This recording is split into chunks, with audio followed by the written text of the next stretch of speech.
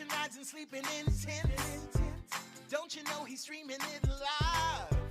Take a look at some of his clips on Twitch TV. That's Twitch TV/Hitch. Hitch. Hitch.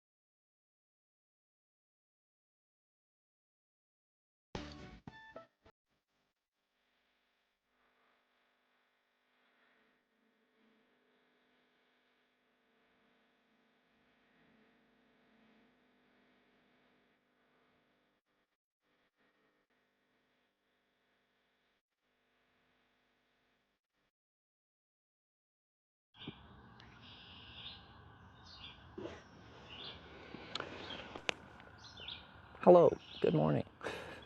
Welcome to day 2, I guess.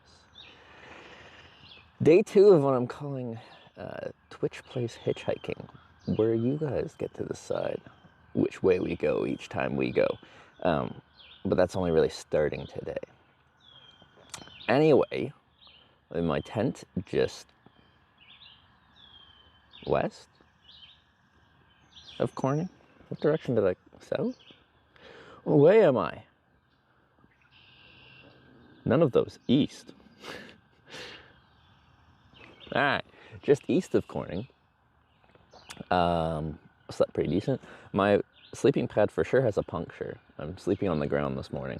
But I didn't notice that until I woke up. So, you just gotta inflate it really good, and it's a very slow puncture, and then by the time it's flat, it's morning. So I'm gonna run with that for a while until it becomes too annoying. If it was like winter conditions, that wouldn't be acceptable, because I'd lose too much heat through the ground as you slowly lay onto the ground. But in these warmer conditions, that's not much of a concern. We're more thinking about comfort more than anything. Let's go for breakfast? Yeah. So order operations, yeah. Pack everything up, get it on the bike, ride back into Corning, get breakfast, go to the Corning Glass Museum, which is the most famous thing in Corning, New York. And then you guys can choose which direction we hitchhike out of town. Seems sort of punctured. Hard to find empty failed well. It can be hard to find punctures in sleeping pads before. I have done that and looked, and get wet and a little soapy water, and then it kind of like bubbles. But it will be a very slow puncture, so I'm curious. Ricky's just resubscribed for 52 months. Was that working? Oh, not that. This. Ricky Sassy, thanks for the 52 months. I also missed Maple Mary with the 100 bits, the Angler with the 13-month resub, and Aussie Joanne with the 6-month resub. Thank you. I appreciate it. So also today, I did turn on my RTRL tracking, at least to start with. We'll see if I continue doing that. The thought, usually I don't have that on while hitchhiking, but the thought would be if people are deciding which direction for me to hitchhike, it would be very helpful for them to know where I am, so they can know what northeast, south, or west means in that context. But every time we do this, we will have to talk, because there isn't always just a perfect grid of a road going north and road going east and road going south and road going west. 50 Shades Gray on that. It's like, what does west mean when there's a road going southwest? Yeah. So pretty much every time we'll just look at a map and be like, this is what this means, this is what this means, this is what this means, this is what this means. Yeah. Yeah, okay, that is on. DMSG with the 20 months as well. Thank you for the 20-month resub. Duct tape work on the pad, I wonder.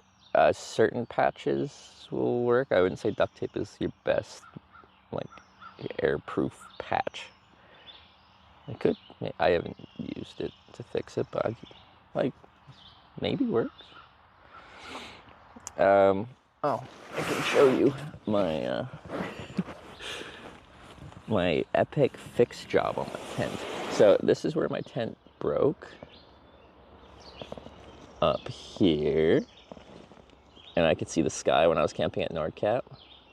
And notably, the contrast is hard, or the exposure, but it's open again.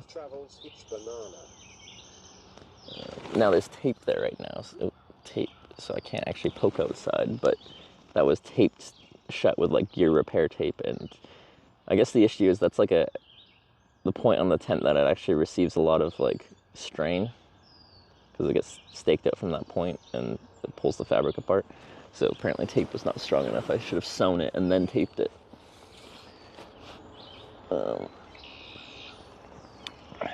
Yeah. Poor QK, thanks for the 42 months. Gives you back on the road. It's good to be back. All right, let's get out of here. Let's back up and get out of here. Okay. since I don't have a wide-angle lens on this camera right now, it's a little bit compact in here, so we're going to put you out here for the packing part, if I can stay.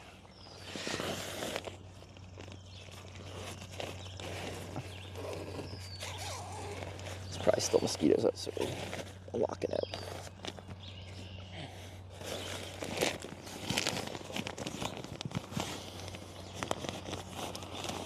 How long a tent lasts? Anywhere from one use to decades, depending on the tent and how you use it and how you take care of it. I am known, at least I know myself, to be someone that's very hard on gear. I don't baby it. I think equipment is meant to be used. So, I had kind of retired this tent, actually. What did I set up my tent on?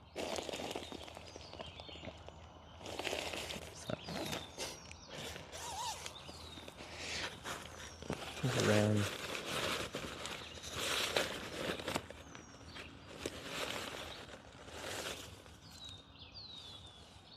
Something. I think that wasn't sharp. I thought I checked the ground before I set up tent, but I clearly didn't. Direction system you may accept ride in the chosen direction even if they're going to the middle of nowhere. Like, we'll have to address that, and I've considered, like, there has to be a system in some way, shape, or form, because, like, let's say I want to go west right now, but we get a ride, like, you guys decide to go east, and I hitch one ride out of town here. And that person is going all the way to the East Coast. Like, I'm not going to accept a ride all the way to the East Coast of America. So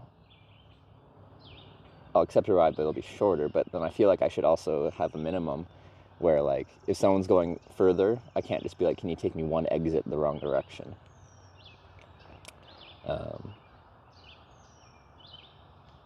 So we'll have to come up with kind of a solution for that to make it fair.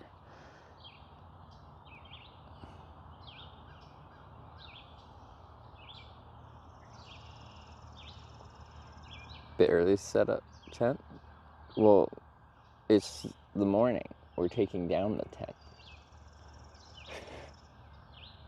In the next town? Yeah. Something like that. But so I think it should be like the next place with something. But, you know, sometimes people pull over and they're like, hey, do you need a lift? I'm going just to the next exit. If I am hitchhiking in the wrong direction, like people are telling me to, and someone pulls over and they're only going one exit down the road, regardless of what that exit is, I think that should count, because I did get someone that, you know, gave me a lift in the wrong direction. Quite often I turn those rides down, because going one exit down quite often doesn't help me if the spot doesn't have more services and stuff like that. But I think that would be fair to take that.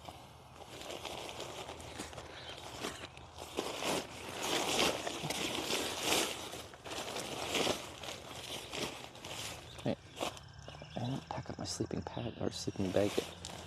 There's my stuff sack.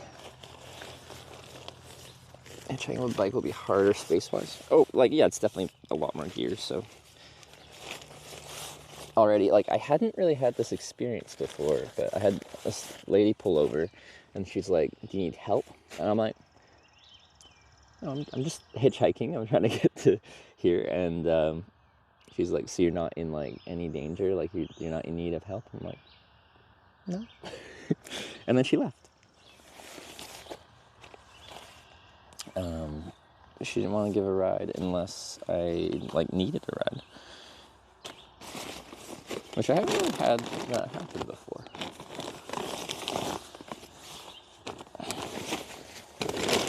Still stopped to help someone that she thought might be in need of help, but.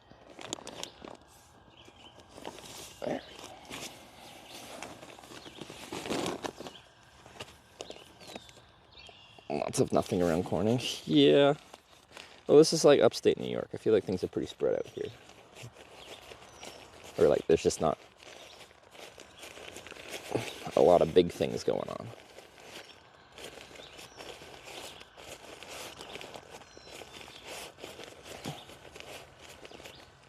So people think strangers need help or are not okay. But isn't that like good if you see someone that looks like they need something and you stop and you're like, hey, what do you need? What's wrong? That's caring. And so because I wasn't like in desperate need for a ride or something like that, like, me not getting a ride there wasn't a negative thing for me. I'm just like, it's an interaction I didn't expect to have.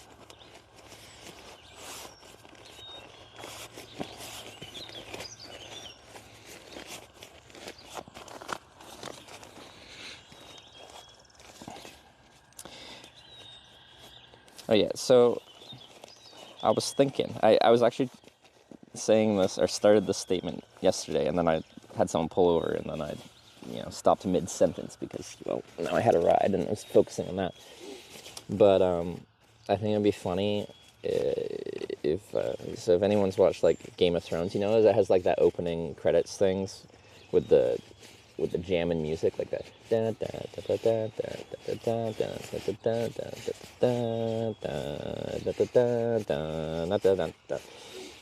We could make a Corning version of that, because it's like, it has a map, and it kind of like scrolls across the map and like zooms into like the different places that are happening on the show. We could do a Corning tour Game of Thrones style opening credits where it just zooms into Corning, New York with some epic music, and then goes over to Corning, Ohio, and then it goes over to Corning, Minnesota. And then when it like zooms into places, it can show some of the highlights of that place, which will be funny because most of them don't have much going on.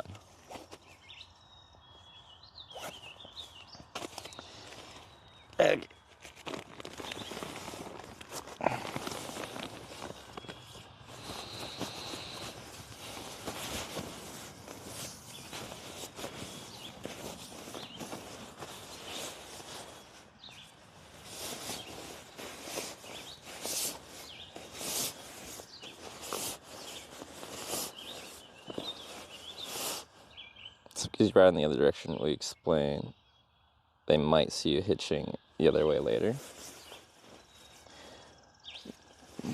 Maybe I haven't discussed, what I plan on telling people. But like, I usually just tell people exactly what I'm doing because I think it's just a bit silly, but they might get a kick out of it. So I don't see why not. So it'd be crisscrossing across America. It's up to you guys. Hey, you never know. Maybe every single ride will be in the right direction. We will find out. Okay, that's enough to start getting the boots on and getting out of here.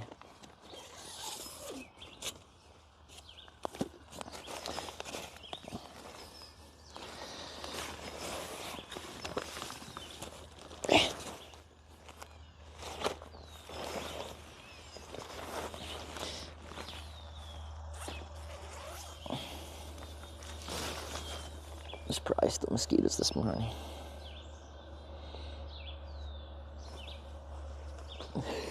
This is rolled up, but like I only did one of them, so this is, as you can see, just dangling in my face. Anyway, we will survive.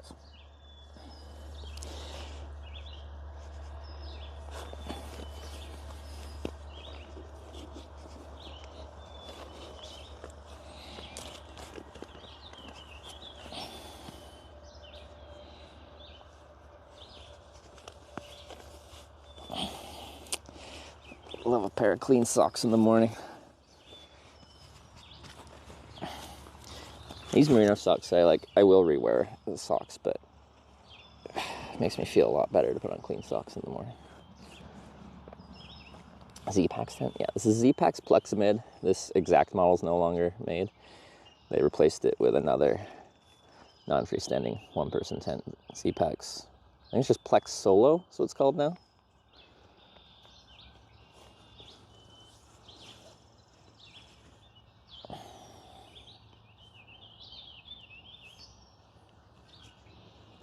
How did you get to that first location?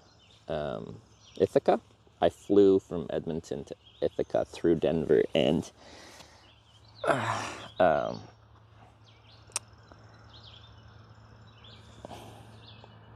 JFK, LaGuardia, and why do I keep forgetting? It's the airport in New Jersey. Freaking, I didn't like it. I was there for 9 hours. Newark. Thank you.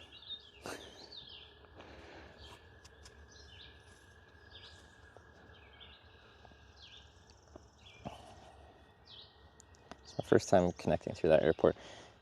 I don't like it. I was at like the Sea Gates, I think. There's nothing to do for 9 hours. Okay. The bike's still there. Right. Like, if I want to, I can fold it up and put it in like my vestibule kind of my tent, but I didn't. Because it's just me and this little loop. So public fishing access is where we are.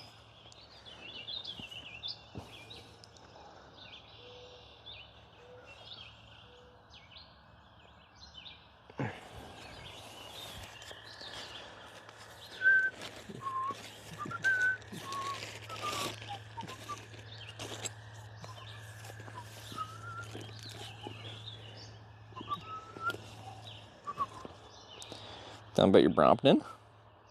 Audrey Street's here. What do you want to know? It's pretty sick. It doesn't tell you that much. But actually, if people haven't really seen it, let me give a quick tour of it. I'll take the backpack.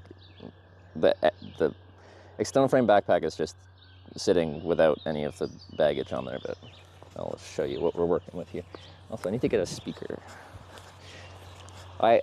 I'm using the speaker that I saw you were using, the little DeWalt one. Like, audio quality is not the, but it's just so nice and small. It's convenient.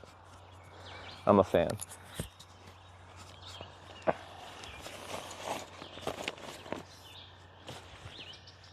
Okay. Just gonna take the bag frame off so I can do Brompton things. If I can.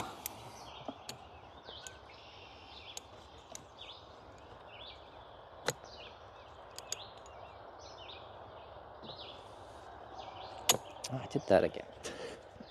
Keep forgetting that the backpack straps I'm using to help hold it on.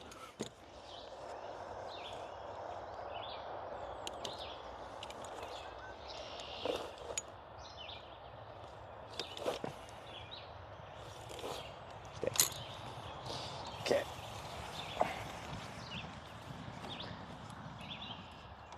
Brompton. You guys need to go back a little bit. So when I am places, I'm usually like, Bromptons have a kickstand, but it's not traditional kickstand. I need to put you back, so I'm just gonna put it on kickstand. This is what Brompton means by putting it on kickstand. Which doesn't really work, obviously, for when I've got a big backpack on there.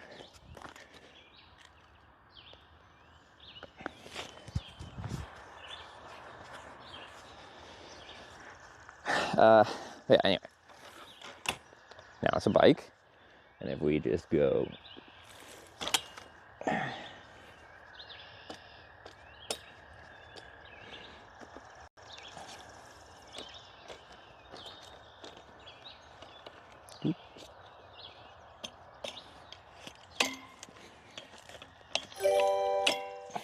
that's not a bike. Burnt Dog cheered 100 bits. I love the bike. Love that you are hitching with it. Eh.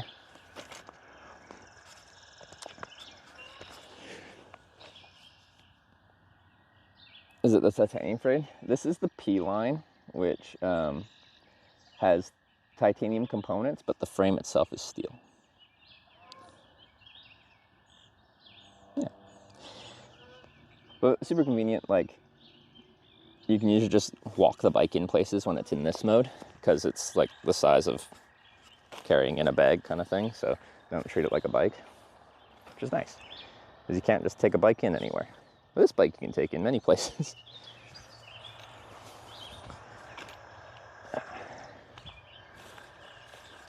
So there's the main Brompton ones are the C-Line, which is their steel frame bike, which weighs like 28 pounds, I think.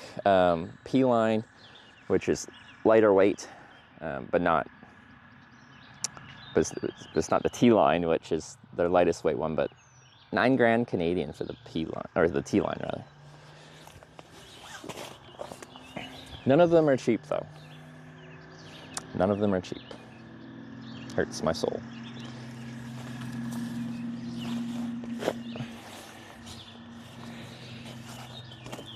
Start with a sweater. It's supposed to get decently warm today. It's kind of foggy right now.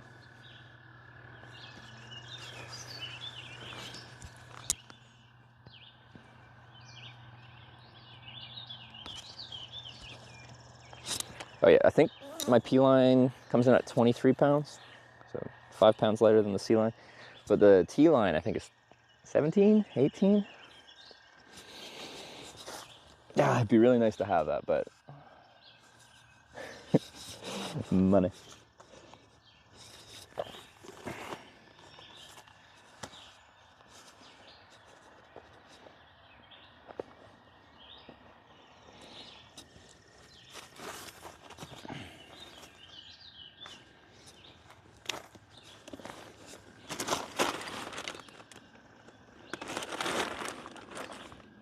Doo-doo-doo. Sure.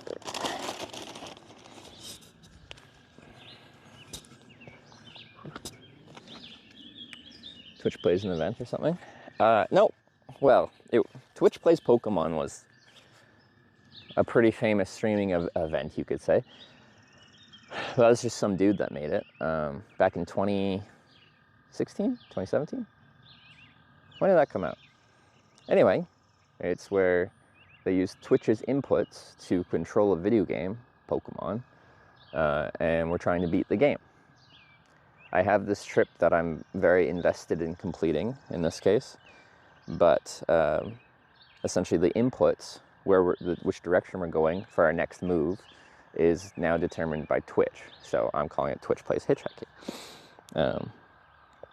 Because, yeah, as I was saying yesterday, I've spent 10 years of my life traveling all over the world, and a lot of my trips were just like, I just feel like going, starting here and then just picking a direction and hitchhiking across the continent or whatever. And that's cool and all, but I've just done those trips where I'm just hitchhiking for the hell of it so much. I'm like burnt out from that. I just want something fun, something interesting to do as I do it. And this is what I came up with. Hopefully you like it. I'm being very slow right now, but now I'm thirsty. Very Forrest Gump. Yeah. A lot of Forrest Gump comparisons have been made about what I decide to do.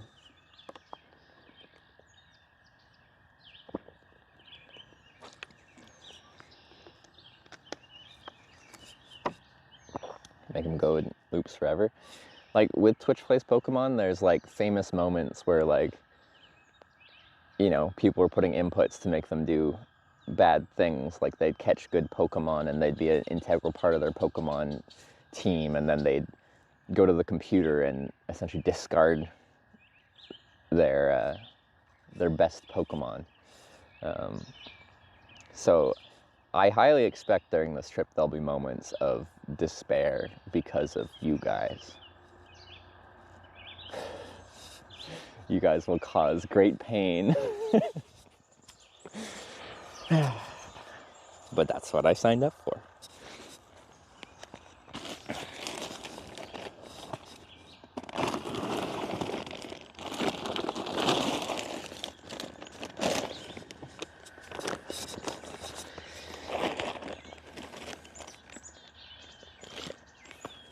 So during breakfast, I'm going to ask if I can charge some batteries.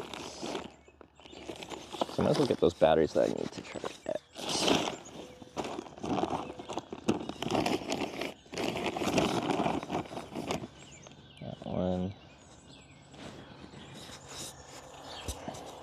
there in this bag?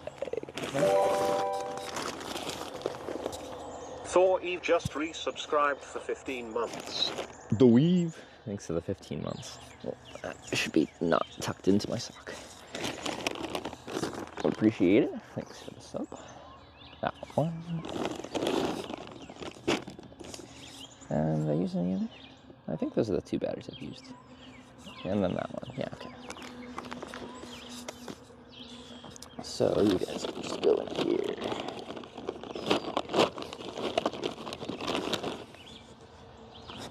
Any bears there?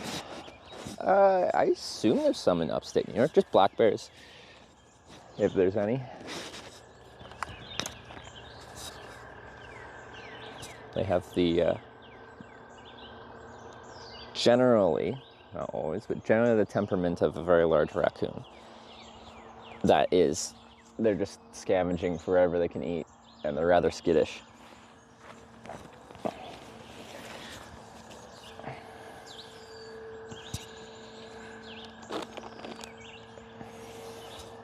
But generally not too much to be concerned about. If I had some really tasty food in my tent, that would be more concerning. But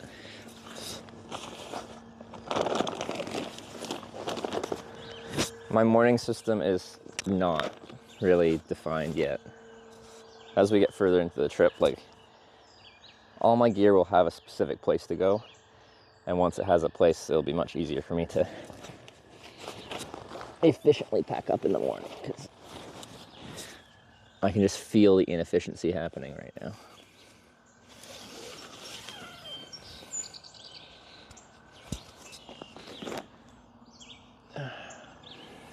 Okay. Let's get down to business.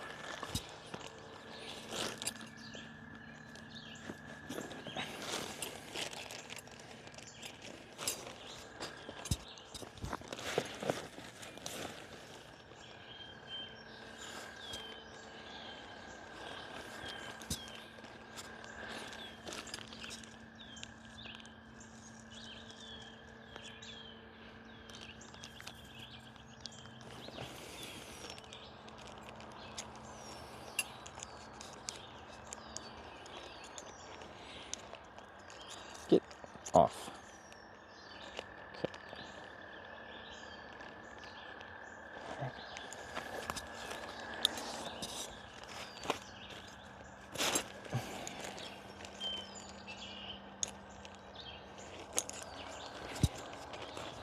I'm gonna have to go through over the tent. There's a bunch of like little snaily things on it, so if you pack them up, they're just all gonna get crushed, and you're gonna have crushed snail guts all over your tent, which is less ideal. Crickbaum97 just resubscribed for 9 months.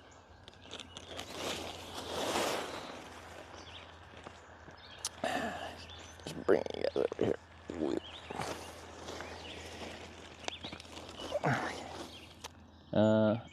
Craig Baum with the 9 months, thank you.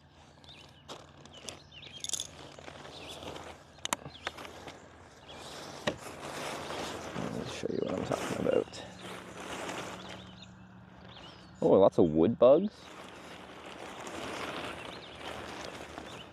I'm gonna give it a shake first, and then we're gonna scrape off the gooey dudes.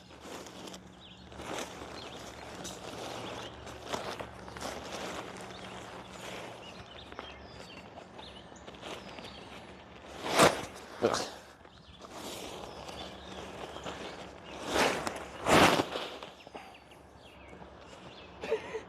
Felt like I heard things flying off and like land way over there. Those are probably different kinds of bugs. Okay. Hopefully some didn't get flung onto me. Not that I mind bugs that much, but they're just like so gooey, these dudes. Actually, I think I did a pretty good job.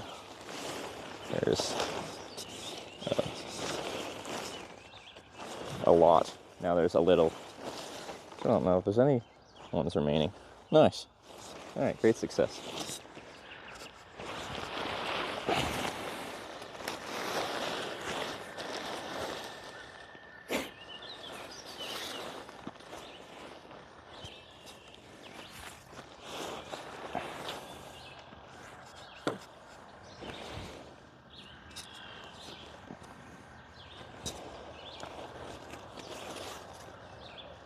It's been around the world a few times. This tent's seen a lot, yeah. My first hitchhiking tent I used for quite a few years, and it's seen even more. Marmot Tungsten 1P tent. A nice neutral green color. It's good.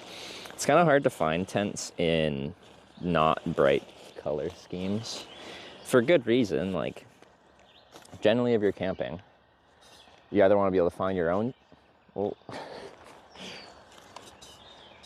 clearly didn't get them all.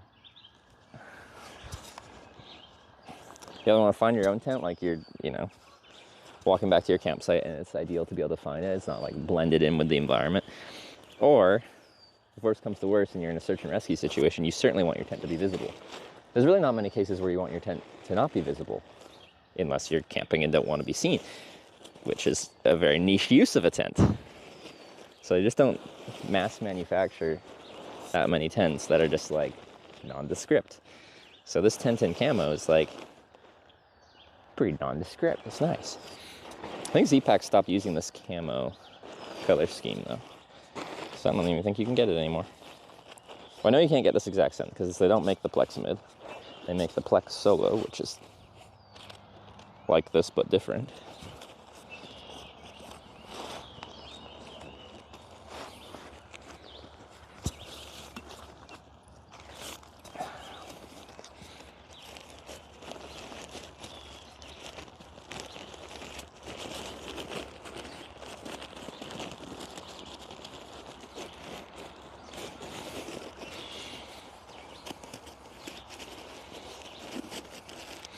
Sometimes it's a bit of a process to get this back in its stuff sack. Gets there eventually.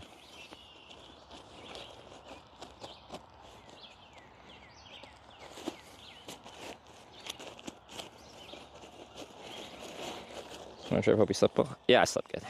It's good. Right after the stream ended, there was a random car that pulled into this random little fishing access spot, and they just did a loop through and drove out. So that was weird because it's like near 11 at that point.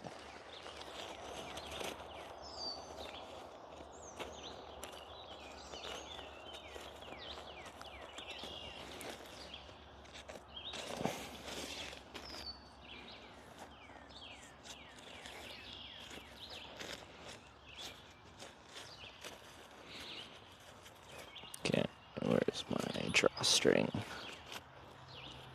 Hey. There you go. Alright. That's a tent. And yeah. The reason I got this tent was nice camel color scheme. Weighs 450 grams. 1 pound. It's very lightweight. Right now it's a bit wet from just condensation. That adds a little bit, but so I'm gonna give this a shake. There's probably some, yeah, there is. Slimy dudes.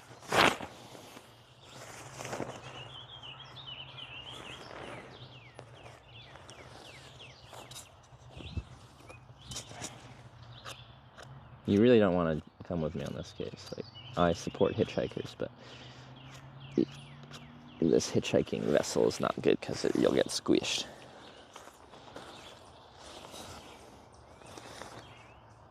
Then none of us will be happy.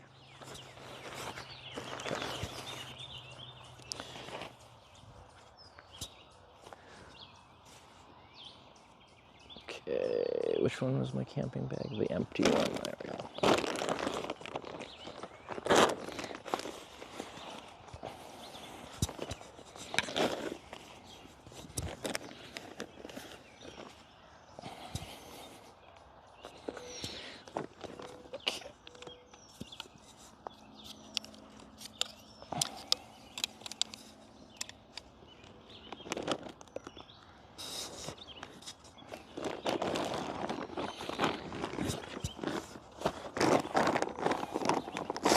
Nice film today? Good so far. I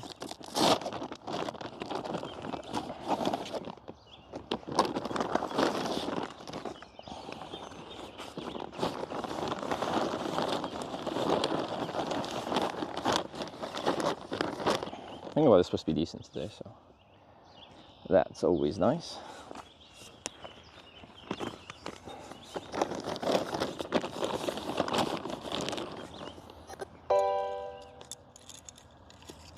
Terry 7777 just resubscribed for 31 months. Terry, thanks for the 31 month resub. Just getting some of the dirt mud that latches itself onto these off.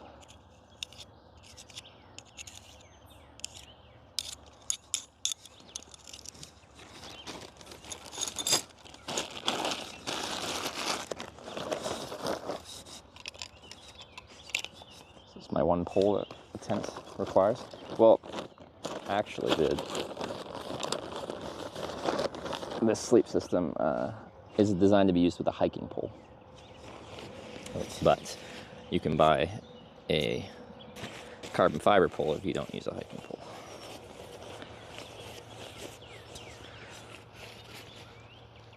You have a new bike? I do. So now I've got my touring bike, a road bike, a tandem bike, and a Brompton bike.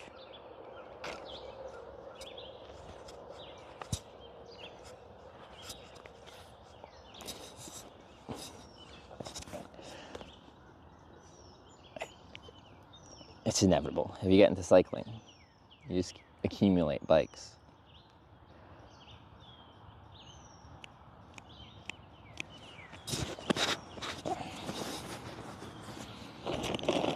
Collect Pokemon cards, other bikes. Exactly. You gotta catch them all.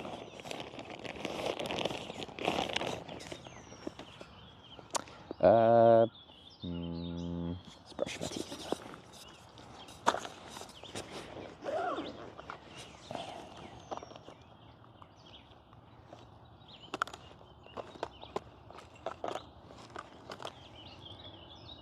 I still need to find, which is actually probably hard to find because, 16-inch wheels I guess aren't super common. I need to find a spare tube because if I get a flat, I actually don't have a way to fix it currently, which is not good.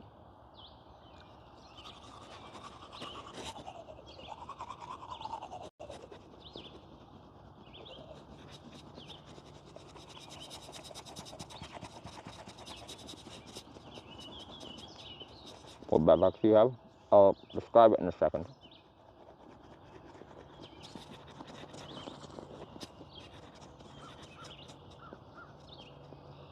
Oh, child bikes are 16-inch? Oh, I forgot about children.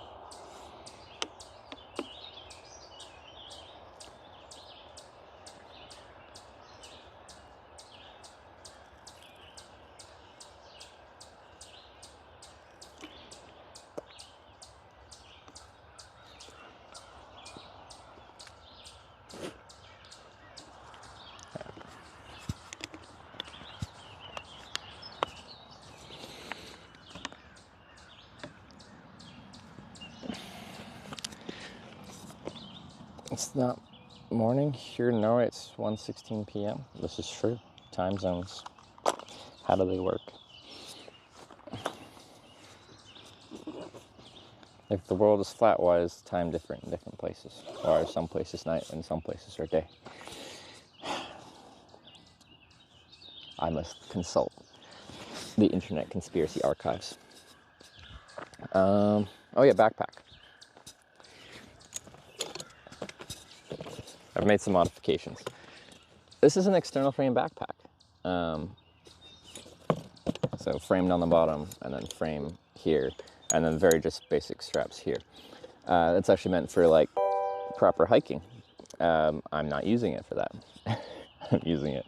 Well, I actually got this to strap my bike onto. Power Karma tipped which, $25. Thank you. Hey, we miss you here in Albuquerque. You never know.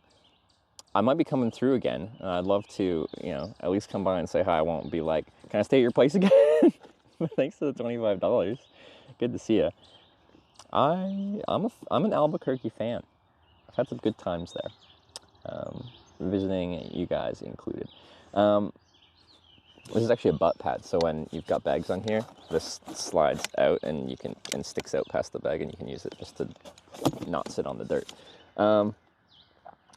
But this whole frame part here slides up quite high, a lot higher than that, so you can extend the frame. So with 2 of these black bags stacked on there, I can still stack the bike on top, and it can be an all-in-one backpack solution, but I ended up bringing more stuff than I intended, so now I have 3 bags worth of stuff, which means I can't put the bike on there. So it's still nice to have this rigid frame for mounting this onto the back rack, but the initial intention hasn't been really used. But yeah. But the brands, some dude in Texas just makes them. I can link the website. Actually, I should link the website, because the website is super like 90s, early 2000s, early internet era.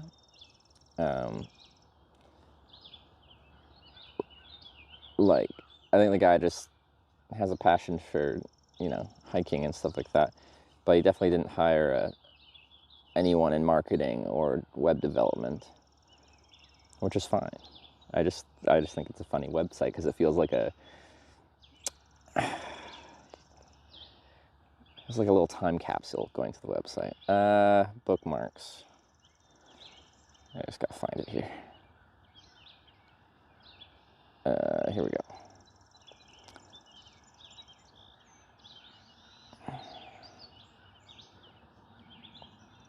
Copy.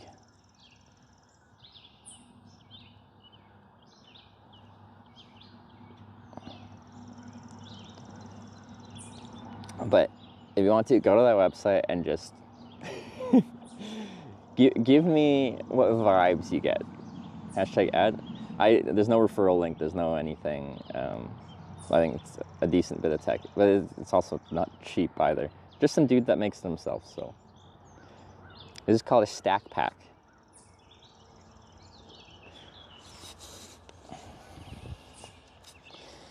Anyway.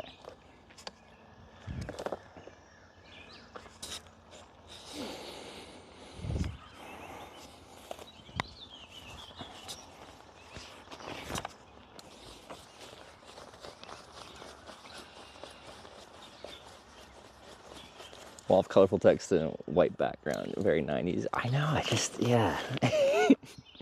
Makes me feel nostalgic. I'm like, oh.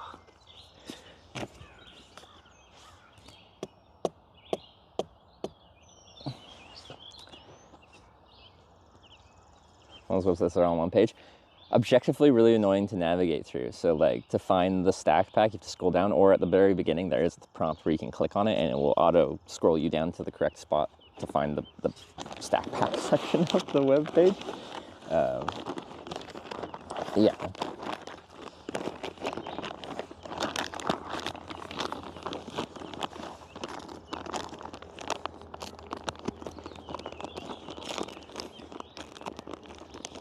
So I had quite a few emails back and forth with this guy in Texas that, not so much about like how to use it and whether it's right for my purposes. It's more about, production time, shipping times and stuff. It's just kind of nice. It's just some dude.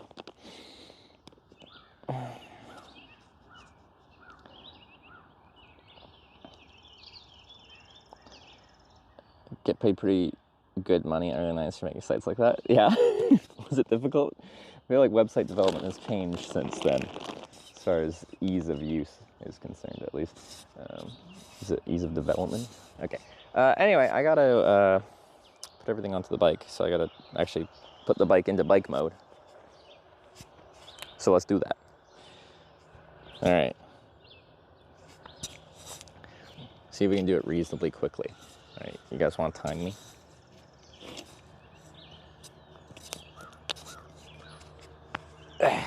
All right.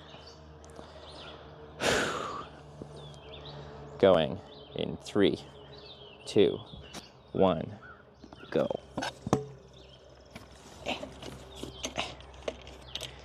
Oh no, I screwed that one up.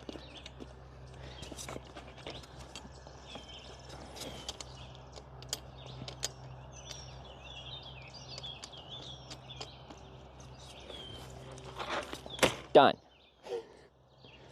What was my time? Oh, that was pretty decent.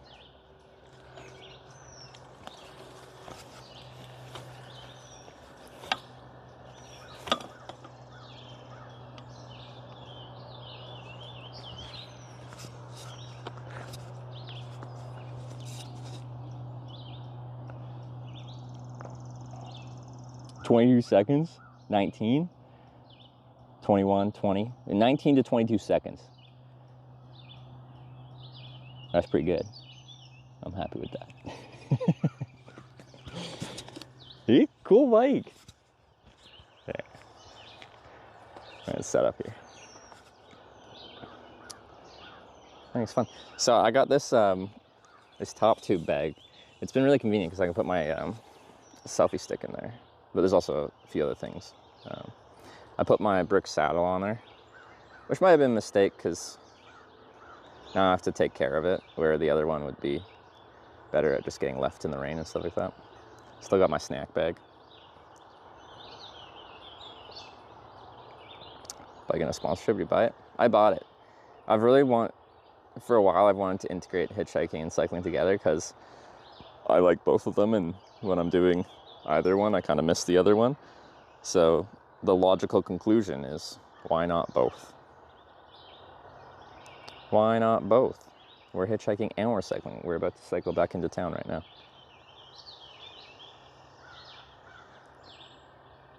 Let's quickly zoom full down.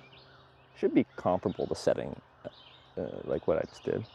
We can try it, but right now I want to get it all packed on because I want to 7:30.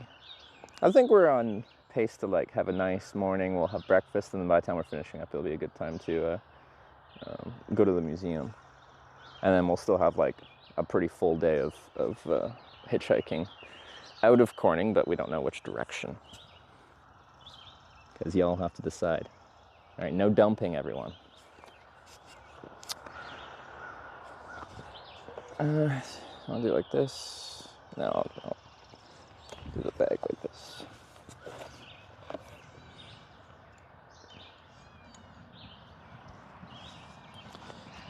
Do do do do do do do do do do do do do. Corning out for barbecue for breakfast. The place is open for lunch for barbecue, but I don't think we'll be getting. Wait, I need another battery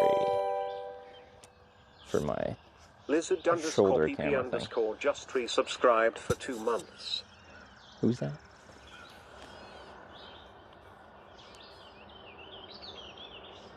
Lizard with the 2 months. Thank you.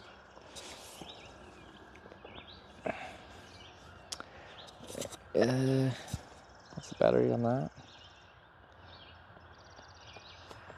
Will that fit in that pocket? I don't think so.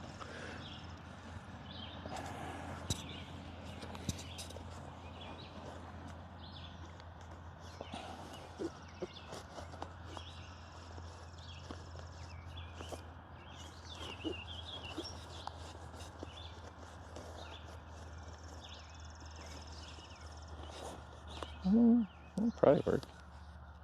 Is this battery out? We're just riding to town, 53%. That should maybe make it. Okay, we'll use that then. That's fine.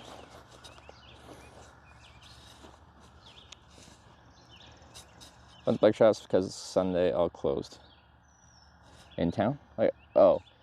Yeah, the only thing I need is a 16-inch tube on the tire.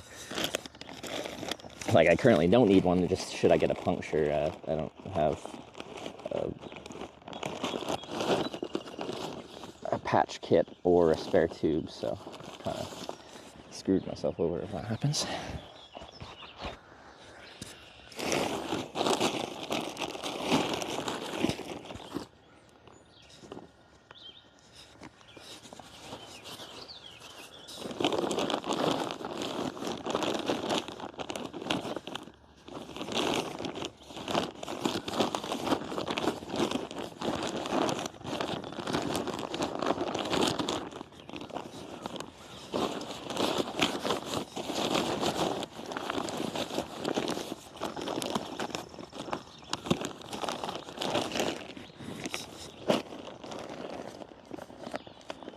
Six-foot-man rides tiny cycle. People much taller than me ride Bromptons. Now they have to swap out the seat post for a longer one. But I do ride them. Actually, ride's pretty decent. I thought it'd feel really weird, but the ride quality's pretty good.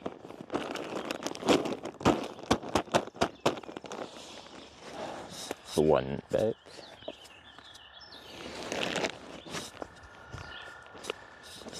Two back.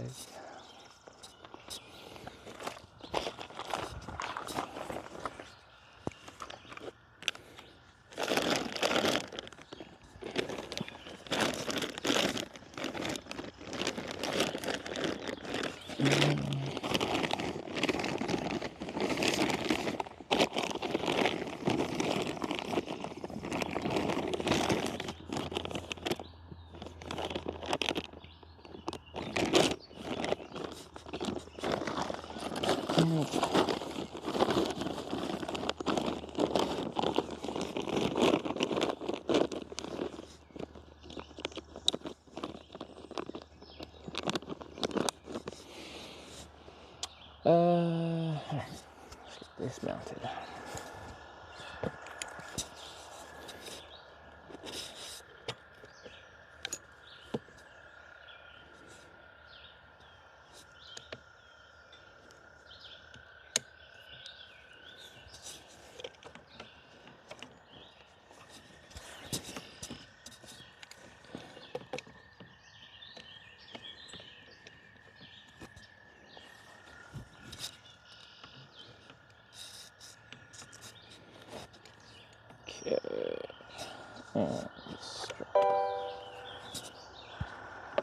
Thor, you've tipped $25. Thank you. Have an omelette and coffee on me. Ooh, omelet and coffee.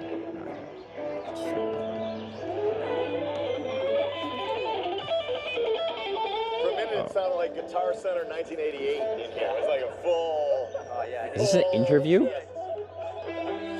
This is classic The Weave. You like the guitar riffs. I appreciate the $20. Thanks for breakfast. You get a good breakfast for that. Let me ask you a question. The melody itself, the front. Yes. How much liberty is there? Meaning, when you're going like... I'm just trying to remember to play the right notes. Oh, is this Game of Thrones? Crazy. Hey, it's relevant. If we want to get really right, could we do, instead of going, could we just go? Thor, you've shared 100 bits. You'll like this one. Yeah, thank you very much. But yeah, if you don't get the Game of Thrones reference, I just thought, with this trip being like the Corning tour, I was thinking of like the Game of Thrones opening theme like this, how it like goes to all the different places that the show is taking place, or like a map view as it kind of travels to different places. I thought it'd be funny if we had a Corning one.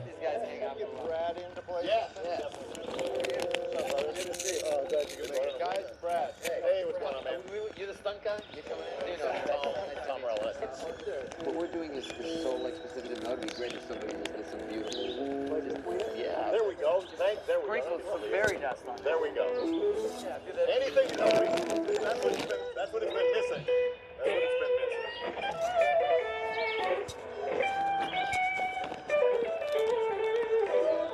So I can put the bag on and off without individually putting the bags on like this, and then it's faster, but decided to do it piecemeal this morning.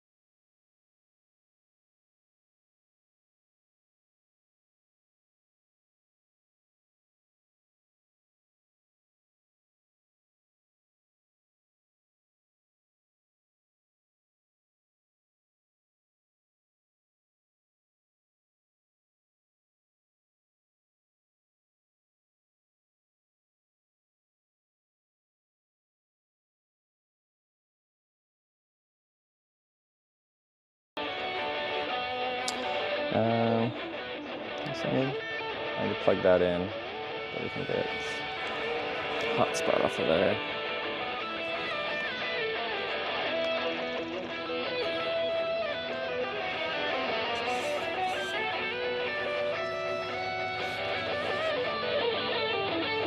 I just gotta get this set up. I'm kind of curious how well this would work on a cell phone while riding.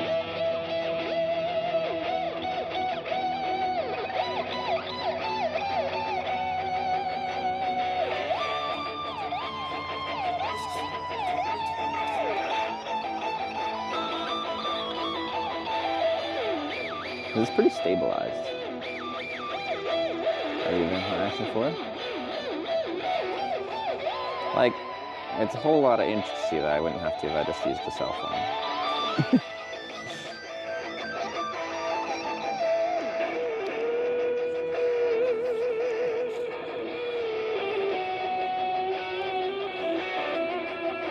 And then I could very much get down to 2 bags, and I could put my backpack or my bike onto my backpack when I want to. The Wii, thank you very much for the rock version of the Game of Thrones themes. Team singular. Action just resubscribed for 2 months.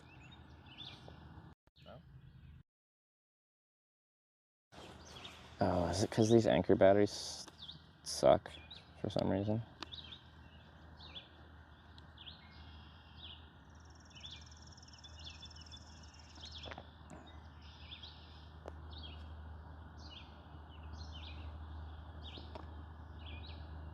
You don't like staying in Corning? We'll see. I've never successfully hitchhiked out of a town called Corning, so we'll find out.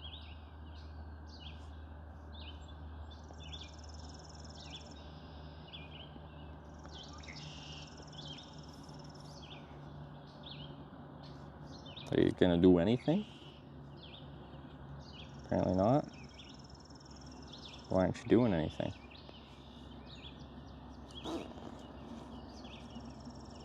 You've power, well, why isn't my camera turning on? Use that battery. If I use that battery, it'll probably actually work.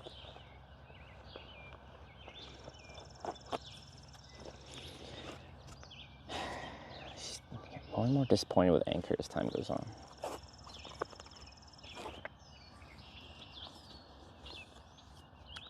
.737 batteries just seem not compatible with lots of things they should be compatible with.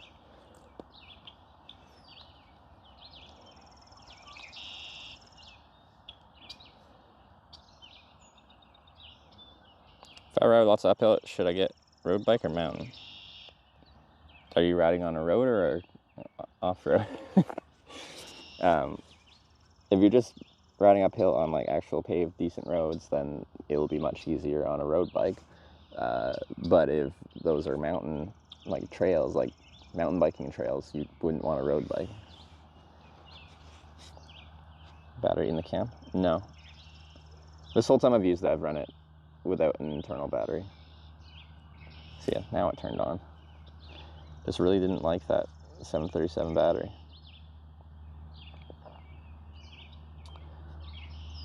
Okay.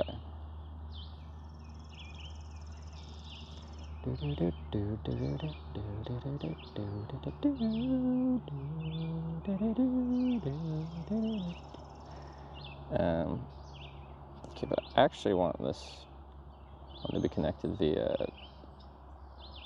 mobile hotspot. I can't get any of my like actual modems to work. I'm running all the stream off of cell phone data. I tried using the iPad, but the iPad sucks.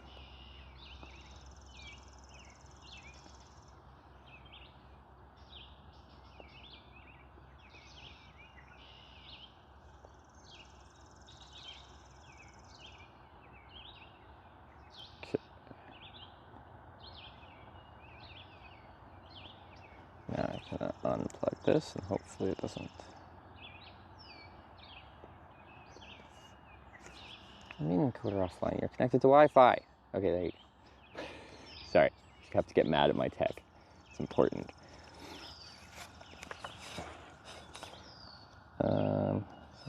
Chuck that in there. Bumblebees are out. Nice.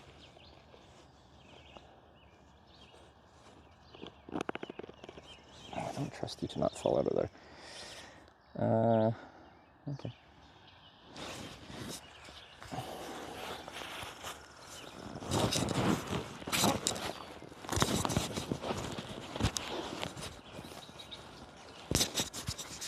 So I need to get,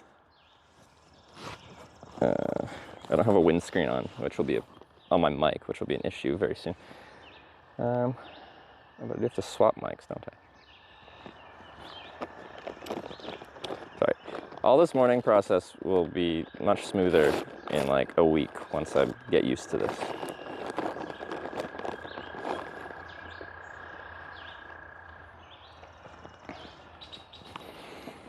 Okay. So I'm gonna change your guys' mic over. That sound will change, and then at some point here we'll switch the video feed over to this camera.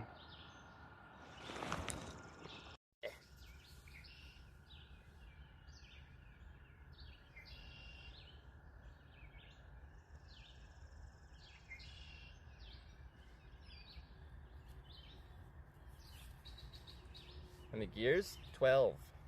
It's a very strange drive chain. It's a 4-speed internal hub with 3 front chain rings. So 3x4. And how they decide to do it, I think is dumb. They just, the gear ratio they choose is, to me, nonsensical, because you're not going to be riding this bike 50 kilometers an hour. You don't need a really, like, high gear range for going fast. You're going to use lower gears. I have never used the 3rd front chain ring. I've only been in the bottom 2. So when I actually am climbing any like reasonable hill, it's yeah, my lowest gear is not very low, which is the whole point of them adding, like, making, it's called the Explorer. It's like meant to be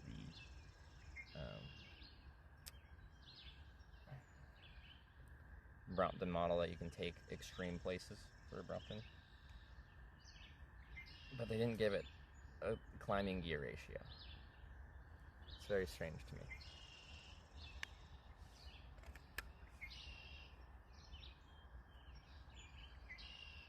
I have the orange Pi Bell box now? No, I don't. Because I was planning to run my broadcast off of an iPad mini, because it accepts UVC video. It's a USB video from an action camera. But I've had problems with it, so I haven't been doing that.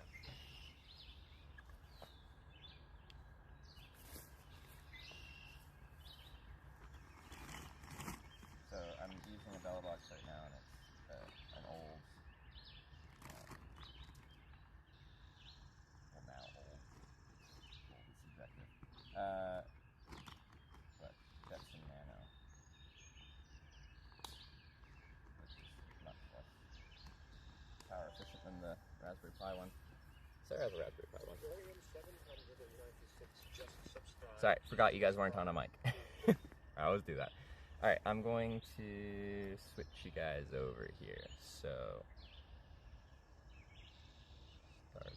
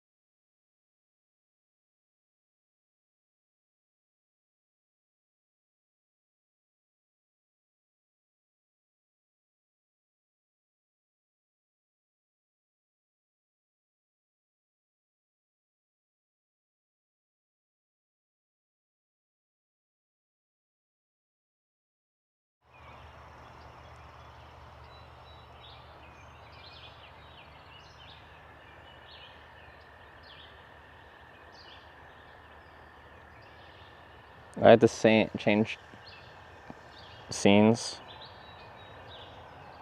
Sorry. I'm still confused. We did change one thing about how we can switch scenes. So we don't have to deal with like audio syncing issue or like audio level issues. But it confuses my brain. Ingest scene for both phone and main ingest? Oh. So just leave it on ingest scene. Okay. That's where I went wrong. Okay. Just gotta plug that into there. Yeah. Okay.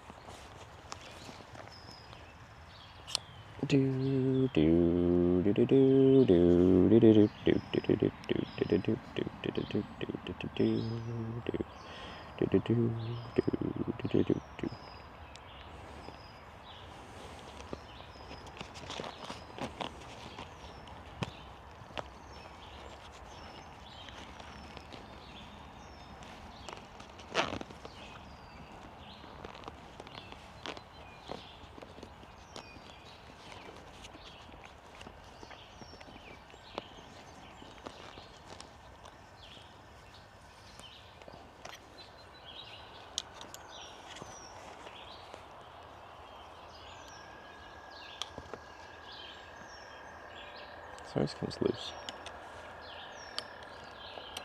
At some point I do want to just try riding with just the cell phone on here. I think it will do okay. Maybe.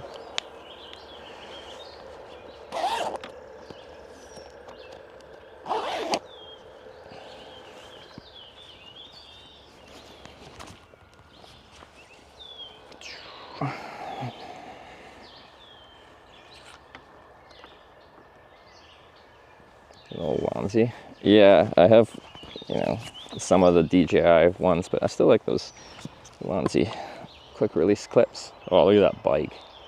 That bag. So funky fresh. All right. Helmet on. Water bottle.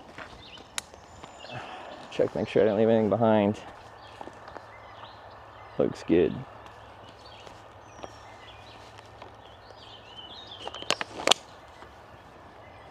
Yeah, we're good.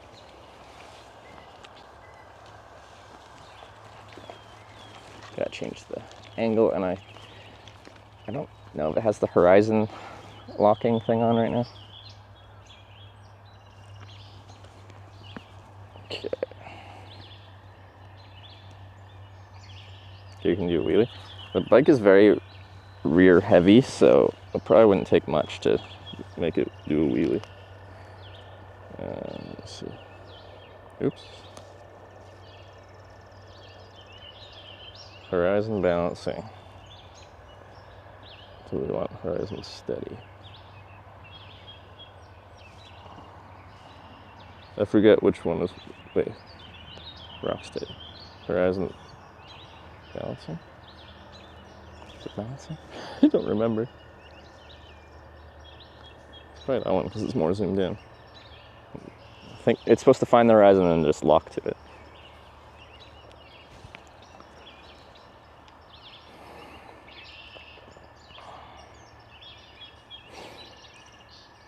Ain't nothing wrong with being rear heavy. Smart anaconda don't want none unless you got buns, hon. Alright.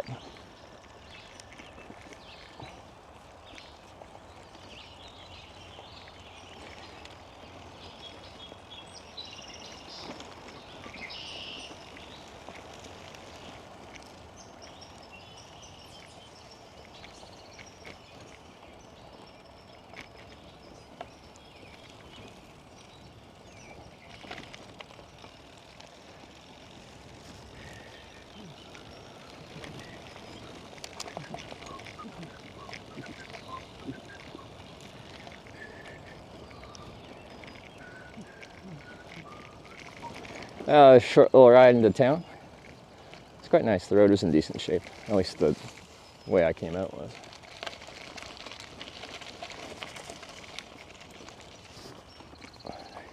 Thank you, Chemung River Fishing Access Site.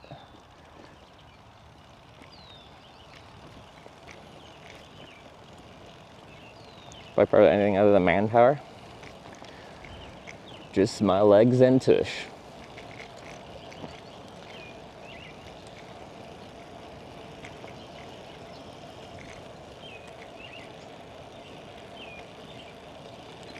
We're gonna stay in New York. It is. Race horizon. Are we still pointing down too far?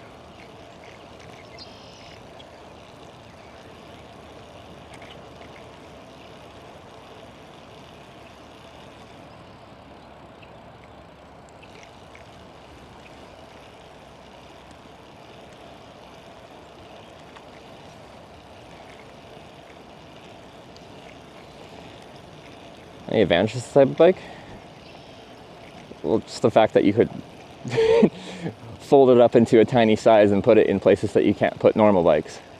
It's the big draw of a Brompton. People use them as like city bikes, commuting bikes, and then you get to your office and you just fold it up, bring it into your office, put it under your desk. You don't have to worry about locking it up. You can take them on the trains, you can take them on buses.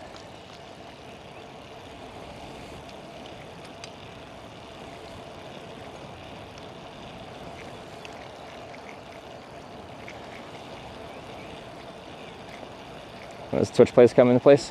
Every time I hitchhike, Twitch decides which direction we're hitchhiking.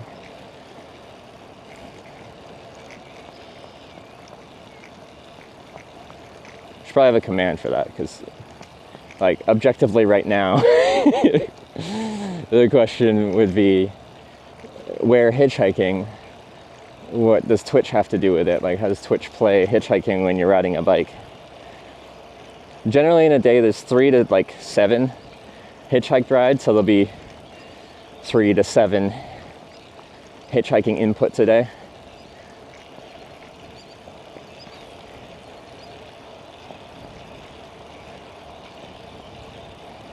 This northeast southwest, or specifically a city. Northeast southwest, there won't always be 4 clear options because some roads don't have like 4 directions you can really head on. I do think a lot of this trip will end up being like 2 directions. We're on a road and there's no real viable direction to go, for example, anywhere other than east or west. Like you're in the middle of nowhere in the Midwest of the United States. I'm trying to head west down an interstate. So I think quite often our choices will be one way or backwards.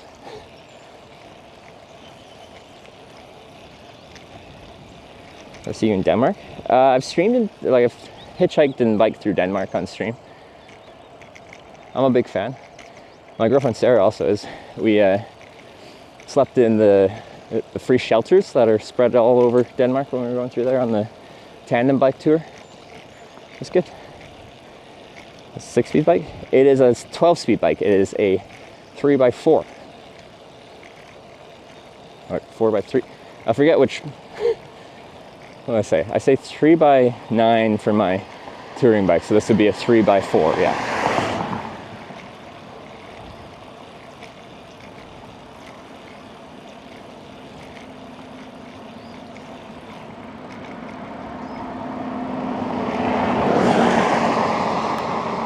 Not sure if it was a magnet. What? You think I lost something? Top speed compared to touring bike? It's got the gear ratio to go fast. It's just I'm not gonna end up going that fast.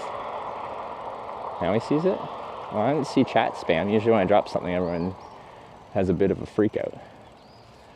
And look really quick. So we're not too far.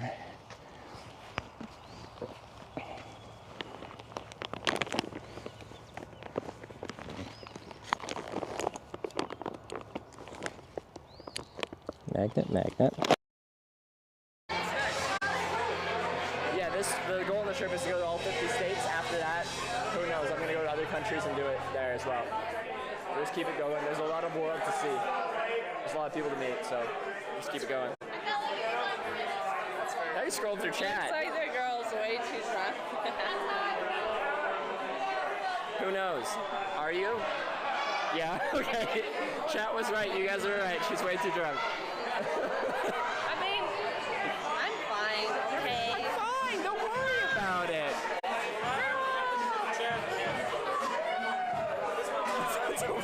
Guys. Really rude. Be polite. Bill's daughter. Guys. Thank you. Be polite. No. Where are you sleeping tonight? I have no idea. I just show up and do what I do. I'll tell you a little bit about it. I went out with this dude and he took a Viagra and didn't tell me.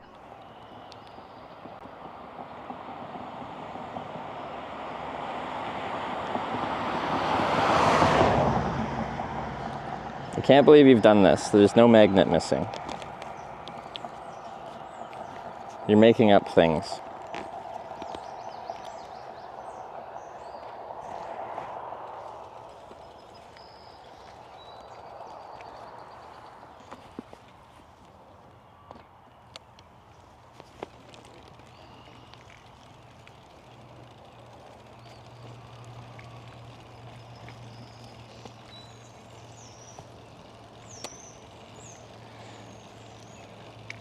You betrayed me.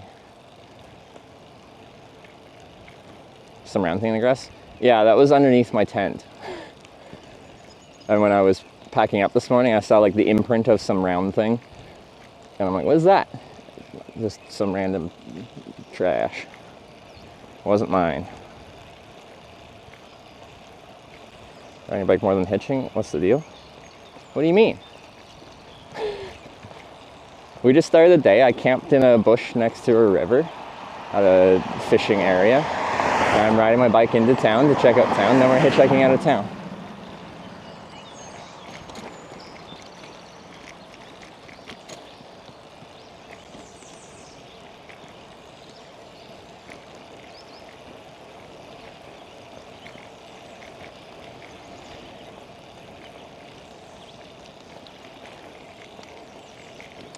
This stream's been live for like 2 hours of packing up the tent, and I ride my bike for 5 minutes. You're like, what the heck is this? You're biking way more than you're hitchhiking. This clearly isn't a hitchhiking stream. Everything I do for distance will be hitchhiking. I'm just riding back into town to get breakfast and go to a museum.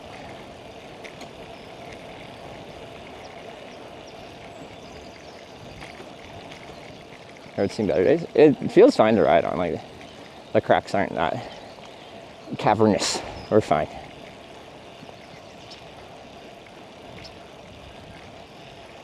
Like, New York to LA? No, I'm hitchhiking.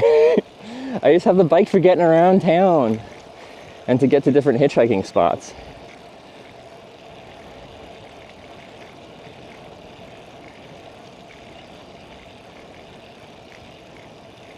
Trevor is exaggerating. Wait, actually, yeah, what time did I start? What's my uptime? It's been about an hour. That's not bad, actually. I thought the setup took longer, or the takedown, rather, of the tent took longer. Where are you, roughly? Corning, New York. Also, I have real-time IRL running, I think. I think. So you can see where I'm at. Hour and a half. Okay. I guess that... Village of South Corning. Alright, so we're not in Corning, we're in South Corning currently. You cheat with bike? Why is it cheating?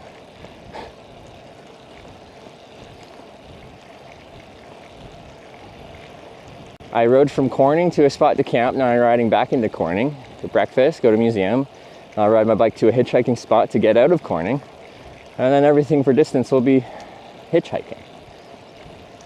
You just have, like, the patience of, like, a hungry Labrador. You know, where they only have one thing on their mind, and that's food. You're just thinking about hitchhiking. You just can't shake it. You're like, this man that says he's hitchhiking is riding a bicycle currently.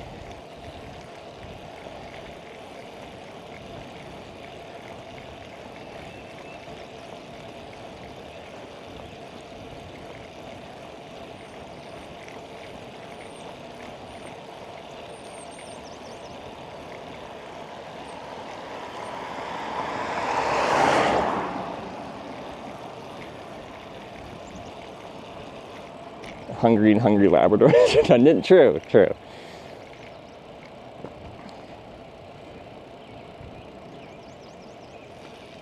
It's called hitch riding. Well, it's a hitchhiking trip where I get around via bicycle. Like, for when I'm in town and like, when I want to find hitchhiking spots. And then for distance, we get our thumb out there. Is this light gonna be annoying? Is it? Oh, no, it's not.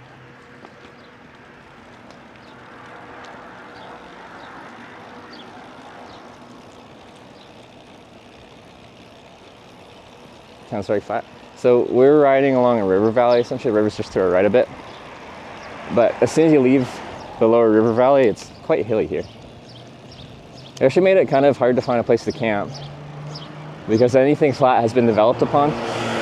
And generally what I'm looking for a camping spot is a spot that is undeveloped, where I'm not going to bother people. That gives you more flexibility. Yeah, no, like a huge quality of life improvement for me when I'm having to get around or find a hitchhiking spot. Or say I got dropped off somewhere from hitchhiking and it's just a bad spot. Well, you just ride to a good spot.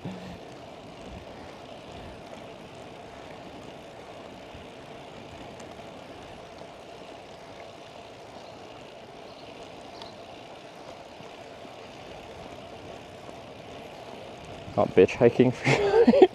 Hey. None of that slanderous language here.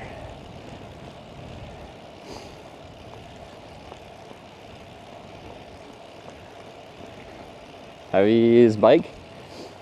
Just the bike, I think it's 23 pounds advertised weight. That might be without the rear rack, because you can buy this bike without the rear rack. The rear rack probably adds a pound. 24 pounds.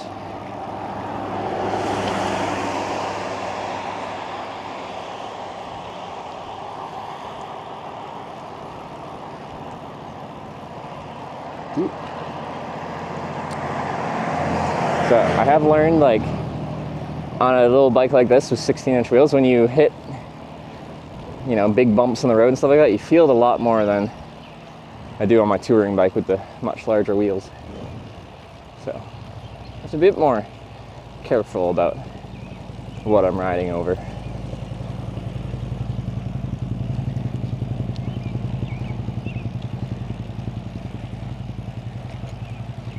The more selective rest your bike can fit.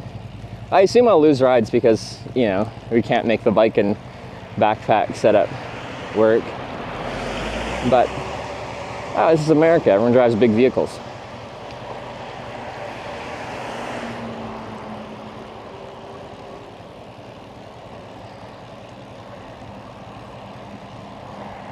If you don't drive a pickup truck, you probably drive an SUV. Do you need an SUV? Probably not. Do you have one?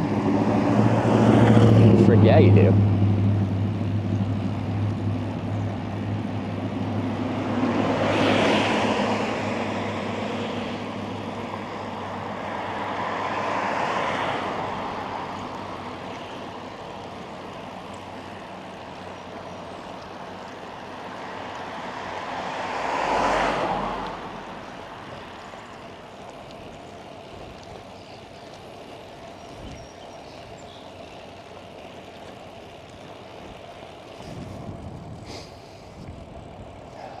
I think that might have been a church where the sign that says "Hate has no home here." I totally could have camped there, probably.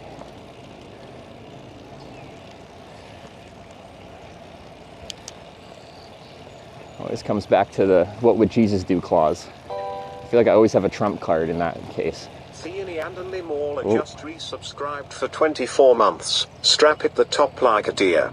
Murica. To the top of their cars? Why not?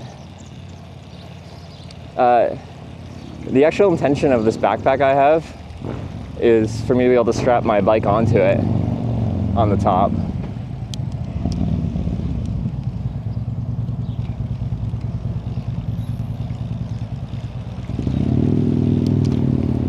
Once again, I did stop there. I stopped and then started all within the time of one frame on the video. So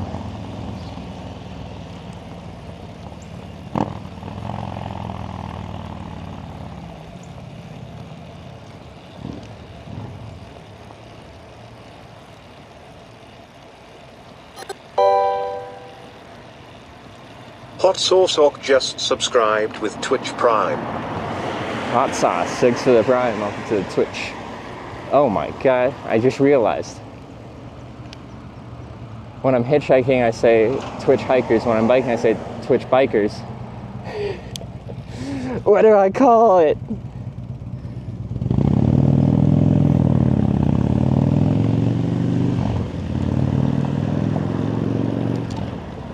Ah!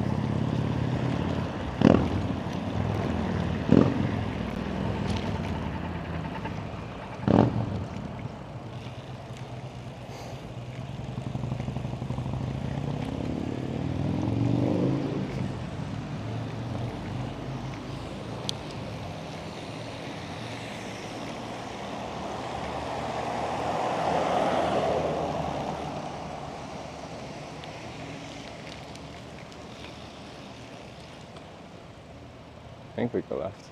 I'm signaling that I'm going left.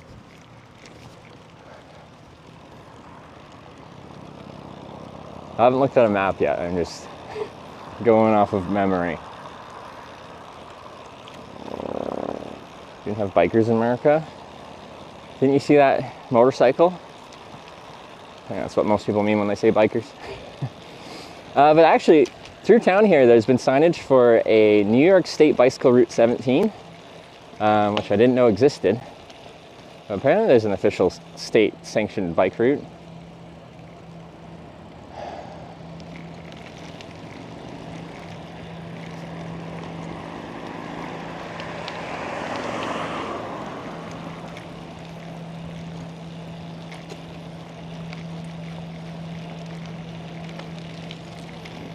I believe this is a bike lane. technically.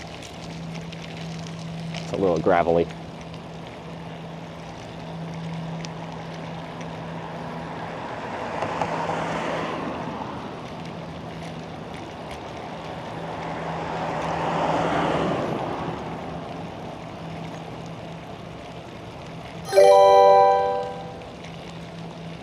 Escarp just resubscribed for 13 months. Oh, we back Pog Champ. Oh, we back. E-Shop, good to see it. Thanks for the 13-month resub. Our favorite electric sheep. Shop.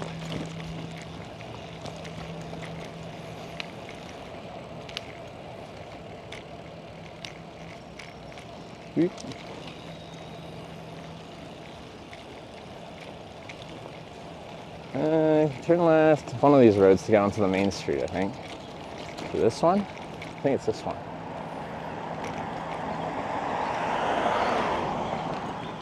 Chat is looking at ground. Oh, you mean just everyone inspecting the roads?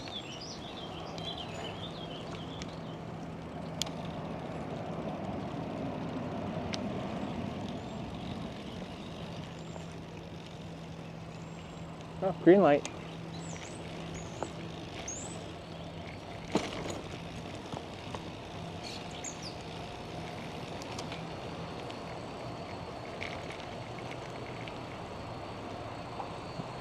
Camera pointing to? Is it? Yeah.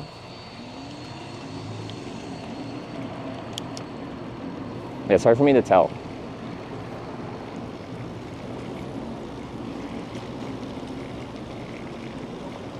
Okay, this is the way I came yesterday. So. At the end of this little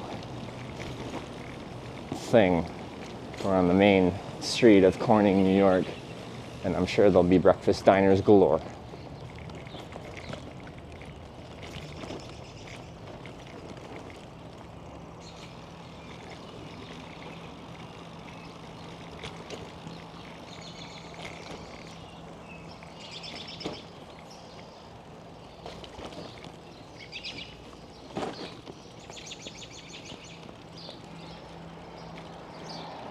All right, Sunday, diners could be pretty busy. Oh, I'm not seeing many cars. The Corning Bike Works. They got children's bikes too. Probably could have found a 16-inch wheel. I don't know why I didn't think of that. I'm just like, oh yeah, 16-inch wheel size, that's pretty specialized for like foldable e-bikes. Slammin' Jammin' Barbecue. She pulled out then from events to protect her mental health. But Saturday... Is that just the radio? I think it's just the radio. She's a champion for a reason. She's a champion for a reason.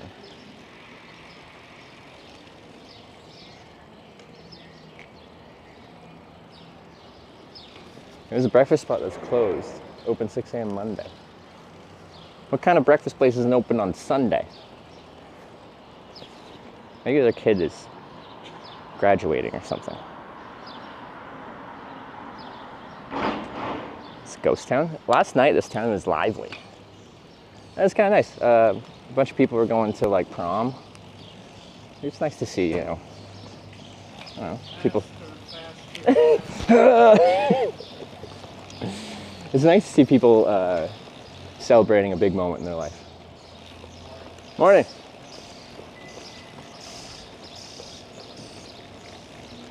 The guy was saying, faster, faster. Oh, there's my barbecue place I went to yesterday. Okay, there's gotta be a breakfast diner. I did see a Dunkin' Donuts, but like, that is not our number one choice. Oh.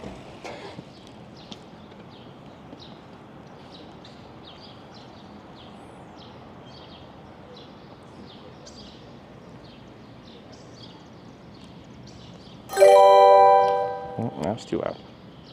Thor Eve cheered 100 bits. Lot of places here are closed on Sunday. Bob Evans is open. Bob Evans. What's a Bob Evans? Thanks for 100 bits. So I'll finish this lap up Main Street. And then if I don't see anything, I will look up where Bob Evans is. Chain place? Bob Evans Slap? Have I not been to it? I just assume pretty much all like American chain places I've been to. So I've done a lot of trips in the United States. We might have to, because you're looking pretty sparse on like things being open.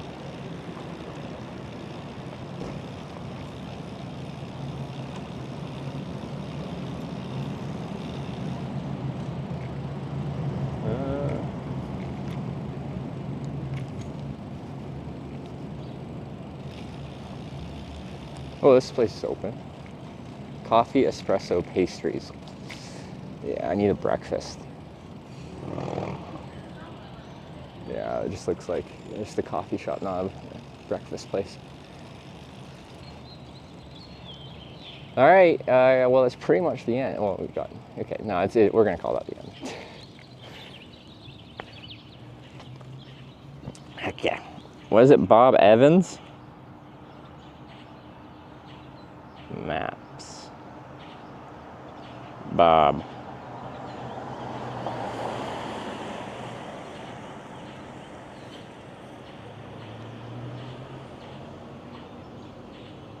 It's kind of far, but family restaurant. Looks good. Have I been to one before?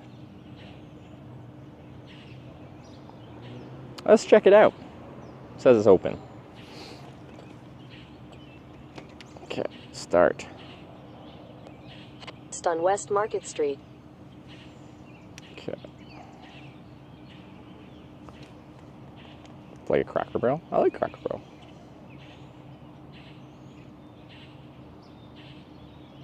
Read the sign you're next to?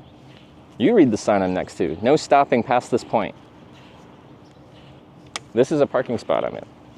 Once you go past this spot, it's not supposed to be occupied because it's part of the intersection.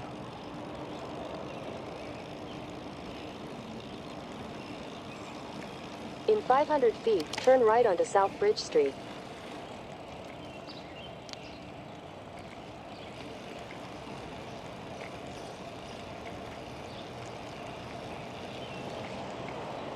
See this sign? So when the parking spot ends, that's when the no stopping begins. It's crazy. Turn right onto South Bridge Street.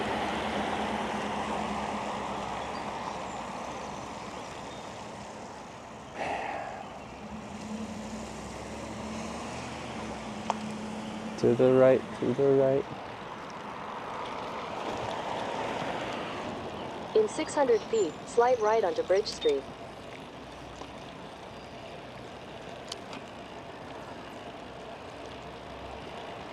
Train tracks. I don't trust you. Yeah.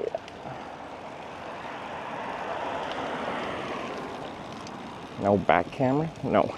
We only had that when I had a 225 watt solar panel on a trailer behind me.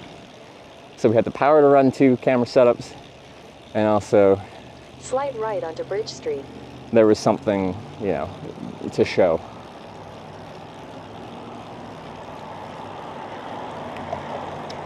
Are you hitching with a bike? Yeah, this bike folds up into a very small form factor. In 1,000 feet, turn left onto West William Street. I'm hitchhiking for distance, but getting around towns via bike. So, best of both worlds as far as I'm concerned.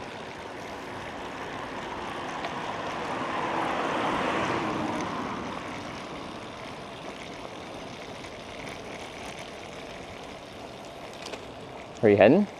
Right now for breakfast, and then a museum, and then we're hitchhiking, hopefully west, but you guys have to decide which direction I'm hitchhiking out of town. I am heading to California, to Corning, California, but I have in total 8 towns called Corning to go to along the way.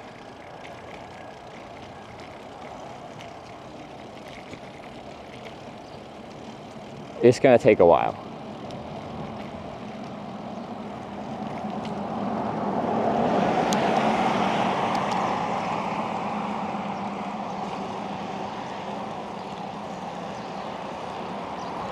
Onto West William Street. Left.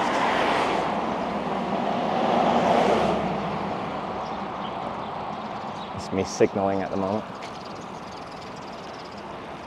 Continue on West William Street for 3/4 of a mile. Oh, there's some fresher asphalt. That's nice.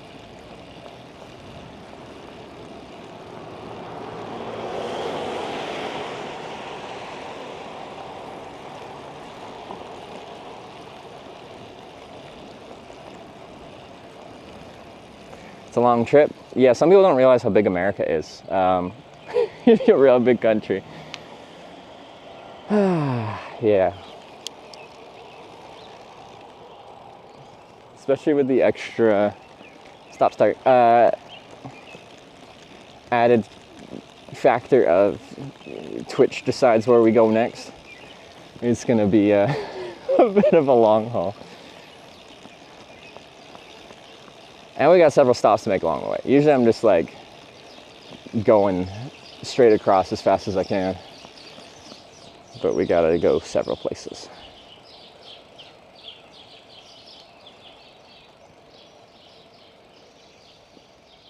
Stop start. That's why I really like roundabouts. When you're like a little residential hood and there's no traffic, you don't have to like stop. You just keep going. I do like these kind of like eastern suburbia. The architecture is a bit different than what I'm used to on the West Coast. It looks nice. Another church, could I have camped there? It's very much in just a neighborhood. Probably not the best.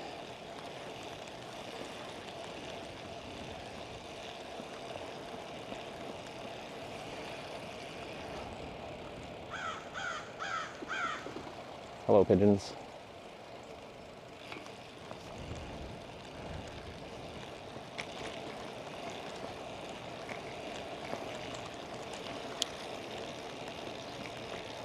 I was flying a Boston Red Sox flag out his front door. Is that a popular team in upstate New York? Or is that controversial? Want to switch kind of route down? That's the plan, but I'm like, there's a good chance this trip will take longer than what we got, like a month and 10 days, just under, before I have to leave. Stop start.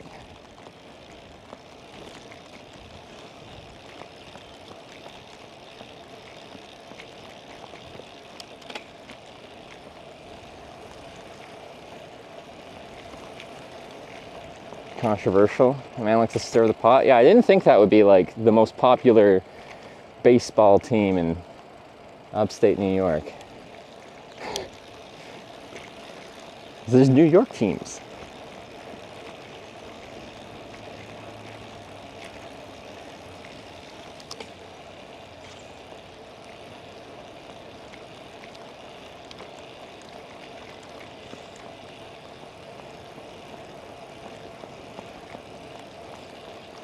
In 600 feet, turn left onto New York State Bicycle Route 17, See? West Pulpy You hear Street. that? Turn onto New York State Bicycle Route 17.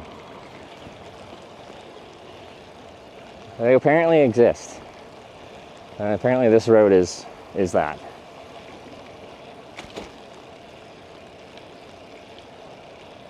Turn left onto New York State Bicycle Route 17, West Pulpy Street, then turn left onto Remington Boulevard. We're going left than me at left. I'm just gonna ride on the left side of the road here. Dayashi just subscribed with Twitch Prime. Turn left onto Remington Boulevard, then turn right. Who's that? Dayashi. Thanks for the 4-month prime. Take a. Need to change the bike command for this trip. There's probably a lot of commands that we need changed, gotten rid of, variety of different things. Turn right. Let's see what we got. Wendy's for lease. Ray's redemption. What does that mean? This is a redemption tour. What do you redeem, Ray? In 800 feet, turn left. 5 cents. Oh, Bottle return depot.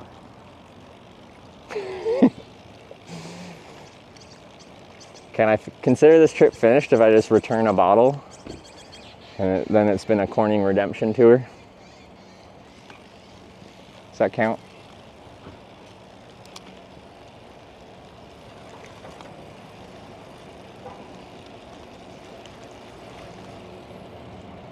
Oh, I see it. Looks reasonably busy. Turn left, then your destination will be on the right. Do do do do do do.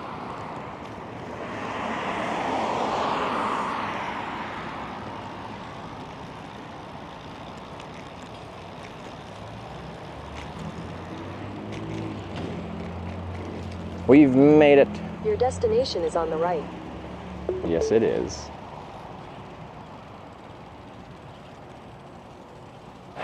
Okay, now I gotta pack up my bike so I can bring it in with me. Which is still currently not the fastest process, but we'll get there.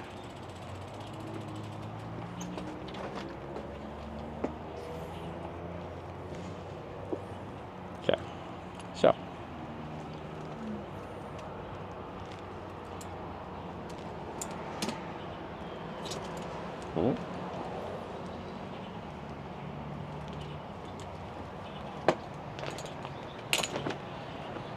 I'm gonna have to retape one of these guys.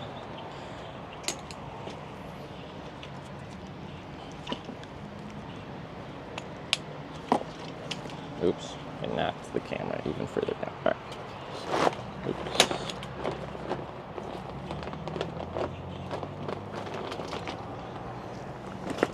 Backpack off.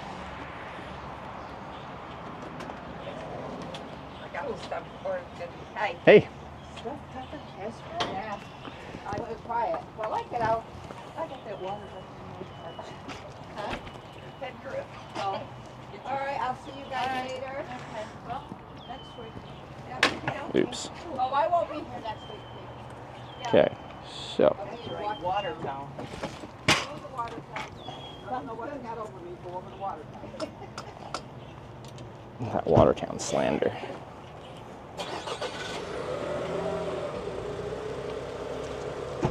Okay, there you go.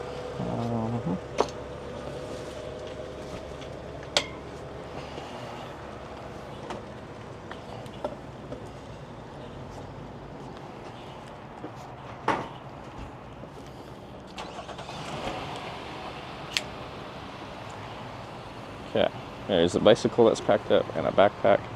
And then we just chuck her on my back and good to go.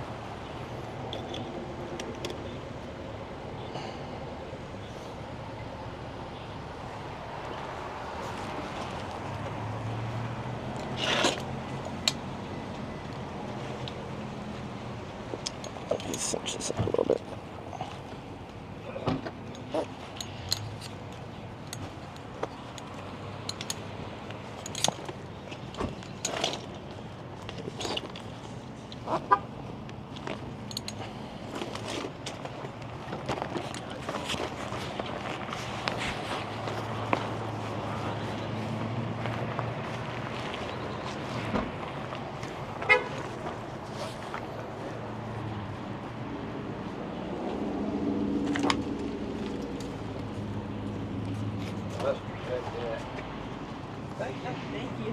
Lester said, or I mean Todd said that Lester's getting to be cranky anymore. Thank you very much.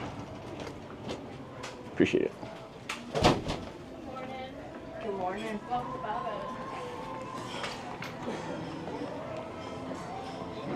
He said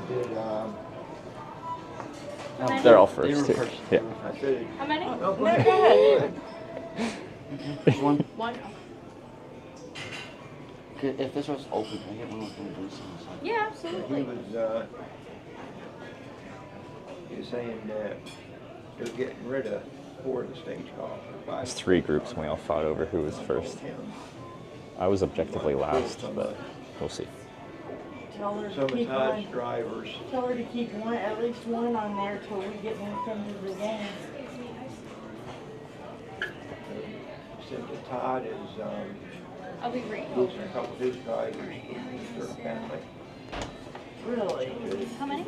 Just one for me. Right this way? Thank you. Thank you. Perfect. Great. Jody will be right with you. Enjoy. Thank you. You're welcome. Hi there, how are you? Excellent. How are you? Good. Coffee? Yes, please. Thanks.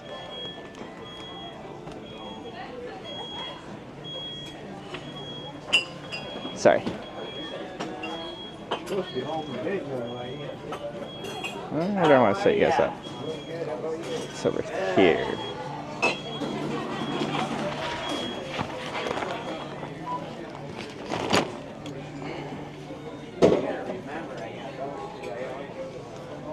I know. Yep, you're in the right spot.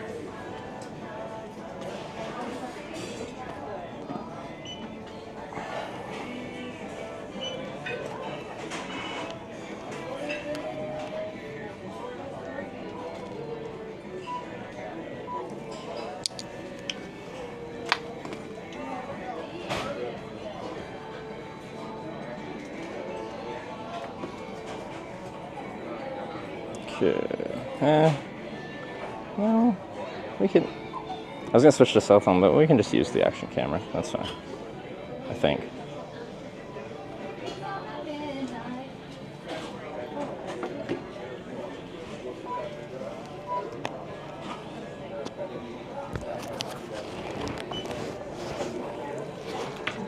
There you go, dear. Thank you very much.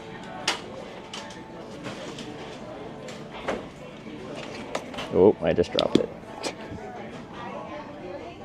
Oops.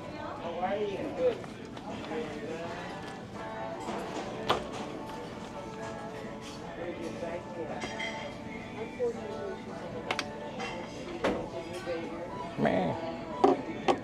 Okay. It'll take me a moment to figure out my life. How to best do this.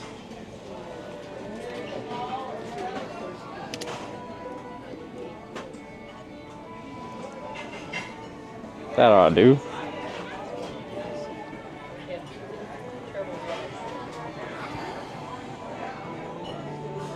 Standard coffee? Yeah, man.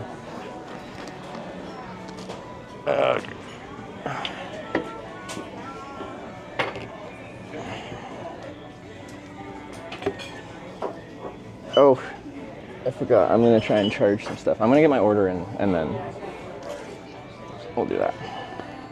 Recharge here. Yeah, that's my plan. I see outlets over on that wall. I'm just gonna ask when I come up here. All right, fresh berry farmer's choice. What do I want? Something like eggs, bacon, sausage. Oh, I love breakfast diners. Oh, they're so much better than Europe and Korea, just Asia in general. Breakfast food is way better here.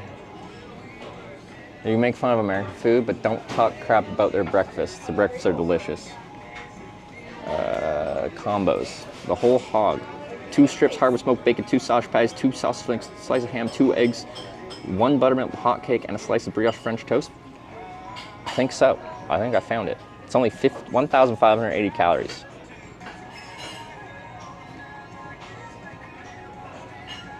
Yeah?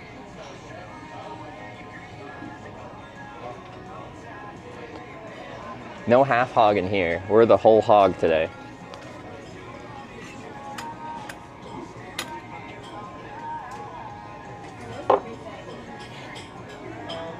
Do I want sugar?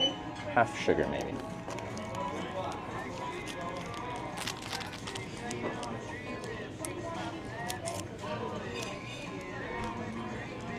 Grown men eating syrup waffles at every meal? Guys, is it feminine to like sweet things?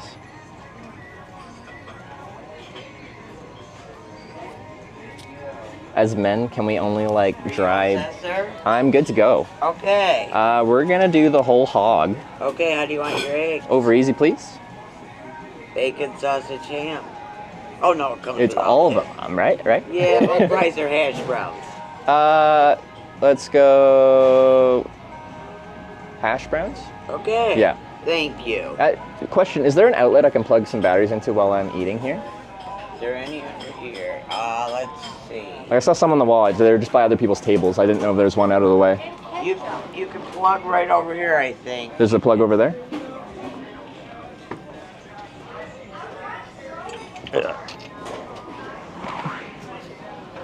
Here you go, sir.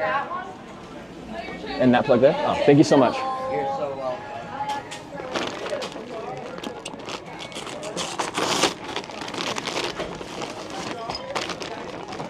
Little do they know what they've just signed up for. This is what they've signed up for. I'm so sorry. I said some batteries. It was plural.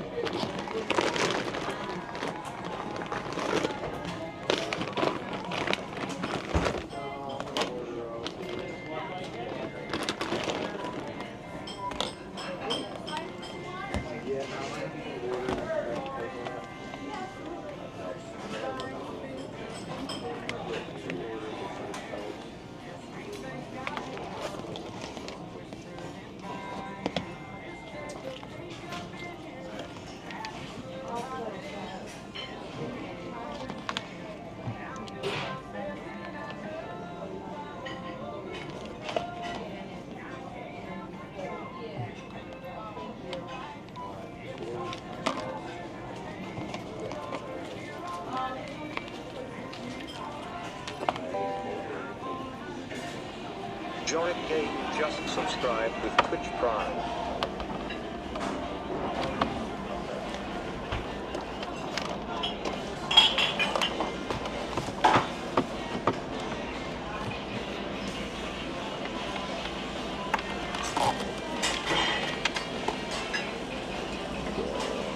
I'm gonna stop them. Thanks again. Got it? Yeah, I got it all.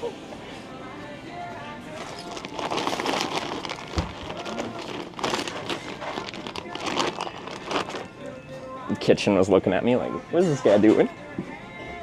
Is he hacking the system?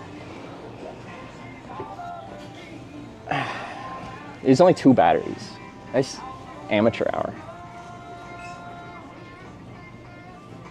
Okay.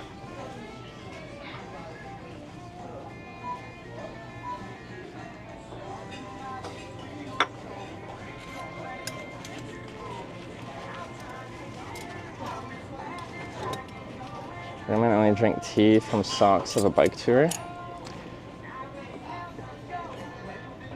Was it Rob that did a shoey at the Streamer Awards? The heck, man?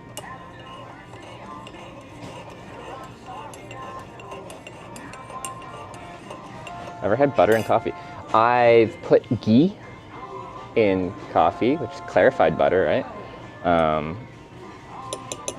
Because I read all that stuff people were saying about like bulletproof coffee and how it's good for you or better than, you know, just having normal coffee. I don't know, it's fine.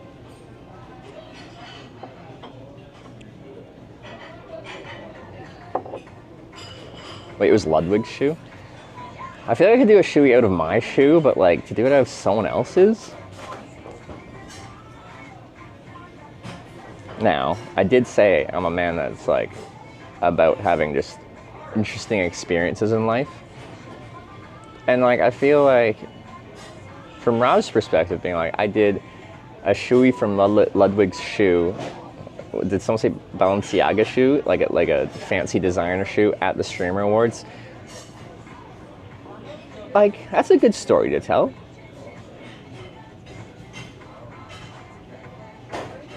Wouldn't make it a regular thing, but maybe, you know. Ghee and coffee is nice. Yeah, I thought it was good. But I ordered a Costco pack of ghee, which was way too much. That was when I lived in Victoria, and the only way I got Costco shopping was if I ordered online, and they'll deliver it via like UPS. I only did like, I think 2 shipments. I did not get my money's worth for my Costco membership that year. But I had a big shipment of Costco deliveries. Like,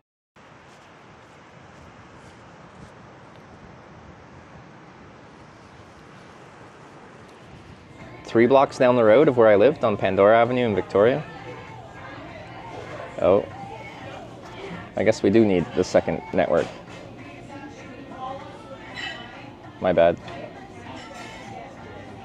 I unplugged one and went down to 1 network, but apparently we're at a 2 network kind of zone.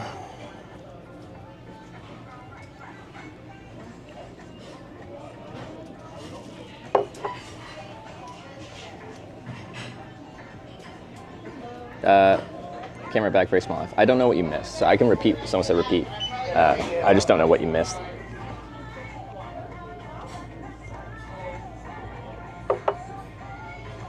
Ever had Black Rifle Coffee Company coffee? I feel like I've heard of it, but no, I haven't had it. I don't think it's a wasted Costco membership. Oh yeah, but they delivered my groceries to a thrift store, and I got a call from the thrift store being like, oh no, I got a call from Costco being like, hey, so your order ended up at this address. And then they asked if I had permission to give my contact info to them to coordinate me picking up my grocery delivery. And I'm like, fine. I'm like, this is kind of your guys' responsibility, but whatever. I just want my stuff. But I didn't have a car or anything like that, so like I have like 2 very large, heavy Costco grocery boxes. So I had to do like 2 trips of me like lugging around these big cardboard boxes. Costco never calls to see how you are. I know. Why didn't they just call it to see how my day's going? No, they're calling to be like, hey, can you pick up your groceries yourself? There's a reason I got it delivered. It's because I don't have like transportation where I can haul stuff. At the DeWalt microphone? It is. I figured this is an America trip. In America, we like trucks, 4-wheeling, power tools. Ha. There you go. Oh, yeah. Okay. Oh, it looks beautiful. Thank you very much. Enjoy. Good luck driving. Say good luck driving. Are you documenting your meals? I'm documenting a trip across America where I ride a little bike and I also hitchhike sometimes. And then sometimes I eat too. Starting or are you? I started in Ithaca, so I'm just starting. Okay. So I'm going to every town called Corning in America. There's 8 of them. Finishing in Corning, California, like by Sacramento. But yeah, that's the trip. I'll need it. Enjoy. I will. Sometimes I eat. I know, sometimes people are just like, you know, you just film yourself eating. I'm like, I am because I have to eat to live. I just film everything. Did you order corn? That's true. Why didn't I get corn and Corning? Is there anything magnetic here? No, that's fine. Anyway, yeah, I got a DeWalt speaker. I figured it's fitting with the America theme. Okay. Good luck on the adventure. Thank you, Marley. Okay, so yeah, we got a proper breakfast fry up here. Eggs, sausage, patties and sausage and ham and bacon, and 1 pancake, 1 French toast. While they're still hot, let's butter the French toast and pancakes, which is important. You gotta do it while they're hot.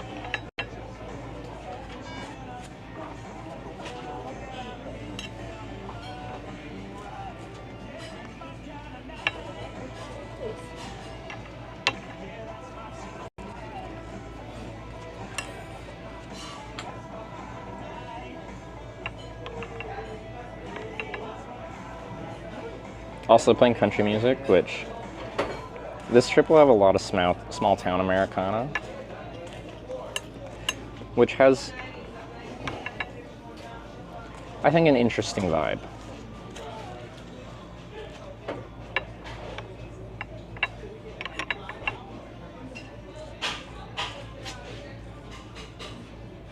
Okay, perfect. We are buttered. Let's start with this stuff.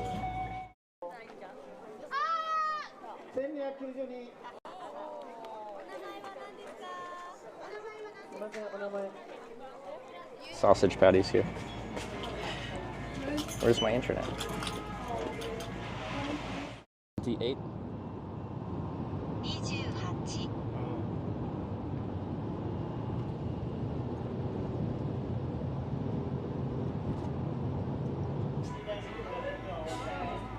I'm gonna try restarting my chat.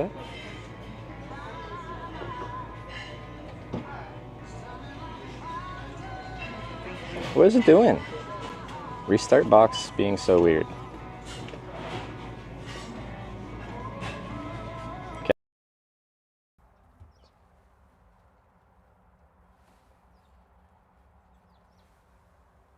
Wow. I got it. This stamp has been around for a long time, so it's like, it's very dark, but you can't really read it because it's, the things on it have faded. Shaped well. Last time I shook something, it exploded, so.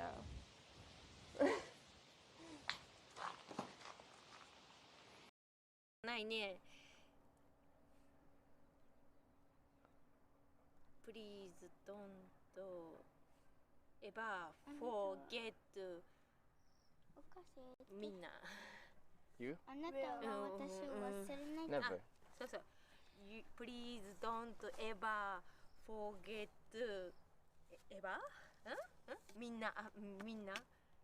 みんなはなんだ Forget you, never forget, never forget, never forget. 忘れないって。忘れる？忘れない？忘れない。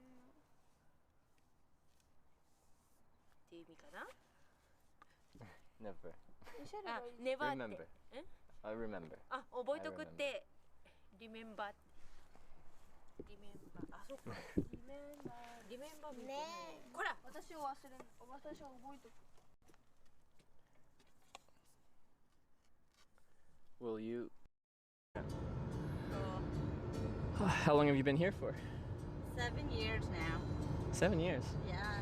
What made you choose Newfoundland? My husband actually. Oh, okay. He's a Newfoundlander. Oh, is he? Yeah. That's my little one.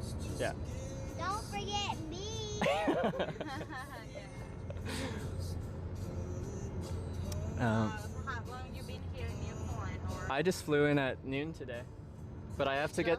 I just got here. I have a convention. Hello. Live. Yeah. Hitchhiking. You want to say hi? Yay! Yay! 何これ？何のライブ？ About 1000 people watching. Come not webcam out? It was. I just have to power cycle it again. Okay. How are you? How are you? Good. I don't know. Everything good? Excellent, thank you. How are you doing, gentlemen? You need more coffee? I hadn't had a bite yet. Because tech. I guess it's a fry if I gotta do my thing.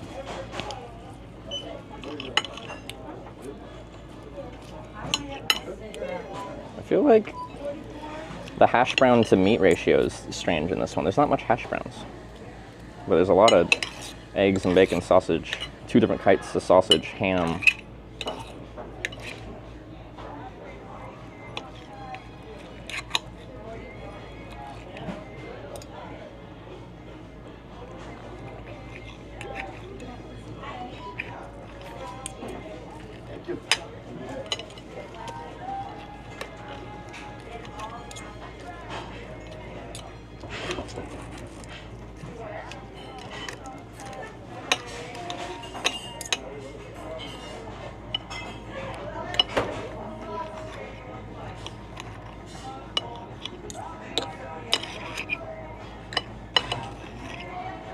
Oh yeah, now we're talking. We have created something. Now let's eat it. Hitchhiking is mixing it all up? Yeah. But usually I like mixing it all up and then I have like toast with it and then I'll like combine them. Yeah.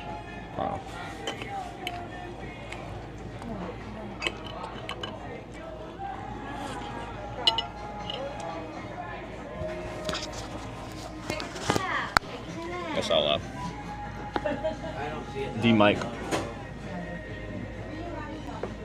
Yeah, we had a $1,000 hour at 8 o'clock. $1,000 hour.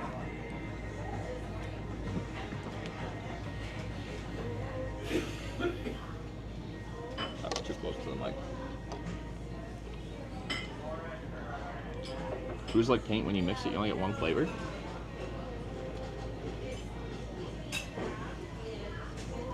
I strongly disagree with that. What's the mission today? We're finishing up Operation Explore Corning by going to the Corning Museum, which opens soon. And then we're hitchhiking whichever direction you guys choose for me to hitchhike. So we'll have to look at the map, like the network of where the roads go here. So every time we hitchhike, essentially, we're gonna pull out a map, and I'm running real-time IRL, so you should be able to follow along with me, hopefully, maybe. And then figure out which directions make sense, and then you guys vote, essentially, to decide which way to head.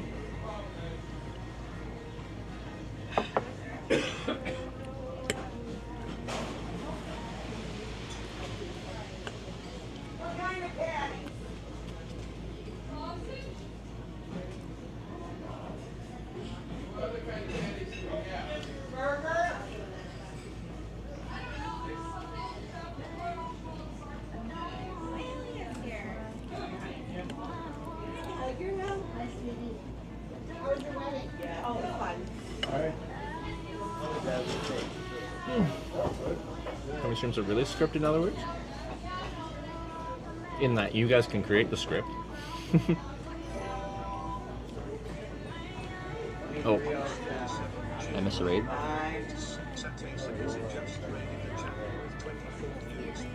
Saturday said Cassie, thanks for the raid, and Papa, thanks for the 100 bits reminding me of that. I appreciate it. That'll be a good stream. Hey, welcome to Corning, New York. I almost said New York City. Most of the time when I'm saying New York, I finish with city, which I feel like would upset the people here in upstate New York. You a fan of biscuits and gravy? I can't say I've had biscuits and gravy that many times in my life. I don't remember the last time I've had it, and then I don't remember what my opinion of it was at that time.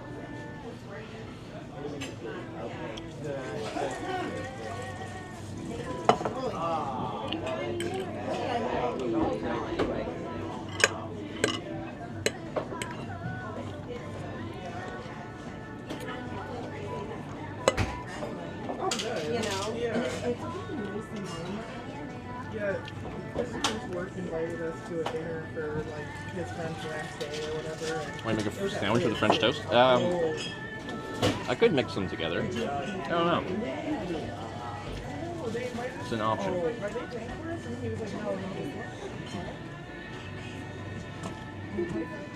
Hold up. In 2013, Rand McNally's list of best small towns in America named Corning the most fun town out of all the list finals. Like, the town was pretty lively last night. Saturday night in Corning. It looked pretty lively for a town of 10,000. Well, apparently it's technically a city, so was it a town in 2013? Like, I'm not sorry, I'm not paying another 50 for you guys to have expensive taste. Jeez.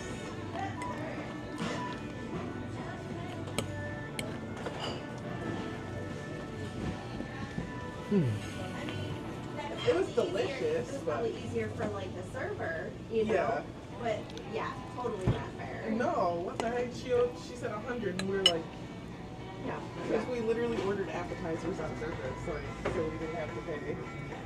So you didn't order meals. Corning became a city in We ordered 1890. appetizers and, yeah, crazy. Outside of glass making, Everything good? delicious. I'll leave this here. I'll be back to see if you need anything else. Thank you. Where are you cycling to? California. What? But I'm cycling around town, but then I hitchhike for distance. You don't mind hitchhiking? I've done it in like 40 countries for 10 years. I just like the people I meet along the way. Yeah. Some weirdos too. Right. I kind of like weird though. It's interesting. I'm Canadian, but I like coming down to America because I find I get like strange people in America in an interesting way. Lots of conspiracy theorists, lots of oddballs. But oddballs is fun. What do you stay in hotels going? I can't. You can't. Like where? Not that it matters. Last night, there's like a fishing access little road just east of town. And at the end, it's just like backs onto the river, and I just camped in some grass there. Yeah. Where? Just east of town, there's a little fishing access road that just ends with a parking spot where you can access the river and some grass, and I just camped on the grass by the fishing access. You got a tent. Oh yeah. Yeah, mosquitoes are definitely out, so I need it. Yeah, they are.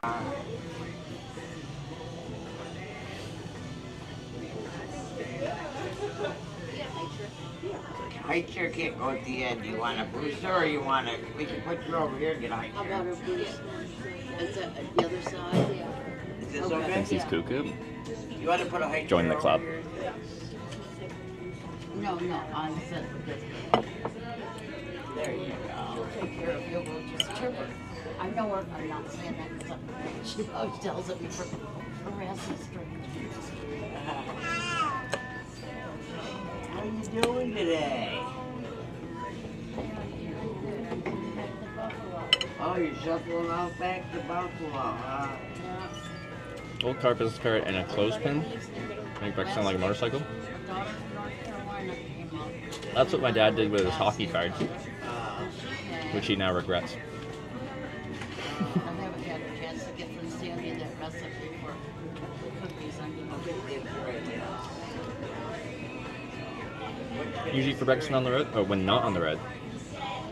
Depends. If I'm feeling lazy, bowl of cereal, maybe some Vector or something like that. Otherwise, I'll make my own like eggs, bacon, and hash browns. Usually not sausage, but little eggs, bacon, and hash browns are nice.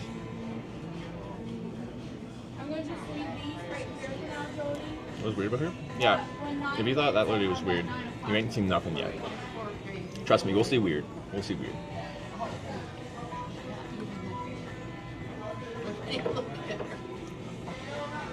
What's your grand slam cost here? I think this plate was $13. Shell's Mickey Mantle sounded great. And like, my dad's not that old. Come on. But he had a good collection from like, I inherited some. Alright, like, he didn't mind me having some from like 60s through mid 70s. No, he collected from like later 60s through, no, to mid 80s rather, not 70s. And there was a ton of like 1990 cards, but that was the era where they printed so many hockey cards that they're completely worthless. It still can be cool.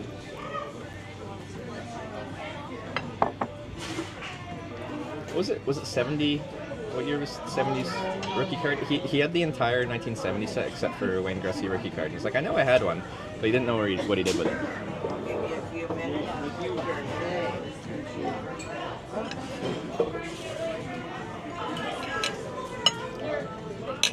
I've got like Mark Messier's rookie card, Mario Lemieux.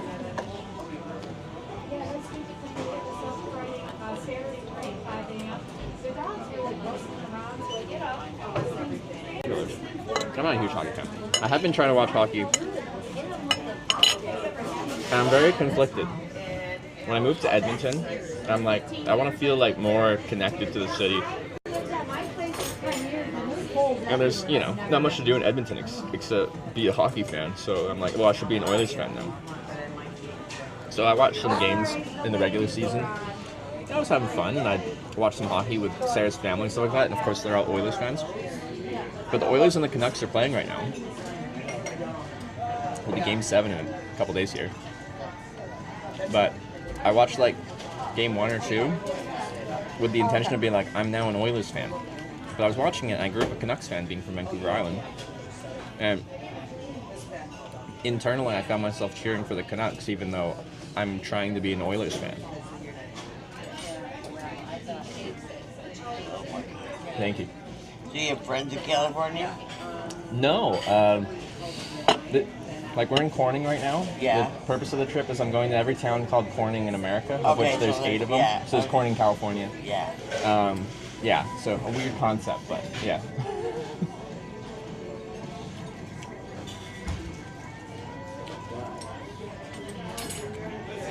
Do I got friends?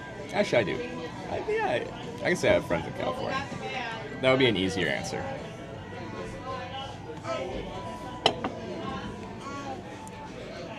Get a selfie with all the super weirdos,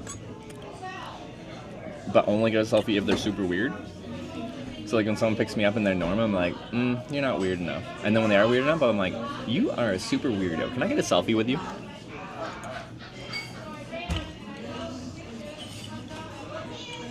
It's like, oh yeah, like,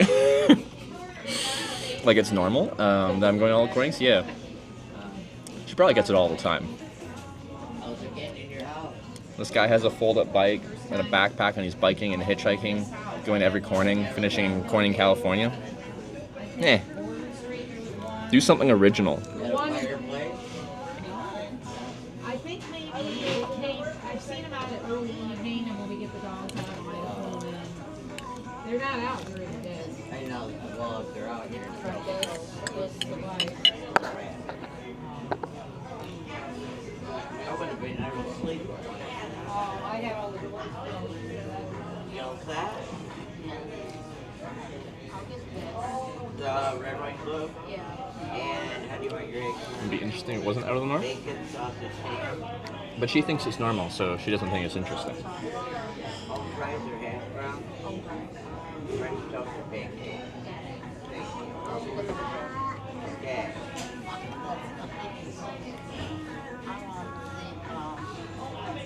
How do you choose Corning as your city? So I was nominated for a streamer award in like January, and the ceremony was in February, and I was between trips in Canada, but I did a hitchhiking trip down from Canada to the streamer awards in Los Angeles, and things are going pretty decent. I had to rush, but I was like doing okay. And then I got dropped off the evening before the Stream Awards in a town called Corning, California. And I was trying to hitchhike at that truck stop all night long. Like, I was there from before sunset in the evening till after sunrise in the morning. And I ran out of time to be able to drive to LA, like hitchhike to LA in time.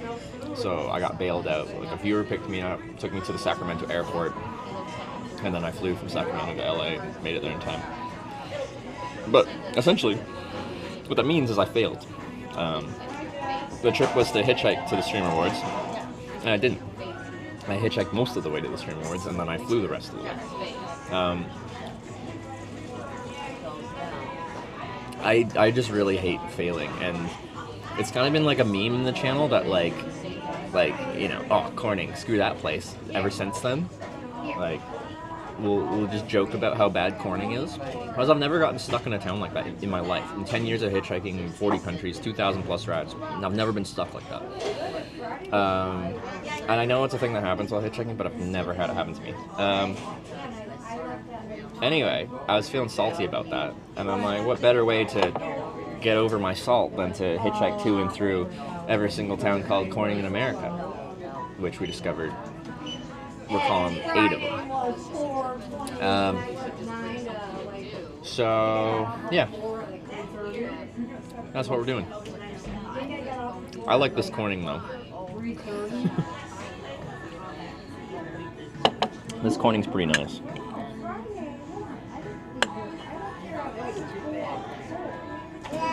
Our next Corning in Ohio might not be so nice.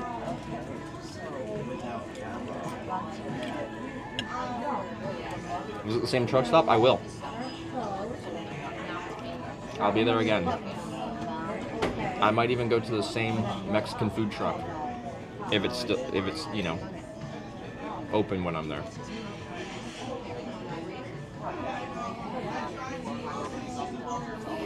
Am I going to the Pennsylvania one first? Pennsylvania one does not really exist. Feel free to go to maps and go Corning, Pennsylvania, and tell me that's a town.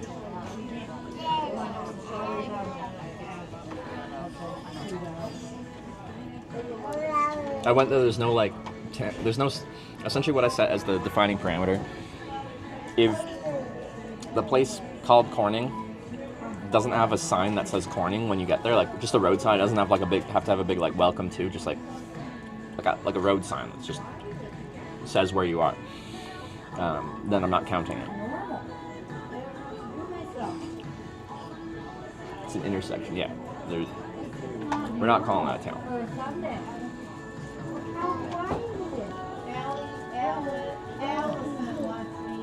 But the biggest example of like my definition being kind of strange is if you also, people did earlier, but if you Google Maps Corning, Minnesota,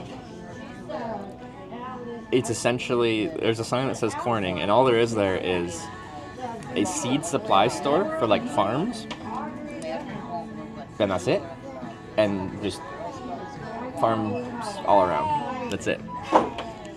Yeah, green and white sign, like one of those, yeah, road signs. I actually think I might want to stop by the one in here in Corning, because I kind of want to have a picture of each one. Since I set that definition, I figure I might as well get a quick selfie at each one. Arbitrary rule? You gotta make rules somehow. Because like, if you Google how many towns called Corning are in America, there's a random website that's like, there's 11. But they include Corning, Michigan, which is literally just a farm. Like, I doubt ever there was anything that you could call a town there. Corning, Pennsylvania, we just talked about, there's nothing.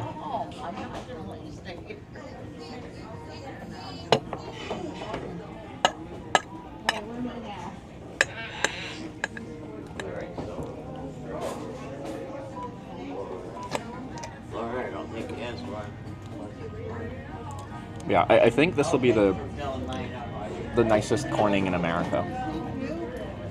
So we're starting really strong, and it's all downhill from here. Corning, Missouri is really small. Yeah. There was one, maybe it was Corning, Missouri. I think it was Corning, Arkansas, Corning, Missouri, or Corning, one of the other ones. It looked like one of those like small farming towns that kind of like died.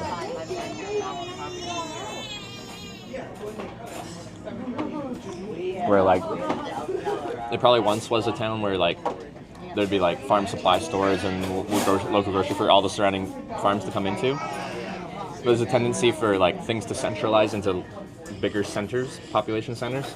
So rather than going to the small farm supply store, everyone just goes to the bigger regional city to do all their shopping. And then those small towns lost all their business and they lose any kind of industry they had. Small towns can be really nice. No, I'm a huge small town fan. I like small towns. But it's kind of a worldwide thing where there's like urbanization where population flows into the cities and out of the small towns. And like a lot of it makes sense. Like farming before it was like fully mechanized, farming required a lot of labor. And now a very small group of people can farm a very large amount of land. And then beyond that, just kind of businesses all centralizing rather than having a bunch of small businesses everywhere. You got, logistically it makes sense to have fewer big businesses than many small businesses, or it's cheaper to operate that way. So capitalism and all that.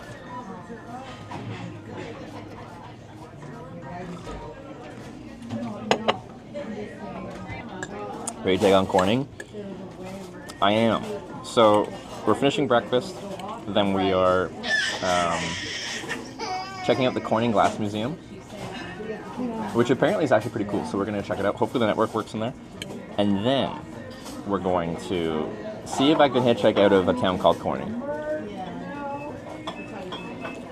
But we don't know which direction we're heading, so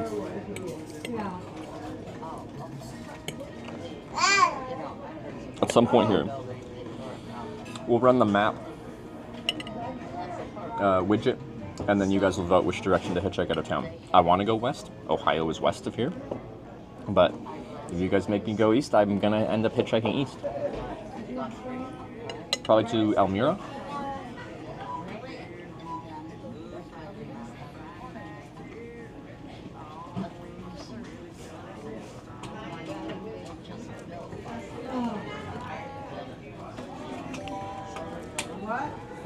Have you bought your tickets for the museum? You should check their website.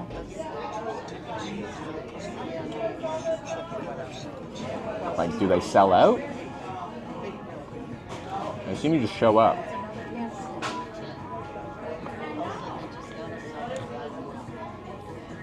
It's not another corner in the east, though? Exactly, that's the point. So, like, the title is Twitch Plays Hitchhiking. Have you ever watched Twitch Plays Pokemon, where essentially Twitch chat decides what to do with the character, like direction and like A/B presses and like everything is chat inputted, usually for the detriment of the progress. There are people that will try to make you fail. They'll try to make you throw away your favorite Pokemon. There will be people that try to make me not go the way I want to go. I have a very defined goal of what I'm trying to do on this trip. There will always be a very obvious direction I should be heading, that I want to head to accomplish the next step of the trip. I should be going that way, but people can lead me the opposite way.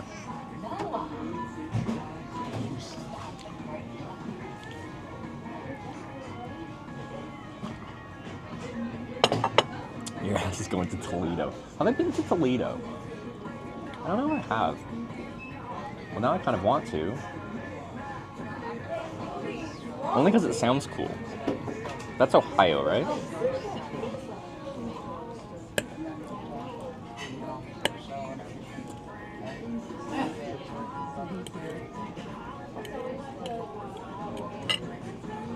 I do think people shouldn't be able to go east, west, east.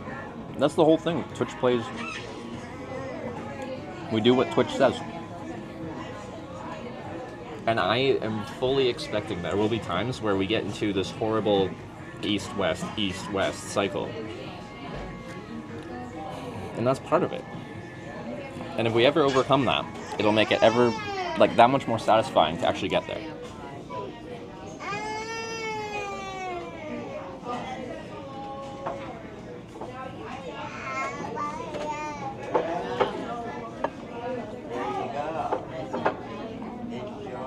Widget needs to be installed in our browser, Hitch to vote.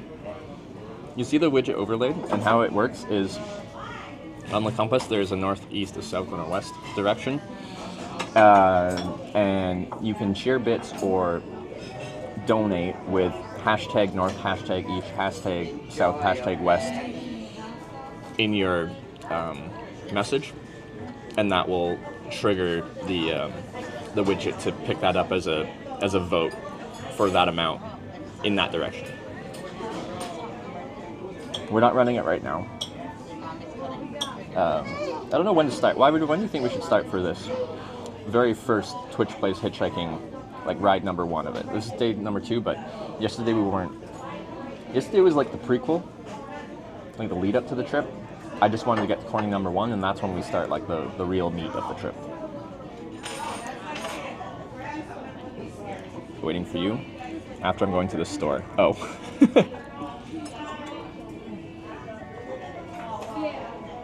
You catch flight. All right, see you, Cravensworth. Have a good flight.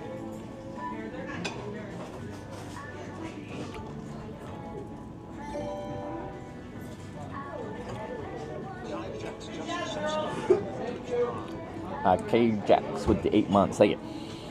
And yeah, people are like, pay to win. In a certain extent, yeah.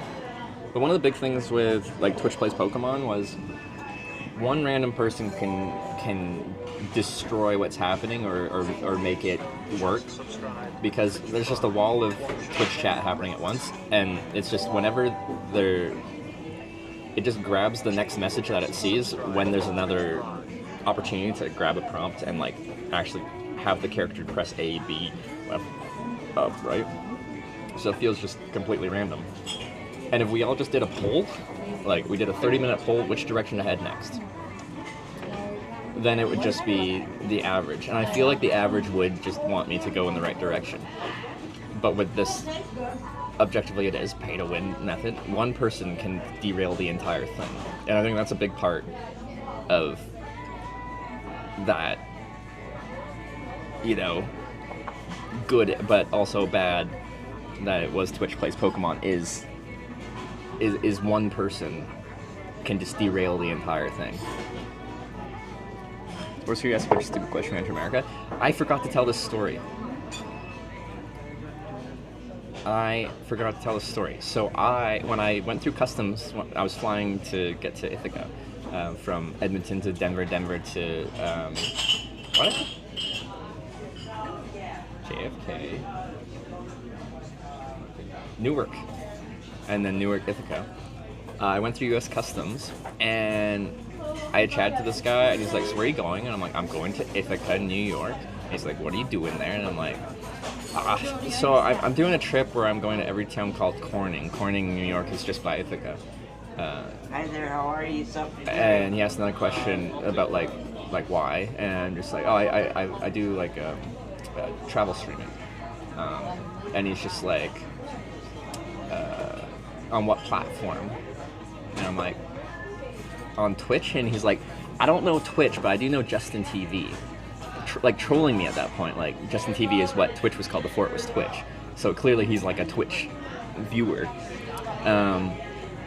Anyway, yeah, dude is like watches a lot of Twitch. And he's just like, so do you like travel streaming? I'm like, yeah. And he's like, what travel streamers do you know? And I'm like, I know like Awkward Travel, Jay Streezy, Jake and Bake. And he's like, I know Jake and Bake. Anyway, apparently this guy like actually knows Jake. And then I'm like, yeah, I'm Hitch. And he's like, oh, I've watched your stream before. He's like, you did a hitchhiking trip to Las Vegas last year, right? I'm like, yeah. Yeah, I did. This is my favorite customs interactions ever. He did say he'd come up and chat. I don't think I'll dox him. Like when he comes up, I'm not gonna be like, "Hey, it's my customs officer," because I feel like that's a bit much. But, yeah, my U.S. Customs agent sometimes watches my stream.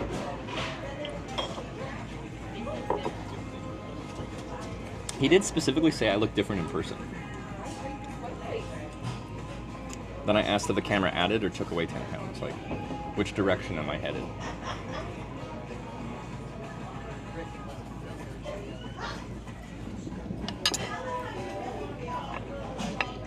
Anyway, usually U.S. Customs is a pain in the butt. This time it was really nice. We chatted for a little bit, but like when I got there, I was the only person in line. Small airports and such. But then some people started lining up, and we're both like, yeah, I should probably go. Because I was happy just chatting with that guy. Usually when I'm talking to customs, I'm like, just let me in, just let me in, just let me in, just let me in. Now, this guy, I was having a good time. Everything good?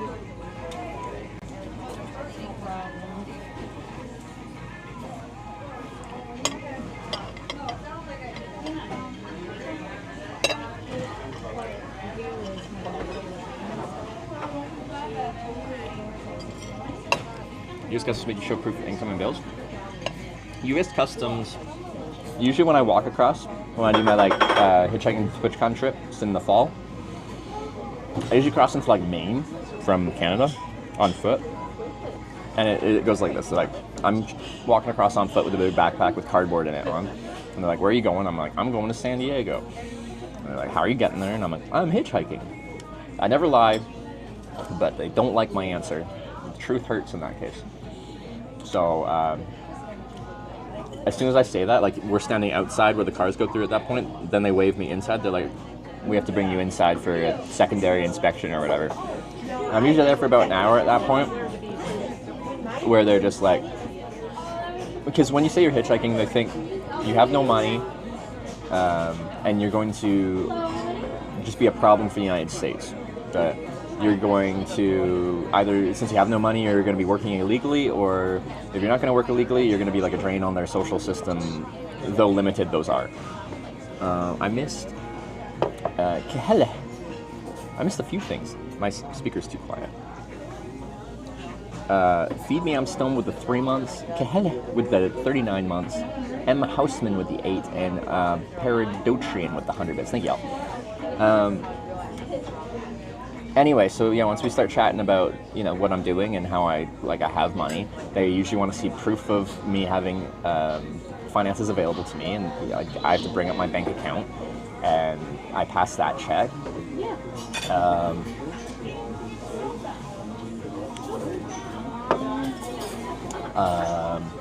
What else do they want? They usually want to see proof that I have that event I'm going to, because I say I'm going to events. So they want to see my ticket for TwitchCon.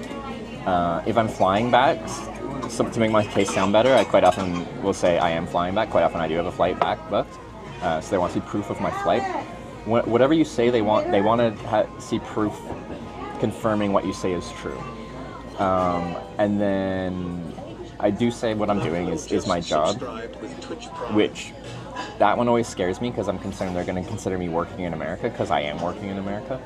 But they don't consider like filming videos for a YouTube or a Twitch channel working, because you're not taking anyone's job. There's no like job pool of like hitchhiking live streamers that Americans are lining up to take that I am currently like stealing at Local with the 7-month prime.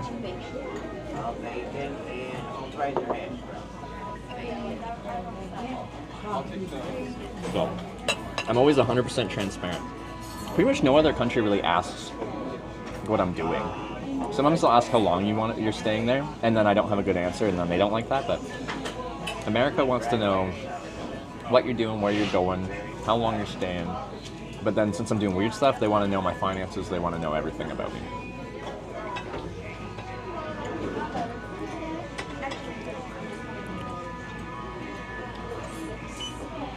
Revenue is also not in America. But like, I could be employed by a Canadian company paid in Canadian dollars, and if I had a job assignment that posted me in the United States, I need a work visa for that. And my company should be getting that for me, but like, I'm working in America for a Canadian company earning Canadian revenue. Unless you mean like business revenue. Because then the business would be earning US-based revenue for that job on site in America. I don't know. It's complicated. Transparency helps.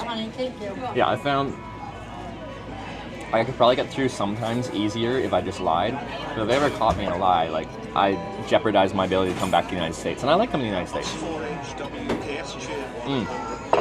Visiting every town in US named Corning. Yes, you heard that correct. Fair warning. Back to the wonderful continental breakfast. Sometimes on a bike, no breakfast. Hinge is the streamer with original content. Let him hear the support. Leave a comment. I like it. Ozrox, we're back to the daily poetry grind. I love it. Thank you for the 100 bits. Thank you for the poetry. My favorite parts of the day are daily poetry.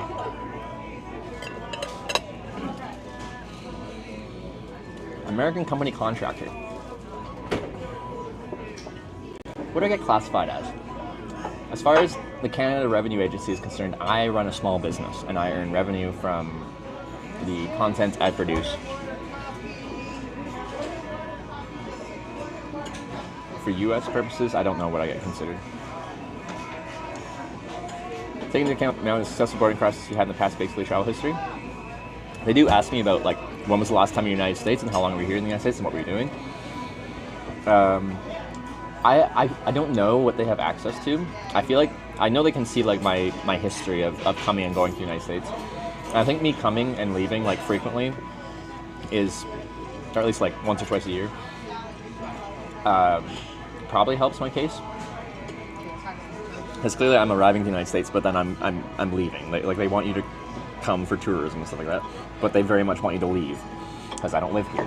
I have a feeling there's probably notes on my file somewhere in there that are just like, this guy does weird things. But I'd be really curious, like, if my U.S. Customs agent this time, yeah, I could have been like, when you look at my file, like, what can you see? Can you see my history of, like, strangeness? Like, they have a little note, like, this dude's hitchhiking from Maine to California.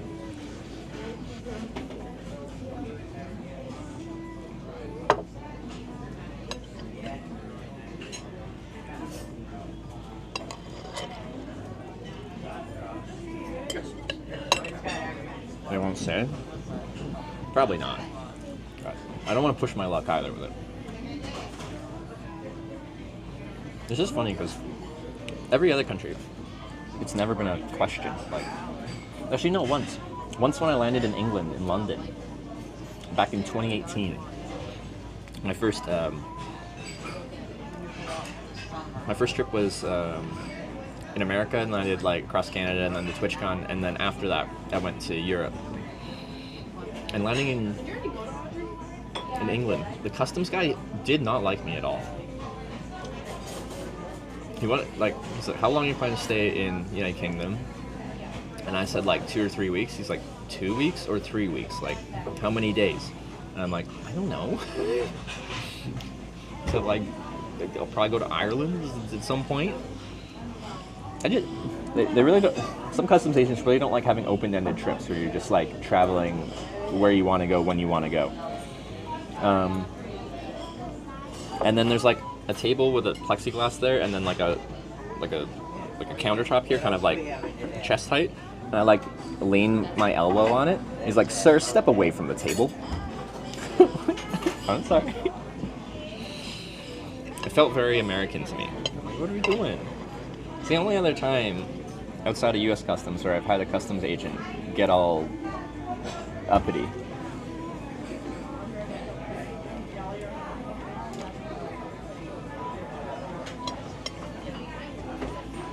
Got denied entry to Seattle from Vancouver because I was dating an American. I was going to stay even though I didn't enter Justin's this time.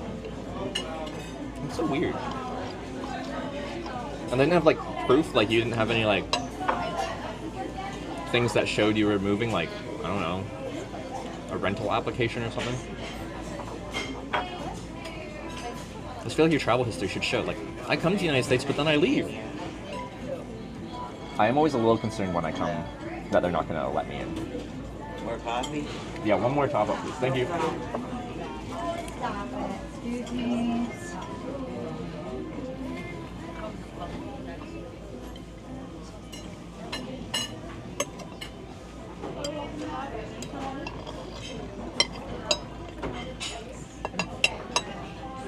Thank you. There you go.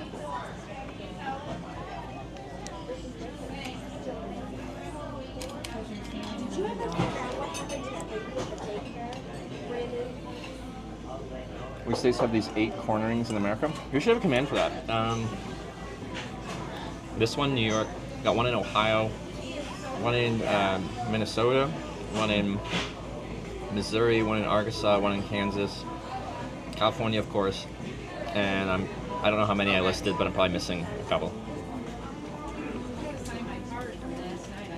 Having part of Commonwealth make travel to Commonwealth countries easier. That's what I thought, and that's why I was so confused when I went to England, to UK, and my customs agent was like tearing me. It was just laying into me, like looking really upset that I didn't have like planned onward travel to the United Kingdom. I'm like, I'm Canadian. What are you concerned I'm going to be doing? Probably work is what he's concerned I'm going to be doing. Sorry, how about something to drink? It's like, I thought we were friends. Can I have the appleberries flat? Sure can. Well, all our money, this is 2015, so from that context, all our money has the Queen on it. When I went to school, the school always had a picture of the Queen up on the wall somewhere in the school. Not in every classroom, but like somewhere in the hallway, there will be a picture of the freaking Queen.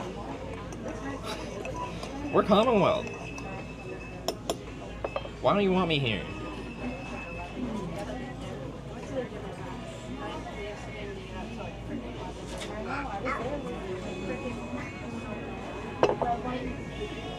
Which countries do not need visas? Canadian? A lot.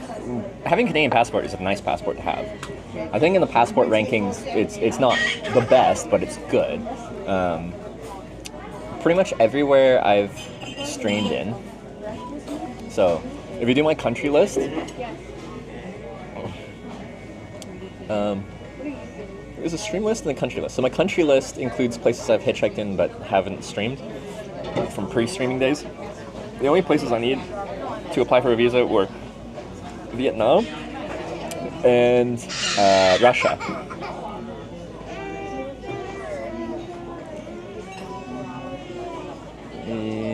everything else, it's visa on arrival. I think, annoyingly, like Australia, you have to do like, it's not really a visa application, it's like is an ESTA or something like that. Anyway, you just have to like, before your flight, you have to like go online and pay like $20 to be like, register your passport and say you're coming. There's no like accepting or rejecting, I don't think, if you're from countries that are in that agreement. It's just, I feel like a cash grab.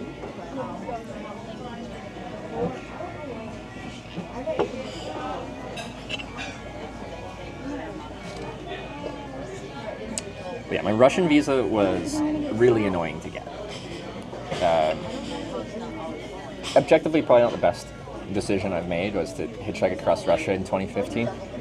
But it ended up being interesting. But anyway, getting that visa, so my plan for that trip was to hitchhike around the world.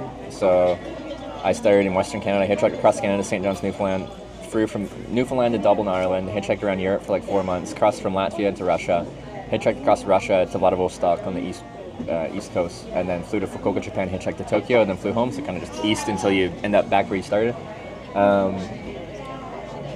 And I made the decision to go across Russia because going east of Europe is very complicated. You either have Russia or you have the Middle East, essentially. Neither of them are the easiest option, but the Russian visa meant just one country to travel through rather than a bunch. Okay, you all set?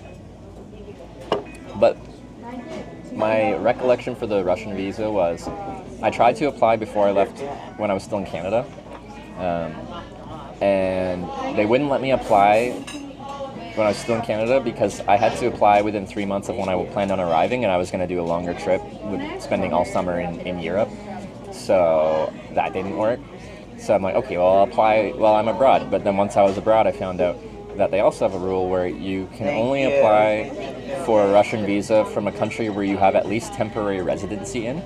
The only country I have any kind of residency in is Canada.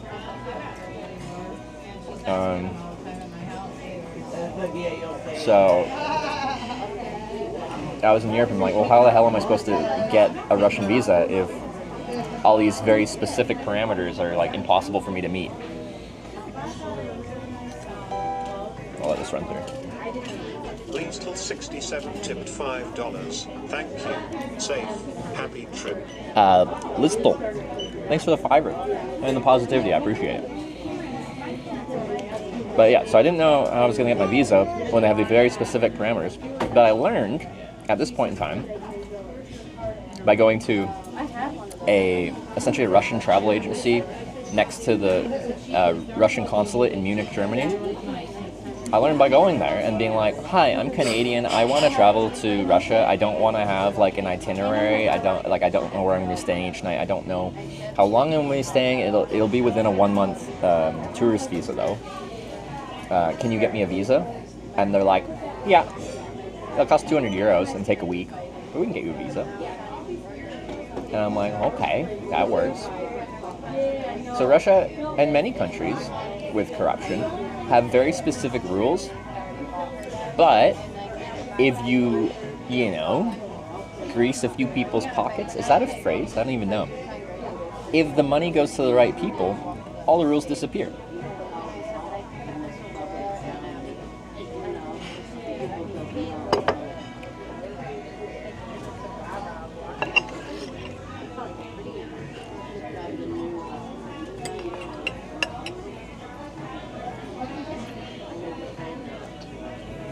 We want grease in my pocket? I know, after I said that, I'm like, I feel like it doesn't really make sense. Grease palms. Okay, thank you.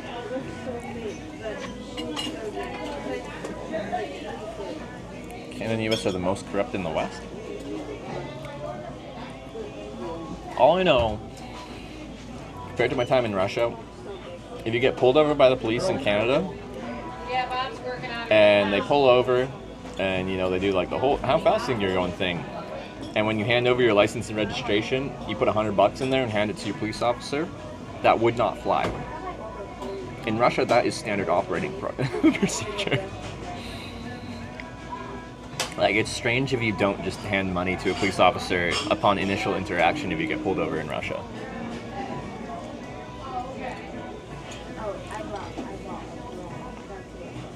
we got pulled over a few times in the 10,000 kilometers I had to hitchhike across, and every time they paid.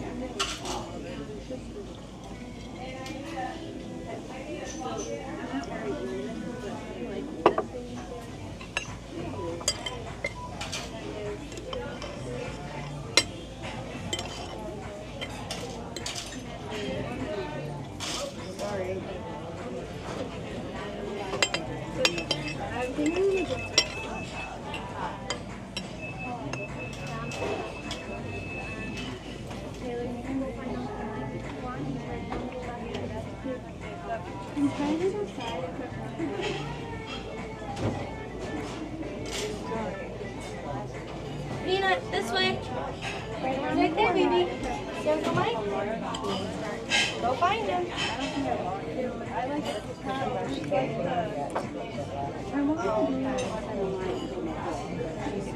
Alright, we're almost done here. When I finish, I'll hit the washroom real quick and then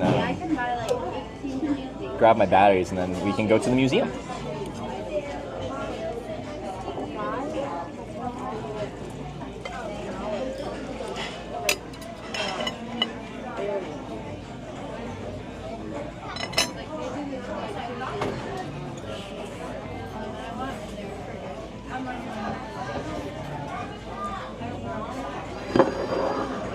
Everything. I think it's more.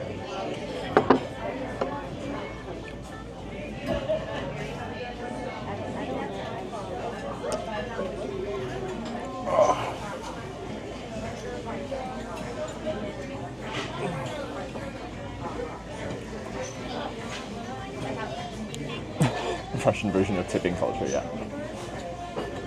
Bike museum in Ohio. That'd be cool.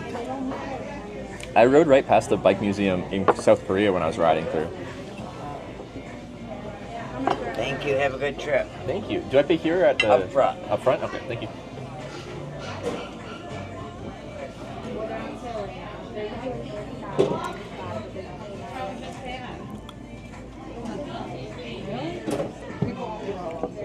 Be careful in Ohio. Explain yourself. What's wrong with Ohio?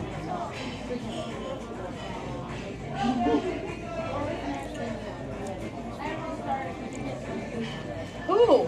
Huh? Who did?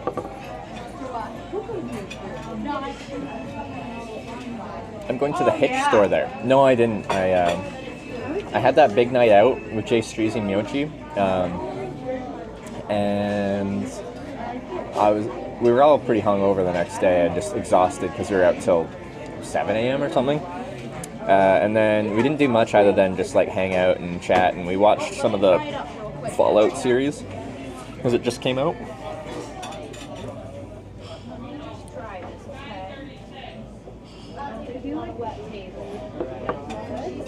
For one, it's Ohio. Michigan is better.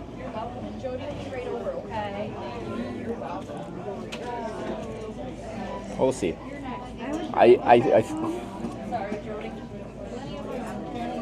I'm curious about some of these small towns because I was very surprised when I was going through Central Washington State on the Hitchhiking to the Stream Awards trip. When I forget what town I was going through, but like smaller town, not much going on, had a casino, and that's about it. But like, man, the opiate situation is extreme. All good, thank you. I'm a medium. Extreme. My souvenir of that evening in Seoul? What do you mean? What kind of souvenir do you have? So I'm not concerned about, you're like, there's a lot of poor people in Ohio. With hitchhiking, most people that pick me up aren't like super wealthy. In fact, a lot of people are like, a lot of people that pick me up do not have much to their name. To the point where like one time I had one guy pick me up and he was driving on his spare tire, like a little donut, and he had been for I think weeks or months, and like on the interstate, I don't think you're supposed to technically take this up to interstate speed.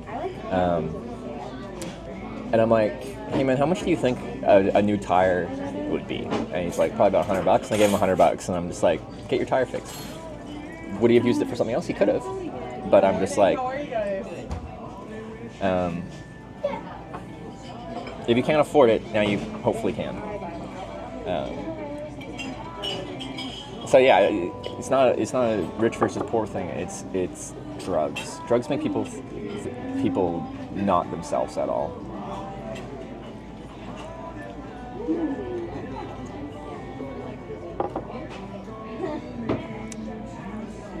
Wait, what do you get? What did I say? Nice souvenir of the evening in Seoul. Could print it and hand it to you in Rotterdam? Is it like a freeze frame of Jay Screezy spitting his drink in my mouth? Because that's what I'm thinking it's gonna be. So do you just chatting tigers using IRL? Actually, what's the current consensus on I think so. just chatting versus IRL? Because yeah, they brought IRL back, so like I could change back to that. I just I haven't even thought about it. Like, what do most people use? Like, if we're talking like Rob and Ginny and Awkward's Travel and Jay Streezy and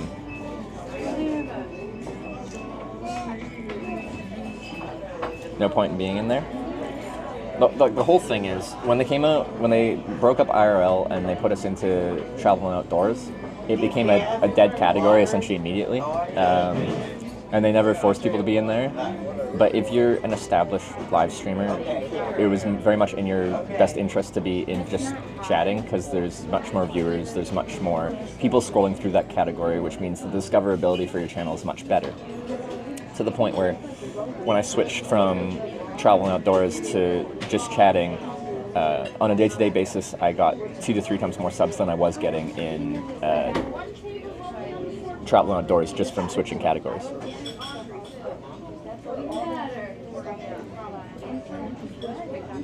Ginny's in just chatting. IRL is half the viewers. I suspect it's a lot less than half, because just chatting usually has several 100,000 viewers.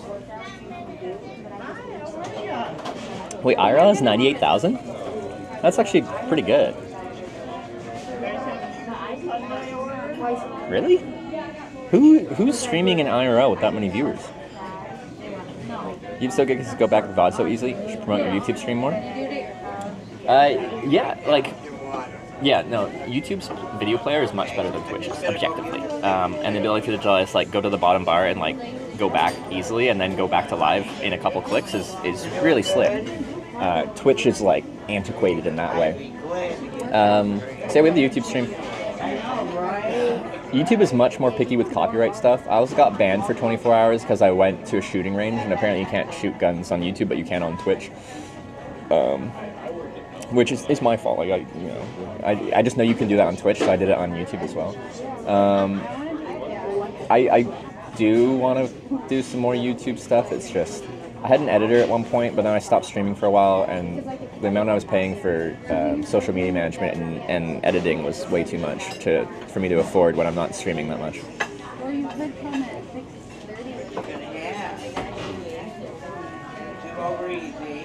6:30. Don't you miss parachuting in Korea? Yeah. Korean food is really good. Filter out non-English streamers from IRL. There's literally nothing left.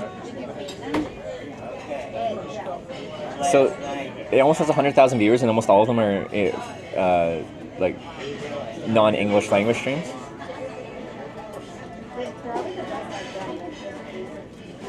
The biggest German streamers in IRL. What are they doing in IRL? Like, what content? I'm not being like, why are they in that category? 60K for one German stream. Mountain Black currently has 58 viewers. What is he doing in IRL? That's cool. If your stream is large enough, you can have crazy viewers regardless of category, of course, because like if enough people follow you and watch you, then when you go live, they get notified. If they're on Twitch, they see that you're live regardless of category. The category thing is all about discoverability, and Twitch is known to not have good discoverability generally if you're trying to grow on the platform. But it's hard to have good discoverability on Twitch because, like, for an example,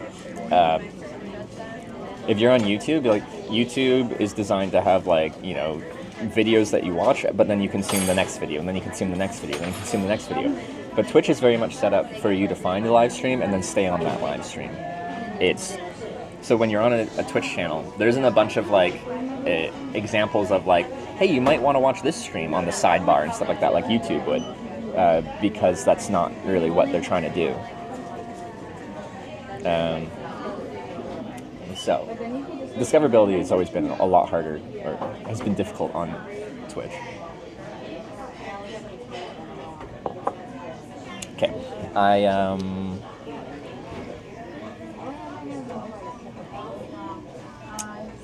I'm gonna go to the washroom and then I'll pay and then we'll get out of here. Alright, you guys look after the stream. I'll bring this phone.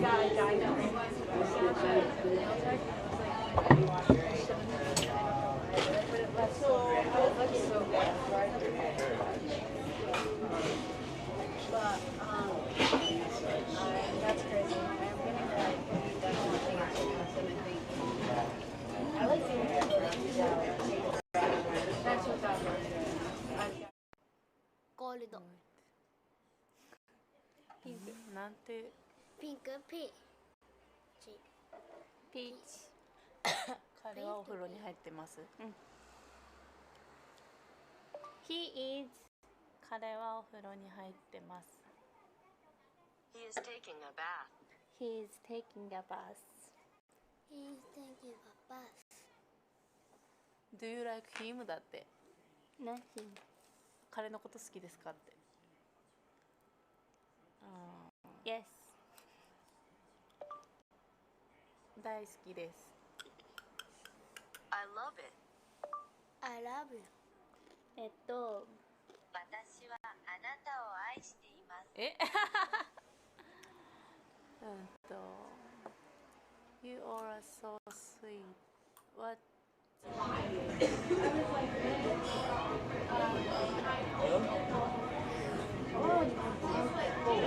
know, I hated that, man. It was the getting picked up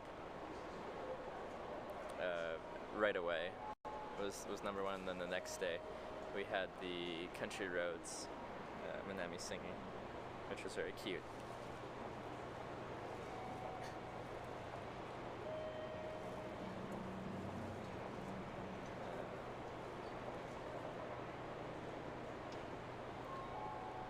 Yeah.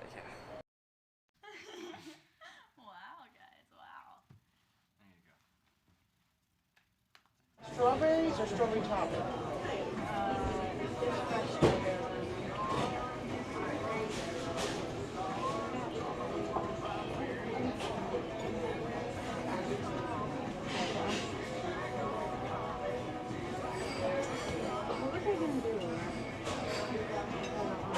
I have 18 children.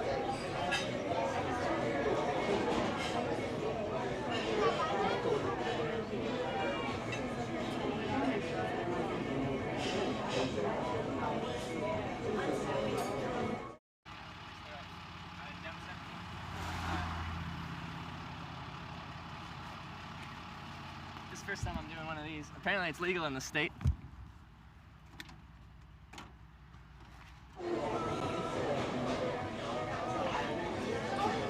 Sorry. Okay, you have your second network now.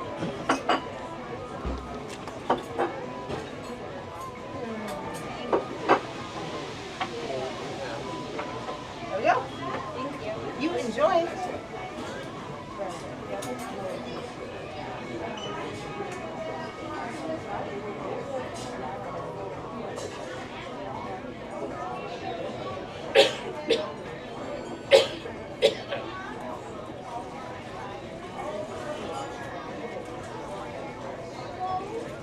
Oh, they brought that up to you. Okay.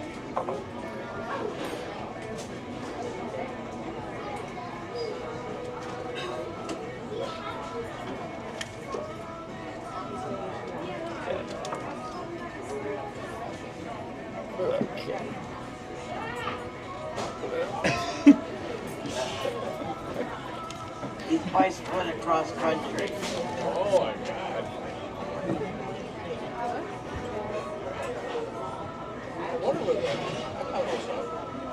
Yeah, it's a Brompton bike, so it folds up the size of a bag. So usually I go on a lot of bike tours in different countries, but I usually have to leave it outside, and you kind of, there's a lot of bike theft, right? Yeah. But if you fold it up this small, places don't care if you bring it inside, so. Well, I thought you must have maybe a brother or something that can't walk and wants to take him out to dinner. But I saw that helmet on there. Oh. And I thought, but you walked out at it.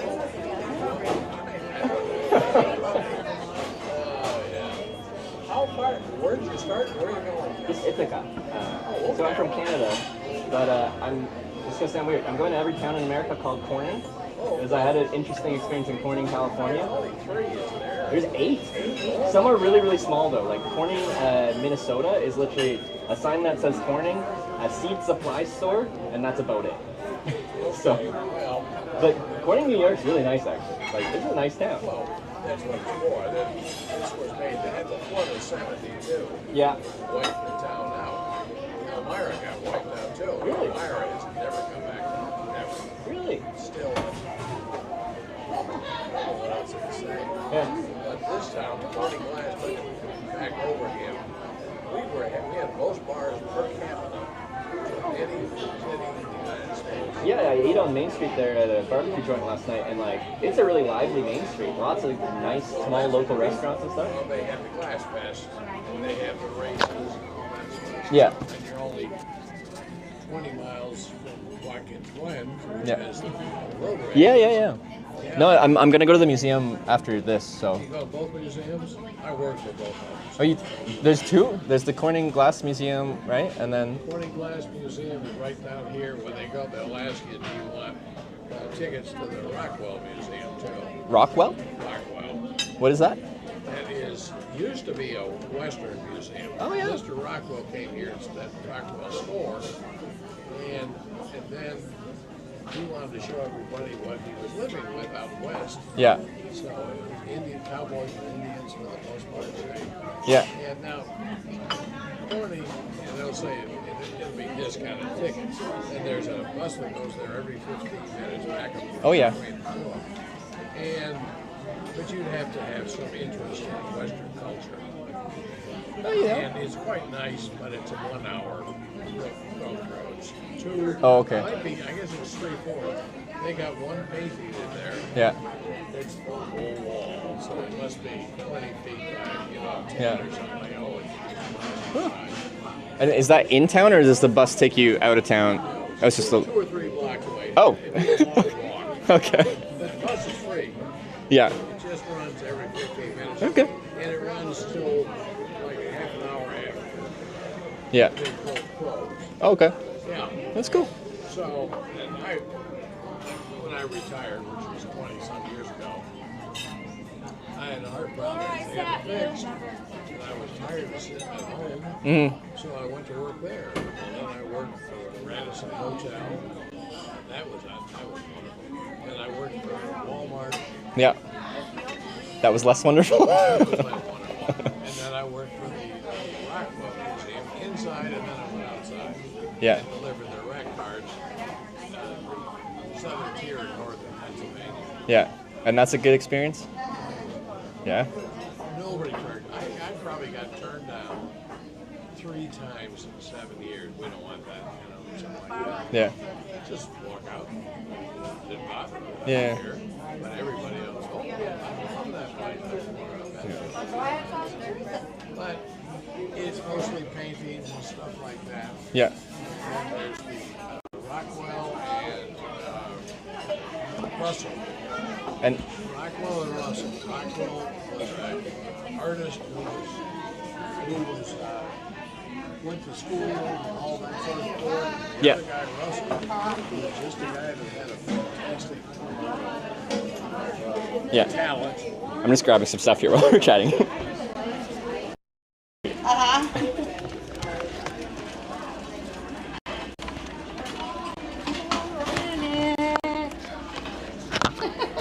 Sorry. Protect you from Sherry. That's where she keeps her snacks. She's protected. Sorry. They let me charge back. Oh, but if you just had me in, it's not going to take you, you don't have to walk over there. They'll Yeah. take you over to the hospital, you're right back 15 minutes later, or half an hour later, or 45 Okay. minutes later. Because yeah, now distance doesn't matter too much. Like when I can just rip up my bike real quick.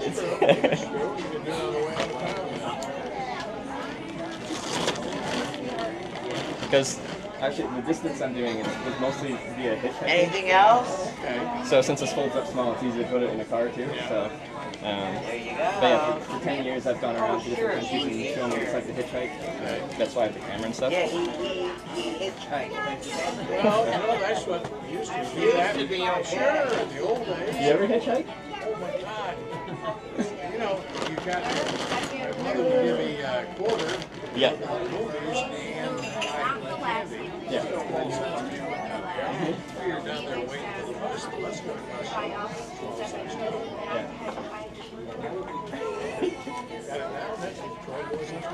Exactly. No, like hitchhiking has allowed me to like learn a lot about the places I go and people I go as I go in different countries. Because you're always meeting local people. Tourists don't really pick me up. It's always locals, and like I like that experience. I lived in Germany for 2 years, and when I was there, we didn't do the hitchhiking. It's like we used railroads. Yeah.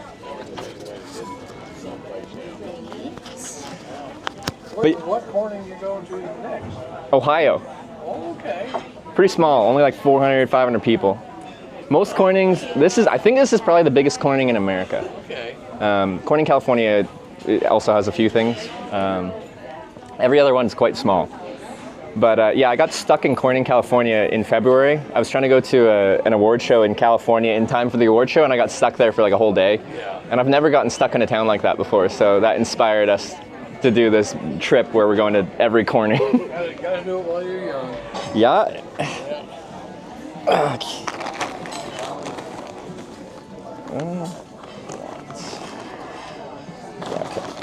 Well, nice meeting you. You as well.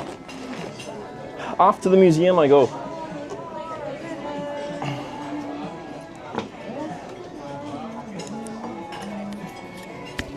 Okay.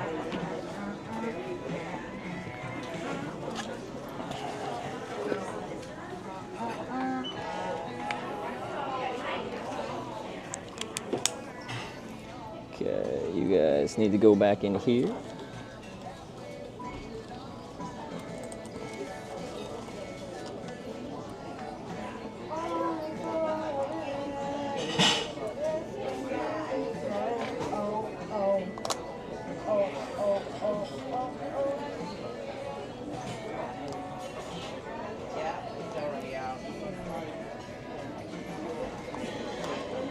Come on. Go in there. There you go. I shouldn't have done helmet first. It's a mistake every time.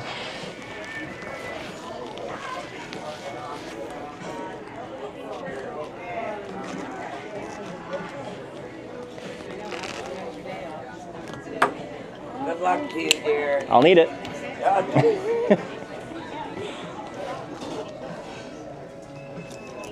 So you just go to Corning today and then you hitchhike tonight? I got in yesterday, and then usually I just pass through, but I wanted to check out the town, and I'm going to the museum first, and then I'll be heading out of town. So, museum first, and then we'll head out of town next. Ran into any of the homeless sleeping on the road? In cities more so? Like, here I didn't, well, no, I saw a few roaming around town, I guess, but I try to go places where I'm camping where, like, not in town, outside of town, where I'm not going to bother anyone for my camping experience. Yeah. Because it's a lot more comfortable for everyone that way. But yeah, no, I did a trip down to California a couple months ago, and, like, it was bad in some places. Like, I did not feel comfortable camping in... So when you get to California, how you get back? Same way? I'll end up in LA, and then I'll probably fly back home. Or I could ride up and hitchhike back. Well, we'll see. Because the whole trip is supposed to go to Corning, California, and then go to LA, because that was the trip I was supposed to do. But I failed the trip, and that's why we're doing this Corning thing right now. I didn't get to an award show in time. So now I'm doing this. So what do you do for a living? This. That's it? For 6 years. So I've filmed hitchhiking and bike touring in like 30-something countries, and I just go, like I was just in Korea a couple months ago, and then I had a US trip a few months before that. Wow, how nice. Yeah, it's not bad. But it's all live broadcast as I go, yeah. What else? All right, I think I'm ready to rock and roll. Batteries? I did. I'd be sad if I missed them. Okay. All right. All right. All right, thanks. Hey. Well, good luck. Thank you very much.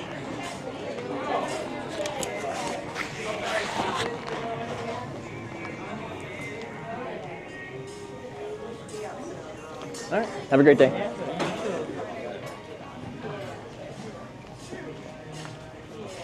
All right, I'll point you up here soon.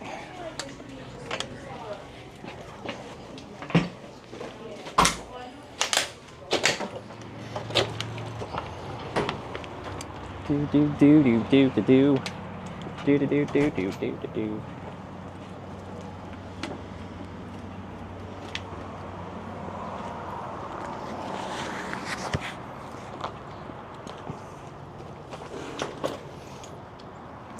Okay. Phone. Oh, you're at 13%. I gotta. Adult male entertainer. I should lean. I should go with that instead. Hi. Hi. Okay. I'm pointing you down so you can see this part, because I think this part's fun. Oh, that's tilted in.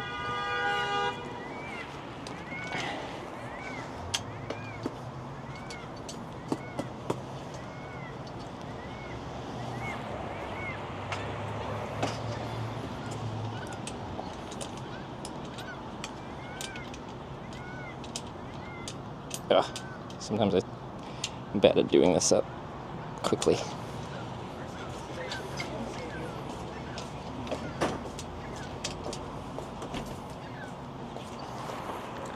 And this is my favorite part.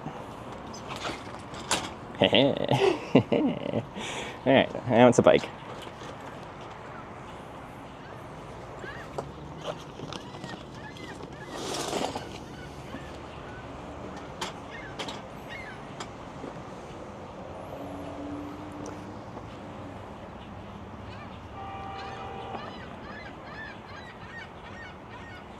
What's this bike called? It is a Brompton.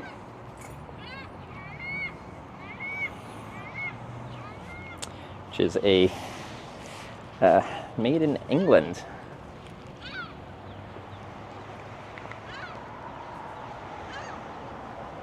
Have your Chinese speaker? Yeah, it's on my collar. Always good to get a reminder though, because I have definitely left things behind before. Get in there. There you go.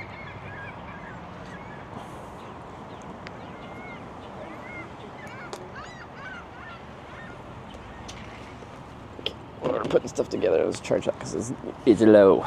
That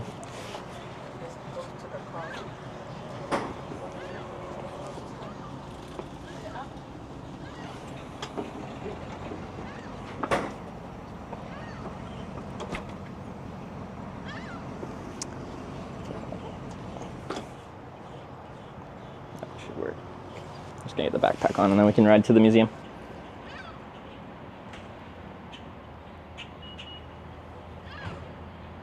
Seems to be stuck again below 2,000.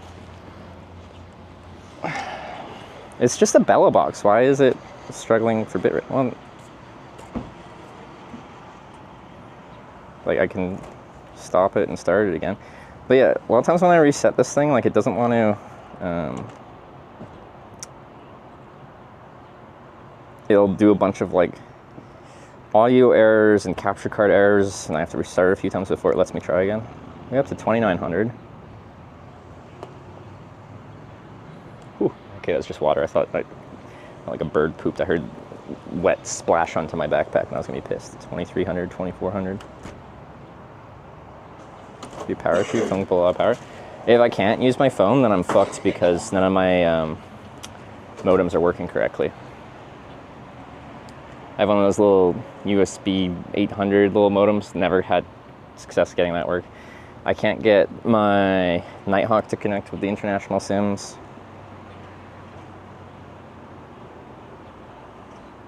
Is it 12 speed? Yeah, it's a 12 speed. 3x4. 3 front chain rings, and then 4 gears in an internal hub in the back hub.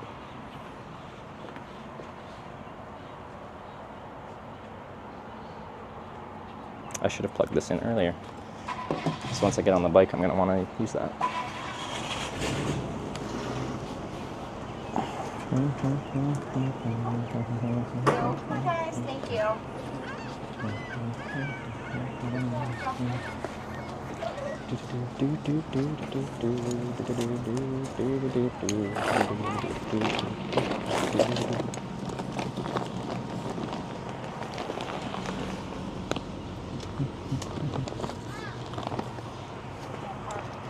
I'm gonna have to redo my tape job here. Oh. Maybe sooner rather than later. This one's spun around. Oh god. Now the bike's fault. I forgot that this one's screwed up. Why are you facing backwards? You gotta be facing the other way.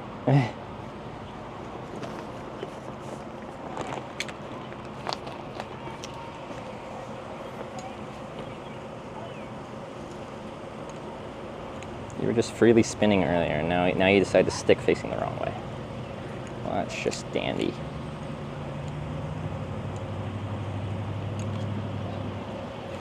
I just need to use better tape on these guys. Okay, I'm gonna have to fix that. Because I just used gaffer tape as a temporary thing to see how well it worked, and I like the system, but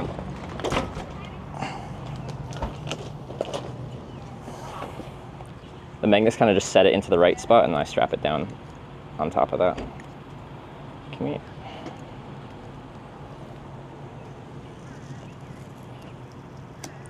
It's a very janky system.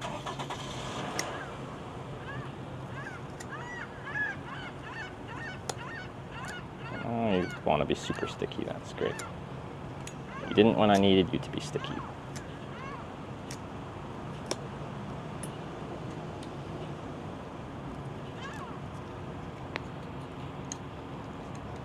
Is that too close together? Also, that's probably still too high.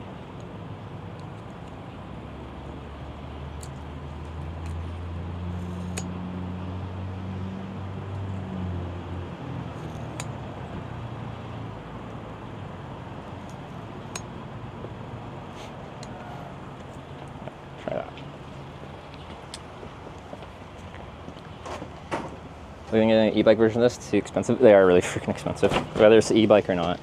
Bromptons are not cheap, and it hurt me to get this, but I've really wanted to incorporate hitchhiking and biking together, and this is the only way I can see it logically making sense, logistically.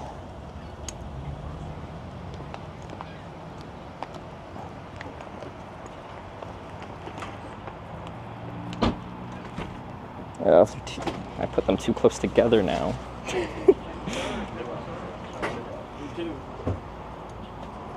I do this without taking this off again?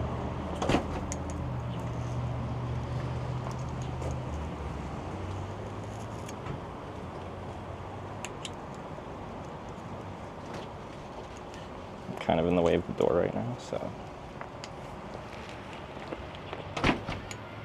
Okay, that's slightly better.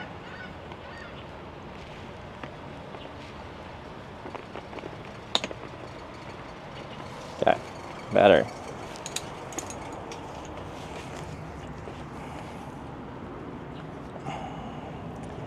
I just need to completely redo that tape with proper, like, waterproof gear tape.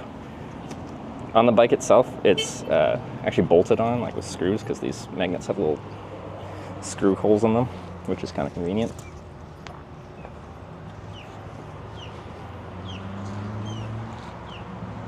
Oh, I don't trust you to not. This battery is too long for this bag, and it likes to just fall out for fun.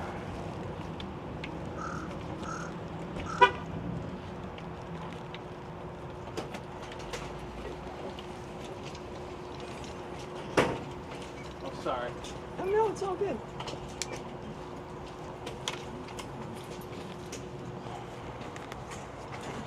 Hey.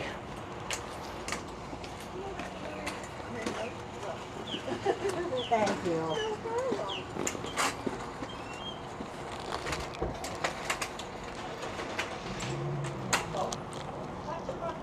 Gosh, well, no, I still got a decent amount of water.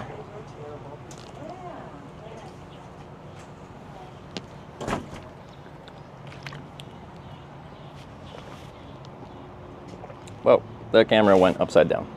Did not realize that. Sorry. Okay. Anyway, there's the bike setup. Oh, I gotta put the strap on. Then we're good. Okay, let's not fall over like that. I caught you. Thanks.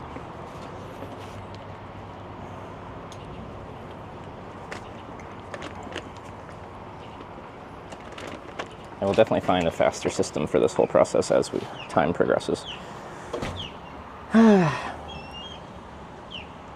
Open the compass while we blow some glass. Maybe something like that. It's getting bright. Let's go sunglasses time. Don't fall over. I need sunscreen too. I should pick some of that up while I'm in town. Maybe I'll hit the pharmacy or something.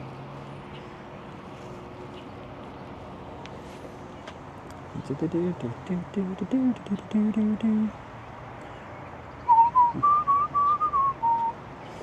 I need this on here. I'm a little bit concerned about the network if there isn't like Wi-Fi at the museum that actually is decent. Because sorry, I guess we're still doing stuff. The network's been pretty spotty in town. And part of that's just my stuff. I have some issues with how things are operating. And I've picked up multiple domestic SIMs to try and make them work, but they, in classic US mobile operator fashion, they have nice sneaky intricacies that make them not viable for what I'm using them for. Specifically because they don't want people using high amounts of data. Like no tethering rules, or locking it to a specific class of device, like an AT&T SIM that I can't put into anything other than my Android phone that they sold it to me in. And it also has no tethering. Well, now I see it is a bicycle. Now you know I wasn't lying. It's the real deal. Okay, that's not working. Sure. Will you fall out? Maybe. Well, consider you're gonna fall out. Well, I don't like that battery anyway, so if it falls out and it explodes, then that's okay.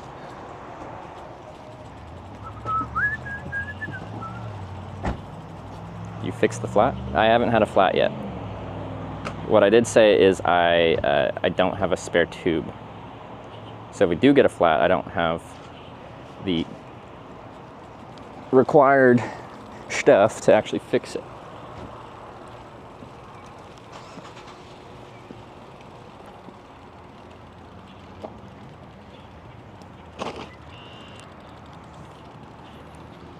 Okay. No repair kit either? No, like I got the stuff to repair a flat if I had a tube, but yeah, I don't have a patch kit. What's up? Yeah, I'm going to.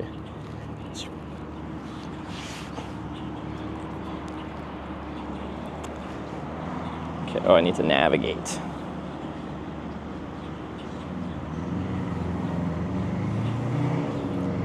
Okay, Corning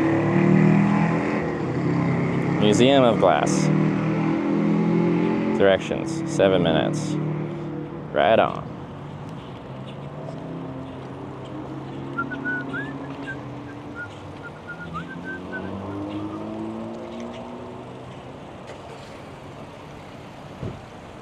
Feet, turn right onto Water Street East. Turn right onto Water Street East.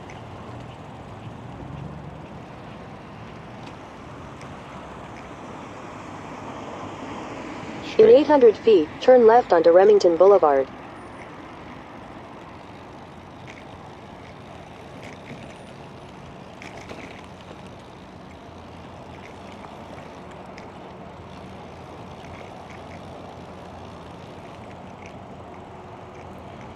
Battery balls bottle in the bag. Yeah, I could do that.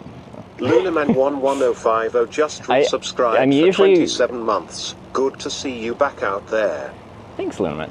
I'm usually very averse to putting anything with liquids into any of like my bags, whether it's like my hitchhiking backpack or my panniers while cycling or now this, because I've had some notable instances of, you know, fluid vessels failing in Turn bags, left onto Remington Boulevard, causing then everything turn right to get onto very New York wet. State Bicycle Route 17. So I just have this natural aversion to putting anything with water or liquid in general in a bag.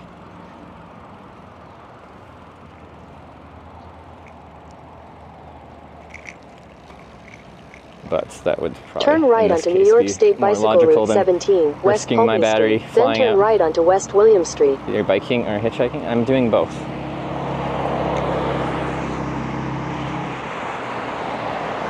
For getting around town, I have a bike to get around, which Turn right is actually onto West so William nice to have. But everything for distance. As far as like when I'm leaving Corning, going whatever direction I end up going, because you guys are deciding which direction I'm going, that will be via hitchhiking. And then we'll go wherever those people Continue take me. on And then West William when I get Street dropped for off, if 3/4 it's a of a viable mile. spot to hitchhike right there, then we'll just continue hitchhiking. If I'm like, oh, I want to hitchhike from a different part of town, or I need to get to the edge of town, or this is a better hitchhiking spot out there, then we hop on the bike ride to where we want to hitchhike again and keep going.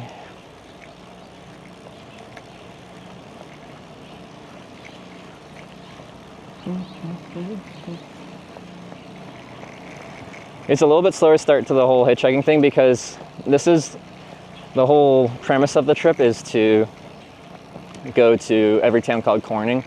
And this Corning actually has quite a bit going on, so we're kind of exploring the town a bit more than I usually do. If you've watched my stream long term, I'm probably more than most don't really stop places much, I just go. I'm always moving. But this time I'm trying to show this Corning off. And I'll try to show all the Cornings off. Just a lot of the other Cornings don't have that much to show off, so.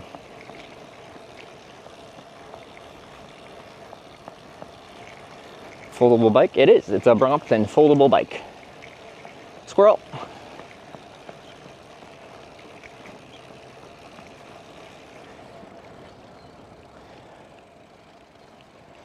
Stop start.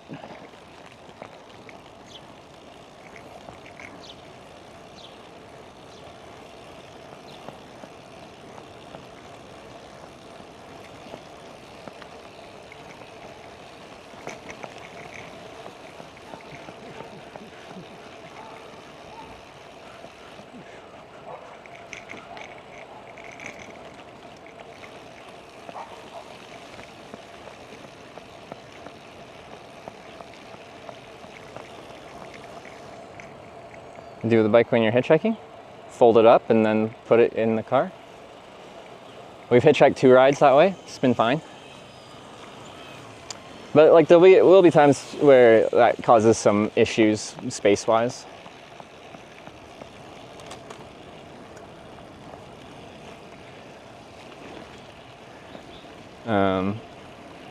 That's fine, like it's still logistically easier than hitchhiking with 2 people.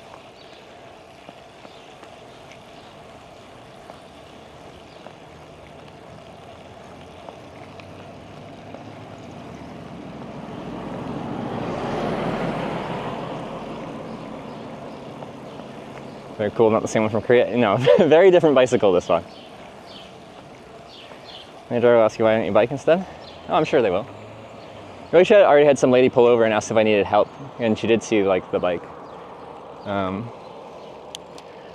like, yeah, I want to ride, but like needing help is a different situation. So I told her I didn't actually need help. I'm just going, and she's like, okay, have a nice day, and left.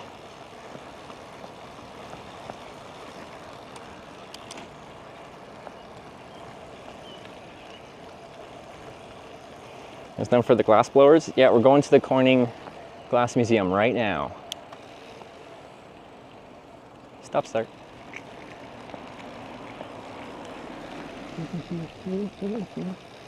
In 600 feet, turn right onto Bridge Street. Are you traveling through Ohio? Yes, our next corning is in Ohio.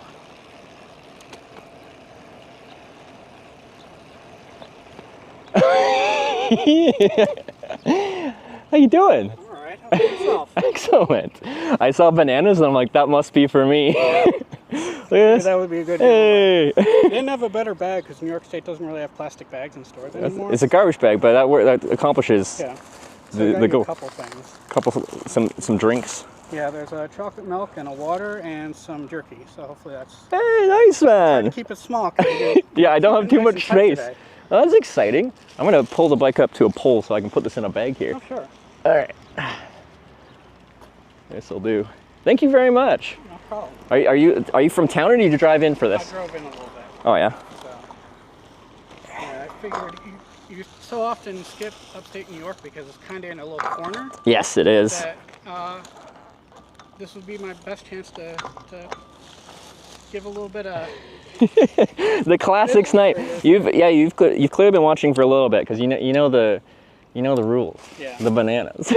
Been since before pandemic I've been watching. Yeah. So Okay. Yeah. It's been a while. It's been a while. I don't chat too often, but I try to.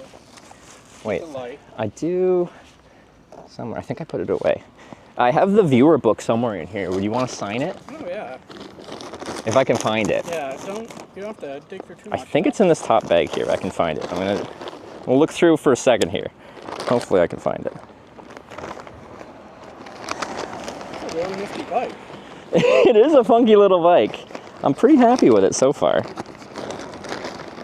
Its climbing capability is a little bit limited. The gear range is... Oh yeah, there we go. Book, and then I have a pen somewhere in here, I think. Or did I keep leaving it in here?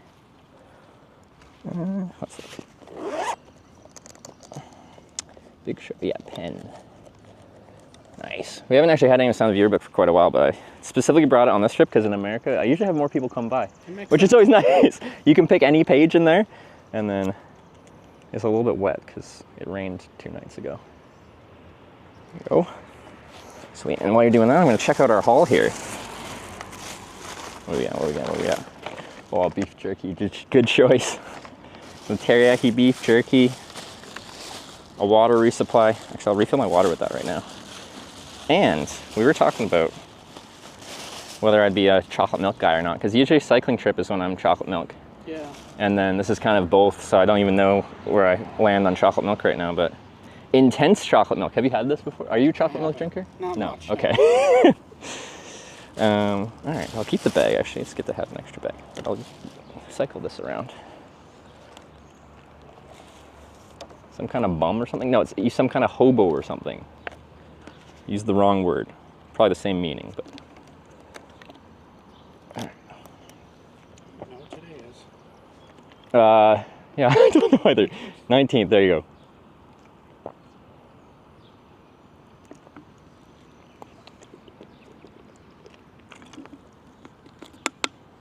A lot of viewers along the way. I'm impressed how filled up this book already is. Yeah, the first time I used that was in, when I cycled through the US, I think was the first time, from Key West to Raleigh. Okay. I picked that up, I think somewhere in Florida. And then I've been trying to bring it like sometimes it gets forgotten about, like we didn't really use it in Korea or anything like that, but I also have less viewers come by, so I think about it less. But I'm like, oh, I'm going to America, I need to bring the book. It's like the cards, you only think about it when it's not. I know. I can't show you all this because initially the thought was everyone would use their screen name and I could show everyone this, but some people use their actual full names, which now makes it like personal information. I did both, so I'm extra problematic. There you go. Do you want to say what your name is, or you want to keep it anonymous? Yeah, I'm Dr. Yellow on there. Dr. Yellow? Yeah. All right, man. Well, I really appreciate you coming by. I appreciate all the entertainment you give. Hey, man. That's awesome. You made some great choices, and now I'm fully locked and loaded. I got full water resupply, chocolate milk. I haven't had any chocolate milk yet, so that's exciting. And some bananas. Hopefully I don't crush the bananas. I have a tendency to do that when I'm biking. Do you want to take the other bottle for you so that way you don't have to fit it in somewhere? Yeah, if you don't mind actually taking, now that I've emptied this guy out. Yeah. Oh, wait, I'm just going to finish it. Might as well. Stay hydrated.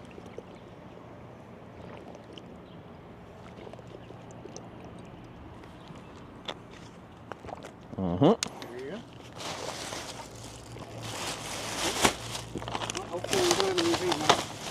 been there. It's been years and years ago, so I don't know what. The museum? Hopefully it'll be a good time. Like, I think I'll find it interesting. I'm just concerned because I have network issues randomly around town here, and once you're inside, it gets worse. So I'm just hoping the stream works. Someone already called and they said this, they let people stream in there. You just can't use a tripod, which is fine. So, because that's one of the big things in museums, especially, is they don't want, people just filming in there. I guess because they want people to come to the museum, not just watch a video of it. But they'll get 2,000 people's interested in stuff like that. See, hopefully, yeah, it's good advertising. At least I think it is. Hopefully they feel the same way. I forgot to put this in here too. All right. Sweet. Out of curiosity, do you watch other travel streams? Like, are you a travel watcher or? Occasionally, but you're definitely the one that got me into it. So Oh, nice. You're the one I've watched by far more than any other. Yeah. Now, I'm always curious when someone watches my stream if they're like into all the other different travel streams, or if, I'm a one-off. But no, it's interesting. I try to watch Sarah's some, but the timing never really works out. The time zones are killer. Yeah. So like, there's 3 major time zone regions. There's like NA, EU, and Asia. And each one of those, I have like a pretty distinctly different viewership, like different people watching, because the time zones, they work for some and not for others. Oh, and one more thing before I forget, because I didn't have a good chance to explain it in text. Yeah. When you asked about the city thing, it's like a status in New York State, so it's like something they basically apply for. Oh. So it's not really like something has to be a certain size. Like there's a 3,000 person city. Yeah. And there's like a board that decides whether it deserves the recognition of a city. Troglodyte guy just resubscribed for 14 months. Yeah. Hitch banana. It's really boring to get into the details of. Okay. No, it isn't, because it's 10,000 people. Most places this would be a town. Yeah. But it's interesting that Especially it's weird because there's like 4 sort of city-ish things right in a row that are about the same size. Yeah. So. Yeah, there's a little cluster here. Okay. Well, there you go. All right, again, I really appreciate you coming by. It's nice to meet you. It's wonderful to meet you too. And I'll be looking for you in chat. Username one more time? Dr. Yellow. Dr. Yellow. I think I recognize that, so sweet. All right, man. Well, happy travels. Thank you.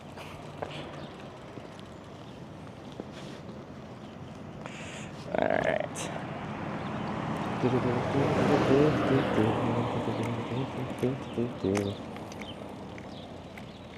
Troglodyte guy, thanks for the 14-month resub. Oh, these batteries, like, very much Turn dangling right onto awkwardly. Bridge Street, then turn left onto Riverside Drive. Bridge Street? Yeah, I got a bridge over water on Bridge Street?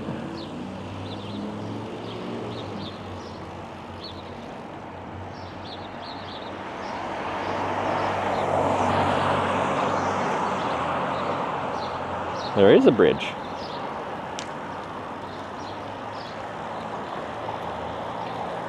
Turn left onto Riverside Drive. Oh. Thought I was going to go across the bridge. We're turning left.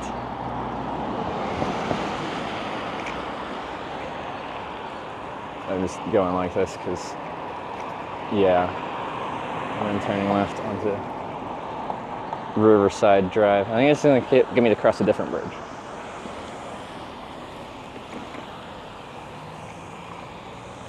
In 800 feet, turn right onto Museum Way. Oh, sorry. I need to get used to this. I'm not used to having the camera like that. My bad. Stop, start.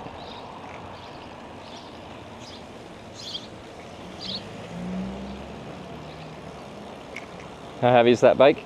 The P-line is advertised at 23 pounds, I think.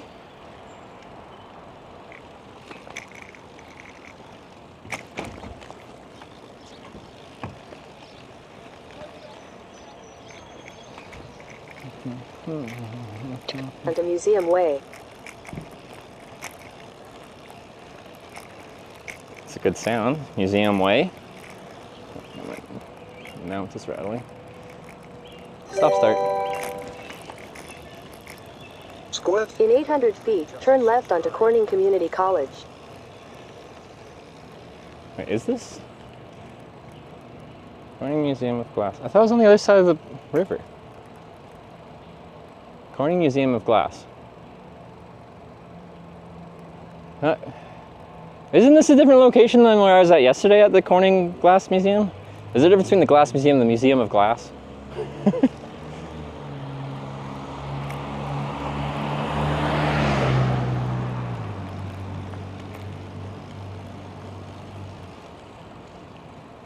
Alright, museum parking. Turn left onto Corning Community College, then your destination will be on the right. Wait, that's a one-way, isn't it? Or is it two-way? Yeah, no entry. The sign says turn left, but it means turn left up here. Now just keep going straight. Me just go straight? Not here?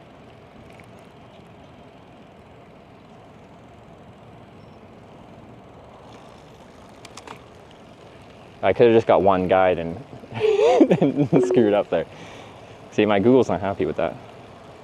North side of the river. Yeah, I'm on the south side, aren't I? U-turn, then turn right. Okay, I'm gonna look at the map here. What am I doing? What is going on? It says it's the museum. Okay, exit navigation. No, yeah, no, okay, we're on the north side. Wait, I crossed. Did we cross the bridge? I'm confused.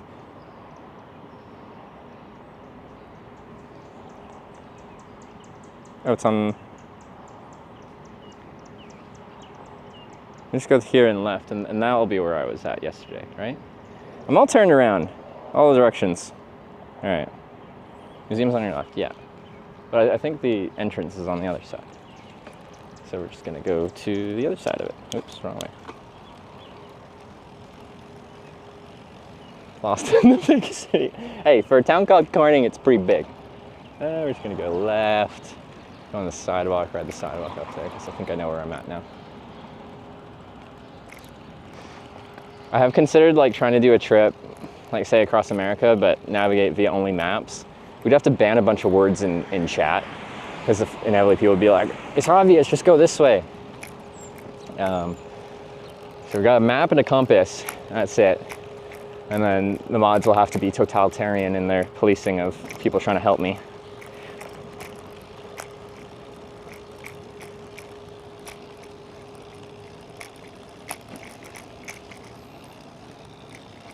I need to tighten the mount, it's loose. I can hear it rattling. You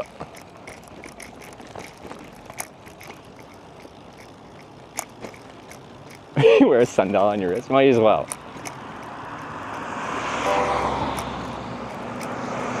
Vitamins 189 just resubscribed for 41 months.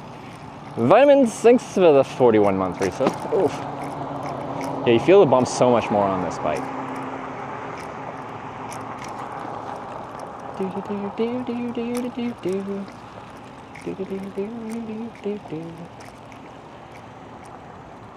All right.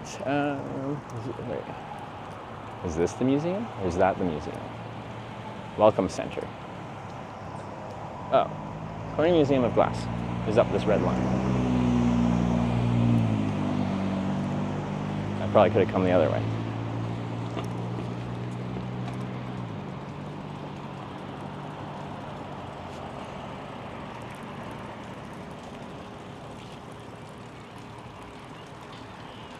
All right, so this is the big draw for this town up here.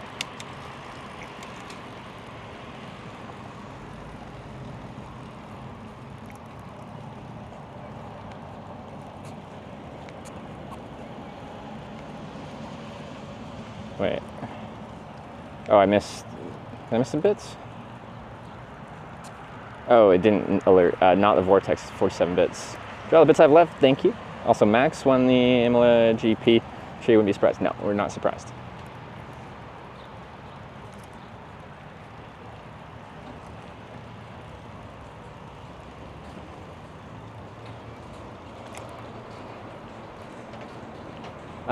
So I'm curious if they'll let me like leave my stuff somewhere, because I'm certainly not going to leave all this stuff just out front.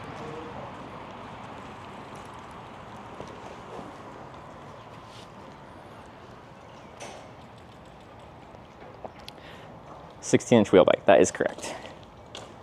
Ooh, the magnets came undone. Danger.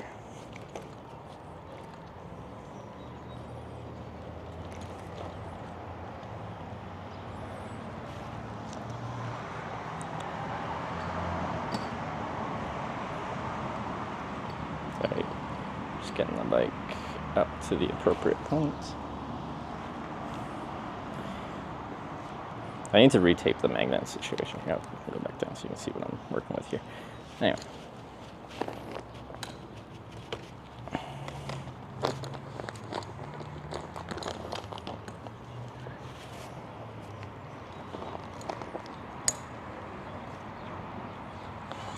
Oh yeah, I keep forgetting about these straps.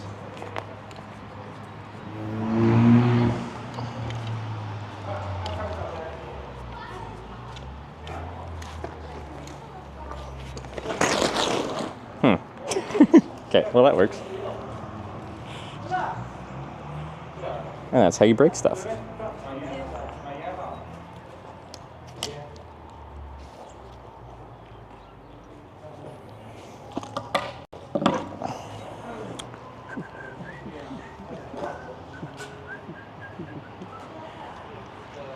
Okay, water out.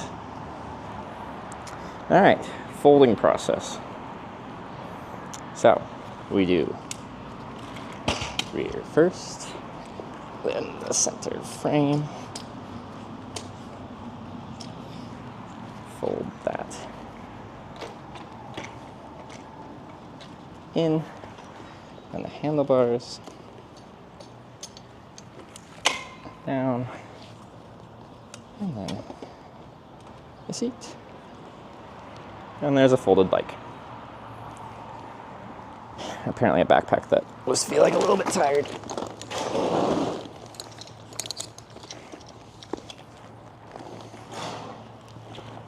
Oh, I gotta change these straps. They're very loose right now.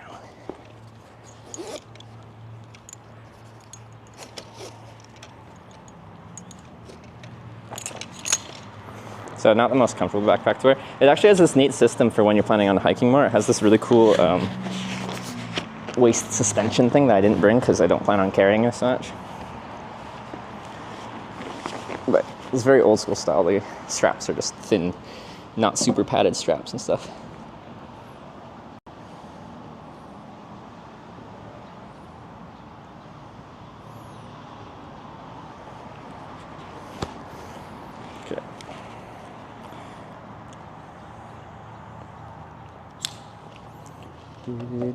So apparently someone called yesterday and said they allow streaming, just not with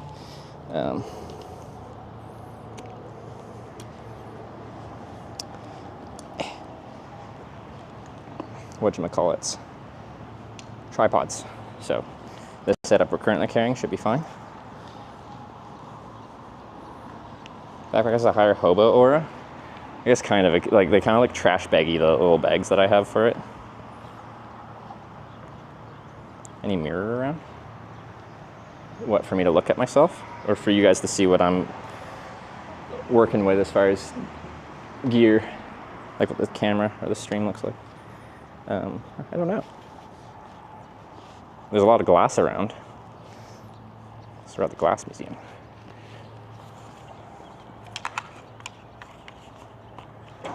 Okay, might chat away while I walk in here.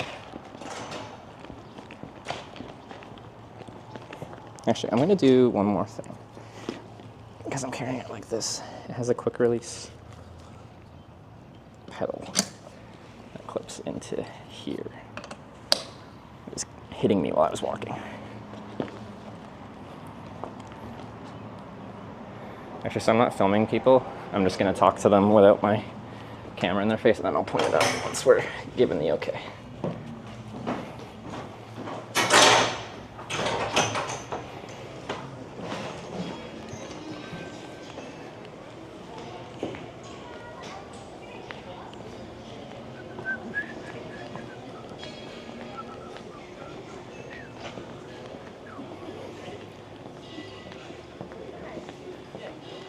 Hi, how you doing? Excellent. I'm looking to check out the museum, if possible. I don't know the process here. So if you purchase admission, yeah, you can get into all of our galleries and live demonstrations. Okay. We're right here. Yeah. blue are the galleries. Okay. Upstairs is our Science and Technology Center, and then in these theaters here you can see live glass blowing. Oh, cool. And these are the scheduled times. For the Typically- live, Yes, yeah. for the live shows. And we typically recommend about 2 hours to go through the museum. You can Yeah. always spend more time.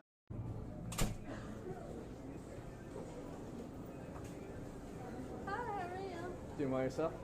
Store some of the stuff. I'm traveling with this backpack and this Yeah. fold-up bike, and I don't want to leave it out on the street. Yeah, we have like coat racks.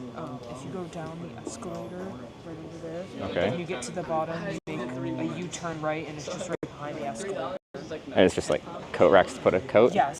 Yep, there's shelves as well. Okay. Okay, cool. Yeah, that should be fine.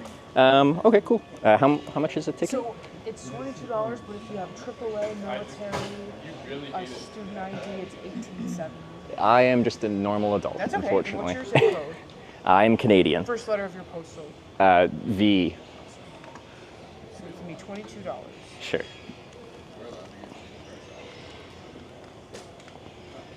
And then that's your ticket. You just stick it on anywhere visible. That'll get Sweet. you to everything. Go ahead and use the card.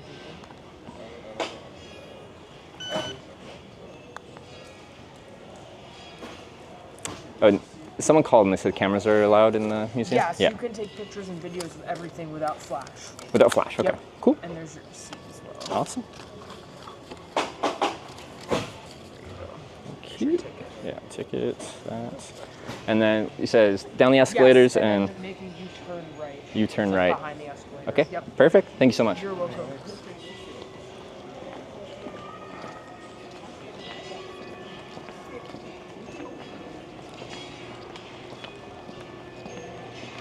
I'm going to adjust the camera here one sec.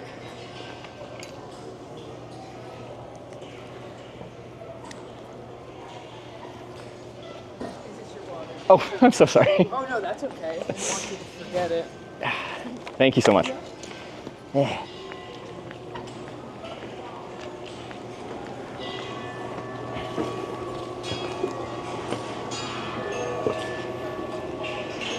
Can't do this with a normal bike.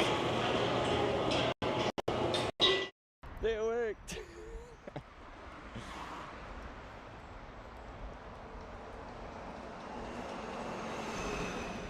See, but like that was like he put work into that because he like wrote out that sign and everything.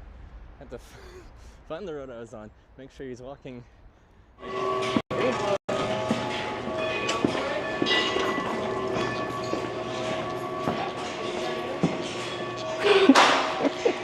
A coat rack.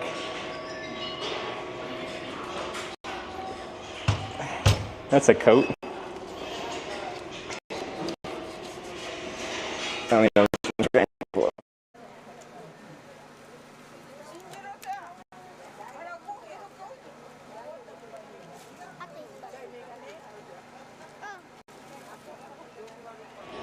Of course.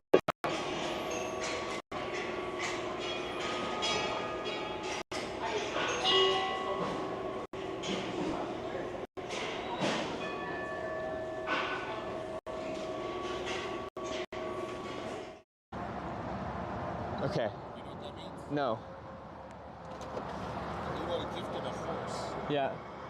Don't look if it has good or bad teeth. It's a free horse. I've just gotten stuck before, so. Okay.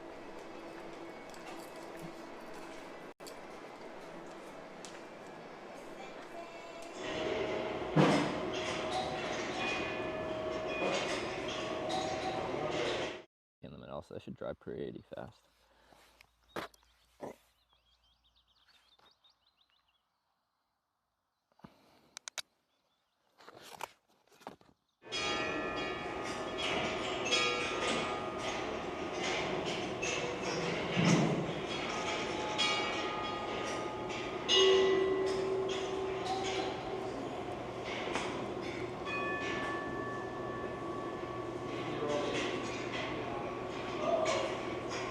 What? Chrome is being updated? Why the fuck are you? So, super on the down low secret. Me and Trevor used to date, but now we're just friends. We dated when I lived in Kelowna and now I don't anymore. That's it. It is what it is.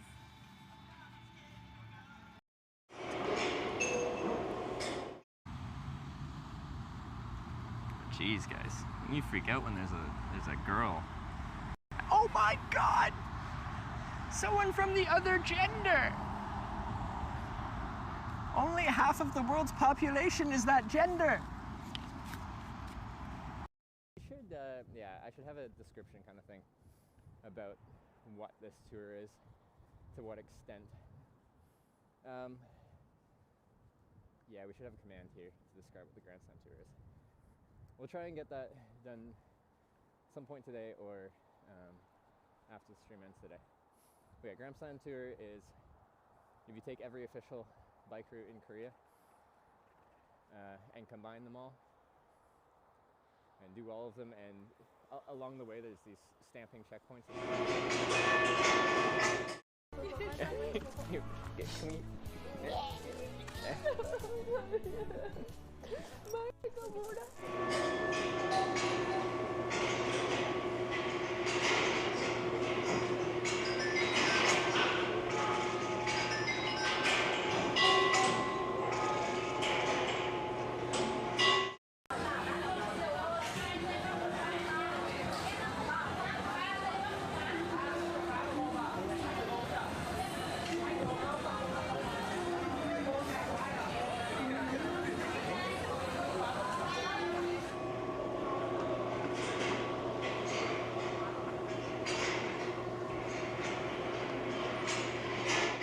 Brenda.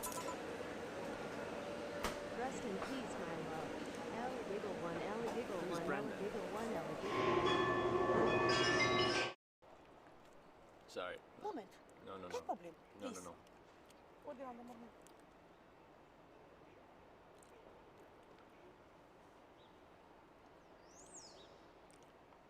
No. No.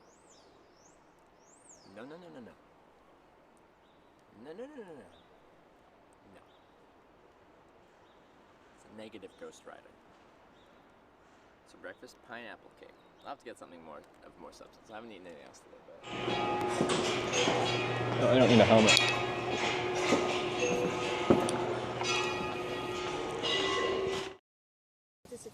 Okay. Yes. Like we can travel. Yeah. Yeah. Well, yeah, you certainly can if you free accommodation, free food when you're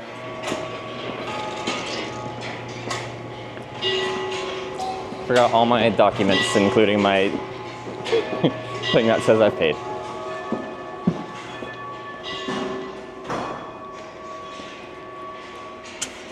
There we go.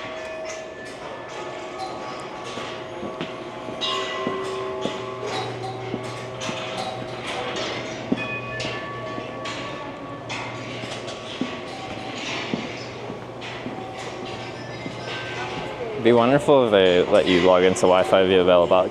Because most public Wi-Fi's has like a login splash page.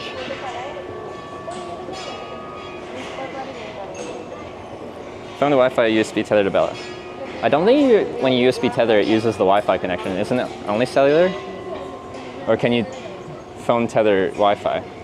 I don't think it works like that. Correct me if I'm wrong.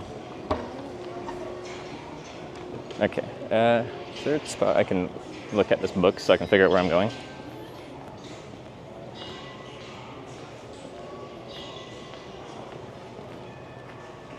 High water level. Hey, this is the flood they were talking about. That is really high. Jeez. Okay. Think you can?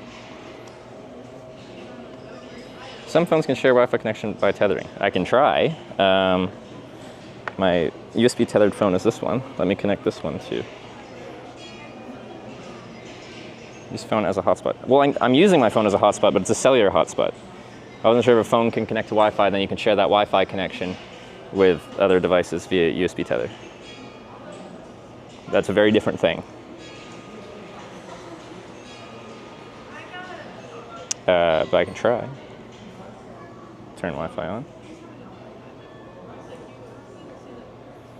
Glass app and free Wi-Fi. Okay, I need to stick this on me somewhere. Right here. Samsung phones too? All right, well, we're about to find out. I'm connected to the Wi-Fi from here.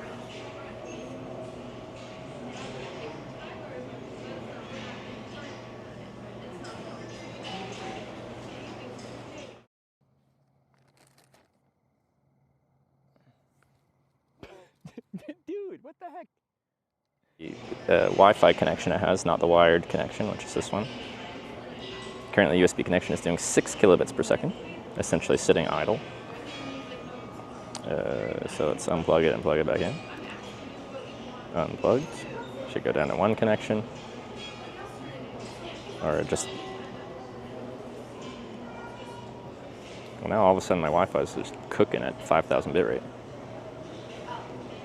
We are by the window, so... What? USB tethering.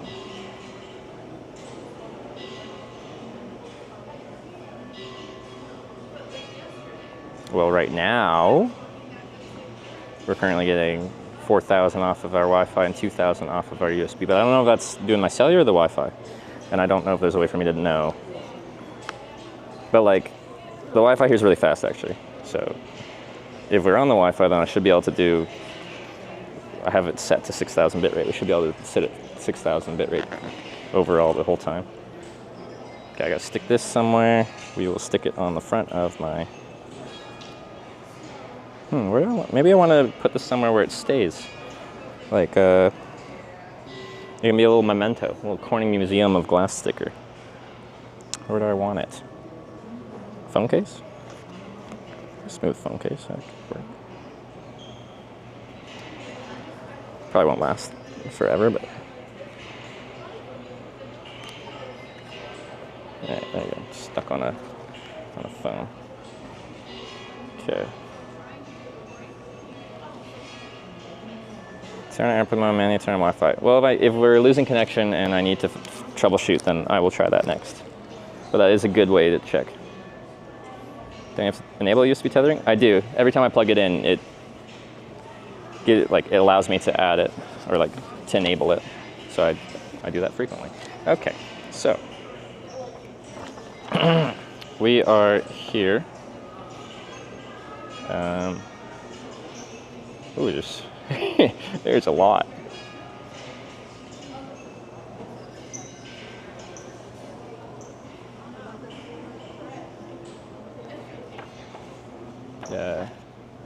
I'm probably just gonna aimlessly wander, honestly. Wait, this, like, I forgot the sticker has to be visible. I'm silly. Alright, it's kind of visible. Okay. Alright.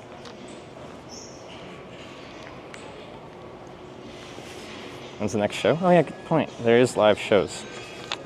What time is it? 10:50. Ooh, 11 a.m. There's a 3 amphitheater hot shop. Maybe I should do that. Where's amphitheater? Why is that a hard word to say? Amphitheater hot shop.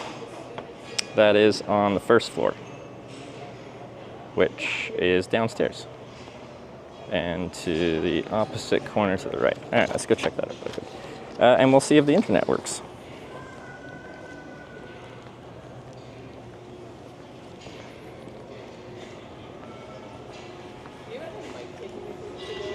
Place to host TwitchCon?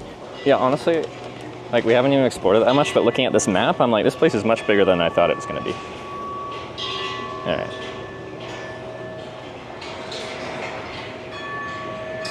Look at this gift shop.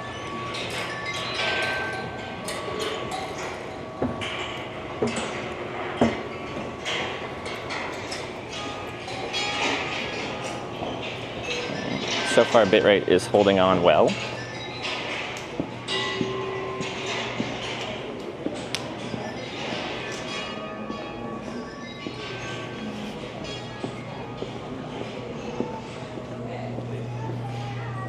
What do you guys think? Should we get some really fancy, shiny glass and bring it to Corning, California with us via cycling and hitchhiking?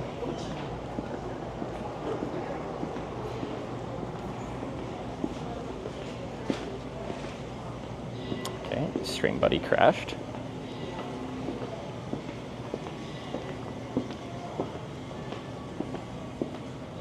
That's a challenge. That can be the challenge. Can we make it there without breaking our delicate fancy glass? So yeah, this is next at 11, so it's 7 minutes.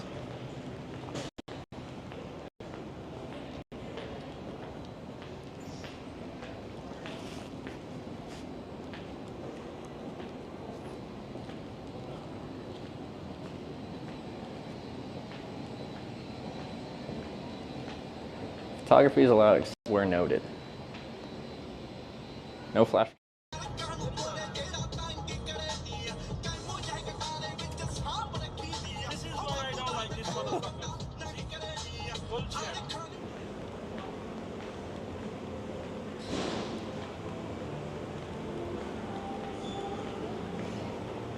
A lot of people are getting ready.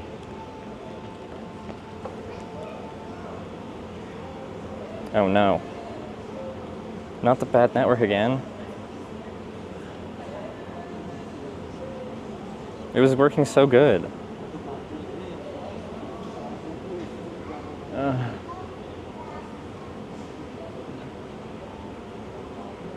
Now we have 600 bitrate.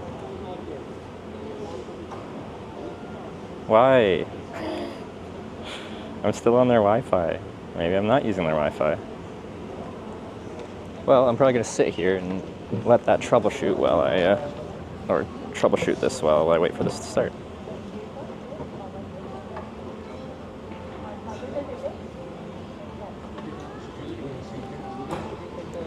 Just the hallway. I know, but it's not come back to like the 7,000 bitrate like we had before. So things have changed drastically. Okay, I'm gonna turn cellular data off on this and see if it actually is doing Wi-Fi. Let's see.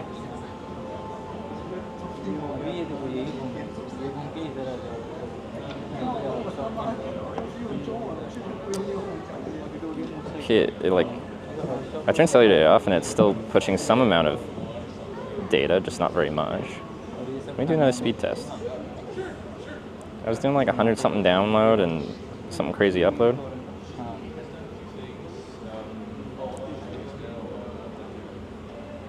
Okay.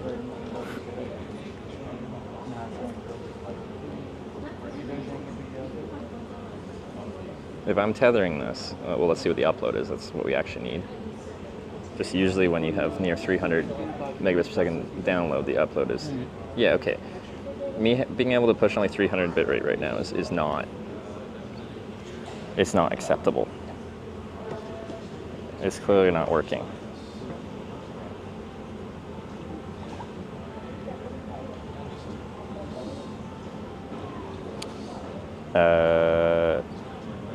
I guess let me unplug it and plug it back in before things start.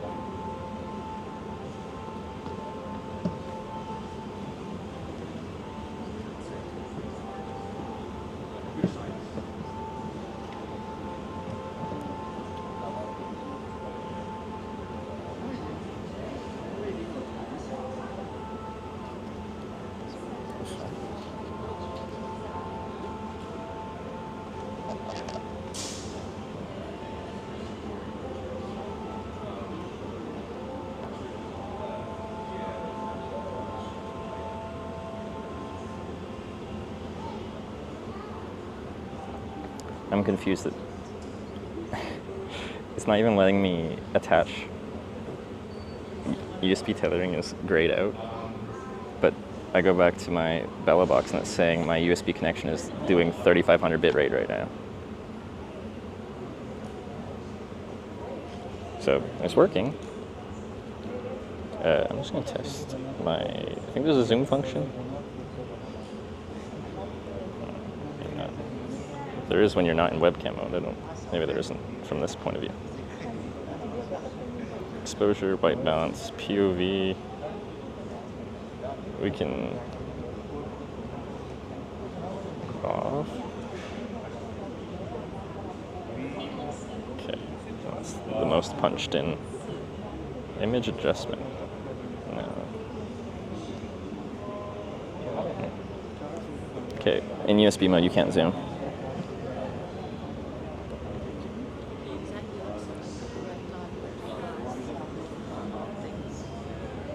Bell's controller won't let me modify? Well, it's just weird. Usually my phone won't share a USB tethered connection unless I tell it to. But right now it is without me telling it to. Like, yeah, it's doing 5,000 bit rate from the tethering off their Wi-Fi.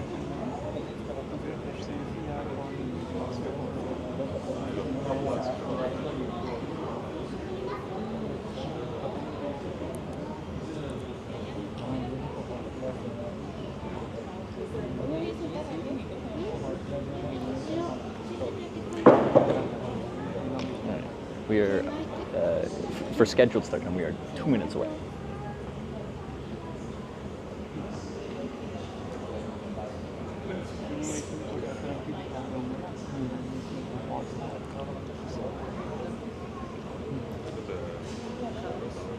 I want to go like right up to the glass, but of course that would be rude because we're all sitting down politely and I would just block everyone's view.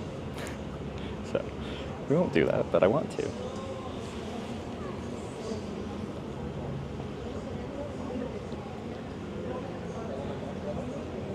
And this is where action cameras are definitely not the best. Well, I could switch to a cell phone really quick.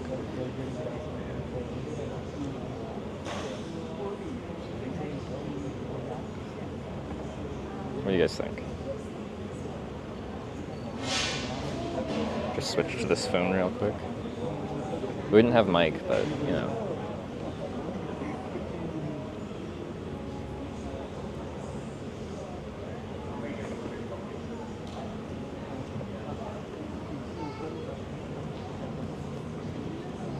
Pip with phone?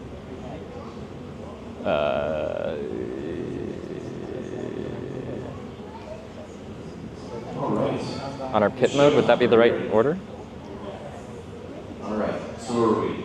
Welcome, thanks for joining us this morning. This is Manny, and Manny's going to be our glass maker, going to make something nice for us. What do you say we start off by welcoming Manny to the stage? Let's give him a little round of applause. Thank you. My name is Michael. I'll explain the process. I'll help Manny out along the way as well. But if you have questions, let me know. I'd be happy to answer those too. But Manny's getting started. He's collected some clear molten glass out of our melting furnace. That furnace holds about 1,000 pounds of glass. We like to start with clear, colorless glass so we can add whatever color we want. So we can purchase glass color. It's commercially available, and we roll through small pieces or crushed up shards of glass color, and those pieces stick and melt in smooth. So this is a fast and easy way to apply color. We call it frit. Now, the color that we're using is manufactured in Germany. There's a company there that's been making glass color for a couple hundred years. They make the colors by adding different metal oxides and chlorides into the clear glass recipe.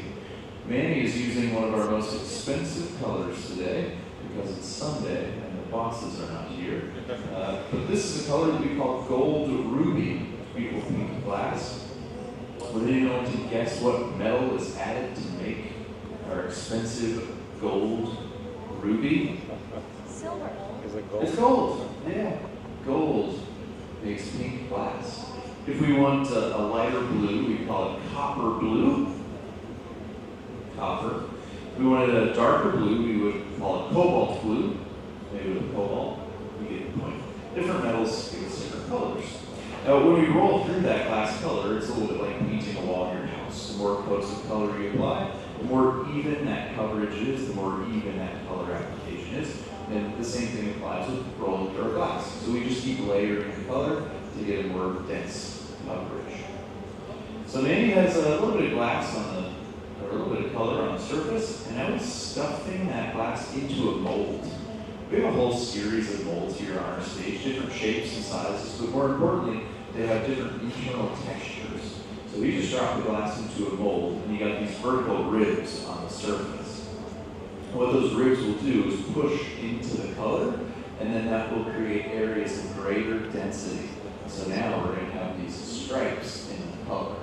This will be more apparent as we start deflating this and making this into a larger object, but for the time being, it is going to be a little bit tough to see. But we will have these vertical stripes in our color. So we just have these vertical stripes right now, and so far this is also solid. It's still not inflated at all. So they'll start to inflate this shortly as well. But it looks like he's planning to affect this a little bit more. He's starting to twist up the texture so you can grab onto the glass and turn the pipe. And those vertical ribs twist up. So now we'll have a twisted striped pattern in our glass. So that little bit that he cuts off, we'll recycle that, but we won't put it back into our melting furnace here. If the glass is clean and clear, that's what we would do. We would recycle it by putting it back into our furnace. But this glass that has color can't go back into all of that clear, otherwise we start to change the color. So instead, we do work with a local company that takes our glass straps and they grind those up and they mix them into concrete and asphalt. So it becomes filler in construction material, it becomes filler in concrete. So that will get recycled later. But now that Mandy's twisted that up, he needs to keep the glass so he can start inflating. So we have the glass on the end of a hollow stainless steel pipe. So he can blow into the pipe and that air will push into the soft glass. So before he does this, he'll just do a little bit of shaping to make sure that that glass is round and uniform, because the shape of the glass now will impact the shape of the bubble that's formed. So he'll blow into the pipe. If you watch closely, you might be able to see the glass start to grow and expand. We trap the air with our thumb, and then we rely on the air pressure, but also the heat to cause that air to expand and push into the glass. So there it goes. I just saw it get a little bigger. Did you see that? Yeah. That was glass blowing.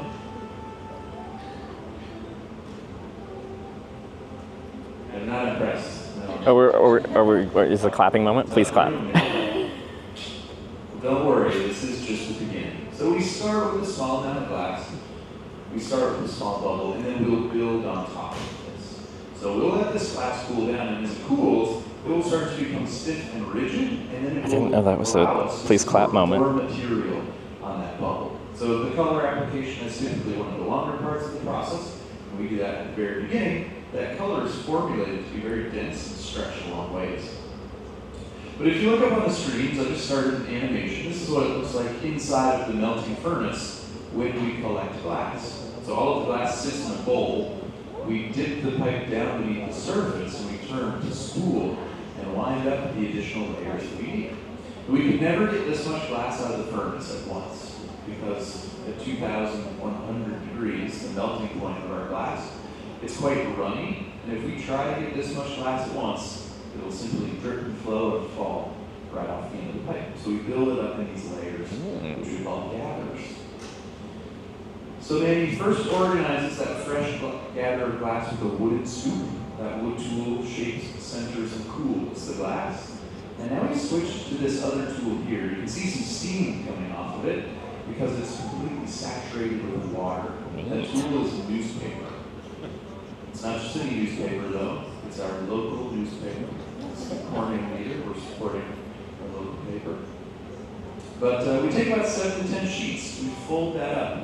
We soak it in water, and then the water will turn to steam, and the glass glides on the layer of steam. And that's what allows us to use the wooden scoop as well without catching on fire. Neat. So the wood tool, we'll use that for a couple of years before we have to replace it. The newspaper, we use it for about a week. And what happens is not even we're burning it up. Pretty good use of newspaper. Because it's wet paper. So eventually it just starts to tear and fall. I thought it'd be a single-use thing. Actually is not long for the world. We'll probably replace this. Maybe even today. But as long as we keep those tools soaked in water, they do work quite well. Ooh. But Mandy heats the glass back up. When we use these wet tools, we are cooling the glass down, and when it's just out of the heat source, it's cooling all the time also. So we have a secondary furnace on the left side that's a reheating furnace. As long as we keep reheating the glass and keep it hot and soft and malleable, we can just keep working. So you'll see Mandy back and forth between the workbench and the I wonder how many watts these furnaces draw. The reheating furnace is also right. They're pretty big. They probably draw a ton of power. But that furnace we can turn off at night. The melting furnace, it stays on all the time, 24/7. This furnace in March, that was 1 year in March that this furnace has been on. But the furnace that we had previously ran non-stop for 8 years. It's a pretty impressive piece of equipment. But we have to keep it hot because we blow glass 361 days out of the year here at the museum. And it just makes I'm sorry, I know you probably can't see very well. An action camera is not ideal for this. It takes about an hour to warm up the water. So we'll turn it off. Wow.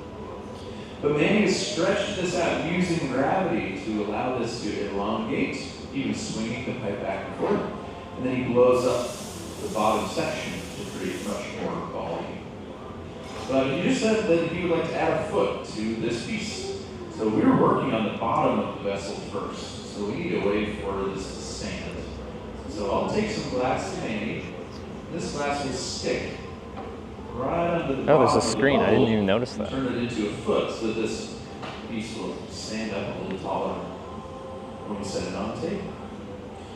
So hot glass sticks to other hot things. I deliver this fresh gathered glass. We wind it around the bottom, and he'll start to turn this into a foot. Now, this glass I have, I managed to touch it where it's thin. It cools off quite quickly where it's thin, but also just continues to drip towards the ground. So that's why it's so important we turn all the time.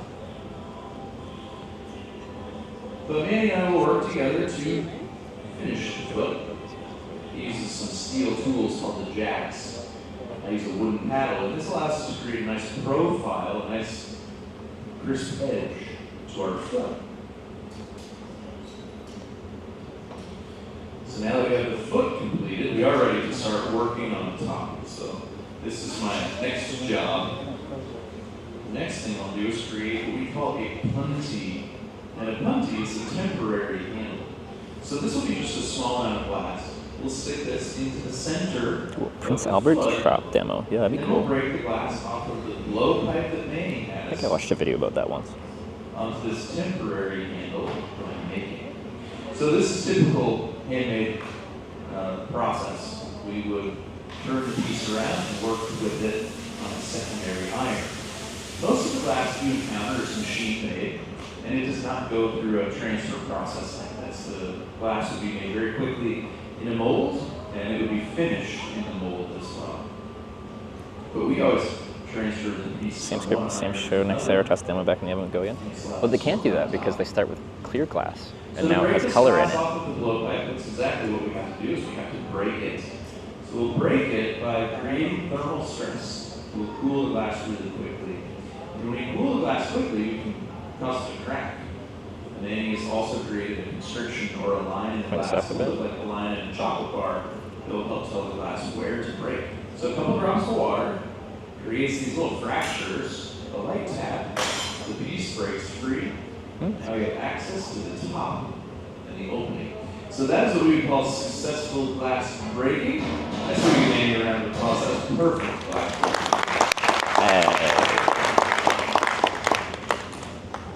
I would bet that a lot of you have broken glass before. I bet you did not get a round of applause. But we like to celebrate that. At a bar you might. When we first started learning how to be glassmakers, we pretty much ruin everything in that moment. We don't use thermometers. If the glass gets a little too cold and we try to break it, it will shatter, just like if you drop a glass in your kitchen at home. So the timing and temperature is really critical, but because we don't use thermometers, we're just guessing a lot when we first start learning. But we have no frame of reference, so we're guessing incorrectly and breaking things all the time. But when you've been blowing glass for 27 years, like Manny has, that transfer goes very smoothly. But this is a good time for questions. We have to warm up the top and re-soften it. Oh, do we have questions? Guys, quick questions. Yeah, all the way to the top. Be real loud for me. Yeah.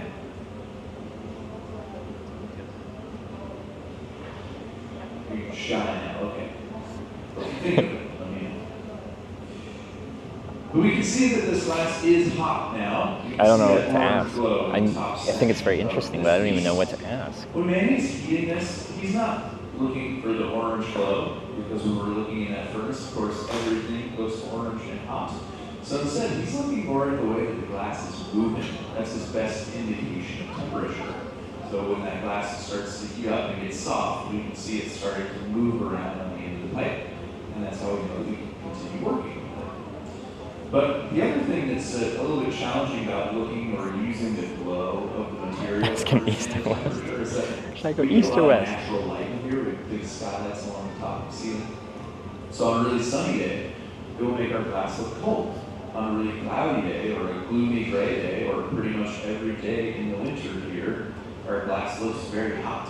So looking at just the glow isn't always super reliable.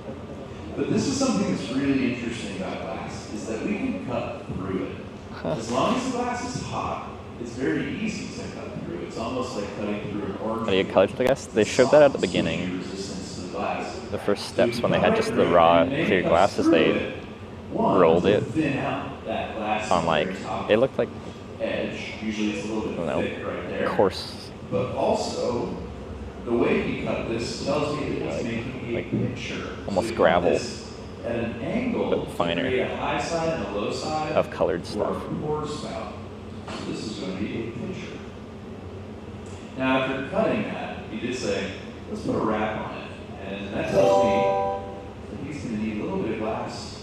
It tells me how to shape up that glass. We'll wrap this around the very edge of that pour spout. So we call this a lip wrap. It's the lip of the vessel. We're going to wrap some glass around it. Lip wrap. That's why they put glass in the concrete and asphalt.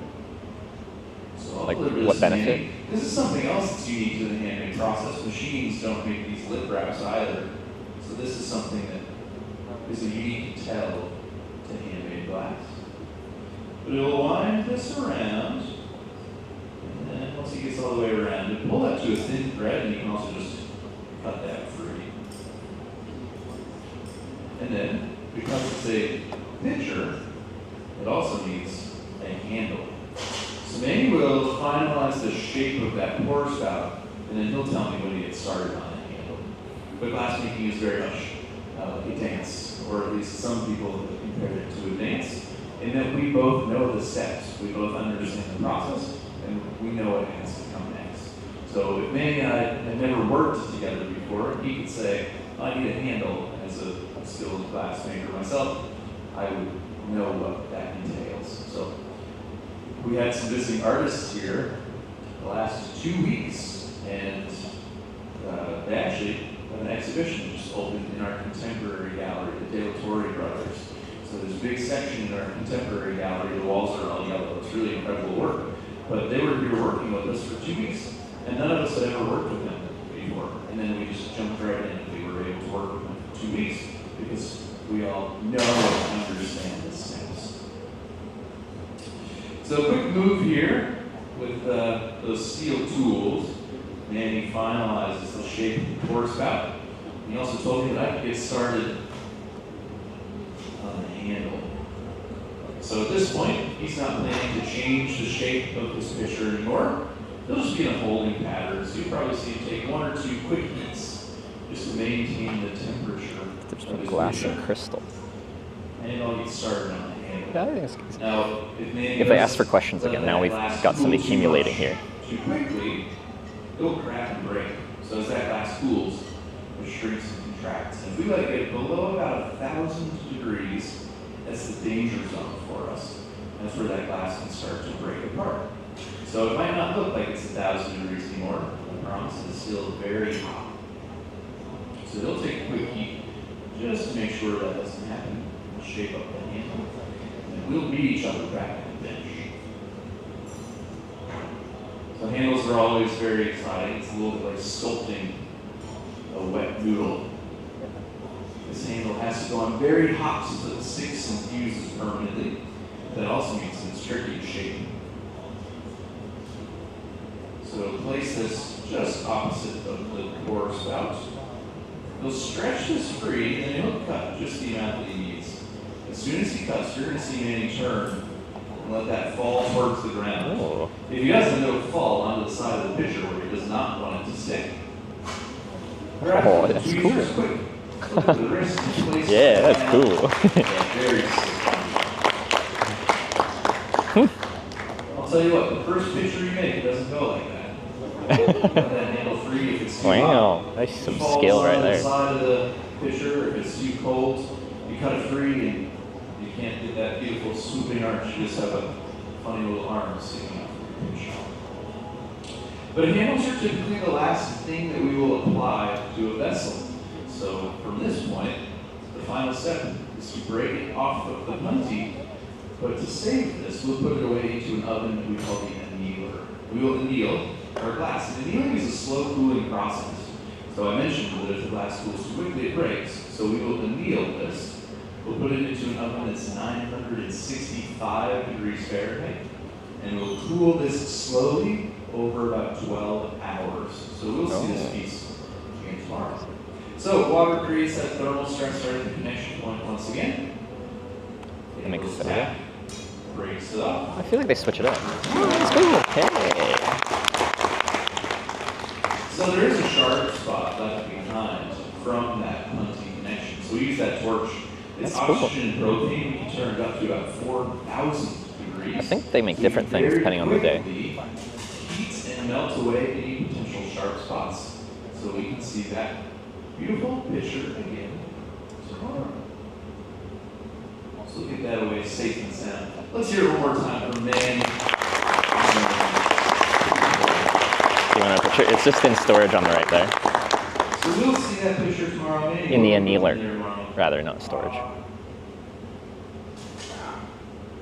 Lemonade. Lemonade, good choice. It'll look like pink lemonade. Kool-Aid. Fun fact, Kool-Aid was invented in my hometown. Anyone know where Kool-Aid was invented? Hastings, Nebraska. There you go. You're going to forget that in 5 seconds. Are there any final questions? Yeah. Is there a difference between glass and crystal? Like when you see something, it's like, this is crystal versus this glass. Is that the same thing? Yes, there are differences between glass and crystal. So, probably. Probably, okay. A lot of times it will be referred to as lead crystal. Yeah. And that means that lead oxide was added into the clear glass recipe. So we're using a category of glass that we call soda lime glass. It's the most common kind of glass in the world. Bottles, windows, jars, it's all soda lime glass. The ingredients, silica, that's sand. 70% of our recipe is silica. 20% soda ash, it's a flux that lowers the melting point. And then 10% limestone. Limestone stabilizes the glass recipe. Without it, glass would be water soluble. So that's the formulation for our glass. Windows, bottles, things like that would have less soda ash because then it cools down faster. So we want our glass to stay hot for a long time so we can work with it. But in manufacturing, you want glass to cool very quickly so that it doesn't change shape. So you can change the ratio of ingredients, that changes the properties, but then you can also start swapping out ingredients. So instead of soda ash, for crystal, they would add lead oxide. Okay. And that makes it more sparkly and more brilliant, which really lends itself to cutting and carving. Because then when you cut through it, you get these beautiful, kind of rainbow optical effects. Cool. The other thing is that when you add lead to the glass recipe, it actually makes it a softer material.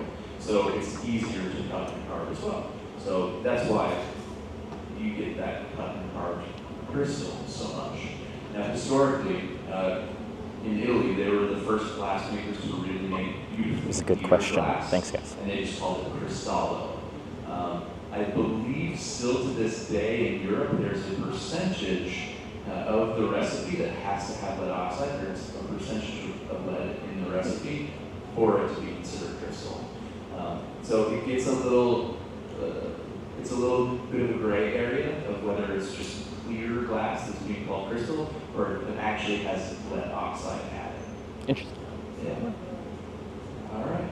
Well, that'll wrap it up. If you have other questions, please feel free to stick around. Otherwise, there's a lot to do and a lot to explore here at the museum. So enjoy your day. Thank you so much. I'm holding stuff. That was a very thorough answer. I like that. Cool. Oh.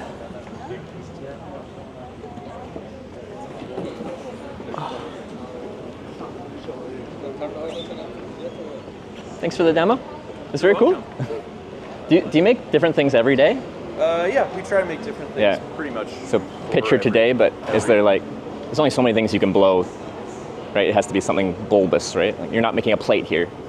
I mean, we can make all kinds. We'll try to make different things pretty much for every demonstration. But that's not glass. Like a plate wouldn't be blown, right?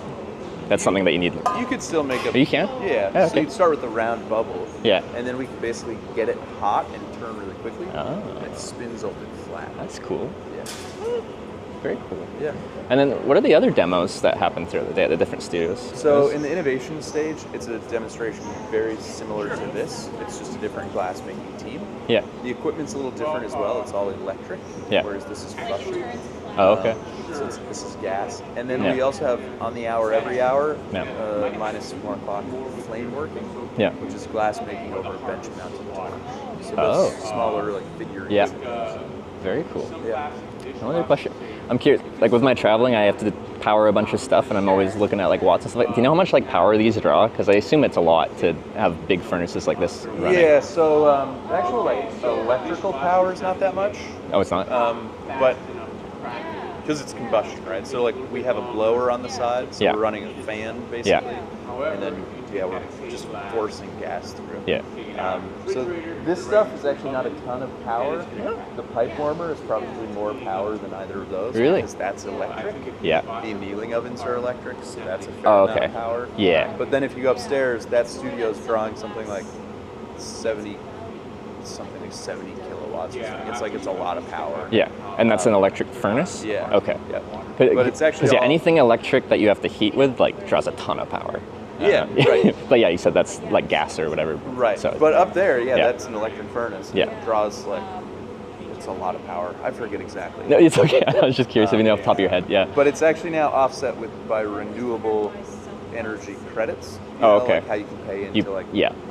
like into the renewable energy grid. Yeah, yeah. There's a big solar farm just north of here. Yeah. So I think that's where like a third of the power to the museum is coming from. Oh, okay. So that's Interesting. pretty Yeah, nice. Yeah. All right. Well, Yeah. appreciate it. You're welcome. This is quite the rig. Yeah, no, I stream on Twitch. I'm on a hitchhiking and cycling trip, and I'm going to every town called Corning because I went to Corning, California, and I got stuck there, and now we're building a whole trip out of, like, I was upset by a town called Corning, and now I'm going to all of them. But this Corning's actually really cool. Yeah, I think this one will be better than Corning, Iowa. Sorry. I think this will probably be the best Corning in America. There's 8 of them, and I would be surprised if any top it. I would hope so. Yeah, there's like Corning, Ohio, Minnesota, Iowa, Arkansas, Kansas, California. Probably missing a couple, but yeah, none of them look that interesting. But this one's got a lot going on, especially this. We got a lot going on. And then, our downtown Market Street. Yeah, is called. I went there It's last night. It was really nice. Saturday night, it was lively and tons of local restaurants, bars. Like for a town of 10,000, it's like a lot. Yeah. Yeah. We're like often on one of like those Hallmark Christmas town lists kind of thing. Yeah. So that's pretty cool. Yeah, no, it's. Where did you go last night? Market Street. I went to a barbecue place. Started with a P, I think. There's Nichols Pit. Oh, Nichols. No, it's not a P at all. There's, Nichols. Yeah, Nichols. Okay, yeah. Slam and Jam and barbecue, but Nichols Pit. Nichols Pit. It's very good. Had some brisket. Nice. Are you a barbecue guy? I'm a barbecue guy. Okay. Yeah. Is there one that was better? Did I make the right choice, or are they kind of equal? Yeah. Yeah. Okay. That's good. Yeah. I've eaten it both. They're both good. Yeah. But, yeah. Nichols is like a little more. They're like a little more inventive. I think they're a little more creative with some of their dishes. If I went, they have like a cool taco night on. What taco night? Wednesday. Yeah. They like do some crazy tacos and stuff out of barbecue. If I did go back, is there something that you would say is like top tier? Because I like everything. No, or on Market Street, or just or Nichols, but. Oh, I don't think you can probably go wrong, really. No, okay. Barbecue. Yeah, the brisket's delicious. Yeah, awesome. You've lived here a long time in Corning? I know. I've been here off and on a lot. Yeah. But I've lived here because of the glass blowing. Yeah. Outside of the museum, there's a lot of industry for glass. That's why the museum's here, right? Correct. Have you always been more museum side or the industry and the shops and stuff? Always art glass yeah. blowing. Yeah. Okay. Yeah. Because people are saying like the Gorilla Glass and stuff like that, like they're based out of Corning and stuff too, right? Yeah. So it was invented here. Yeah. Yeah. And then like optical fiber was like really perfected here in Corning. Corning Incorporated has made glass for like space shuttle windows. Yeah. So they made optical components for the James Webb Telescope. Yeah. So it's That's very, really cool. Yeah. It's a pretty broad expanse of what they're doing, but Yeah. it's a lot of science, technology, innovation. A lot of science, technology, and then here art. Right. Yeah. Yeah. Does this museum look at any of the science technology side, or is it mostly art based? No, so we have, it's called the Innovation Center, Yeah. and it's upstairs, and we have a lot of information about different sciencey aspects of class. Okay, cool. Well, I'll go check it out. Yeah, sounds good. All right. Is there a way that I can? Yeah, do you know what Twitch TV is? I'm not I haven't been on Twitch much, But you know of it. I know of it. Yeah, and then the channel's just called Hitch. Hitch. Hitch. Hitch, Twitch, you can find me. Sweet. What's Sounds your name? great. Michael. Michael? Trevor. Trevor. Nice Pleasure. to meet you, Trevor. Nice to meet you. And enjoy your trip. Good I luck. will. I need it. How far are you? I only started in Ithaca. This is day 2. Oh, so I've caught 2 rides hitchhiking and then rode my bike around town, had dinner, slept in a fishing access point just outside town last night, and now I wanted to thoroughly explore Corning, and then I'm off to Corning, Ohio's next. Cool. Yeah. Well, good luck. Thanks. Yeah, sounds awesome. Your bicycle at? Yeah, there's a coat room. Oh, you put it there? Yeah, is that appropriate? Yeah, sure. Okay. I was sure you want to have it secure. Well, no, me too. I was just like, I don't know where I'm supposed to put it, but yeah, the reason I got the fold-up bike is I can actually bring it inside and not leave it out on the street, because I've been on bike tours, but I always hate leaving my bike outside. Nicely geared up. I got it all. Yeah, if I was 40 years younger, I'd be doing that. It's a good time. I love spending days on the road. Every day a new place, new people. Yeah, you're from Canada? Yeah. Yeah, that's a good thing to do.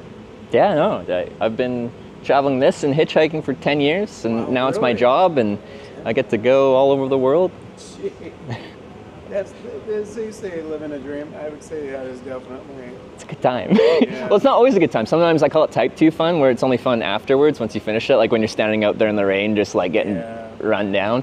But when you look back at the tougher moments, it feels good to have gone through that and made it through, kind of thing. Right. Like you can like Makes the sunny day better. yeah, like I feel like you enjoy things a lot more when you had to fight for them a little bit. right. If everything is easy, then you don't feel satisfaction for accomplishing something. You know? It's like getting through the ugly winter in upstate New York. Yeah, I bet. I bet. Summer comes like, oh wow, it's beautiful again. I'm from the west coast of Canada. We never get like snow or anything. So for Canadians, we're like the spoiled side of Canada where it's like Seattle weather. So it does rain a lot, but like it doesn't really get cold per se. right. Yeah.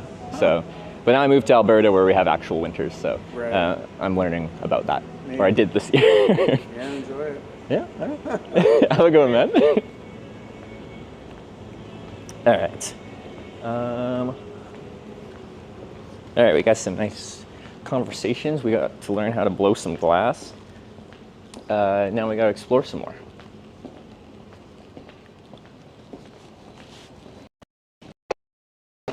I think we had the least rowdy crowd you could have for the glass blowing.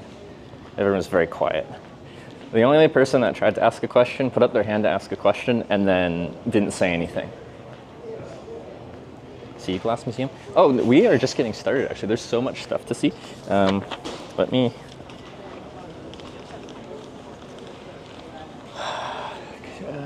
look at the map here.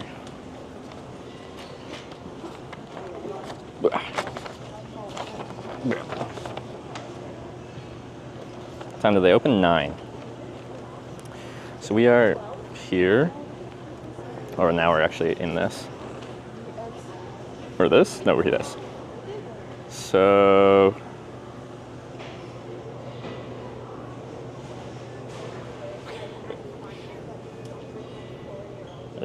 West Bridge. We can go over here. It has Tiffany Studios and paperweights. Paperweights, guys. Missed the top floor. We haven't been upstairs. We're on the first floor. The lobby's on the second floor. And we still have the third floor to see. So I've only been on the first and second floor, but I've barely seen anything on the second floor. And wait, isn't that over here? Did I read the map wrong? Volunteer lounge. I think I read the map wrong.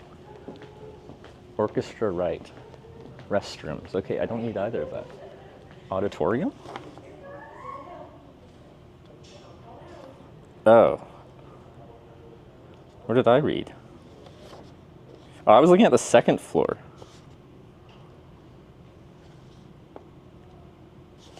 Oh, that's where I went wrong. Okay.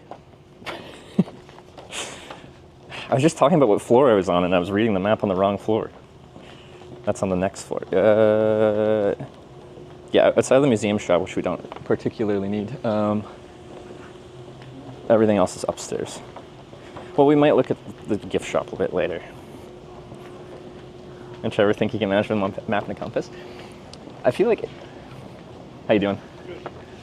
I feel like it's in the same way with when I did the island survival stream. Part of it was to make a point that, yes, I sleep in a tent at night and I spend all day outside.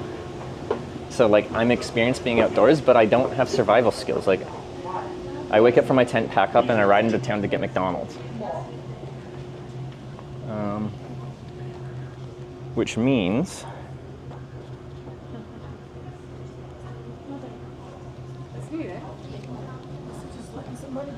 I don't really have the survival skills, so I put myself in a situation where I can only sustain myself off of food that I scavenge.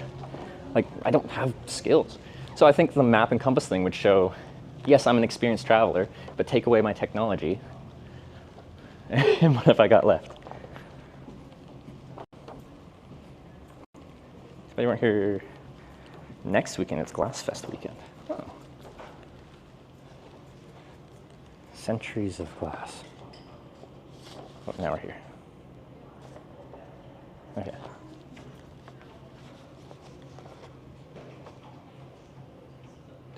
Okay, let's go.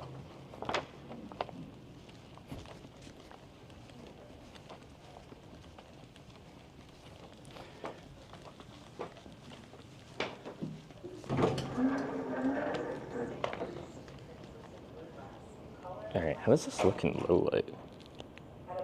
Like, not bad.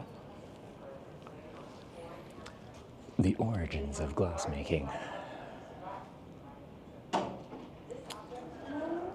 I am curious, like, so this stuff is circa like, I see as early as like 450 BC up to around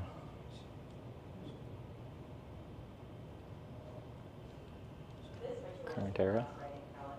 Are these actual examples of that? That's cool. Where did they get these? That's what I was thinking. Where do you find 2,000-year-old glass?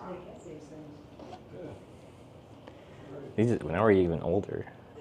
1360, 1200 BCE. What do they make it out of?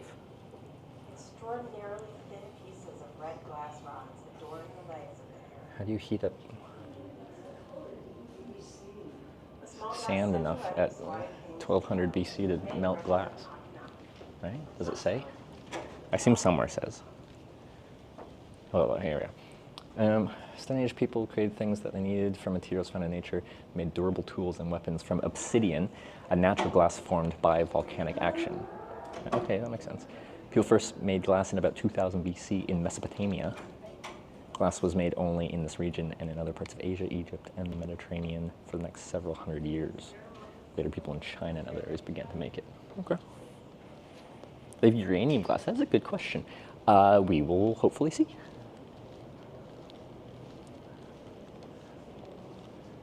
Is it progressing in eras? I think so. The first 1500 years. Oh, so this is back to, yeah, still very early. Like 1300 BC. Eastern Mediterranean, Cyprus, and Greece. I assume necklaces? These are very intricate. For 3,500 years old. Archaeologists found glass ingots in a ship that sank off the Turkish coast in the 14th century. Ingots of the site were remelted and formed into objects. So they could melt glass in 1400 BC. Wasn't one of the difficulties of like working with metals is like being able to get them hot enough to be able to like shape them? Wouldn't it be the same for glass? Historically. New research in glass. These objects may have been gifts to an ancient Persian king or dedicated to a god as a religious offering. For decades, scholars thought that vessels like these were made in Persepolis, capital of the Persian Empire. These suggests they were stuff made by the Greek-speaking people of Western Turkey, Macedonia, and Islands of Rose. Egypt glassmaking revival. Say 7th century BC. Mediterranean and Western Europe. Hopefully you guys can kind of see this.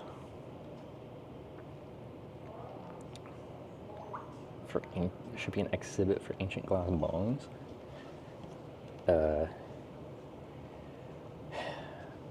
I'm sure someone collects them. Ooh, I like this bowl. Hellenistic luxury glass. That's a cool bowl.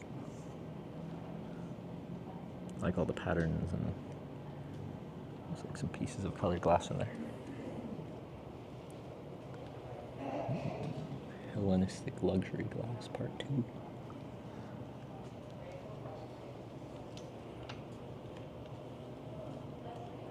Used a glass called borosilicate.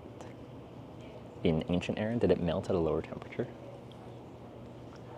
Oh, that's neat too.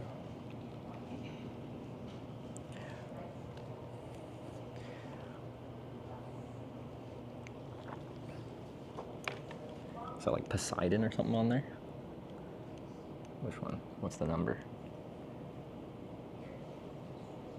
Plaque with Satyr? S-A-T-Y-R? What's a satyr? Or satyr? Can get a bit closer, it's small. Okay. I can only bang myself so close, but I'll try to get a little closer to the exhibits. Melts at a very high temperature. But how hot could they get furnaces 3,000 years ago? Is that Bronze era? So hot enough to melt bronze? Satyr? Goat, demon, fairy thing. Okay, for some reason I thought that thing looked like it was underwater and it clearly wasn't then. Wait, I just watched a TV show with a satyr. Like the Alex Percy, was it Alex Percy? Something, Percy Jackson. Percy Jackson. We are eastern provinces, Italy and western provinces. Oh, the beginning of glass blowing. We just saw glass, oh fuck, I just smashed my head into it. We just saw glass blowing. So this is, wait, 1st century AD. So no glass blowing into, so this is what happens because the glass is really clear. When I'm trying to get the camera close, I just apparently smash my head into it.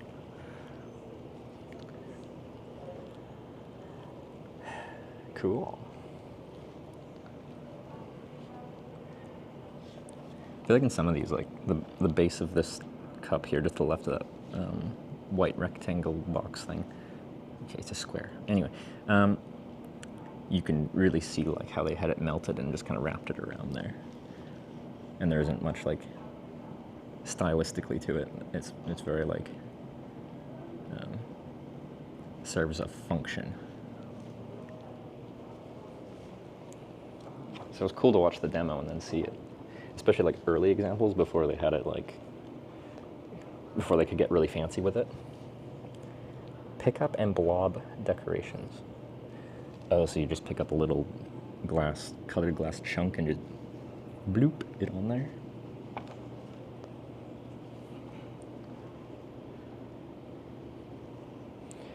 Okay, what are we at? Almost noon.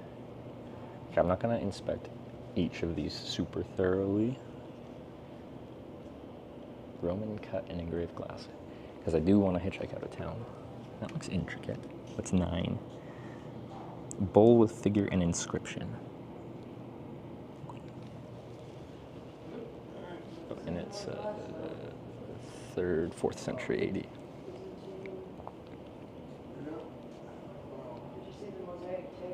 They got some great glass cabinets. We can barely see it. Like you can barely see what I'm showing you. Well, that sucks, doesn't it?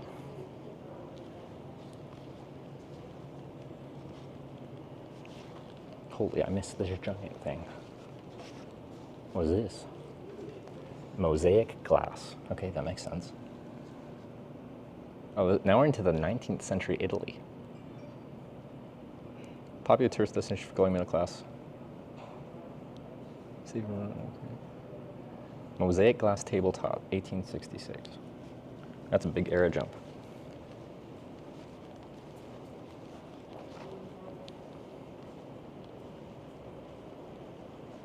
See the contents perfectly, not the protective glass. Yeah, I think they've done a really good job of like, the glass looks so clear, you can't even see it. It makes sense, it's a glass museum. I think they've figured out what glass to use. And there's something about the lighting, like you don't see a bunch of reflections on it so much. They did good.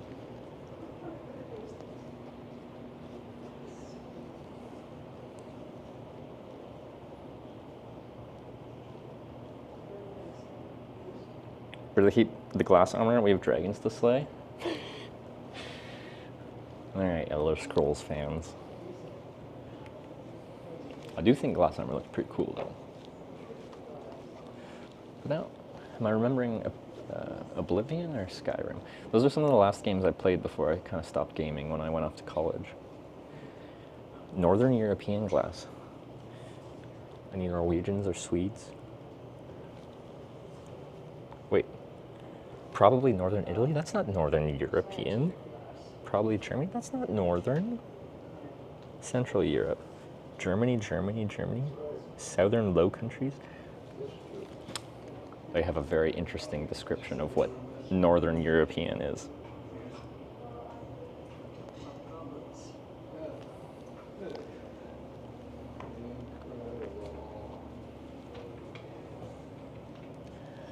I want one of these to drink out of.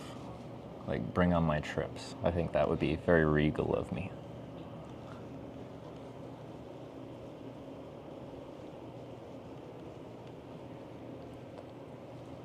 Is that broken or 4? Cuttrolf or Angster? What is that possibly speak? I don't know what that is supposed to be. Oh. Cuttrolf and Angster. Glass bottles with necks in the form of multiple tubes are an ancient Roman invention. Became very popular in the Central Europe, 13th century. Sight of the beverage moving through the tubes may have intrigued the user as much as the gurgling sounds it produced. Because of these sounds, this type of bottle had been identified with the onomatopoetic name Cuttrolf, based on German sources. That's neat. Also, I feel like it'd be very hard to clean. Although I feel like people in that era weren't concerned about cleanliness quite as much as we were, maybe. Bruno Bars, thanks for the 3-year resub. But now we're getting freaking intricate. This one's got like a... Oh, what? I think it's got like... Kind of looks like a deer or some kind of head on this side, but then it's got a different head on that side. What does it say? 2. Trick goblet. To drink from this goblet, one had to suck the liquids through the mouth of the stag while covering the hole in the stem of the vessel. It's a perfect device to fool a guest. What? You gotta suck the stag mouth while covering the hole in the stem of the... Oh, so at the bottom. Wait, in the stem? Under the stem or on the stem? Where's the hole? Oh, there it is. It's on this side. You can see it. Maybe. Wait, is this all... Oh, it's all trick glass. Hold up. Okay, so that was number 2, the one with like the little deer on top. What's the first one? Okay, 1, siphon glass. Must have been entertaining to watch people try to drink from this glass in the conventional manner. The drinker has to suck the liquid through the lower end of the handle. Nice. So that's the one on the far left, the very bottom of the handle there. That's how you drink from there. Neat. What's this middle one? Okay, initially, I'm thinking like some kind of smoking device. Another trick glass. As one attempts to drink from this glass, the liquid in the tubes and bulbs suddenly rushes out. A similar object is illustrated in the Bicurographia, a collection of drawings by the Italian artist Giovanni Maggi. So it just all rushes out and like gets you wet. Man, those Catalonian early 17th century glassblowers were kind of like Twitch chat. drinking glass in the shape of a boot, okay. And a trick goblet. This vessel has an elegant shape, but it is difficult to drink from because of the vacuum effects created by the lower bulbs. Okay. All right. Oh, we're into scientific glass. Interesting. Looking like 17th, 18th century era. Sorry, I thought the trick glass was an interesting one to actually go through more thoroughly. Glass in religious observances? Observances? Why did that word feel weird to say? Ooh, is that all glass? Beadwork, okay.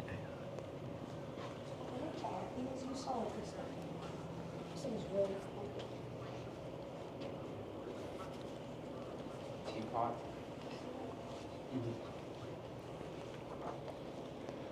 Spain. Ooh, we're getting pretty intricate now. Some of them. Could do a shoey out of that. Rob would.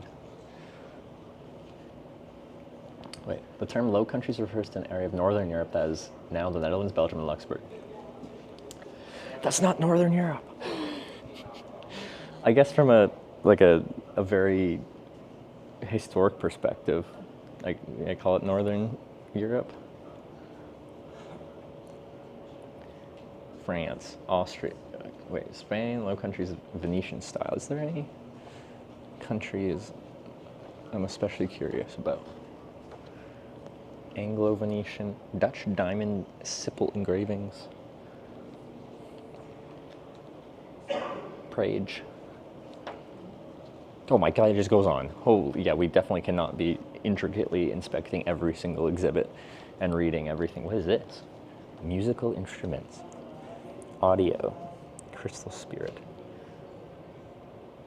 Enjoyed the gentle music of glass instruments. What do you push a button?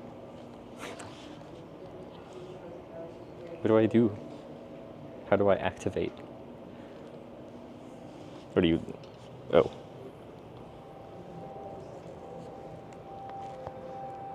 I thought it was gonna like play audibly, but these are headphones that you can listen.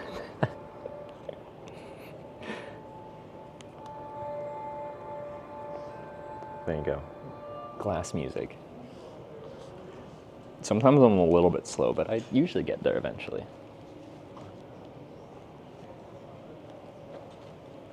Oh, these are huge.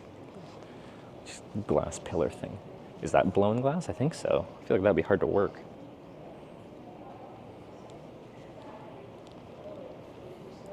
So the ones you use a wood thingy and rub the outside, I think. Oh, wait, do you go along or you like go back and forth? Anyway, holy moly. Oh my lord, the glass is getting bigger.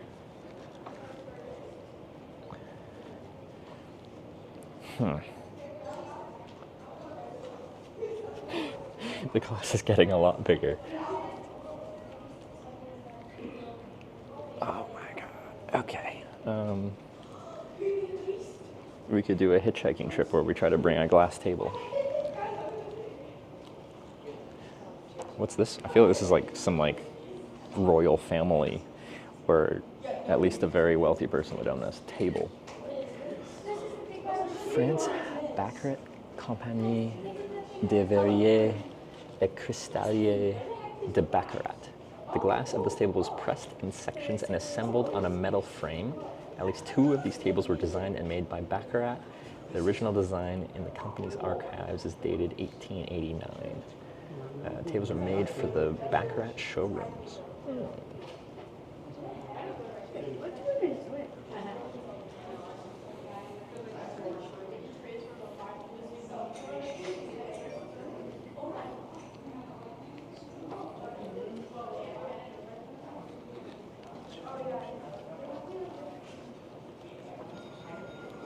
There's quite the collection they have. It's very impressive.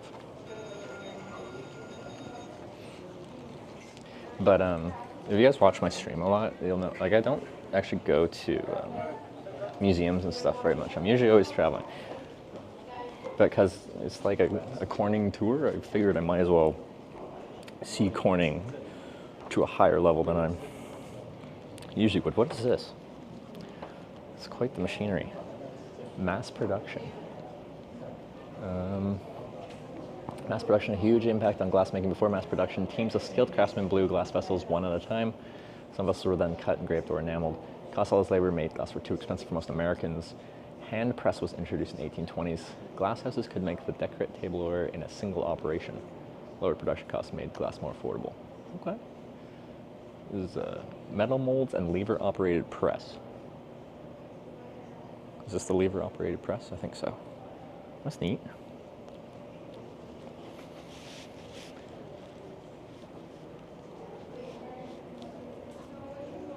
Edison Mazda lamp for every fixture.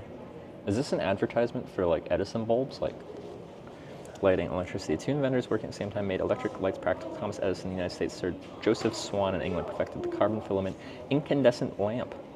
It is. That's cool.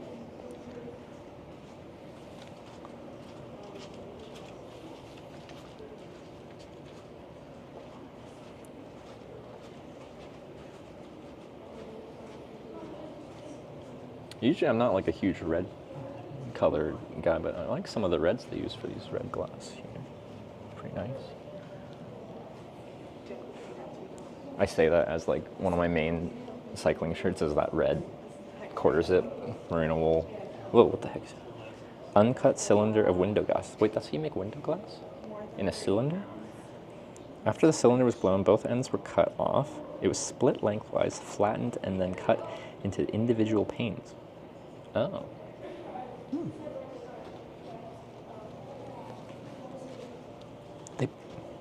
Is that the historic method of making window glass? They blow it in a cylinder? Is that uranium glass? I feel like I haven't seen. They're gonna have, they gotta have some uranium glass, I'm guessing. That's smart. Humans are pretty smart. Some humans are pretty smart. A few humans are pretty smart.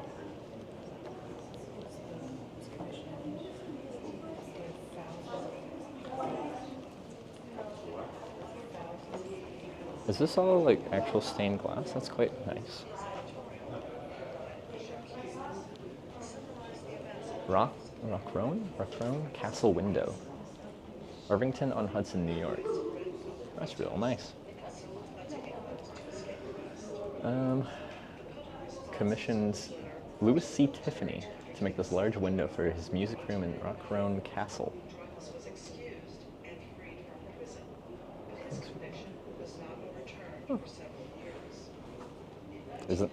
I assume that's like Tiffany, a famous Tiffany lamp prestige.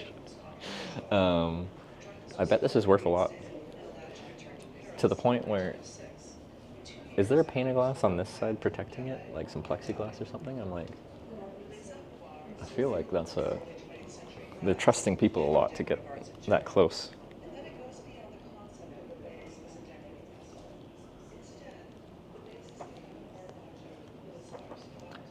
I do like me some like intricate stained glass work. It's pretty cool. That's a nice one too.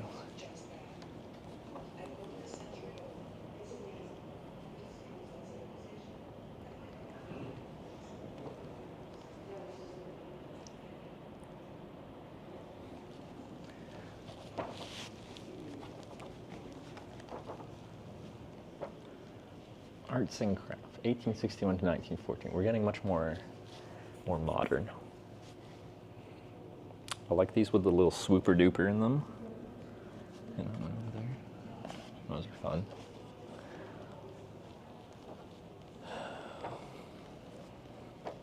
Art Deco. So this is 1900s. So, you know, a couple people brought up uranium glass. It must be shown, right? Isn't it like clear with like a green tinge? But like that's too green, right? It's like 41.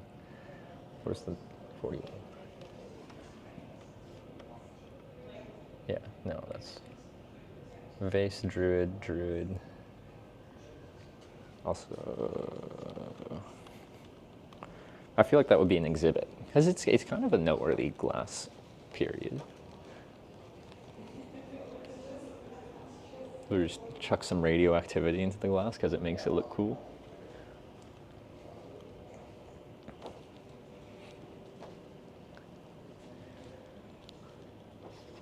Fish. What's that? Oh. It's kind of like this illuminated glass body sculpture thing, because it changes greatly depending on the angle you view it from based on how the light refracts through it.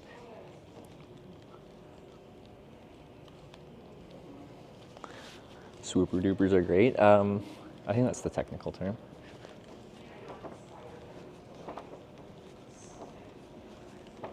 Art Deco still. Is that 5? Table set candle holders. Bubbled glass is used for pieces. Okay, nope, that's not it. You gotta be here somewhere. A few people brought it up, and I'm just like, I want to show you uranium. One uranium glass thing. Czech designs. Where's Joel? He lives in Czech Republic, or Czechia now, right?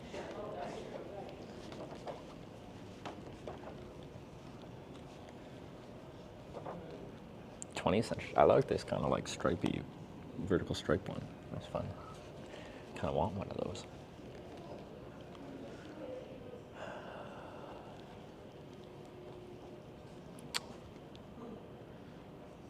I feel like if you had some kind of glass feature piece in your house, like that is just a sign that you have exorbitant wealth.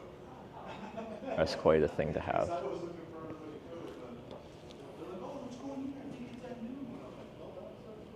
Have a neon glass? Oh, that's a good question too. I wouldn't be surprised. This is only one of the exhibits. There's a lot of exhibits. Like this whole room is just this one little corner of this museum.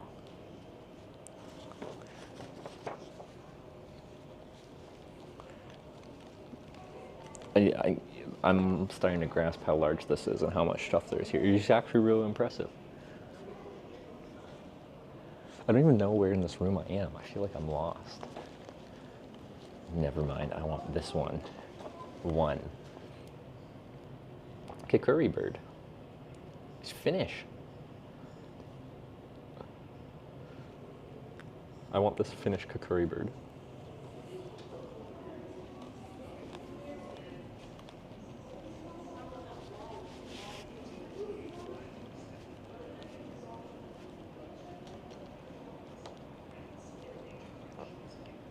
Oh, Tiffany Studios. This is what I was referencing with the Tiffany stained glass. Some glass penis as well.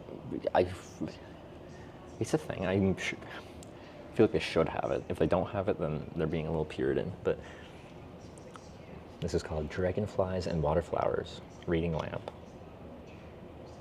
From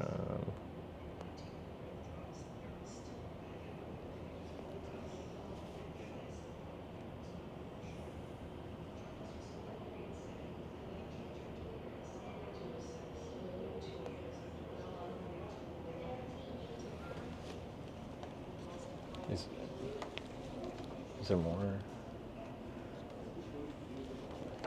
Is that the one Tiffany Studios? Okay, and there's a whole label for your Tiffany Studios. Is this Tiffany Studios? Like, as someone that doesn't know glass, I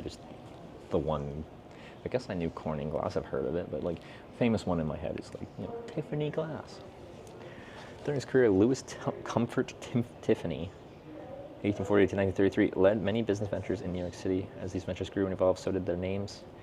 Names reflect the labels, otherwise noted. Glass was produced in Corona, a neighborhood in New York City borough of Queens. I feel like I didn't know it was from Queens, though. Well, I know I didn't know that.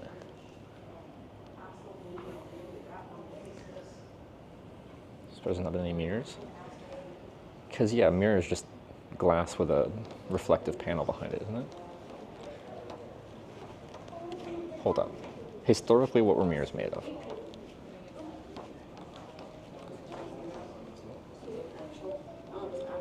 Okay, we're back to the Tiffany stained glass mural. I think we've kind of done a loop here. Some stuff we saw quite thoroughly, other stuff we kind of skipped through pretty fast, but polished metal. What, like silver? What metal would they have used historically? Because silver tarnishes, so you need to like be buffing that thing all the time. What's this? Oh yeah, I went in here. Oh, Crystal City. Hey, we asked them a question about crystal glass. Is that, oh, that's cool. That's a city profile made of glass.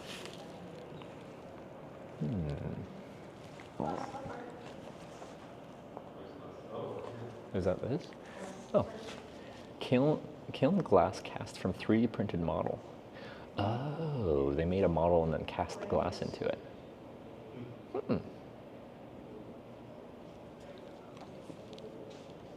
That's cool.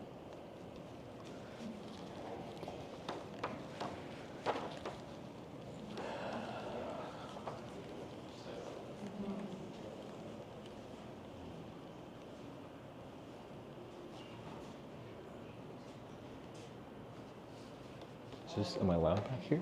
There's still exhibits.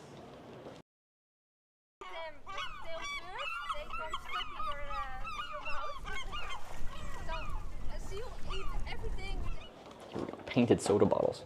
Like painted? Like, how was it painted? Neat. I like, we got a man on the moon, USA cup. I like that. Where are we going now?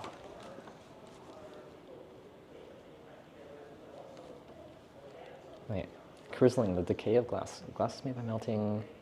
Okay, if the mixture contains too much alkali, too much little stabilizer, the glass absorbs water and deteriorates until in extreme cases it falls apart. Deterioration is called crizzling. Crizzling is irreversible, but the process can be slowed by storing glass in an environment with relative humidity above about 45%. Cases in 46-47 exhibit various stages of crizzling. 46-47. Like, at initial glance, they don't look too bad. I guess you can kind of see, like, this one. You can see, like, almost just looks like it's, like, dusty. But I guess that is degradation in this case. Please look for Costa Boda. What is that?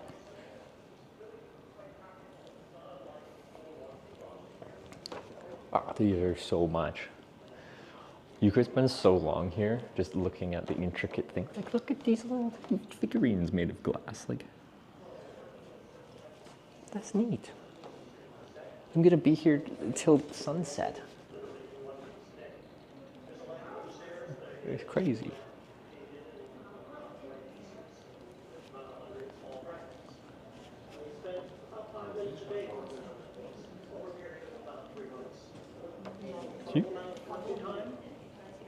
Classic Corning won't let you leave.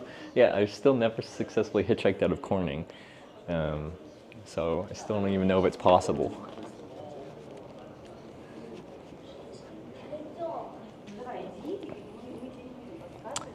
Unusually large sample of Libyan desert glass. Libyan desert glass is found only in the remote Sahara Desert of eastern Libya and western Egypt.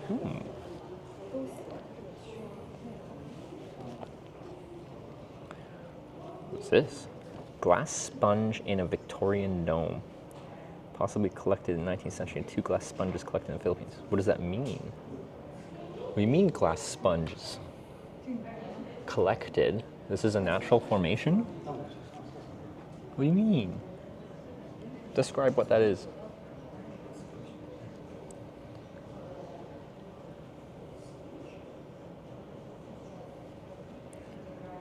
What do you mean? What's a glass sponge? I feel you can't say, oh, this is a glass sponge without describing what frick a glass sponge means. Sorry, I'm reading these little labels, but I'm not seeing anything that describes what a glass sponge is. Sponge collected. That makes me feel like it's a natural formation. Wait. Glass in nature. Formed by nature. Natural glass, geological, biological origins of obsidian, volcanic eruptions, tektites, and Libyan desert glass, which is formed by extraterrestrial bodies that impact the Earth or explode in the atmosphere. I did not expect extraterrestrial bodies as the answer for that glass. That's cool. That was the first big one that we looked at in this display case. Fulgurites, which are glassy, sandy-looking tubes formed when lightning strikes sand. Did we look? Oh, these are fulgurites. So that's lightning. The skeletons of certain sea sponges, as well as the bodies of microorganisms called diatoms and radiolarians. I'm guessing that's this one, but they didn't say a glass sponge. So this is like, I could see, like, I guess, yeah, that could be a sea sponge. But how does that form? There we go, alien glass. Had to happen. Something had to be because of aliens. Okay, we've been over there. Last one was obsidian? Yes, sorry, I should have. Each of these kind of had a, this is all obsidian glass here, so volcanic. Yeah.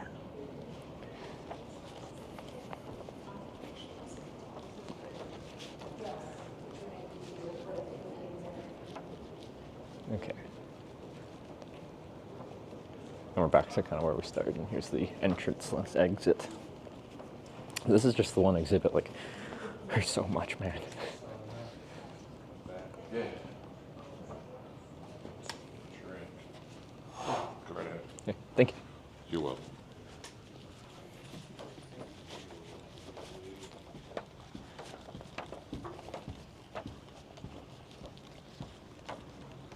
Any techie ones? I feel like there might be. It would make sense if there were like a scientific exhibit.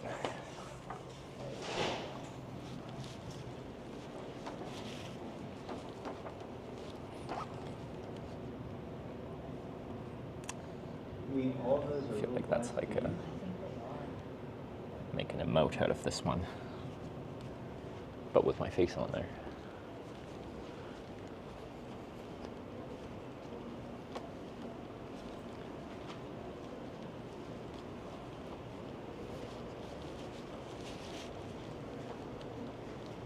I like the colors on that one.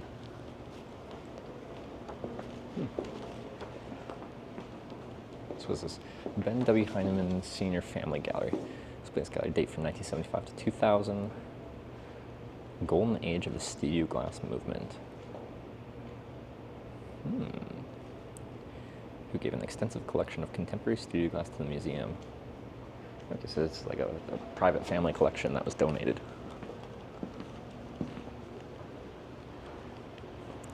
Yeah, they really liked glass, but they liked very interesting glass. Wow, that's funky fresh. Changes depending on the angle. Ooh, that's neat.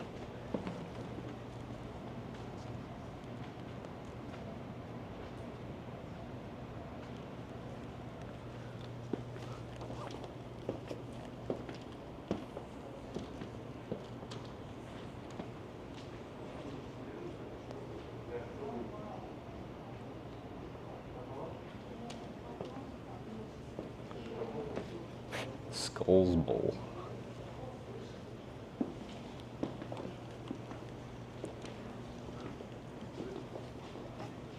A witch pot. Oh, Canadian? From Harrowsmith, Ontario. We've made it.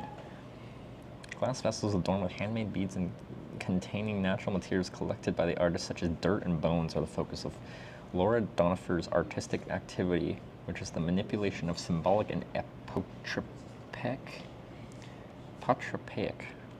energies. Witchcraft. We've got aliens, we've got witchcraft. Who would have thought? Glass. Aliens and witchcraft. I like that that's Canada's contribution so far, is witchcraft.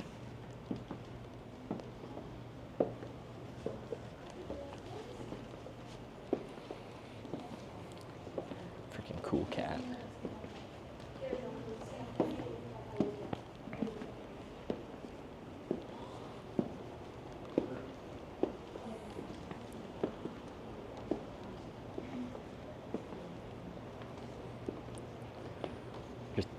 hitchhike with this in one hand and my thumb in the other.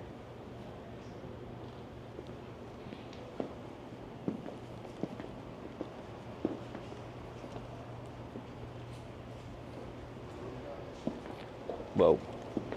It was giving me like Medusa vibes.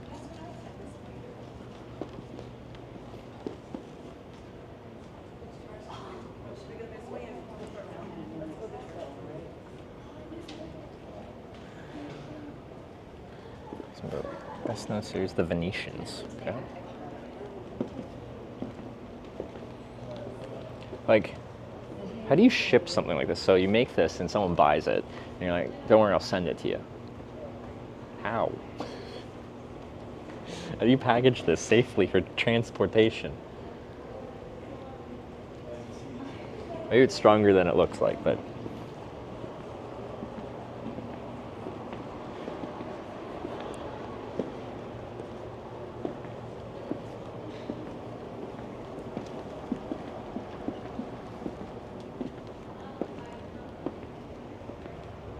Cargo seed.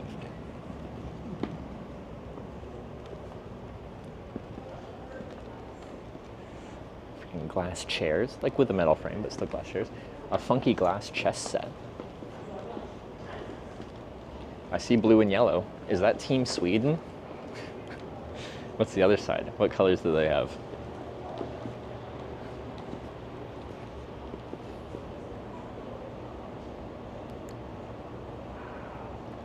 Chess pieces are made in the form of Jewish and Roman Catholic figures. Position on a chessboard is determined by the artist and is meant to reflect the opening up of dialogue between the two religions. Oh, there you go.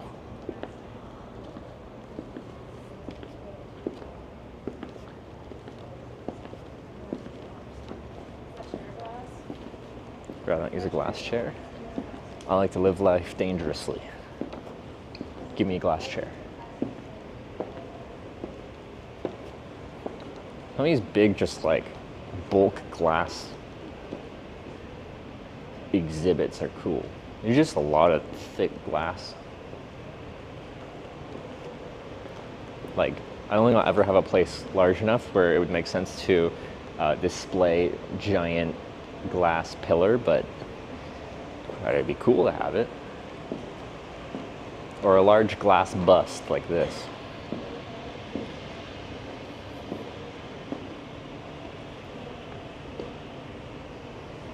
I don't think this looks cool. It's like the edges where a little bit of light shows through. Looks like quite like purple. It's just like, I don't know, it looks like giant obsidian.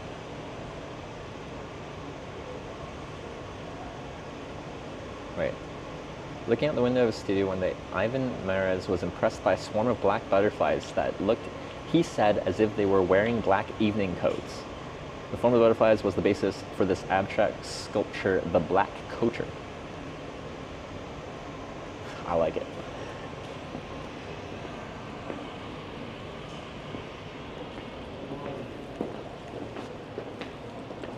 Oh, I see science equipment. Making wine. Here we go. Now we found functional uses for glass. They also have something called glass chainmail. I've seen somebody make a whole bunch of chains out of glass and turn it into a dress. That's cool. Wonder if they have an example of that.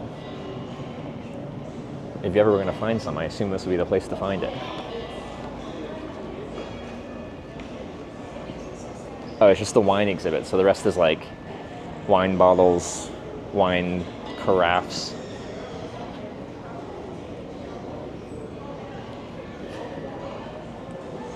Any of you come off of like a shipwreck or something cool? Not to say it's not cool if it came off a shipwreck, but... Oh, that's interesting. There was a bottle here, but object removed from display due to conservation concerns.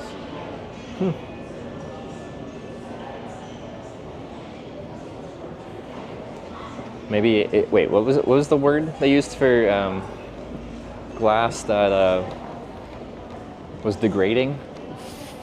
Frackling or something? It's probably not even close. Some more wine. Sherry bottle.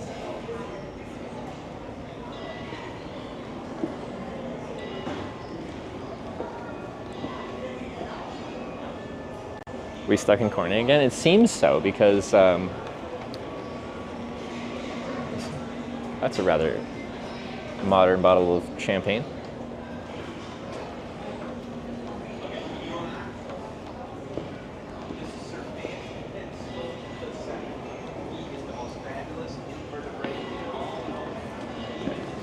Where's this go? Oh, this is back to... We still have an entire top floor, and I've kind of skimmed through some stuff. What's on the top? Third floor. Innovation Center, glass breaking demo. Flame working demo. Innovation Hot Shop. I don't know if there's any other live exhibits going on. That was just pretty cool watching them actual blow glass, but...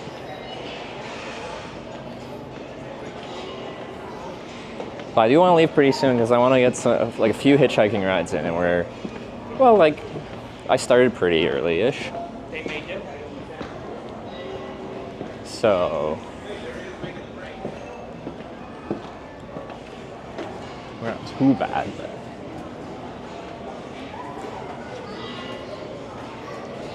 break glass sounds pretty fun.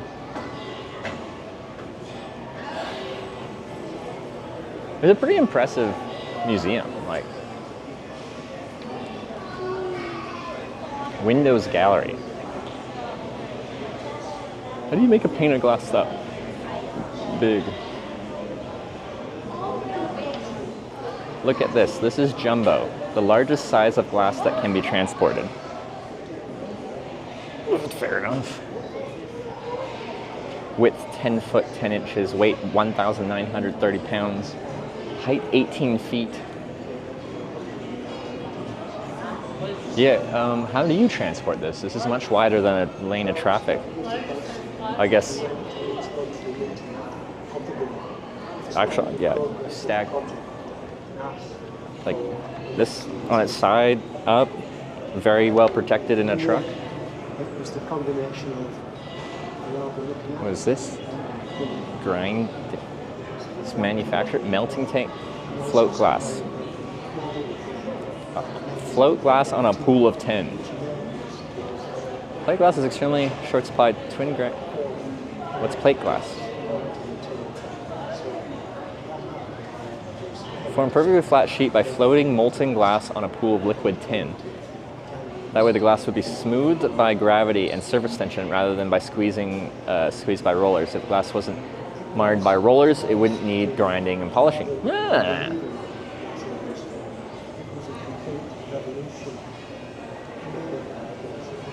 Okay, revolutionary plankton float process in 1959.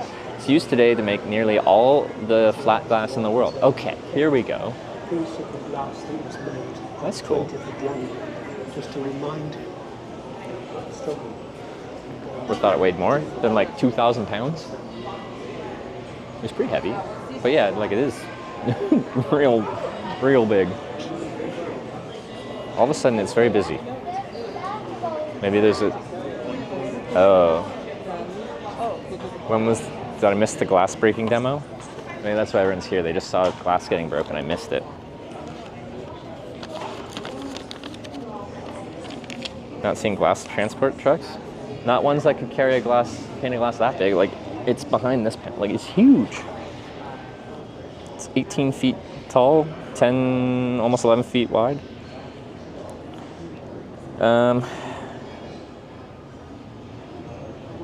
Daily demonstration. What's this one? 5A, Innovations Hot Shop. Time we're at 12:20. There was one at 12 that I would have missed. So maybe it just ended, and that's why everyone's hanging out here. Oh, I was distracted by all the other... That would have been fun, though. Glass breaking. I don't know if that means, like, you just, like, you know, grab glass and smash it, or it's like, you know how when they were making the picture, they had to, like, break the glass off from, like, the handle where they were working the glass?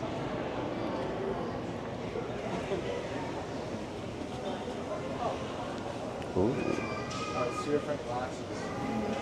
Talking about how glasses can insulate. We're gonna do this thermal camera thing here in a second.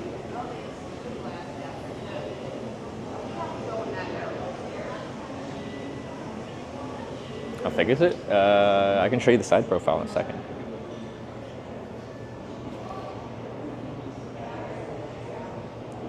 Compare inside temperatures. House made with uncoated glass loses heat. It is cooler inside.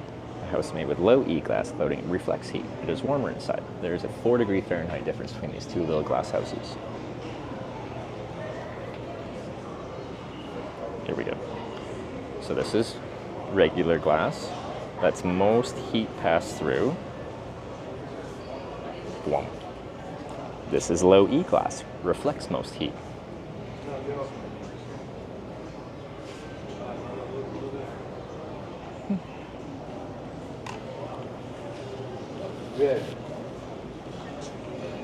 Predator vision. You anyone watch that newer Predator movie? Was it just called Prey? I went in with super low expectations, but I really liked it. Because I had watched like some of the Predator sequel films, and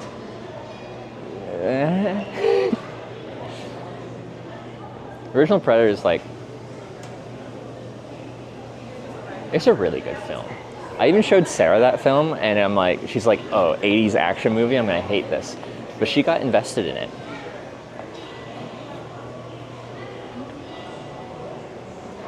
She got really invested in it. Oh, some of this stuff is like scientific, and I kind of want to check it out. What is this? Telescopes that use lenses. Does this move? No.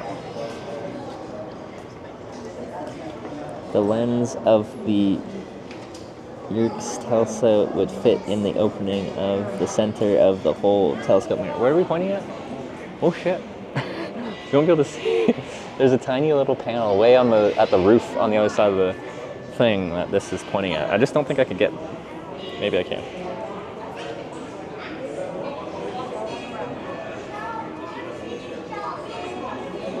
Not with a wide angle lens. You can see it trying, but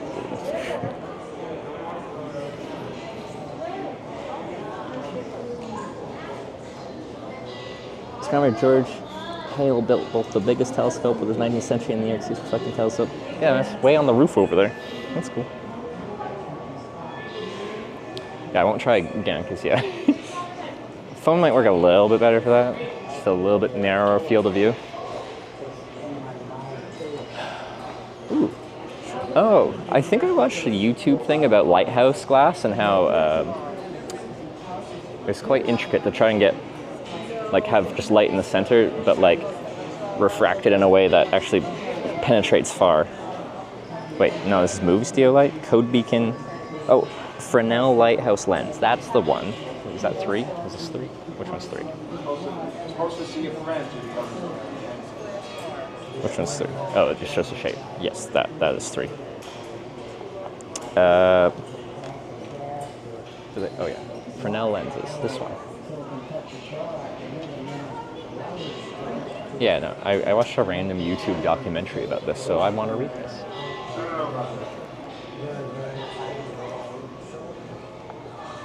The most dangerous part of a sailing trip used to be returning to shore. Lighthouses were built to signal the safest route, but often the weakest light from their lamps wasn't visible until too late.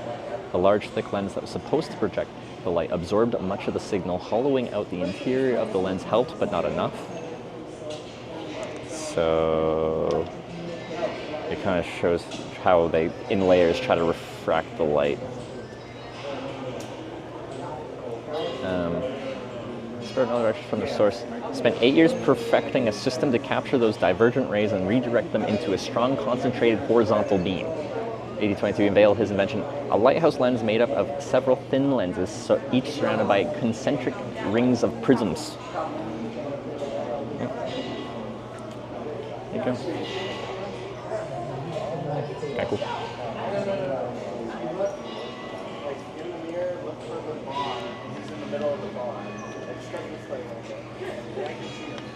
You have to begin to get questions in your mind that why the things work the way they do. In the 1930s, Frank Hyde was an organic chemistry class. Optical quality glass. Oh, bomb site covers. Which one's that?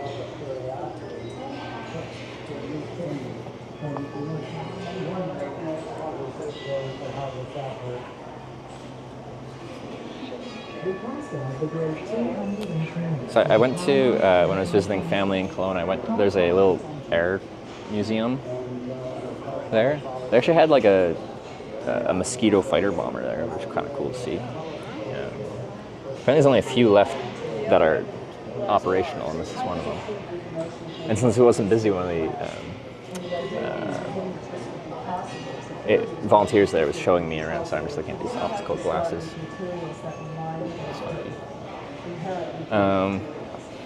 So you like pulled the gates and so I got to like walk underneath it and inspect it that way, which is cool. Anyway, the reason I brought that up is because they had like bomb sight glass there, which if they were doing a bombing mission, they'd have bomb sights.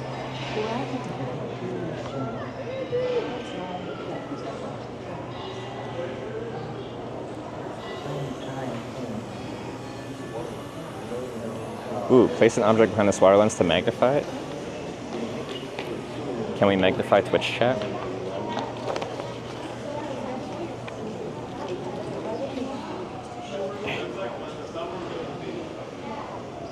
Sorry, it's hard for me to...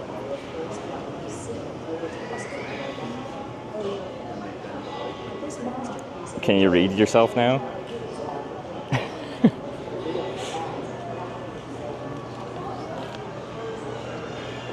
Was Clang its instrument? At the start of the gift shop, I can show you that in a second here. Let me just finish this top floor. There's some scientific things that'd be cool to read, but they weren't that visually spectacular, so they don't show with an action camera that well.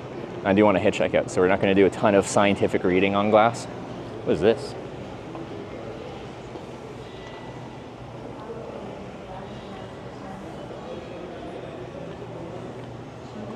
An aviation or tank museum? Yeah, I went to an aviation museum at the Stream in England. I forget where that was. It was quite cool. Let's see. Borosilicate glass. Finding the right recipe. For thermometer wait, is this? Flagging lantern.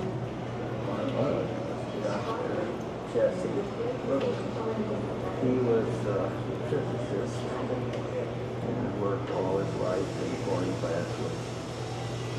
Right.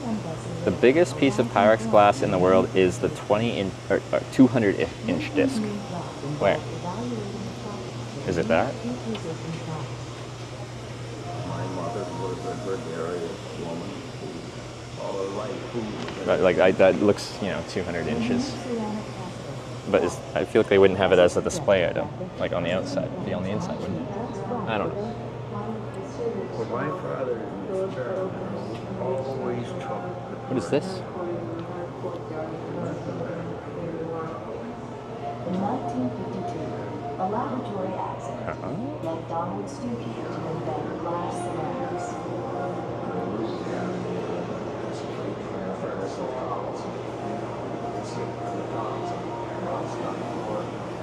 Sounded like a piece of metal ringing in the place.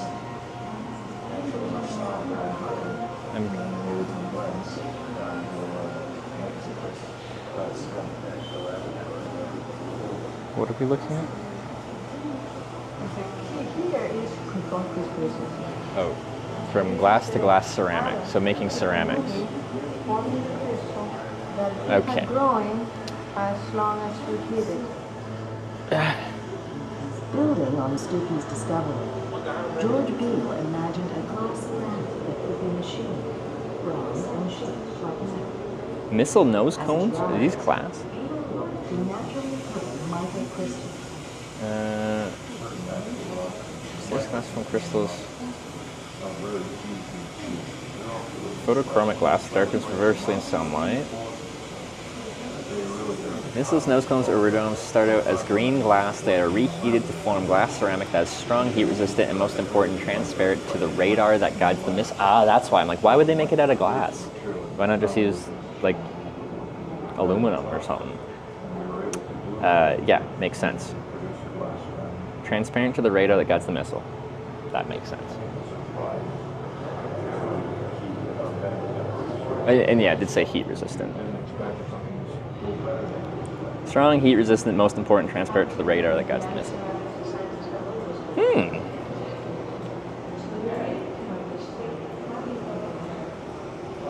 Is this Schott, Germany? Why are you so big? It does really magnify like the railing on the other side. Can I like giant water lens magnify the TV images behind? Oh, that's the little TV here.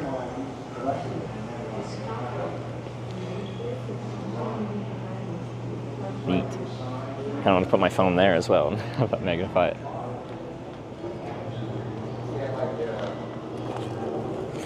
According to New York, take some beating. There's so much here.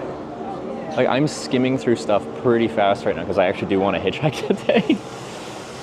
You could very much spend like several hours here. I don't know what time I got here. I think it's already been, how long has it been already? Ooh.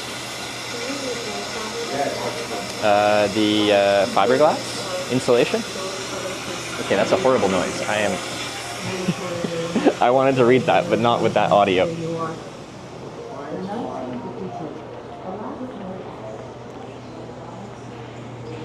And here, hour 45. Woo! They did say it'd take about 2 hours. I am hoping to actually fairly soon so we can get hitchhiking.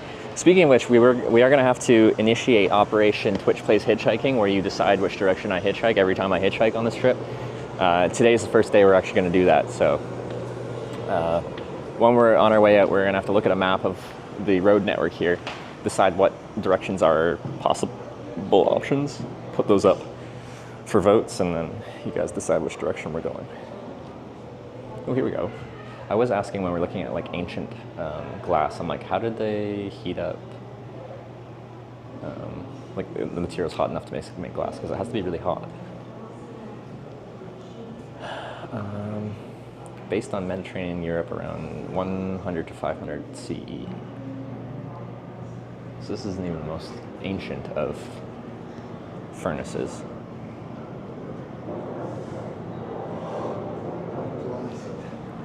Almost missed all the science of glass. A lot of it's very wordy, which makes sense. Scientific things require reading, and I'm just going to spend so long here reading about the specific scientific intricacies of glass. I'm just going to be here all day. And really wordy things don't stream that well. Master owns bottle machine. Oh, forms bottles. Video kind of shows the process.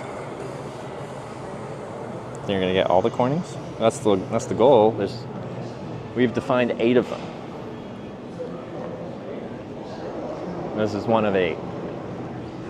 But to make it happen, we really have to see how the process goes with you guys deciding where to hitchhike.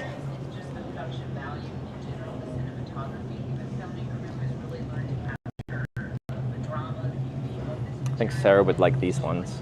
We each got a little, is that like a bathtub? And oh my, okay. It's a bathtub and a toaster oven, both with little cute smiley faces on them.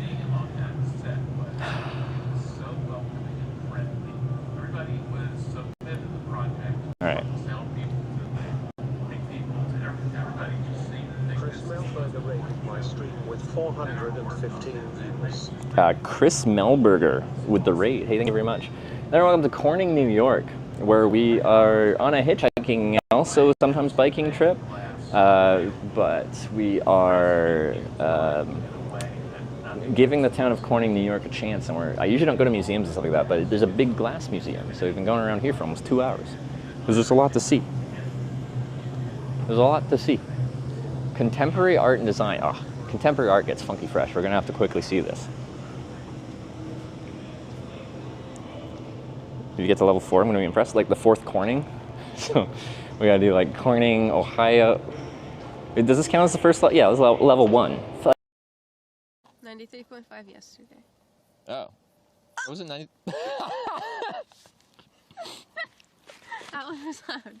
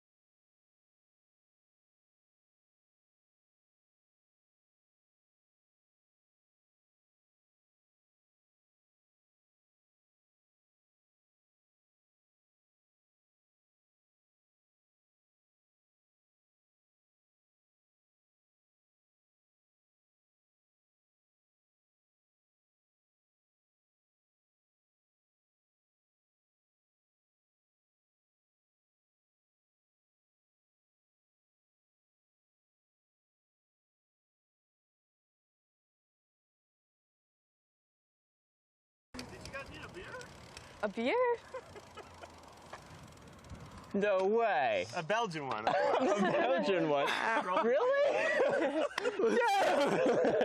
What's up, brother? No way. I'm Jay. This is Jay Streezy. Hey, Streezy. Hi. Oh, do it. Yeah.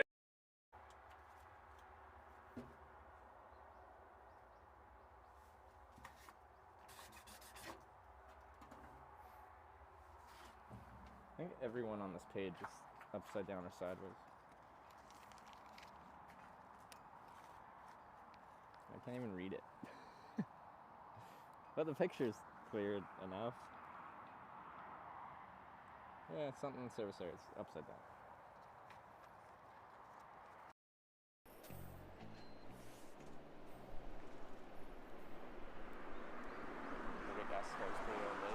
I'll tell you what. Many elderly Japanese ladies have called me handsome, so, alright?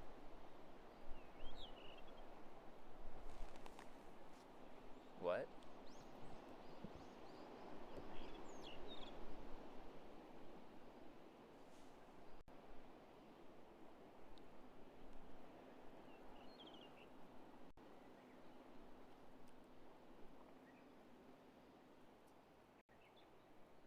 Actually? Did you mean to do that, Matt, just salsa?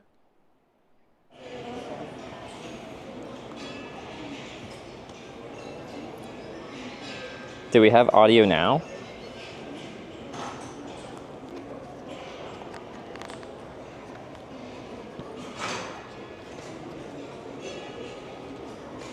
Yes? Okay.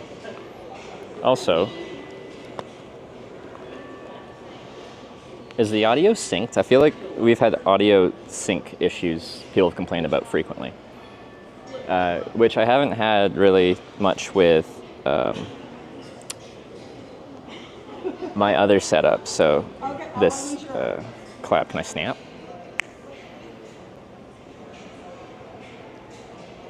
Okay, yeah. So we've had lots of issues. There's so many things that are new to this setup that I haven't used previously. New camera.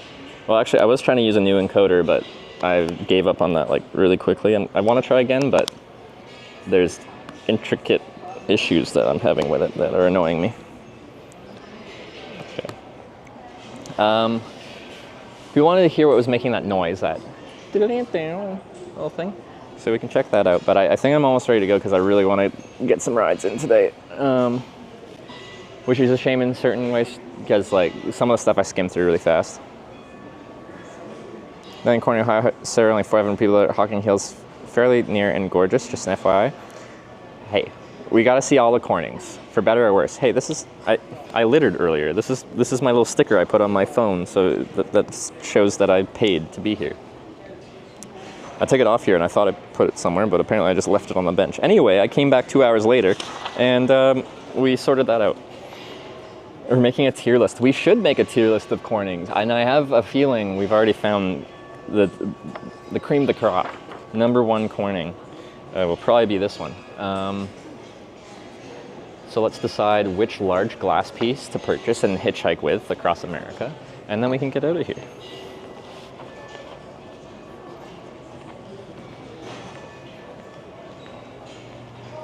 Original Corning, best Corning? What counts as original? Like, the first Corning I went to was Corning, California. And we disliked it so much, we built an entire trip out of, you know, saying screw you to Cornings by going to every Corning.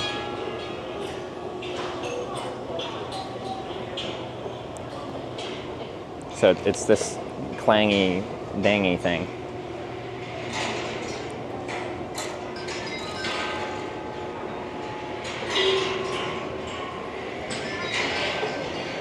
Busy place. Even the cafe is kind of busy.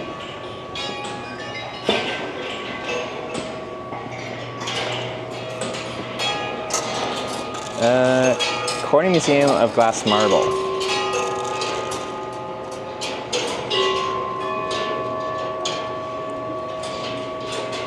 Do we want a glass marble as a memento? The glass marbles you can buy are in there. You get a clear, green, white, blue. Is that purple?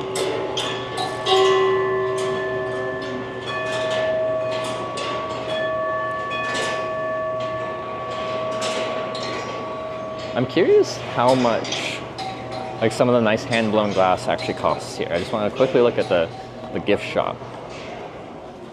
Let's find a something.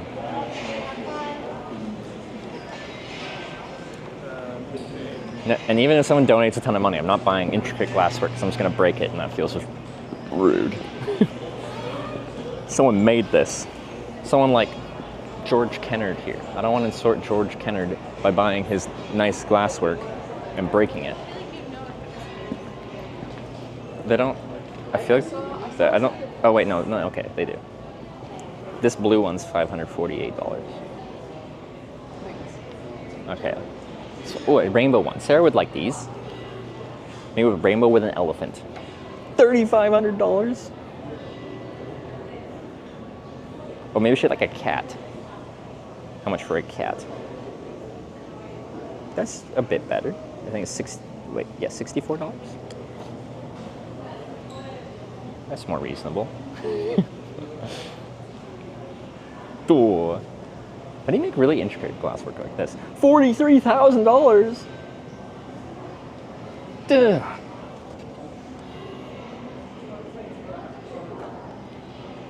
Oh, it's a cannabis pipe. Wait, what? No. What do you mean? Hold up. Design created by Hick Dog, Soulfire Glass, and Cyan Glass and Windstar Glass for the 2024 CMOG Flame collab. This piece is a fully functional water recycling rig showcasing the many talents of each artist. Water recycling rig?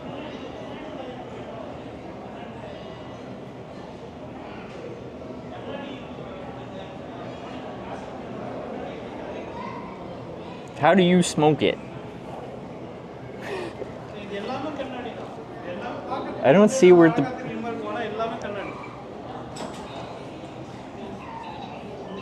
How does it work? It's $43,000. No, we're not buying it. I don't even smoke.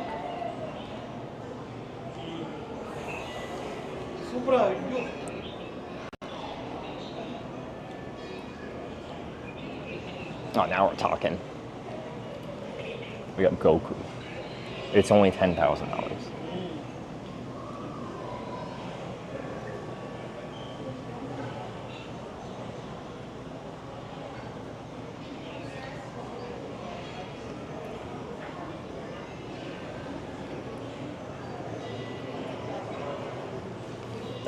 Okay, so they are selling, okay, both, wow, okay, and some pipes to smoke from.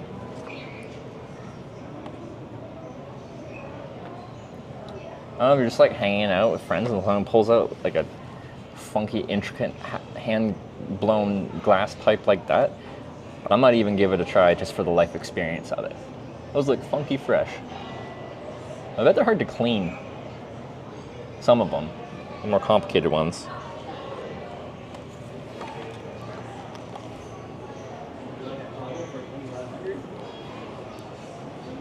those aren't some pipes?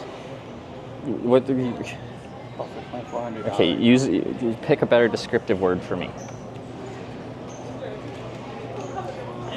Alright, now we know we can spend at least up to $43,000 on glass here.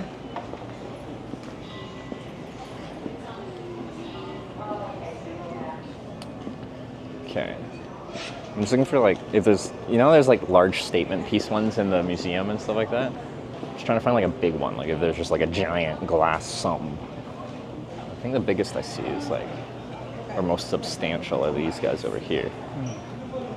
Which I think look pretty cool. Yeah, and the price reflects that. $18,000 on the left, $16,000 on the right. Very cool. These are thick too. Well, relatively thick. Ooh, these are quite intricate. These are really cool. So I don't break anything. I feel uncomfortable being close to stuff this expensive. Like, those are not that far from the edge of these tables. I assume like kids have knocked over vases and stuff like that of multi-$1,000 pieces of glass. And I don't know what the policy is. You break it, you buy it?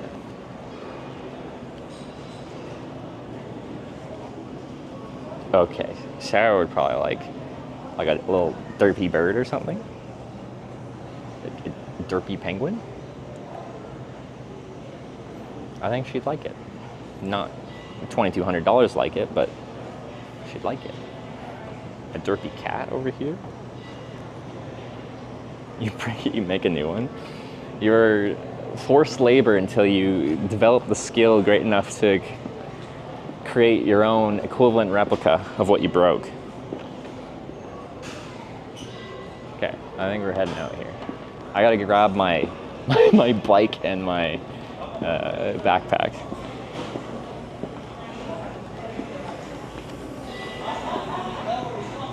Well, that was quite the adventure. And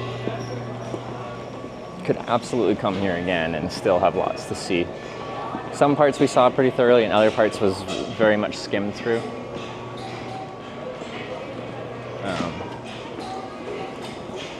But yeah.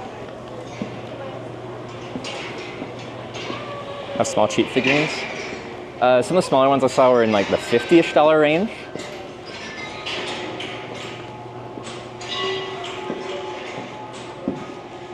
Alright, the bike's still here, that's a good sign. Okay, just go up there for now.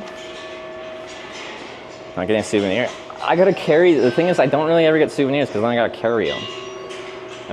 Which a lot of people are like, why wouldn't you like want mementos? And I consider the memories I make along the way my mementos.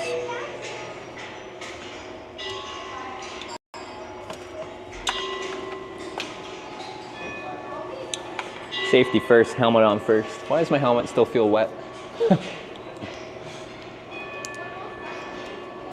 It's been in a temperature and humidity controlled environment for 2 hours. Okay, now backpack.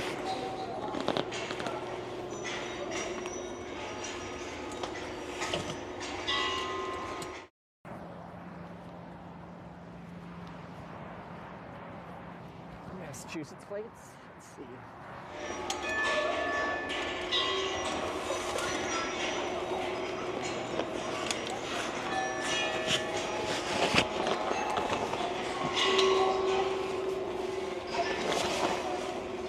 Okay.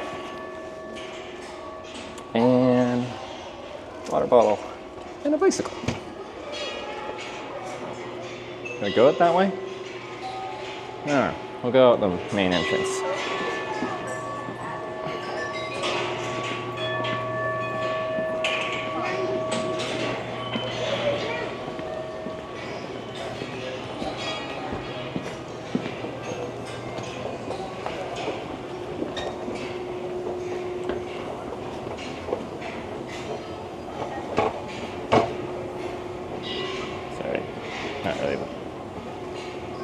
Put it down and I should put it back up.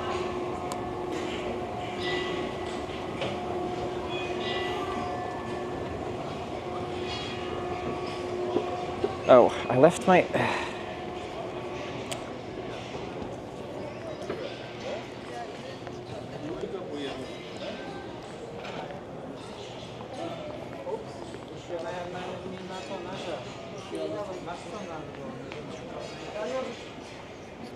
No worries.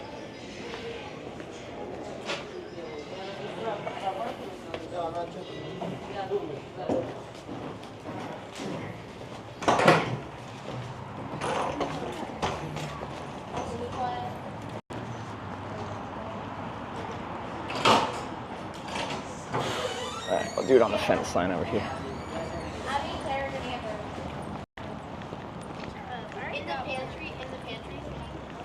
Oh, I don't have sunscreen yet. Forgot about that.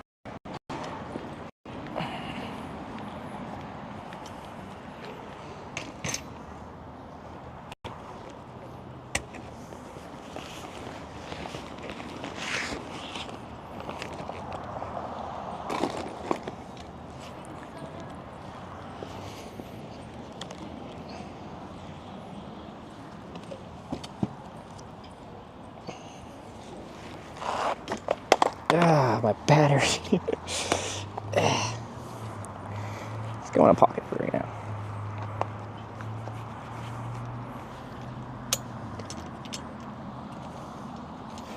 My batteries are too big for this thing, so they like hang out a little bit. If I lean over too much, then they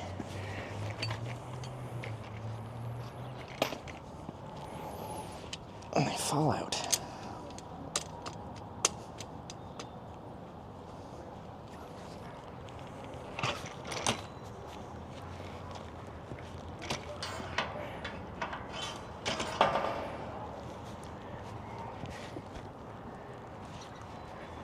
There, another drink of water.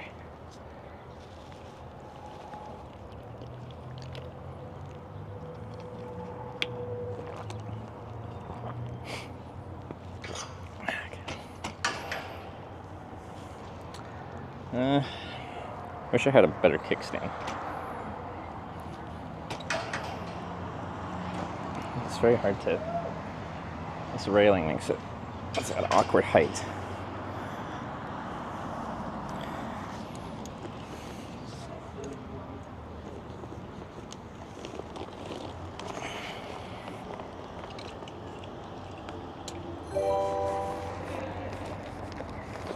JMCM just subscribed with Twitch Prime.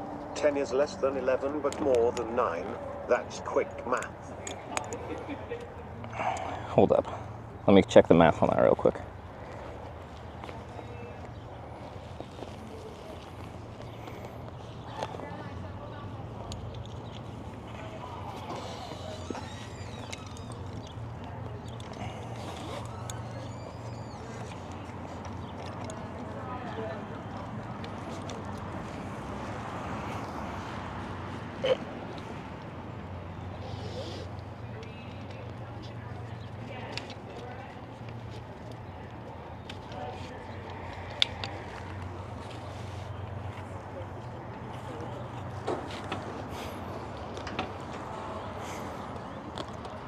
And where's my strap? There it is. Come here. There you go.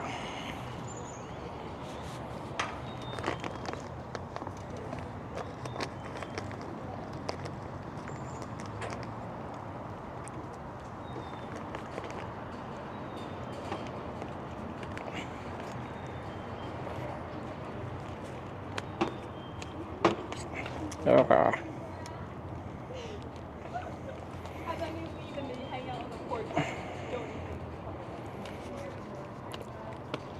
There you go. Nice. All right, we're set up. Okay, I really should get some sunscreen.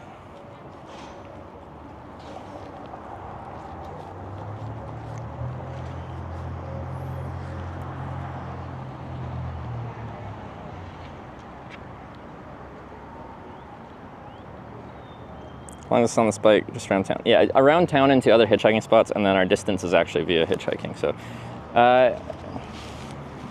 maybe I should go in the shade here. Maybe back by where I first got into Corning, there was a little bench there. Let's go there really quick. And then we can actually start the vote on where we're going next. Because I want to go west to Ohio, but as the title suggests, we've made this trip a Twitch Plays hitchhiking trip where I go where you guys tell me to go, and only that.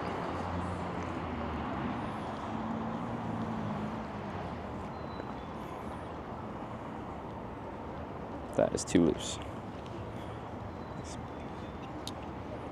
This gets so loose so quickly. I have to like get my wrench out to like properly tighten it or something.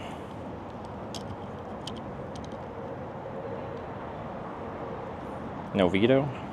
No. But like before we do the vote, we'll essentially define what is a viable actual option to choose. Because like if a road leads nowhere, like say we're in the middle of Nebraska for some reason, hitchhiking down an interstate, and we get dropped off at a truck stop junction, like not a town, just nothing there. And there technically is like a farm road heading north-south out of that interstate that goes east-west across the country. But it doesn't actually like go anywhere, and there probably isn't network, and all that would happen if we went over there is the stream would F, and well, pretty much I wouldn't get a ride in the first place because there wouldn't be any traffic. And to hitchhike, there used to actually traffic. So a new assessment of what is a viable hitchhiking direction and what isn't.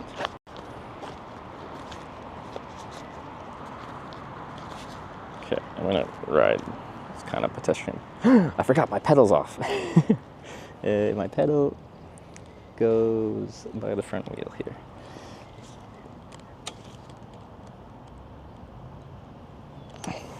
The pedal is a quick release. So when you fold it up, the pedal actually sticks out, so it's kind of in the way. Only on one side. The other side, it's like all linked up in there, but yeah, the pedal just clicks into itself.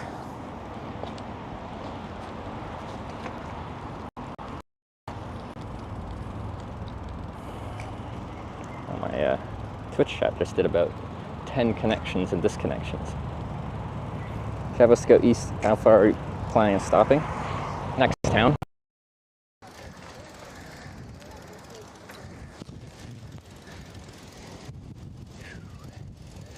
Easy, right?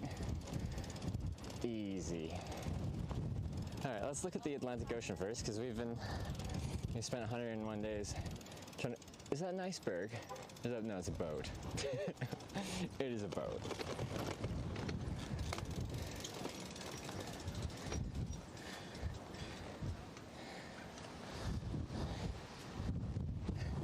There's your North Atlantic.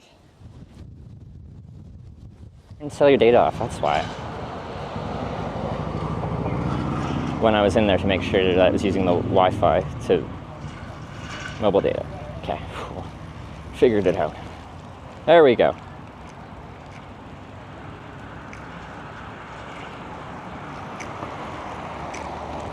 So, okay, the stream was breaking that whole time too. I wasn't sure if it was just one network. Okay, I was still on the Wi-Fi. But that means my other network's doing F all. I've had so much network issues so much on this trip, and I'm pretty sure 90% of it is my SIM cards and devices not playing correctly. And it's been very annoying, because I've had multiple setups and nothing's worked the way it's supposed to. So I'm using a very janky network setup until I start out something better. All right, so this is where I got dropped off when I got dropped off in Corning yesterday. So I've done this is, you know, finishing up. As I said, we decided to show Corning. You guys voted for it. We've shown Corning, and now we're back at the picnic tables. Can you go faster with a normal bike? Yeah, I feel much more comfortable going at a higher speed on my touring bike or something compared to this small bike. It's a bit more stable. The little wheels. Okay. For the true Corning experience. Yes, you guys voted to explore Corning. We got here at like 5 o'clock, 4:30 yesterday. So we've almost spent, we spent like 20 hours in Corning. Now hopefully I'll be out of here before 24 hours rolls around. That would be the hope. If not, I know a good spot to camp, just east of town. Okay, the only issue is I really should get some sunscreen and probably some bug spray, so I should stop at like a little store, which I don't want to right now, but I'm gonna burn. It's sunny out and hot. You travel the country on bike mostly? No, everything for big distance is gonna be all hitchhiking. Just to get around town and to get to hitchhiking spots within or just outside of town will be via bike. The bike is a logistical tool. And it also helps me find camp spots at the end of the day. Like when I'm in town, usually there isn't good spots to just wild camp in a town because it's populated. But if we can ride just outside town, it makes it a lot easier than having to walk.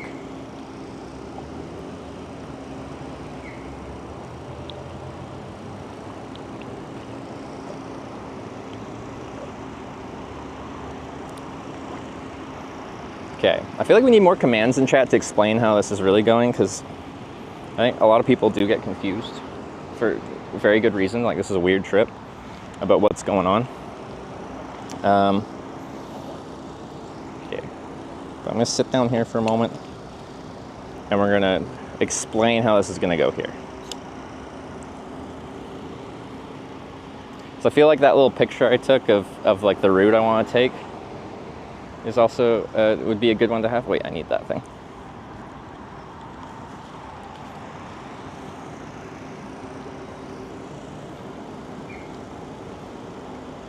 So I'm gonna go show a few blocks from where you had dinner last night and Dollar General by where you had breakfast. Okay. Thank you for the info. Let's just sit over here.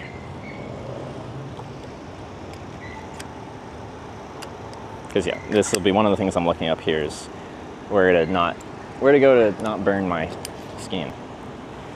And probably bug spray because it's pretty buggy out here right now. Okay.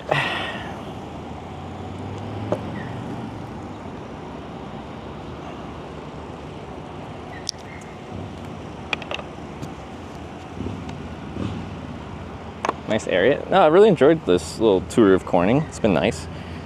And as someone that doesn't stop many places, I'm pretty happy I stopped here.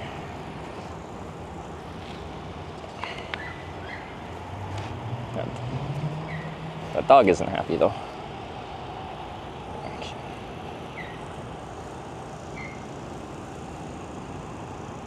What the heck?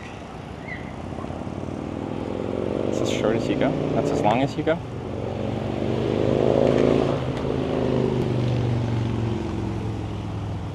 Swarm out. Sorry, you're gonna look at the sky for 1 second. There we go.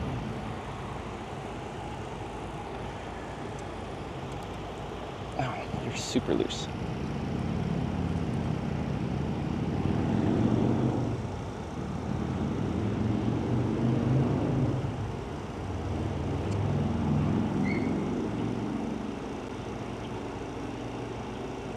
Sorry, camera mounts. Just breaking. Okay. 10 out of 10 would stop again. No, it's been nice. I'm very much ready to hitchhike now, though. But I do have to do one stop first, and that's just for sunscreen. But I think while we're doing this, we can start our vote. But I'm going to look up a map here. Is my real-time IRL working, first of all, so people can, like, see where I'm at? And oh, there's one other thing I wanted to do, which was find the Corning sign and get a picture there.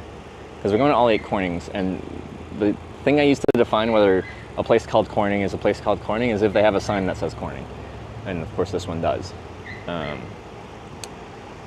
Okay, so. East is obvious, it's just a I-86 East to Horseheads, Almira direction. But then there's kind of just west of town, there's 86 that kind of heads northwest, and there's Interstate 99 that heads like straight south. So I think south is the clear option on 99, and then there's kind of a north and a west combined. Now 86 roads are numbered in the United States. Even means east-westbound. Odd numbers means north-southbound. So technically 86 is considered an east-westbound interstate, which does make sense because once we head up northwest a little bit around Canona, 86 splits heading like straight west and then a little southwest. So the most logical route to take would be either 86 west or start heading south, because we got to go into Ohio anyway, which will take us southwest. So anywhere south or west would be logical. East is backwards. So I think there will only be three main options. It's just west, south, or east, because there is no like northbound substantial road. Well, there's a very small road, but that's what I'm talking about. Is each time we do this, we're going to make an assessment of what makes sense. Like that road probably just won't have much network, and just kill the stream. So I think Wyver, if we're running it, it'll just be east, south, or west. There will be no north, which is funny because the direction that is the red arrow direction, which means the winning direction currently, is usually in a compass that points north. So you're skipping Pennsylvania? I don't know. That's not my call, is the thing. That's not my call. Where is Pennsylvania? Straight south? That's one of our options. That's the whole point of what we're talking about here. What are you aiming for? I am aiming to go to Ohio, which is southwest of here. We're going to, our next actual destination is Corning, Ohio, which is like, is it kind of eastern Ohio somewhere? And how this compass works is it absolutely is pay to win, but the only way I felt like we could add like the real spontaneity randomness of like Twitch Plays Pokemon, where like one person's input can like derail the entire thing, is if one person can influence it quite a bit. Because like people could vote $10 for the way we want to go, west or south, but then someone could just be like, screw you, $100 to go back the way you came. Because if it was all just voted with like everyone, we had 10 minutes, everyone vote on which direction to go, it's just going to be what the average person wants, and probably what the average person wants would be nice and to send me in the right direction, but that's not the chaos that we're looking for. Bunny Rabbit's just subscribed with Twitch Prime. Purple Bunny Rabbit with the Prime. So yeah, how this works, like what Danger Tater's doing right now. Danger Tater cheered 200 bits. Hashtag South Go South Young One. This is how this works. So now Danger Tater, thank you, has cheered 200 bits, so $2 worth of south. So now south is the winning direction currently. If this gets to the end and that is all that happens, then we are going south. We are going on Interstate 99 south, which is fine. That is actually, I'm happy with south or west is what I want. Either one I'm happy with. I just don't want east. But you can make me go east, is the whole thing about this. And I don't want it to happen, but it makes it just this interesting challenge where like, it'll be much more satisfying as we progress. Call me child. Because inevitably, 300 bits. Hashtag west. I like you too.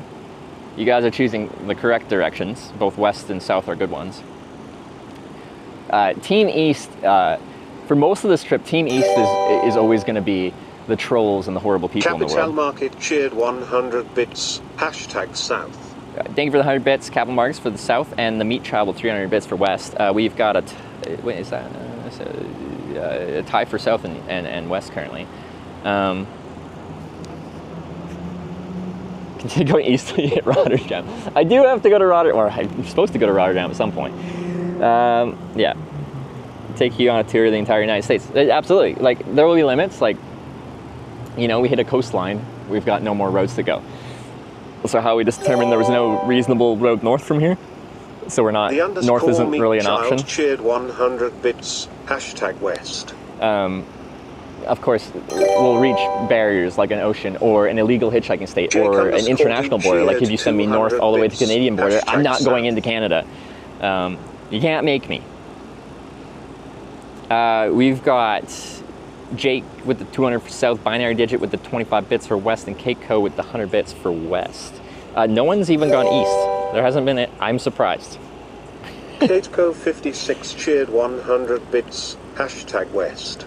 How long do you have to go west if west wins? Thank you for the west bits, Kate. I have to one ride. So what we've determined is just like, it's one ride, but like if we're going backwards and someone's going like a long way backwards, I don't have to stay all the, like if someone is going east, so the wrong direction, and they're going to Maine, like way east of here. I don't have to go all the way to Maine, but I have to go to the next place that makes sense. I can't just go one exit. Unless sometimes people pull over and they're just like, I don't know if this will help you, but I'm going one exit down. You want to ride one exit down? If they're specifically going one exit down because that's all they were offering, we are counting that. But that does count in the right direction too. If I take a one direction ride west. 100 kilo with another 300 bits, thank you very much. So many rules? Well, there has to be. It's just like, I have to define this because otherwise people are gonna like cheer bits or pay money and then they'll be like, you scammed me because someone was, I paid for you to go east and they were going to Maine, all the way to the northeast corner of the United States, and you didn't ride with them all the way to Maine.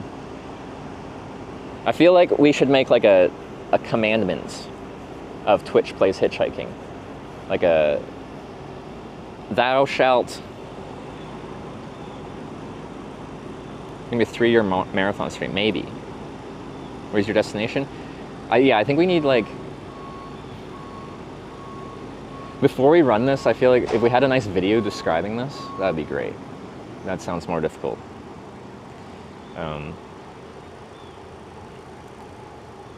Need some guidelines? No, like, I think it really needs to be codified exactly how this works. Should just troll and do ties. Did we decide what we're doing in the case of a tie?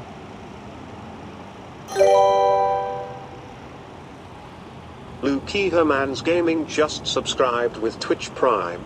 Hey, I heard you collect subscribe with primes, so here's mine. Also, Deer Park is the dearest movie ever created. Yeah. It has nothing to do with this situation, but that That's doesn't fair. make it less true. Cheers. Dearest movie. Dearest is an interesting descriptive Nate word. Expression cheered Thank you for the 15 month prime. 2,500 bits. South PLS. All right, South is in a very strong lead now with another $25 going to South. Ignored ass again? Yeah, Brian hates, oh yeah, Jurassic Park. Jurassic is a dirty word, don't you know?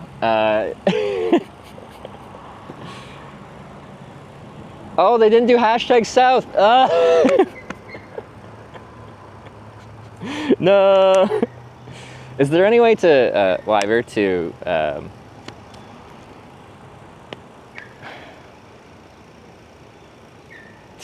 like, edit it for, like, clear errors like that? Big Secret 710 cheered 100 Because there needs to be a trigger Hashtag for it to know West. that you're asking for it to do something, and the hashtag and then the direction is what triggers.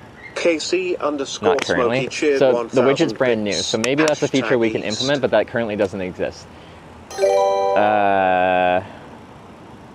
JMCM cheered this was all 500 custom bits. Hashtag South. And then the guy that was coding it kept asking for more and more money for minor features that should have been included in the first Patrick place. 3 cheered 100 So then we told him bits. to fuck off, Hashtag East. and then Wyver finished it. But you know, it's missing a few things like manual editing apparently.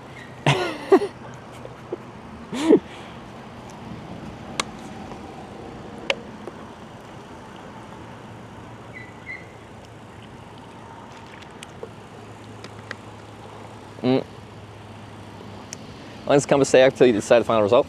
That'll be on a case-by-case basis. It's kind of just like until I decide to start going. I think we're gonna run it while I do my quick logistics Alex here. Lepriday tipped $10. Thank you. Hashtag East Chaos Gremlin mode activated. Sorry. Oh no, we've got some eastbounders. Oh my god, there's a lot of 710 cheered 100 Big bits. Piglet with the 100 West. West bits. Casey Smokey, you were the first person Bleeberry cheered 500 being bits. like the team East. anti-progress East. We got 1,000 bits from Casey Smokey East. Also Patrick with some bits East. And we got Alex with $10 East. And Bleeberry with 500 bits East.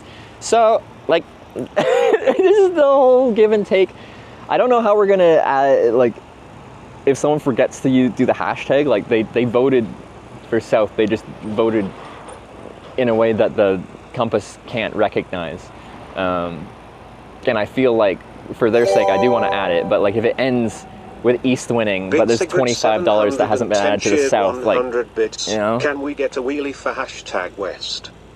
Big Piglet with 100 bits for West. I missed some other directions. I just want to point out that people have started to vote for the anti-progress route of going backwards, because we came from the East yesterday.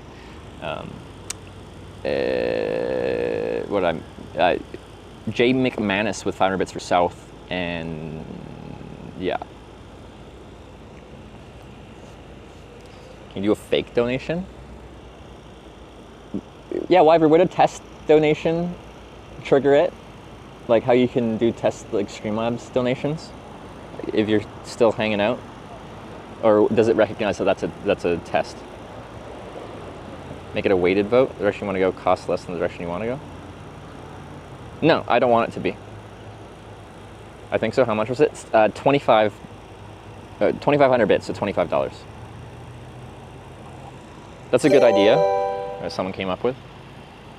Stores 6 cheered 500 bits. Hashtag South. That, for the meantime, might be a great way to actually add things that weren't added. I think Wyver did fix the thing yesterday where after a certain amount of votes, the memory gets lost. Like it would only do like 10, and then it would start losing them. We got stores with 500 bits for South. Fitziver tipped $25. Thank you. Hashtag Did it work? South. Did it work? Who said, who recommended that? That was a wonderful idea. All right. Oh, wait, can I see the compass thing? Oh, it's so small. I need better eyes. We got Team South leading at $38, East not too far behind at 26, and West in a distant third at 8. Orange could share and cheered 100 bits. Zoom in? Success. When I cycling. zoomed in last time, it just made the screen all, it doesn't let me zoom in. I can't pinch to zoom.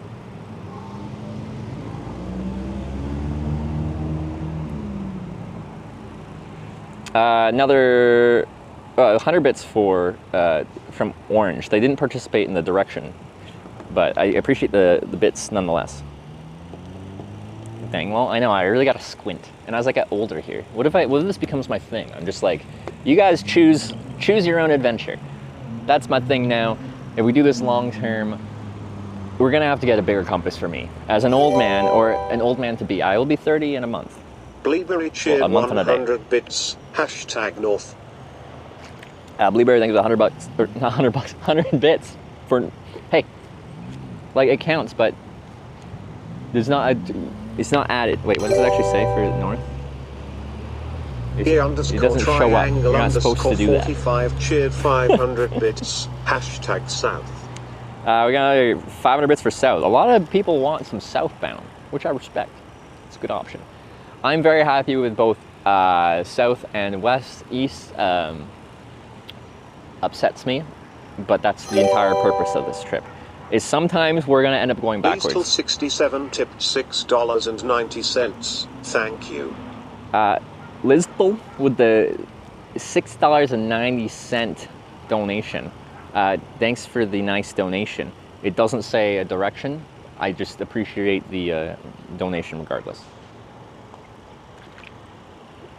Shows $1 for North. It does show it. It's just like, I don't know if someone is just like, it's like a throwaway donation. If we don't give it as an option, but but somehow that direction wins, it's like, well, we're not going that way, so we'll just pick the second most winning direction. It's like if I'm at the Canadian border and I'm like, I'm not gonna do any international hitchhikes. You can't choose north. I'm not going to go north. I'll just pull it between every hitchhike. Every single hitchhike, you guys will decide which direction to go next. And what could end up happening is all day we could be going back and forth between the same two towns, back and forth. Please till 67 tipped $6.90. Was the last one supposed to be a westbound? Hashtag West. Thank you for the West donation, the nice West donation.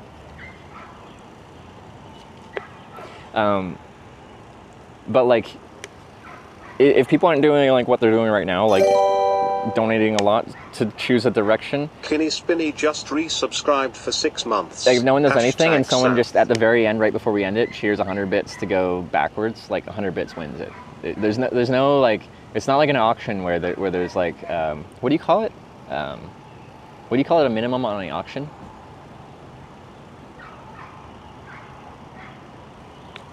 Is there a time limit? I think once we do this more often, we'll set like some kind of timer that we have to like code it into it, I think, to like, so it's like we have, in the next 20 minutes is our voting period. After that, it will automatically end and the winning direction at the end of that 20 minutes will be the winner. And that's the way we go. Right now, it's just, we have a command to end it. Can only go a different direction than the last direction? It's like Twitch plays Pokemon. Every time we stop, we get a chat input, and that chat input is what direction to go next. And that chat input can be the same direction multiple times in a row. That can be back and forth and back and forth and back and forth and back and forth and back and forth. It can be like, you know, west and then south and then east and then back north again. And then we just did a big square and eventually came back to where we started from. Anything is on the table.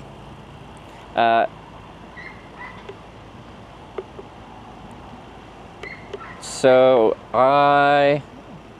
should we finish it in the park here, or should I quickly get sunscreen and bug spray? How much time do you have? Yeah, whose dog is upset over there?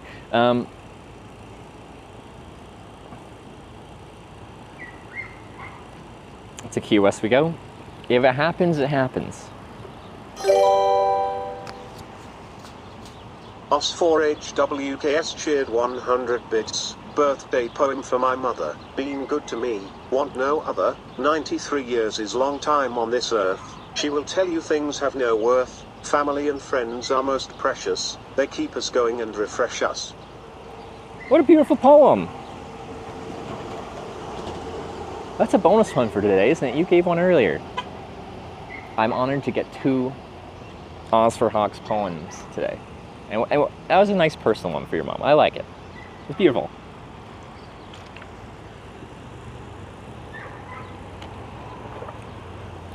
Thank you. Okay, let's head to the grocery store.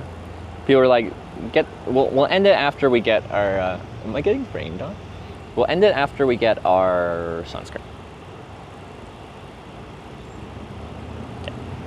And bug spray, because the mosquitoes are certainly out here in upstate New York right now. How about lunch? I had a big breakfast. I don't feel too hungry right now. I think I'm gonna try and get one ride, unless this takes a while, and then, yeah.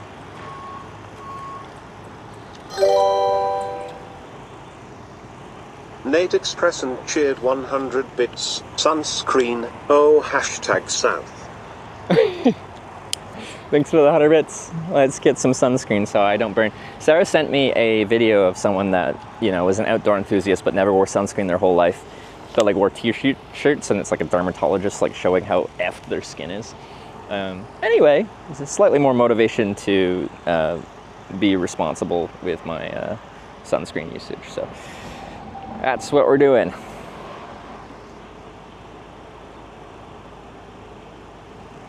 Okay. Where's this battery at? I really want to get the iPad working because this Bella box uses more power than I'd like. Yeah, it's at 2 bars. We'll probably have to swap the battery before we actually start hitchhiking, but we'll see. Also, I don't remember how much charge we got off of the... Was it like an hour at breakfast? An hour of charging at 100 watts can actually do, well, a good amount. Like, you can do 100 watts technically, but it doesn't stay at 100 watts the whole time. Okay, sorry. One day I'll figure out how to do this better.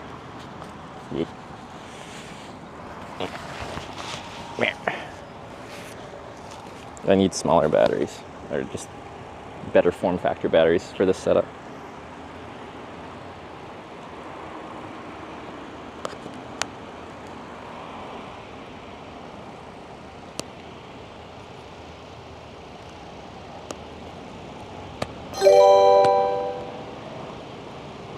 JMCM tipped $6.90. Thank you. I don't Hashtag understand South. this mount sometimes. Sometimes it doesn't clip in properly. And it's like held on by just a magnet. There it goes, now it's in.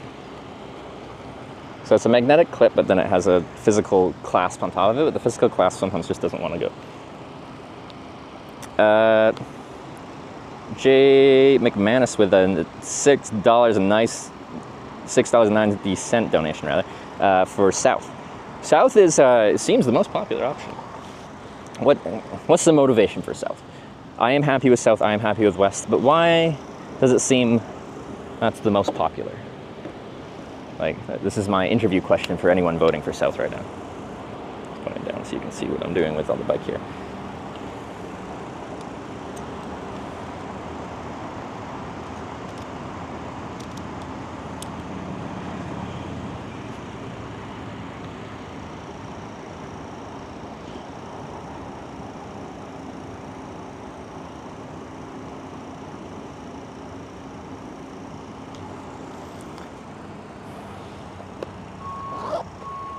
Oh, you know what was exciting? We also had a viewer come by today, Dr. Yellow, and gave me some good snacks. Oh, I have chocolate milk.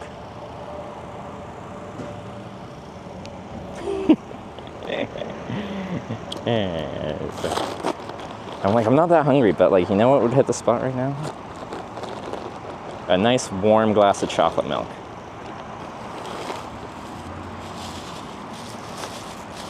Where are you?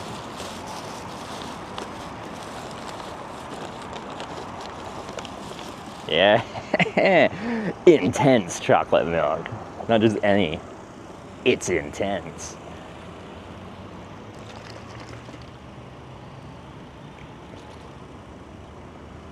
Wait, are they here? I don't see it. Someone said your stream site was awesome. Okay. I wonder how intense it is. It's pretty good. It's kind of low. TT_studio gifted a tier 1 sub to Dr. Hey! Yellow. They have given 126 gift subs in the channel. TT Studio, thank you very much. I appreciate it. I don't feel like taking my mic off, so all you that hate the glug glugs, this one's for you.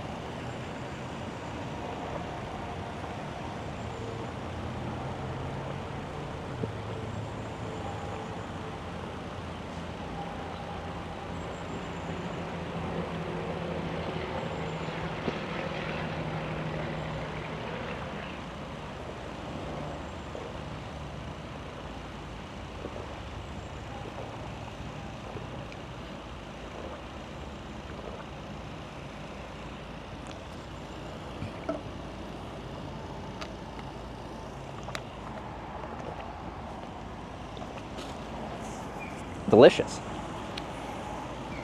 I don't like, it's good chocolate milk. I wouldn't say it's more intense than your average chocolate milk, but it's good.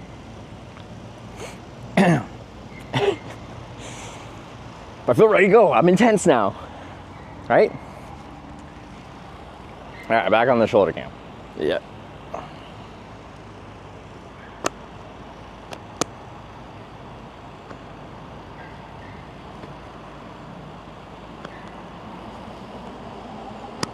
There we go.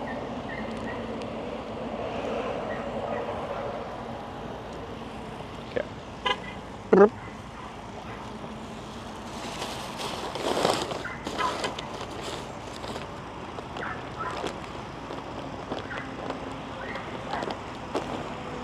Yep, forgot the sweater. I think the high today was supposed to be like 27 or something like that. It's toasty. Is that normal for May, or is this unseasonably warm? I'm totally fine with it. I just, you know, curious.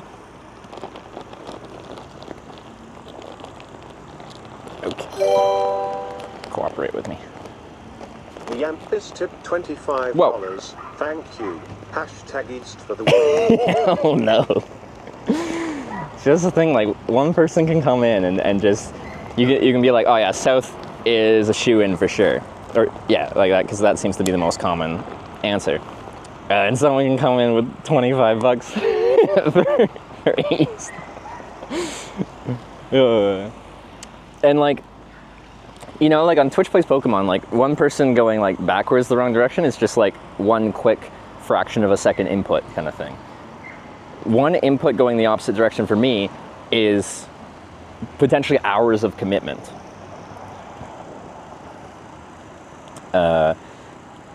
So yeah.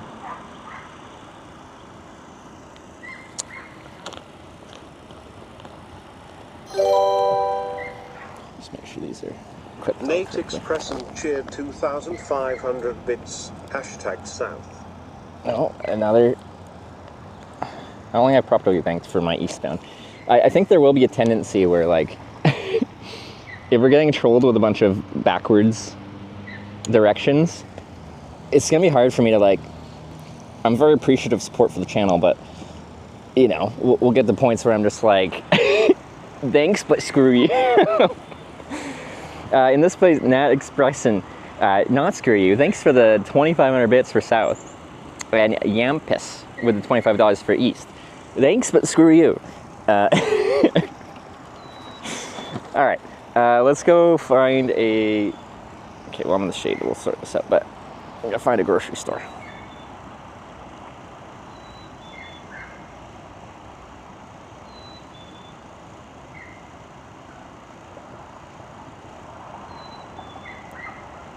$25 for South not being counted? Really? Or it times out some. Well, have you fixed the timing out old ones, right? We have growing pains. We're just, if things are screwing up, we just have to keep track manually until it gets sorted. Good progress today so far?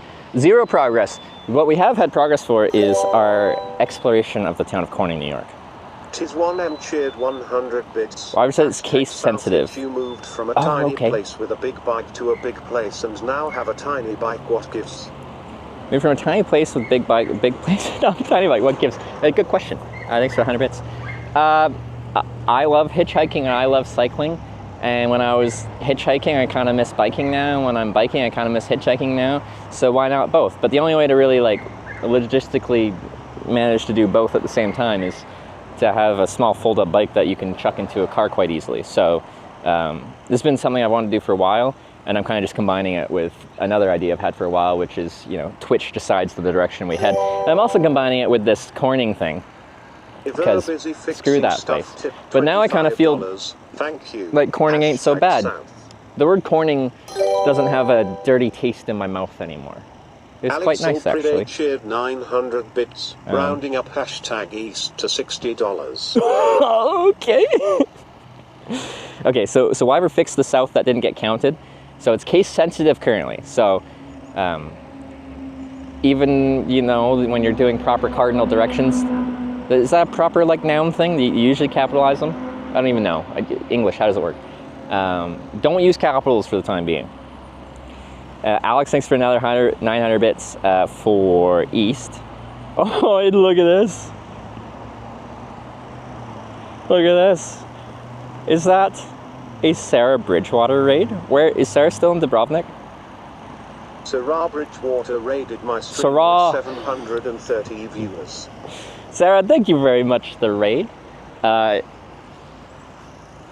And everyone, welcome to Corning number 1 of 8 in America here on our Corning tour. We were just outside the Corning Glass Museum where we spent 2 hours exploring glass. It was actually pretty cool. I liked it a lot. You know, you might be like, glass, how interesting can that be? A whole museum of it? It's cool. I liked it. But now we are currently voting on which direction to hitchhike out of Corning. Bits. Oh well, I'm trying to might go... as well other gremlins a chance to vote on hashtag East too. Uh-oh. This trip is This trip is brought to you by, at least the directions for this trip, is brought to you by you guys. Every single time we hitchhike, you guys get to decide which direction we are hitchhiking. There is a clearly defined goal that we're trying to accomplish, which is slowly work our way, west across America, going to every single town called Corning along the way. And like every single Corning in America is like our next boss. So our next boss that we're trying to beat is Corning, Ohio. But I can only do that if the Twitch inputs, that is your guys' votes, send me in the right direction. Currently, what is East at? Alex with another 700 bits for East. Thanks, screw you. $67 East, $70 South, and then $14.90 West. So we are very close to neck and neck for... Try Kuprayanov raided my stream with 22 viewers. Dimitri, thanks for the raid. We're very close to a complete tie for East and South. But when we finish this, after I get some sunscreen, you'll be happy to know I'm getting sunscreen because it's sunny out and I don't want to burn. We are gonna, the winner is the direction we're going, whether that's southeast, and it could be west. Someone could just come in with $100 for west because they really want me to go west. Thank you. Hashtag East for the lead. And the only reason there's no north is because there's no logical road for us to take north. This random branch. Okay. There's no logical road that makes sense to go north from here. If there is all four directions, like northeast, southwest, then we'll do it. But I kind of explained each direction we have from this current point. Right here? Oh yeah, I was gonna look at a map and I didn't do that. Oh, it's kind of toasty in the sun.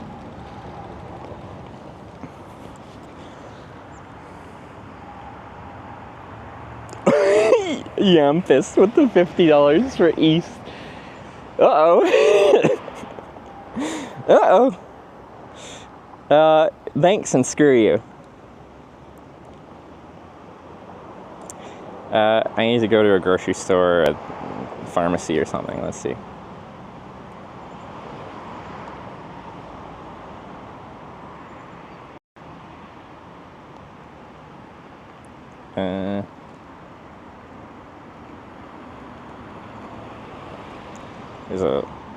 Wait, Walgreens is closed on a Sunday?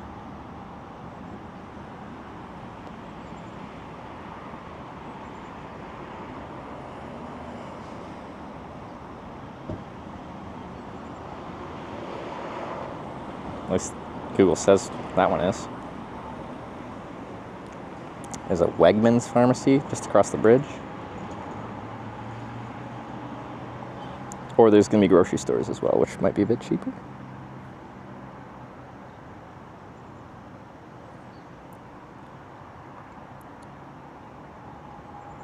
Today is a special Sunday? Is it actually?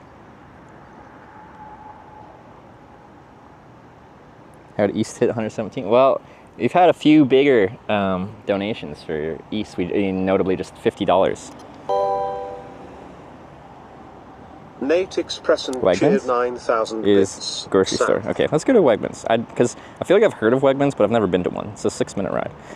1.1 miles. And that's nothing on a bike. Head north. But it's everything if we're walking.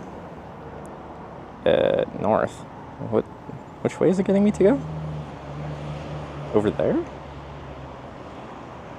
that right? How do we get over there? Okay, alternatively I can go this way. Let's go that way because I'm confused.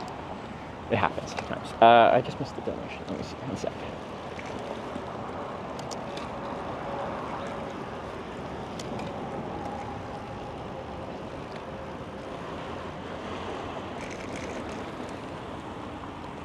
Let's see how it adjusts. Yeah, okay. Just Keith raided my stream with 836. 800 and my GPS is like, you're going the wrong way. Still fixing stuff, tip $90. Thank you. Wait, what? Hashtag south. Head south. Holy. Then turn left. Okay. Kat, thank you so much for the raid there. There's some explanation required. So like the stream is Twitch Plays Hitchhiking, but I'm riding a bicycle. This is a fold-up bicycle that I am Slight right. using to ride around towns, and then I'm hitchhiking between towns and going across America, going to every town called Corning. There's even more explanations required for that, but it's okay. She didn't know we were going to go until Anyway, that lady wanted to hit some people. Why aren't they going? Yeah, so right now I'm just going to a pharmacy to get some sunscreen so I don't burn. In 800 feet, because I'm a right pasty onto Museum Canadian. Way. But yeah, thank you very much for the raid. I appreciate it. Hope you had a good stream. What was Kath up to today? So we're crossing the bridge and going to Wegmans, which is a grocery store. Get some sunscreen and probably some bug spray because this is upstate New York. Slow down for these big bumps. They're aggressive, and this tiny little fold-up bike does not like big bumps.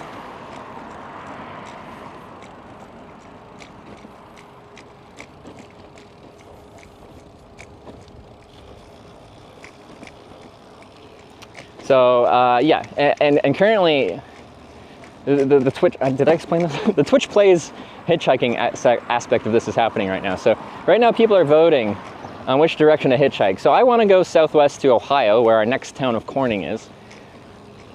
But every time I hitchhike, every single hitchhike will be voted on, and people decide which direction to go. And we have issues where there's correct directions to go. In this case, it says right. We can try. In this case, south or west works equally quite good for me. Or there's the troll direction, the anti-progress direction of east, which is backwards. So what did I miss? While we were just fixing stuff, oh, we did. Oh, we had Nat expressing with 9,000 bits for south. There's a very specific input we need for it to be counted by our little widget that counts directions. So we have, we're fixing it with test donations if it doesn't apply properly. Holy, a $90 donation for south. Some people really want south, and I like the southbounders. I am team south or west. Like, in some ways I respect the eastbounders, but I also hate them because it's backwards. And the thing is, the reason I'm doing this trip and going to every Corning is because I failed a trip. I was hitchhiking to the Streamer Awards to LA from Canada, and I got stuck in a town called Corning, California the day before the Streamer Awards were happening, and I could not for the life of me catch a ride out of that town. And I've been very upset about that ever since, because I failed the trip. I didn't hitchhike to the Streamer Awards. I had to get bailed out with a viewer ride and a flight from Sacramento. And I just really hate fail. It's the worst feeling for me. So I've been thinking about how to make myself feel better for a long time, and that's when I came up with, well, I'm just going to hitchhike through every single town called Corning in America, because screw Corning, I'm going to show it what's up. And it's extrapolated from there.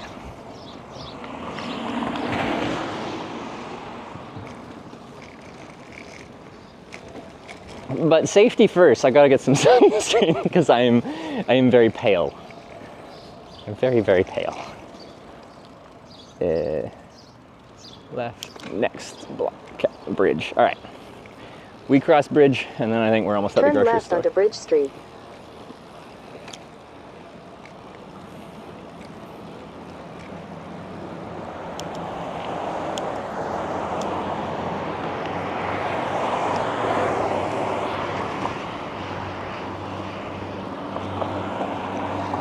In 800 feet, turn right.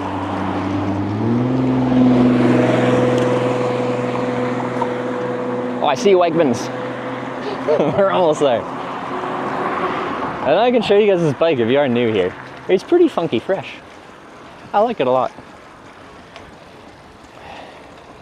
And then one of the nice things, but it takes a bit of time, as this trip progresses, I'll get better at it and find a better system for everything.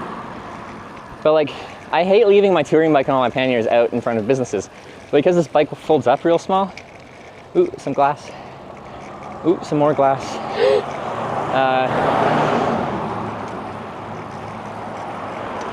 We can just bring it in. That's not to say everywhere. Like, some places will still be like, hey, that's technically a bike, we don't want it here. Most places, since it's small and like the size of, it's like a little bag when it's all rolled up, also I can roll it along on the ground. Or carry it. You just bring it in with you, which is nice. Turn left, then turn right. But I got hungry with the 32-month resub there. I don't think I acknowledged that, so thank you. Tire liners on the bike?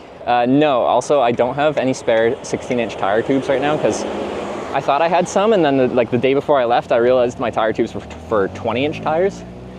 Because I had spare tubes for my bike trailer had a 20-inch tire. I thought it was the same size as this, but these are 16-inch tires, so I didn't end up getting a correct tire.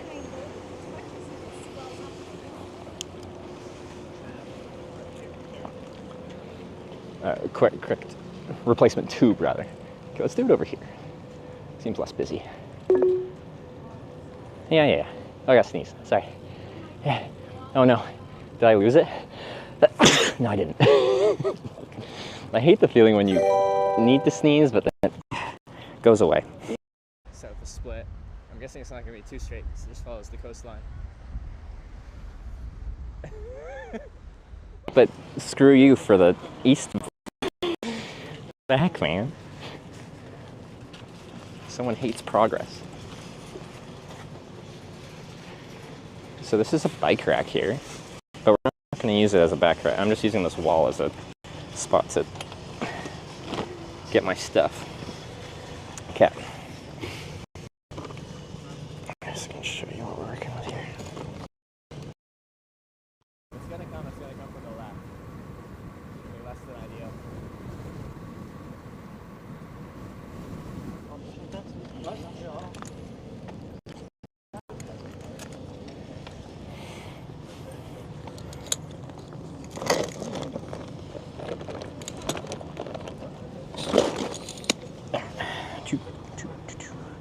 Backpack. Okay, now we're going to show the fun part. I grabbed it by the wrong thing, so part of it's fine. Unless I crushed one of my magnets. Part of this is held on with magnets. Okay. Get this off. Okay. Alright, here we go.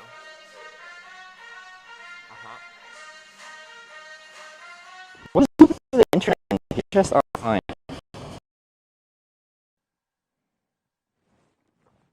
Okay. I'm going to switch over to this input and turn this off.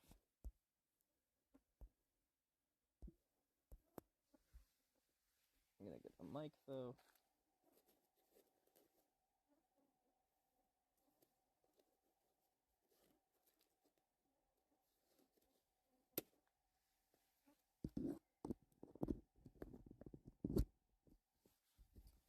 Get the mic going.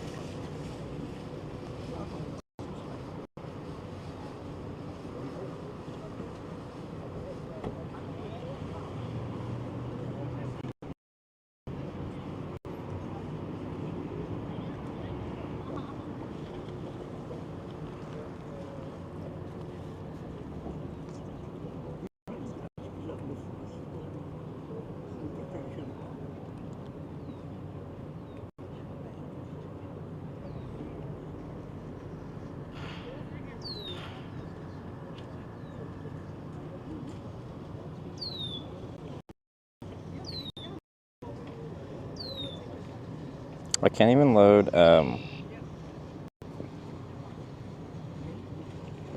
why is my latency so bad? Speed test speeds are looking about 767 milliseconds of ping. As far as bars of service, like I got full bars of 5G on both lines. This trip has been so bad for my tech, it's just, nothing has worked correctly.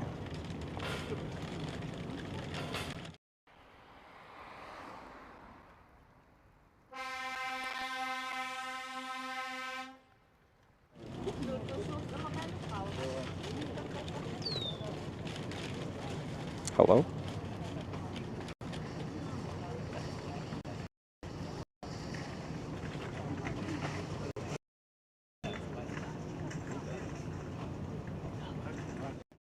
Cool. So there's a bag. That definitely said.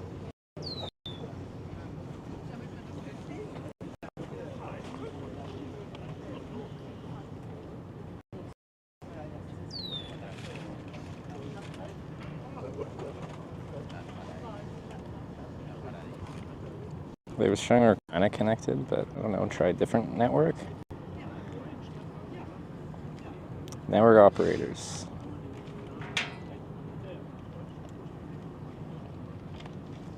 Let's try AT&T because it won't let me connect to Verizon again.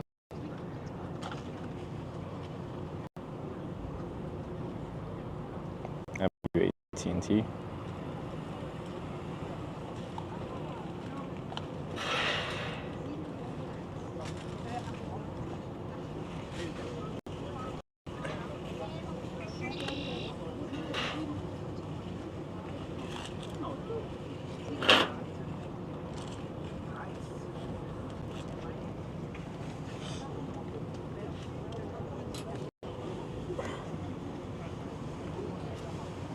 That looks better. Is it working now?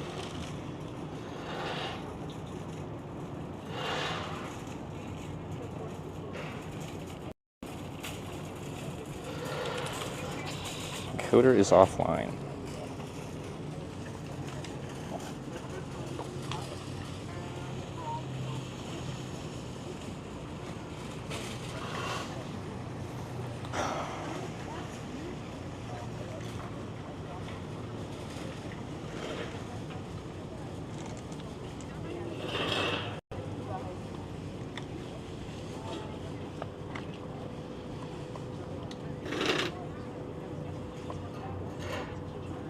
Signal's more stable. I can't even load my Bella box. It's saying it's offline. But apparently you guys are saying it's live. Which is awkward because this says my encoder is offline. I don't know what that even shows. We're live? Why would my Bella box cloud say we're not?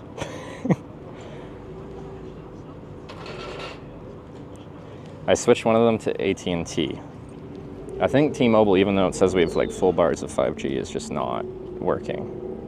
But like, if I have internet, I can always load my Bella box cloud remote, but it's just saying the encoder is offline. All right, sorry. That was very annoying. I'm like, why do my phones have all the internet? But I can even load chat on this phone, even though it's like, yeah, I got 4 bars of 5G. Not that 5G means fast, 5G just means 5th generation network. Well, that's your 5th generation networking. The fuck? Okay. Sort your stuff out, America.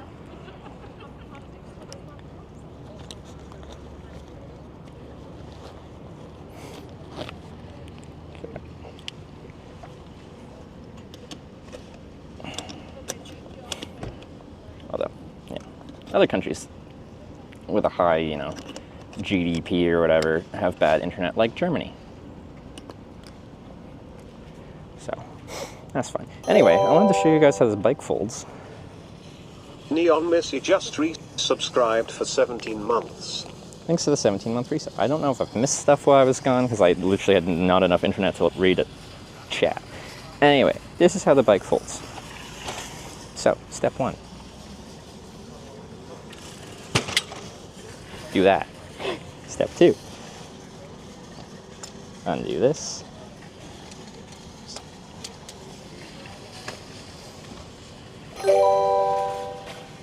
that. Step 3. Clitra just subscribed with Twitch Prime. Do that.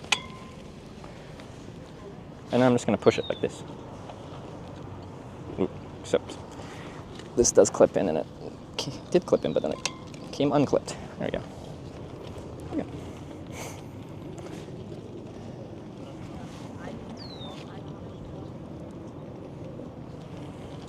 I don't have to carry it. Can I get my water in here somewhere so I don't have to carry my water? Or like wedged in here. Oh no, that kicked that out. Oh, that's in the way. This might flip us upside down for a second.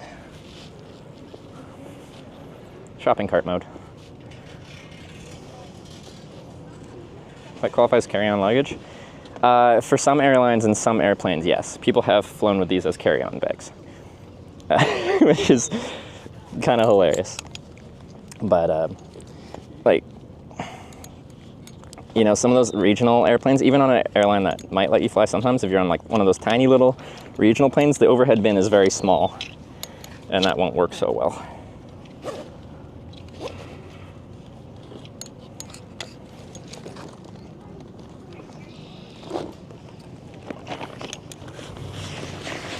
All right, sunscreen and bug spray is what we're after.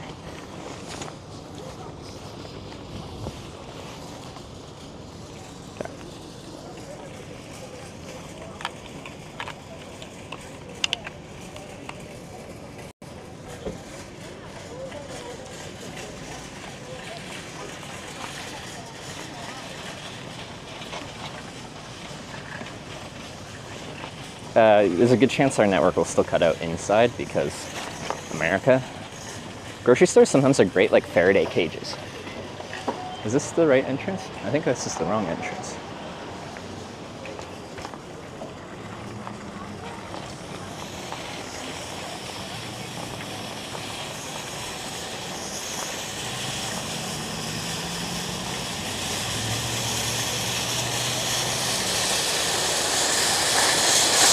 I love this so much.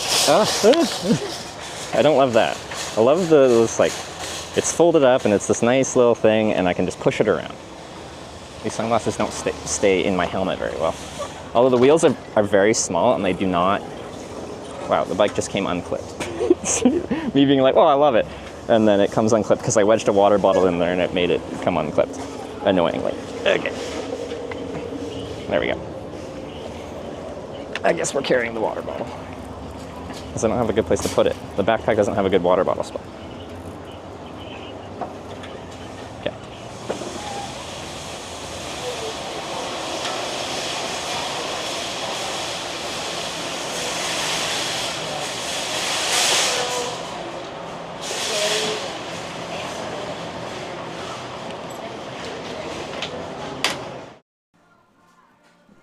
$1,000 donation means Trevor hitchhikes in a banana suit on Halloween day. I'd do it. I'd do it. Screen and bug spray. And we're gone. How you doing? Sun care. The other thing is I'm documenting the process of hitchhiking, so I do have a camera with me. Is that something? It doesn't have to be on you, but I have a camera on me. Yeah, go That's ahead, okay? man. All right. I got a pistol right here. It's fine. It's all good. You know what I'm saying? I understand. I understand. It's like, so I'm picking you up, you know what I'm saying? Yeah, you're doing something generous for me. I would never do anything to you. But I'll kill you. That? You know what I'm saying? I get that. I understand that. I deserve it.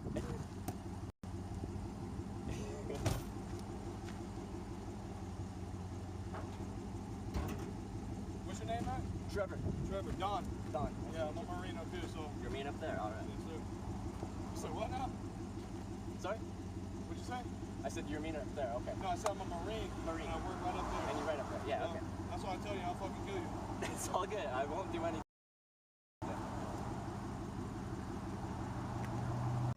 Ready?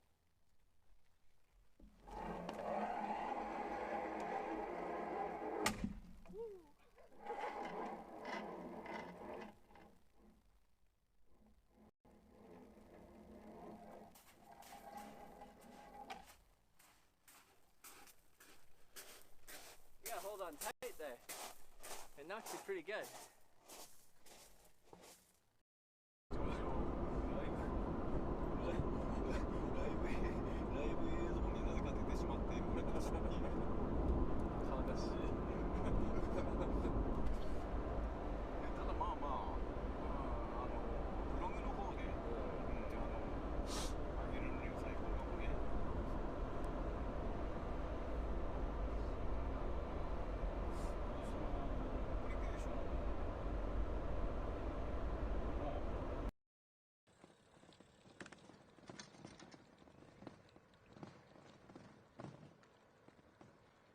this way for 350 meters.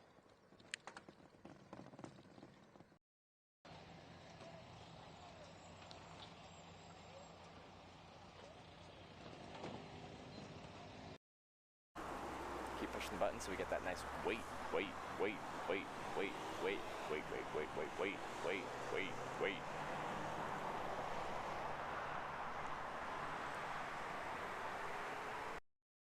10 fire. Yeah. Bush. Gwyn. Yeah. So that's up to there. Gwyn. Gill. Yeah. Gogerin. Gogerich, sorry. Gogerich. Chwyrn Dropwyll. Oh god. That's try that one again. So that's Chwyrn. Yeah. Dropwyll. Wish. Yeah, so that gets you to there. And another one. Llantyseil. Yeah. And then go. There you are. No, I did it just very extended. It took about a minute to say. You can edit that later. And Yeah, just can you guys cut that together so I just say that in one long sentence? Oh yeah, people are like yeah. It's the guy that we've said hey again. Hey again.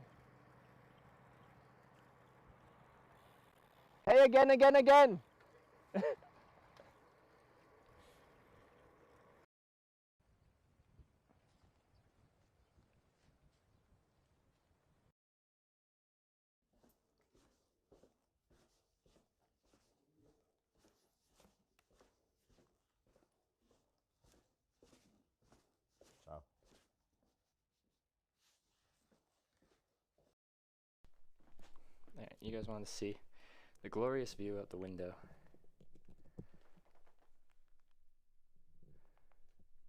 Look at that. Look at that. Look at that. Wow. There's the stellar view. Do you guys smoke weed sometimes? In Canada, it's legal, and therefore It's good. I will go to Canada. you will. For that. Okay, for the weed, it's very legal. You have smoke in Canada? Yeah. Yeah, it's good. I can get weed deliveries faster than Amazon Can deliveries. you get the TS to split into this? I think that'd be pretty illegal. Yeah. I don't know. I might end up in prison, and I don't really want to go to prison. I don't think you want to either, right? I only will smoke my weed. Only will smoke your weed? Yes. Yeah. But it's not legal here, is it? No, you gotta come to Canada. You have to come to Canada where it's legal. I wasn't expecting weed. Oh, that's Twitch chat. He's trying to Twitch chat right now. You're gonna smoke the weed? Canada's known for weed now. Yeah. More than Amsterdam? Yeah. Oh. Have to, yeah, and I don't think he's old enough to buy legal weed in Canada. No. Ah, je n'ai pas parlé français.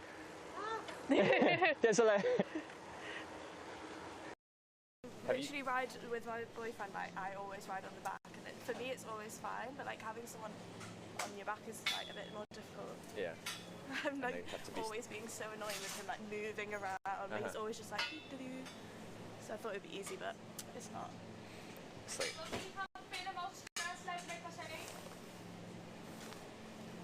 I was gonna be like, I can assist you and get going, but you're gonna have to still be able to stop and get going again. Yeah, that's the thing. It's Right. just a bit like. Because once you're going, it's fairly easy. It's the stopping and then Also, starting just again. up there, there's like a little bit of a hill. I was like, that's not gonna go well. Yeah. Oh my god, did they see us falling over? No, they're saying F because I lost connection a bit inside here. Okay, thank God.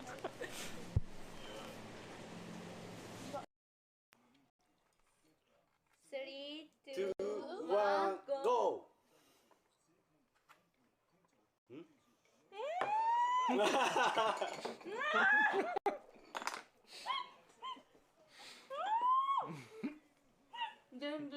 Stop. Oh my god!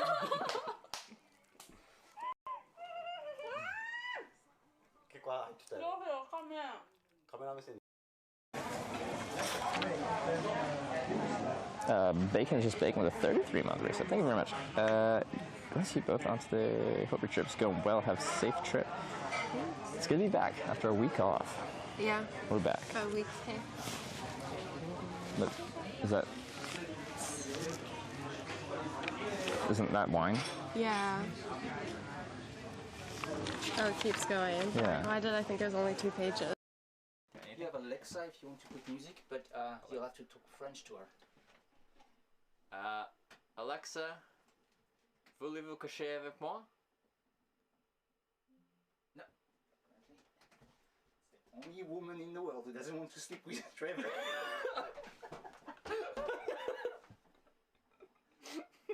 We finally found one who said no. God, I feel a bit better with myself. And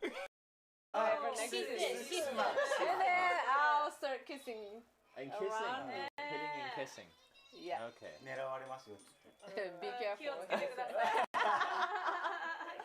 なんか叩くかキスするか。 Yeah, either hitting or kissing. Okay. One end or the other. Yeah. I that. Yeah.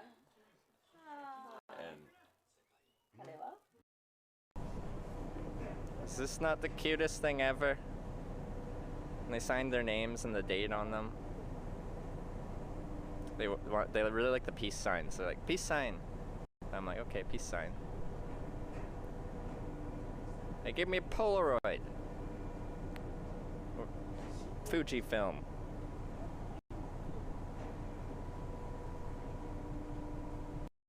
Okay, I'll show you that. So the first guy came up and gave me $20, and the other guy wanted to show up his friend, so he gave me a Christmas.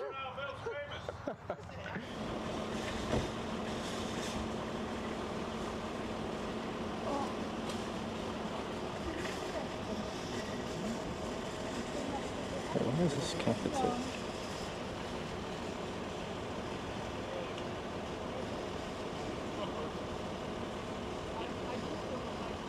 We're kind of back.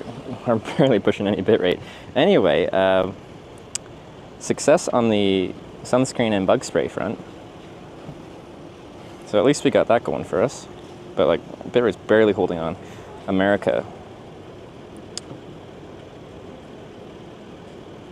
Took a while. I did my whole shopping trip in the meantime.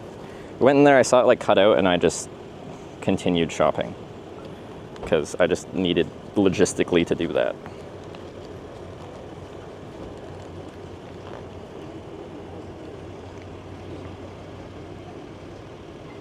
Okay. Alright, now we gotta put this all back together. Which doesn't take too long, it's just, you know, I gotta do it. Can I put this somewhere where it's not gonna be on the ground? Because this is the whole, my other network.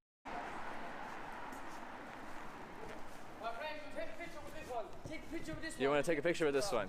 Everything's live.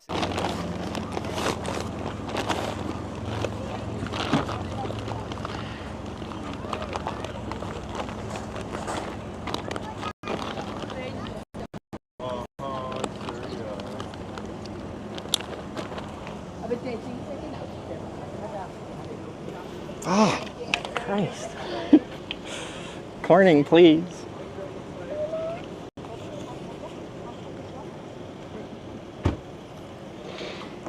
Why are you so bad? It's very disappointing. Okay, I gotta unfold the button. Or, yeah, unfold it. Hey.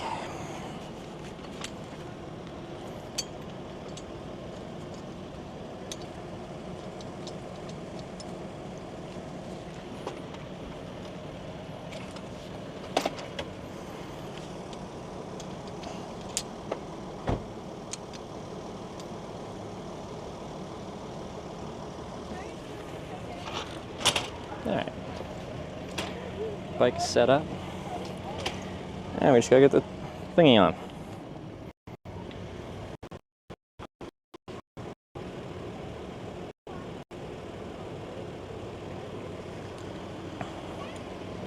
See, isn't that like, it's just so slick to fold and unfold. A lot of folding bikes, like, they do it, but you wouldn't want to do it regularly. It's like, you know, if you have to take a train or something like that, you're like, yeah, okay, well, I guess I might as well do this annoying process of setting this thing up. But this is a good time to fold and unfold. It's kind of fun. I really like the last and the first one, depending on what direction you're going. The back wheel unfold. That's the fun part to me.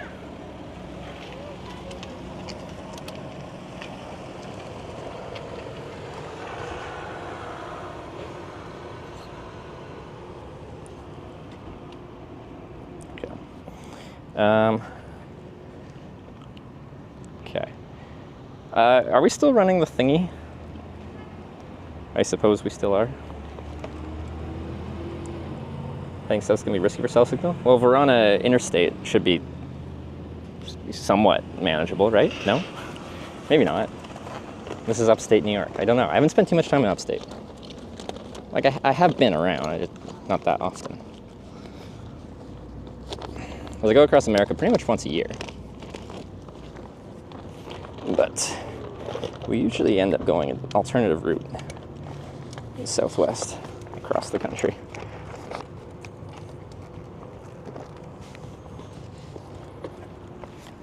Did we miss it? No, we're on. Oops. Okay. Kicking things around. All right, backpack. Need you to come on. We are on the magnets. Okay. It's fine.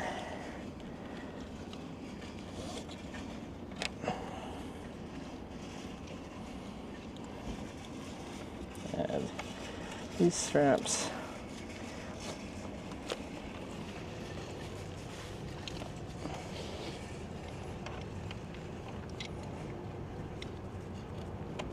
I have a bad tendency to like ask a question in chat and then get distracted doing something else and then not actually look if anyone gave me an answer. I think that's common in streaming, but when I realize I do it, I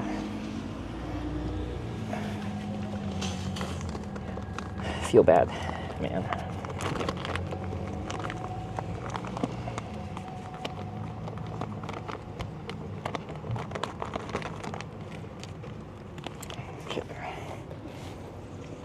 On. I'll just take this out of its little blister pack. Should I close the voting? What are we at? Compass. Whoa, 180 for south. Did I miss something? No, someone cheered 9,000 bits.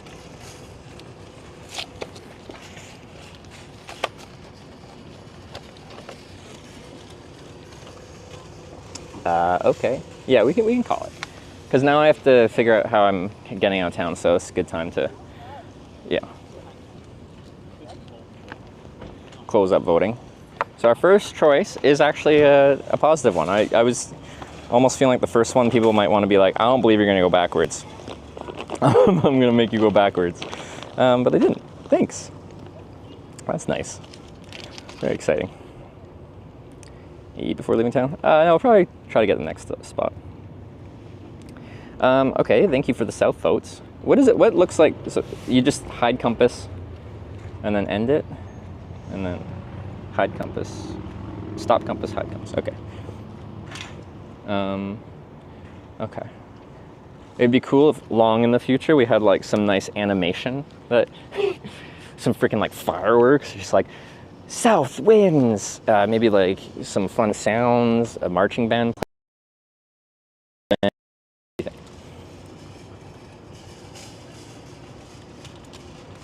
Stop compass shows the winning option. Okay. It just freezes the compass, or does it look different when you hide it or stop compass? Wait, what is it? I don't restart network hardware. I restarted everything.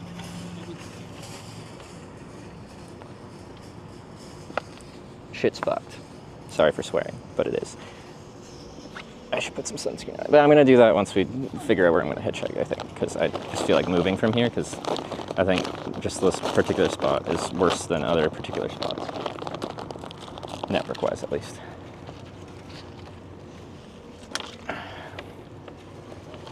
Highlights the winning option. Okay.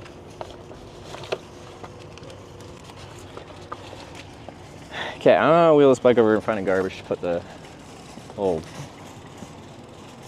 I can point this up now. Point the. Put the garbage away. There we go. Words. How do they work?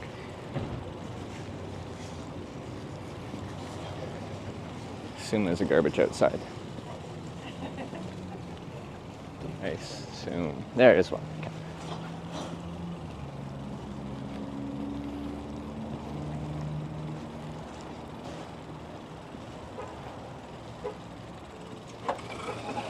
I assume this bollard is solid. It is. Okay, but oh wait, no, it isn't. It's a plastic shell with a metal one over top. It's cosmetic, but I think there's a real one underneath it. It's just too ugly for them. Okay. Permanent text line. Chat chose direction south or whatever. That way people curious ask, play it, more demos.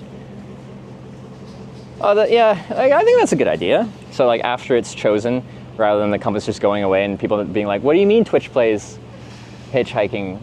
To what respect do they? And then you could keep a static thing that's like, we're hitchhiking south because chat chose south, or yours was better, but yeah. That's a good idea.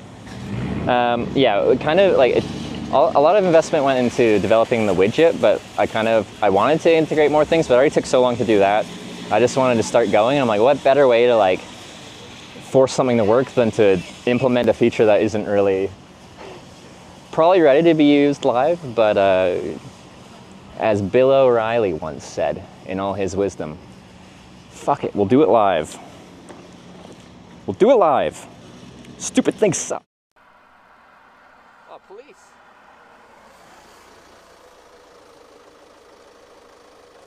I'm gonna try, well, no, I think it's just this area. Because yeah, our bitrate still sucks.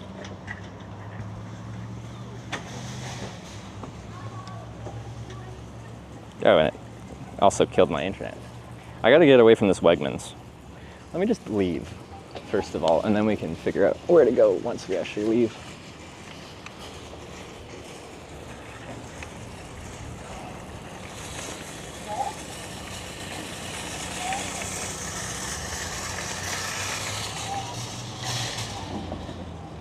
I think Wegmans put up cell jammers for T-Mobile or something like that.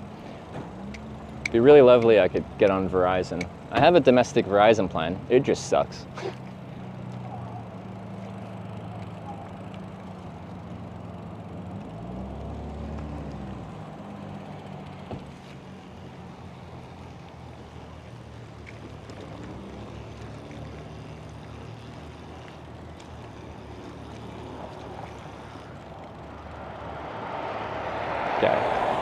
Just want to get away from Wegmans and let's see if I can stop in the shade here and actually look at what we got as far as network. And if the network's working slightly better now that we're 100 some odd yards away.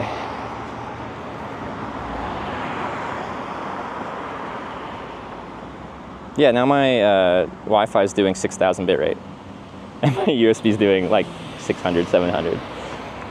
Wegmans is just a black hole of network. I kind of liked Wegmans, except now I don't because it kills my stream. Okay.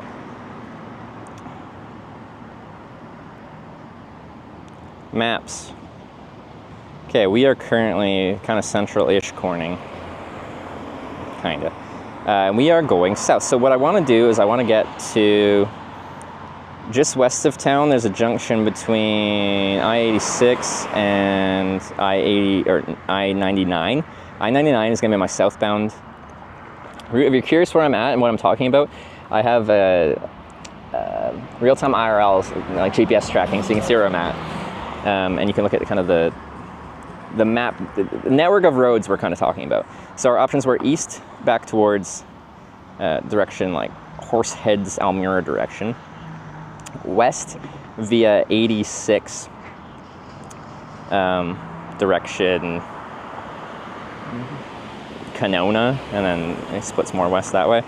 Or I-99 southbound Lawrenceville, Mansfield direction. So what I'm gonna probably do is we are going to somehow ride this bike past this crazy spaghetti junction of interstate. I don't think this is going to show. Usually screens don't, in the daylight, don't really show on. Yeah. If you're following along on your own map, we're going to go past that 86-99 junction, maybe to the first interstate on-ramp in Gang Mills. First or second one, depending on what they look like. So I'm going to start riding out that direction. Let me see. If I just say, go to this hotel, which is by the first one, 19 minutes, 3.2 miles west. So we are going to ride 3.2 miles west, it's like 5 kilometers, and get to an appropriate spot to hitchhike. Because if I was hitchhiking from town now, there's that big junction, a lot of traffic's going to stay on 86 heading west, but we have decided to go south and have determined I can hitchhike south. I just need to get somewhere where we have only southbound traffic. I know I call US 15 is getting to Pennsylvania, but it's the same thing. Okay, cool. So with the vote, you guys voted south one ride, so we get ride to the next town, then we do the vote again. When we're like into hitchhiking mode, it's not going to be a big process. It's going to be like, we're out, our options are, so once we catch this ride south, inevitably there'll be an option to go back north the way we came. Or we'll have to look at what other options. Continuing south would probably be another option, potentially west, potentially east. And then we'll probably just do a quick 10-minute water snack break, choose, hitchhike, and then rinse and repeat. So like once we get into the hitchhiking swing of things, this will be a faster process. Just today was a very slow process. One, because we hadn't done it before, the whole voting process on hitchhiking direction. And two, we have been exploring Corning, so I haven't been in a rush to get out of here. But now it's time to go. Back north, back to Corning. I guess, yeah, after our first ride leaving Corning, it would be funny for the trolls in chat to just maybe come back. I can escape, but I just end up back here anyway. All right, directions.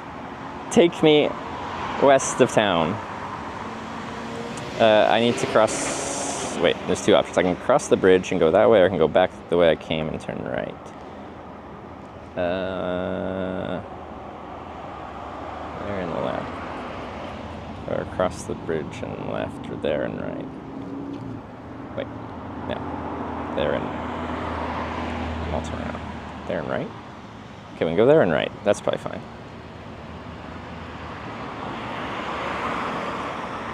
Maybe? Shoot. Can I? The other side's probably nicer to ride. It looks like a smaller road. Okay, we'll cross the bridge again, turn left, and follow that way. Alrighty. I just gotta somehow get over there.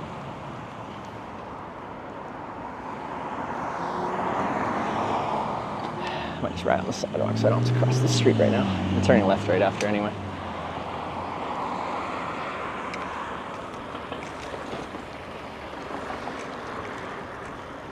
Onto Bridge Street. Actually, we'll just go like this because there's no traffic anyway. In 1,000 feet, turn left onto West William Street.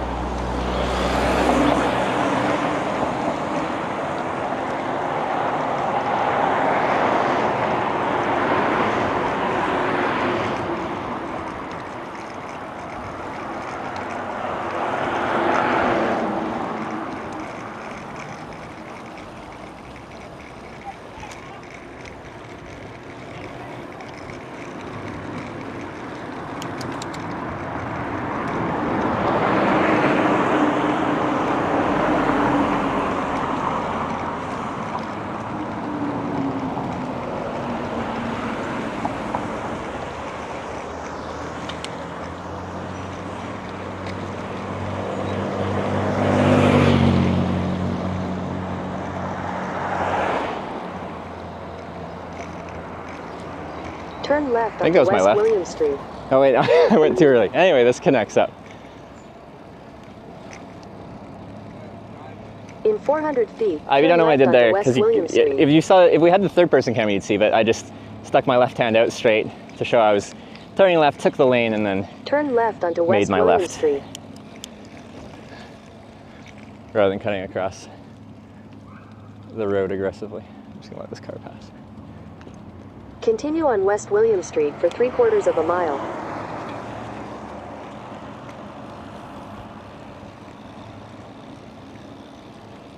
That's one of the reasons I do like the third person, because you can see all the decisions I'm making and how I'm choosing to ride my bike. Brompton gifted a tier 1 sub to MB_Dragon. They have given 300 gift subs in the channel. What a relevant name you've got now. Brompton, thanks for the gifted sub.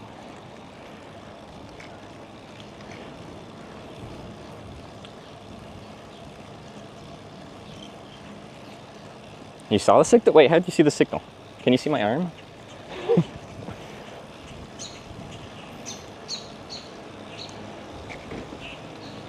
I like these tree-lined neighborhoods.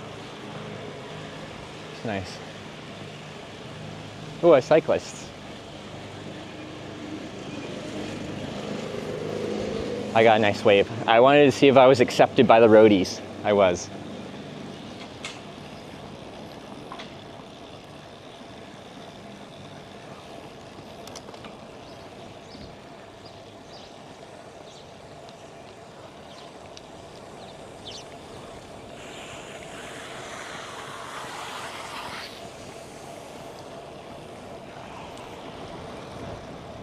Turn the camera upwards more? Gotcha. It's hard for me to see what the angle is. I don't know if that was actually up much of anything.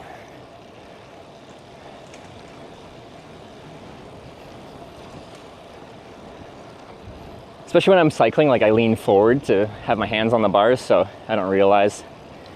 Like to me, when I look down at the camera, I'm like, yeah, it looks appropriate, but since I'm leaning forward. Ray5W rated my stream with 1,561 viewers. Holy. Wow. Who's that? May? May, thank you very much for the raid. I appreciate it. Everyone, welcome to Hitch and welcome to the town of Corning, New York.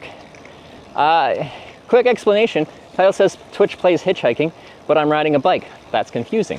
I know.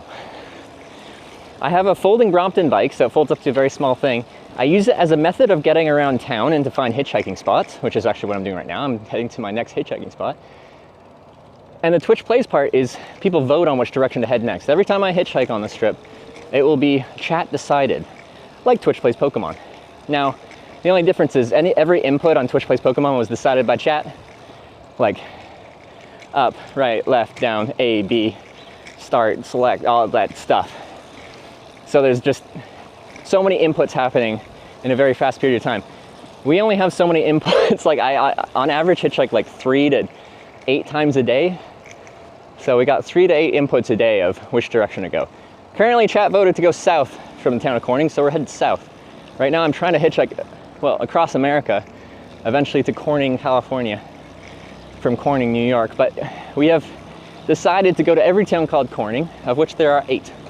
Our next one is in Ohio. Turn left onto New York State Bicycle Route 17, West Pulteney Street. But I really appreciate the raid. Oh, we great stream. What does, did you say May? Forgive my ignorance. I just don't actually know May yet.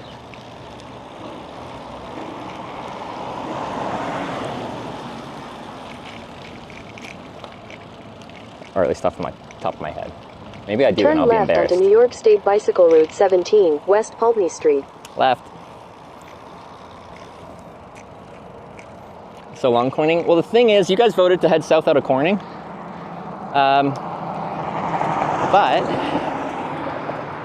when I get dropped off next time, there'll be another vote, and you guys can can send me back north to Corning. So just because we're hopefully going to successfully hitchhike south out of town doesn't mean we won't be back. New York State Bicycle Route 17 for 3/4 of a mile. 3/4 of a mile, I can do that.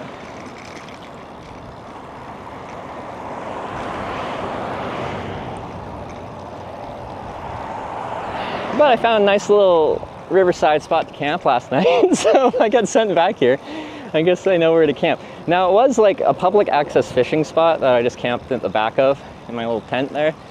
But it was kind of like right behind someone's house, and I feel like they might end up getting upset with me if I kept coming back night after night, because you guys keep sending me back here, like the degenerates you are. Well, actually, I can't say you are. The degenerates you might be.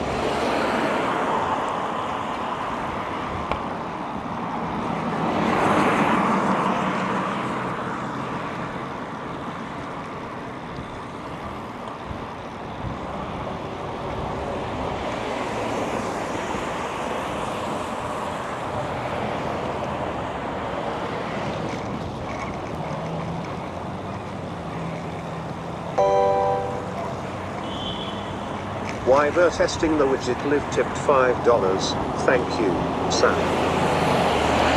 Testing the widget. What are you doing? Is the widget up? Or it's active but not displayed, probably? That's a test donation. We're testing our implementation. None of this would happen without Wyver's help. Like, I don't know like much for developers, so I hired one off Fiverr. And the dude kind of built the core of this thing, but the guy was just trying to scam me out of more and more money for basic feature implementation. I resemble that remark. And then I'm not smart about that. Get ready when the time so I don't know that the guy's trying to scam me because I don't know how difficult it is to add these features. Because I asked for like one thing, he's like, ah man, I have to like rewrite the entire code for the widget to add that simple feature. So it's gonna cost, you know, this much extra. It's gonna take me so much time. And then I asked Wyver and he's like, that's like 2 lines of code. I don't know if you can tell, I'm still pissed about that.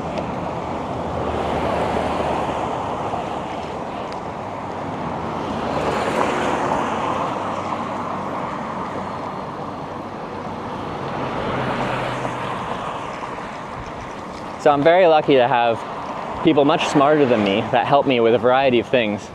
Because otherwise it'd just be me getting scammed and taken advantage of. And that's coming from a guy that hitchhikes for a living and has hitchhiked for 10 years, 40 countries, 2,000 plus rides. Like, I'm good with people from a hitchhiking perspective, but if someone like is developing me a widget and they're describing the challenges and intricacies of doing that, I just have to take them for the word because like, I don't know. I don't know what it means. You're using fancy words, man.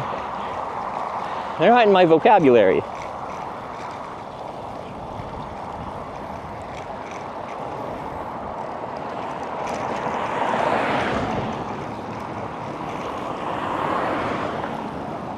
Aren't you a programmer? I went to school for accounting and finance. And then I feel like I rejected that life real hard. I only did 2 years of a 4-year degree. I decided to take a semester off back in 2014 and just hitchhike across Canada spontaneously with the plans of coming back. I skipped the fall semester and plan to come back for the winter semester. So I hitchhiked across Canada, came back, and then actually surprisingly, my mom didn't really like the hitchhiking back then, but she like showed me a flight from St. John's, Newfoundland, the east coast of Canada. I'm from the west coast. And she's like, look, there's a flight to Dublin from St. John's for only $160 Canadian. Like 120 US or something like that, 115 New York 417, North Hamilton Street. And at that point I was like, really cheap. Well, it is just objectively really cheap for a transatlantic flight, but it is from the city on the easternmost edge of Canada. And I'm like, well, I've already hitchhiked across Canada, now I can go to Europe for only a $160 flight. I just got to hitchhike to St. John's to do it. So I took another semester off and worked through the winter and spring. Turn left onto New York 417, and I hitchhiked across Canada and took a flight to Dublin. Oops.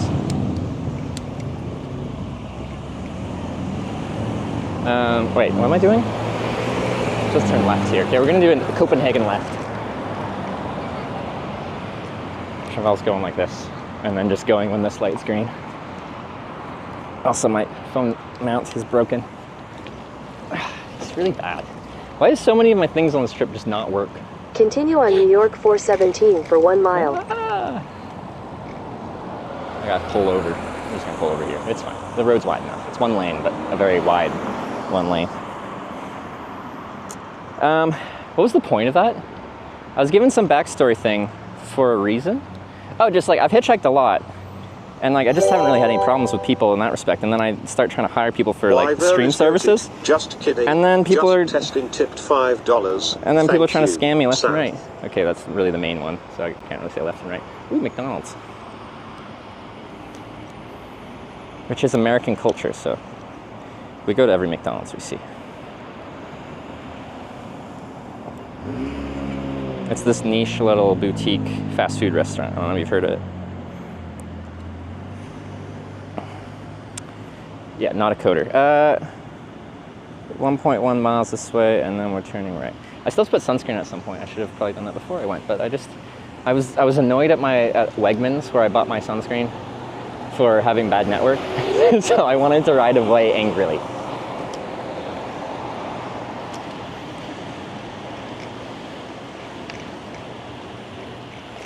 Time for 5, you kind of need to have spec document with all the info you need.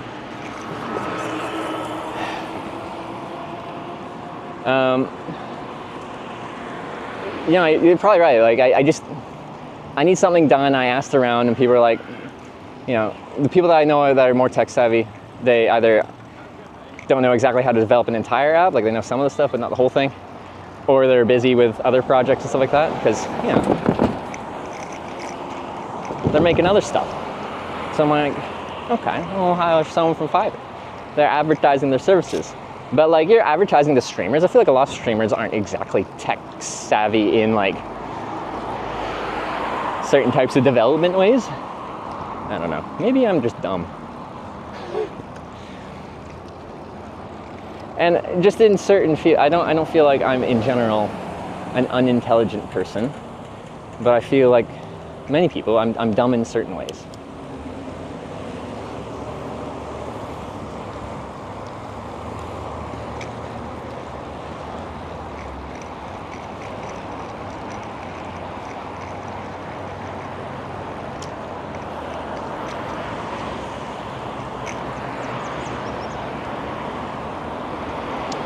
This looks like our interstate junction up here. So we're kind of going just past it, just south of it, and then one of the, either the first or second on-ramp on Interstate 99 South, we will be hitchhiking on and seeing where we end up. And then we'll be voting where to go next. And then we'll do it again. Ooh, someone lost their Crocs. Both Crocs, actually, premium. Usually when you see a lost shoe, it's one shoe, which isn't super useful all the time. 2 shoes is, yeah, you can actually do something with that.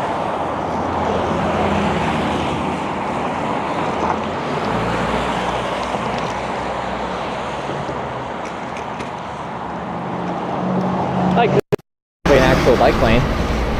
It's pretty gravelly, but it's New York winters. They gravel the roads here. All the snow and rough winters they have, and they just haven't done a proper cleaning yet. Whoa.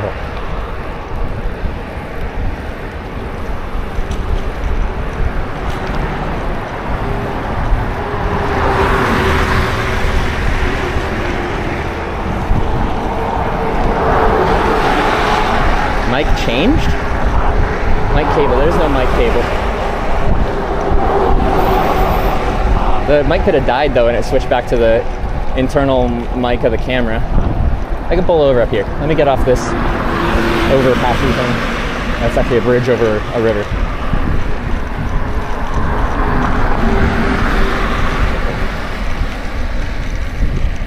Mic upgrade?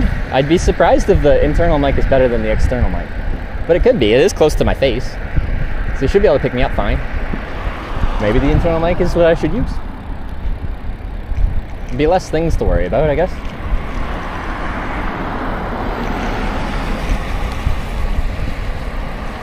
Just hear more road noise. It's good. Sounds good. Okay, well, I'm curious what it is, if you guys like the sound of it. There's no wind noise. It's a little breezy. Slight more air sound. Yeah, that probably is the internal mic. This is much better. Now I'm curious. Someone take a clip of the change, like when it switched. Some wind, but not an annoying amount of wind.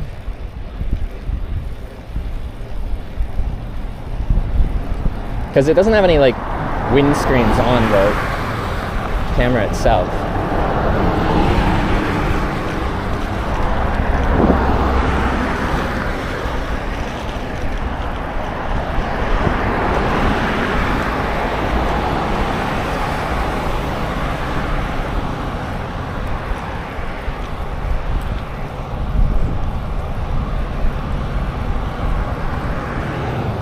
Oh, there's an Aldi. Could have gone to Aldi. I forgot those were in America now.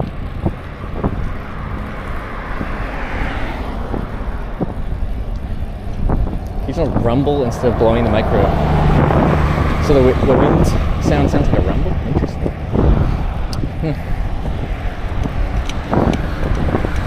More you know. It's authentic. Now, I do say when touring, I'm like, I think it's kind of good to have a little bit of wind noise. 600 feet, turn right onto Town Center Road. Specifically, because like bike touring is kind of loud. You get lots of sounds of traffic and noise and stuff like that. Thank you.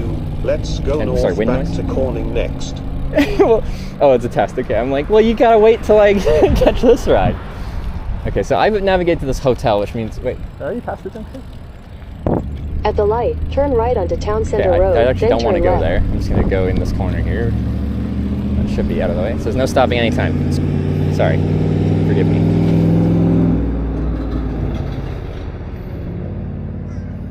Oh yeah, we just passed it. So an easy way to get off the road where I can consider my life here. Let's just go on the sidewalk up here.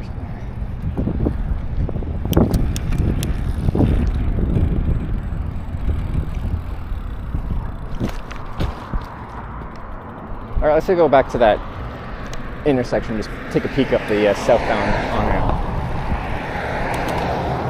Probably rode right past the sign that said 99 South. Guys, I see the 99 South interstate sign right now. And I should make 4 signs. One that says each cardinal direction, northeast, southwest.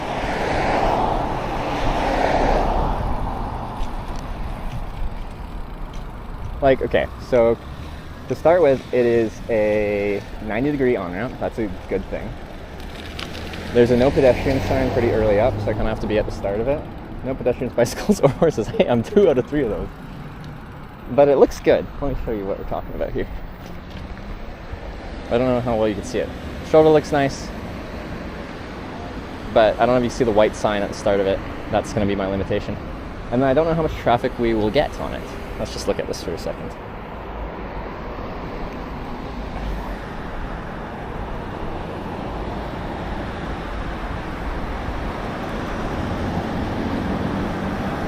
Tailwind? What was the wind? I don't even know what the wind was.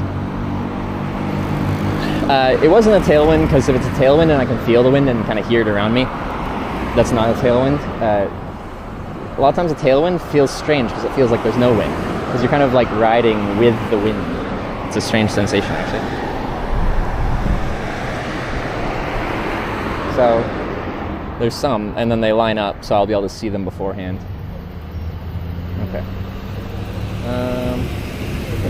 Because yeah, there's this one, which I think is definitely viable. Because then there's one just south of here. And since I have them on the bike, it's easy enough to pick and choose. It's probably just another mile or whatever. The other one is, take a quick look at the satellite view.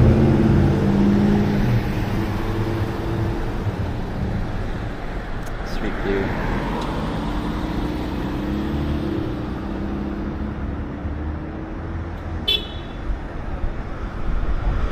Can I get the full screen street view, please? Thank you.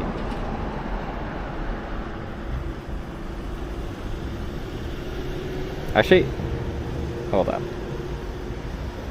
The other one's kind of nice because right at the beginning of it, there's like a corner with a bench and stuff like that, and that's really close to the sign that says no pedestrians and stuff like that. But it's like so close that I could stand where the benches are, and even if the police officers were like, "Hey, you're not allowed to stand here," I can be like, "I am. I'm in a park. Look at this bench." I think I might go there. How far is it though? Oh, 4 minutes. Yeah, we're gonna do that. See, isn't that nice? Sexy on ramp? Yeah, let me show you what I mean. If anyone's following along on Google Maps, it'd be easy enough to like pull up street view of that little spot there.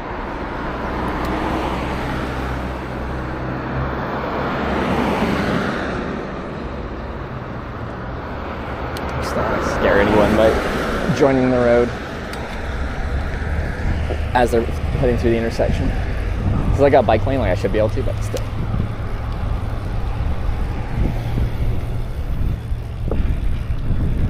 Or past new for the last 10 years or so. Is it? Interesting. Hopefully that other on-ramp still has decent traffic though. This one was decent, and it came in waves, which is nice because you get a little break between, get a line of a few cars as they're waiting up to get the left turn advance onto the ramp. Then you catch your 2-5 cars, and then you get a little break and chat with you guys.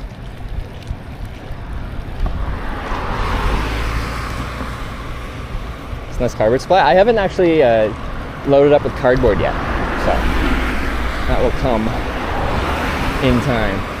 Alright, I'm hitting this. No, that's fine. Okay. I've generally avoided grates on the road because I've got really small tires that'll fit nicely into certain ones of these.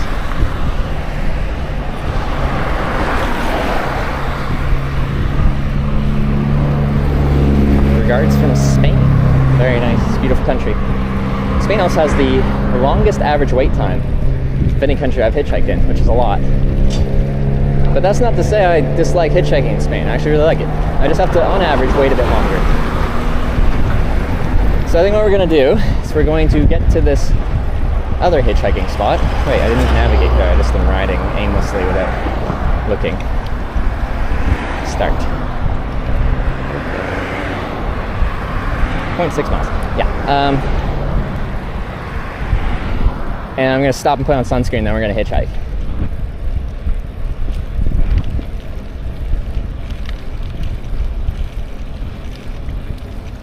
I'm going to stop at that little public bench thing.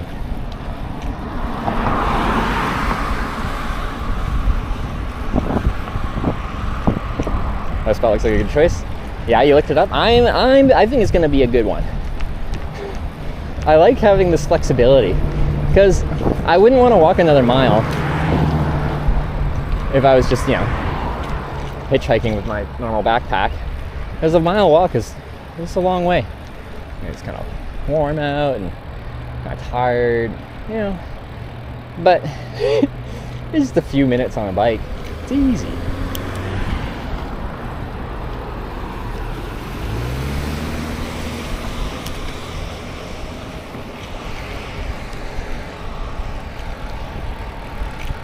Fix the case sensitive. Oh, nice. I'll do the rest when he's up. Alright, cool. Did I miss? Oh yeah, those were tests. Okay. These grates are like not too bad to ride over, but they look intimidating. The grids are really large on them.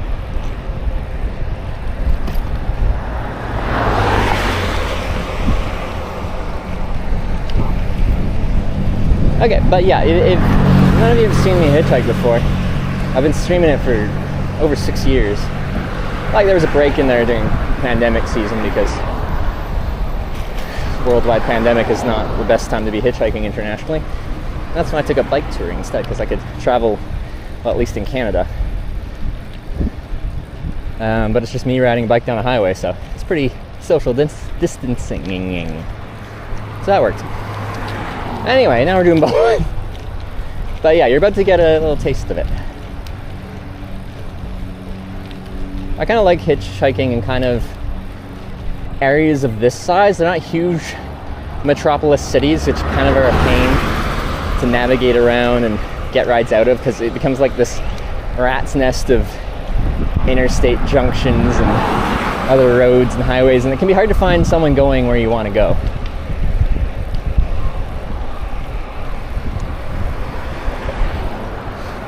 In 600 feet, turn right onto the ramp. Right on the ramp. Gotcha.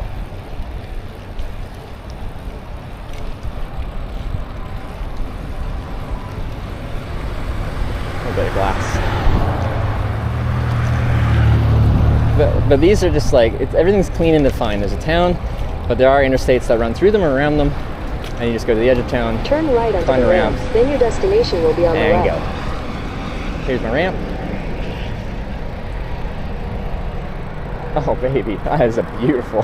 I got this little park here to do some sunscreen action, and then I just can't go past that sign that says no pedestrians, bicycles, or horses. You have arrived. Beauty. Yeah, I'm liking the look of this. I don't know what you guys think, but I'm in. Alright, we're gonna set you guys up over here. We're gonna get some sunscreen. We're gonna sunscreen up and then hitchhike up.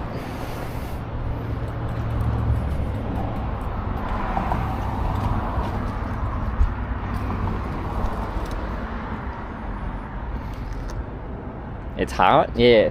It's got a nice sexy shoulder there. Very easy for cars to get out of the way, and beyond that, the width of the lane of traffic is substantial in and of itself, so like, people can pull over and they're not blocking anything for anyone. Very nice. While I'm doing sunscreen, we'll get to see how much traffic actually takes it. Well, that's a good start. There's a car taking it.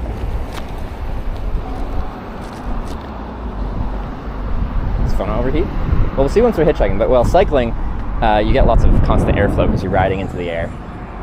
But standing stationary in the sun can make some things overheat, for sure. Let me get my little selfie stick out, I guess, because we'll be using it while we hitchhike anyway.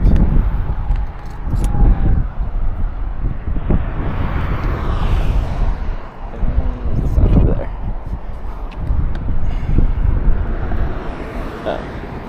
I need this. Come to me, baby. Come to me, baby. You my butterfly, sugar, baby.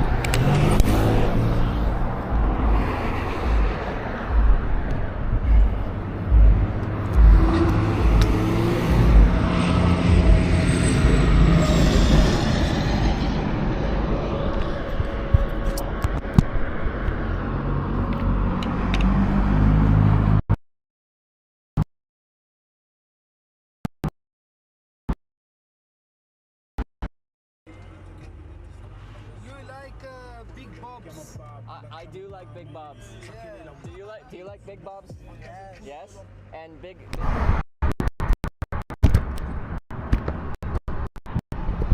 okay, we got it. Okay, there we go. Got it. Whew. Switch to oh my god. America and your internet. This would be the most amazing start to a trip if the internet and my tech wasn't fighting me the entire time. Like the entire time. I cannot escape it. Nothing has worked correctly tech-wise. What is the network doing?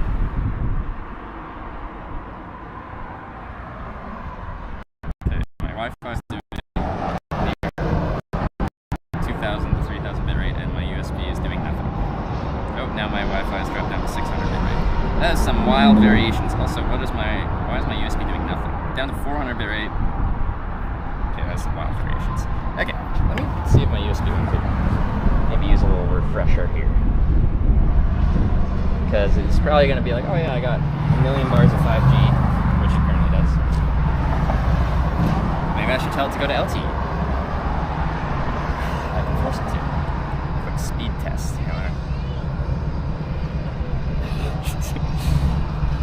Rally heard two motorcycles pull up, and some lady just yells to the other cyclist, "I gotta pee!" Respect.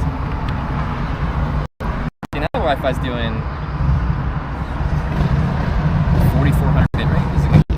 Said washroom. Washroom is American for toilet.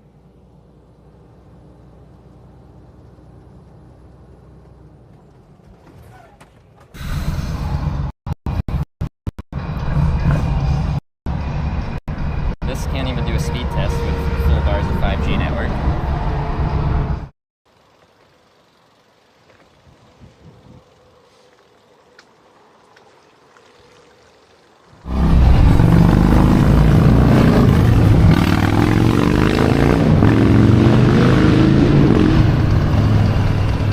I think they really gotta pee. I'm gonna swap networks on here because, well,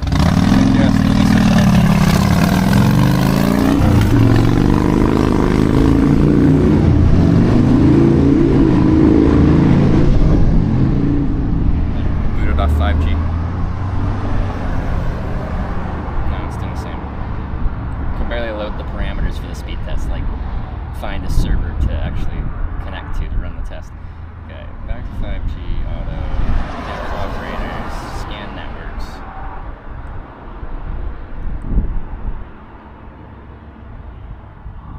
I really want to be on Verizon, but it's not letting me connect to it. It was the other day, but it wasn't for a while.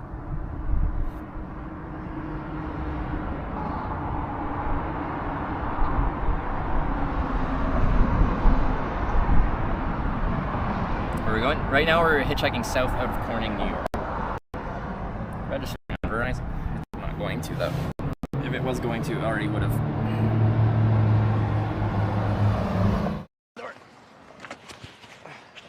Yeah.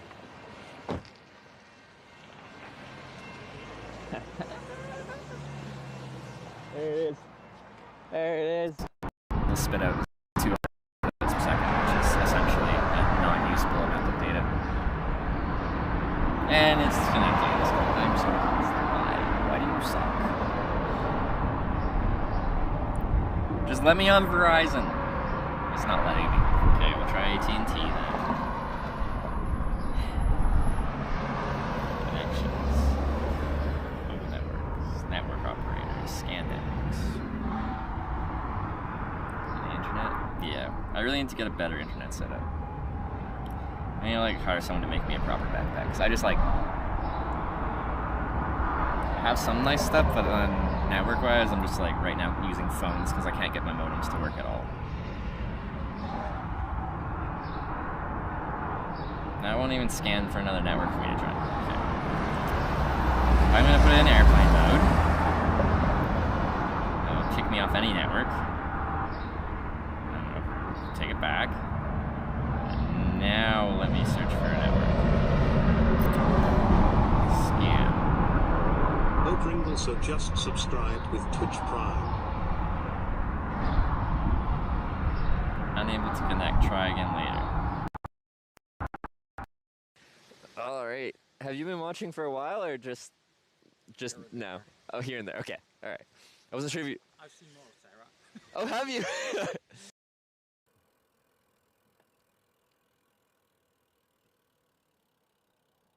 Oh, he's got a baby. Team up on the past couple trips.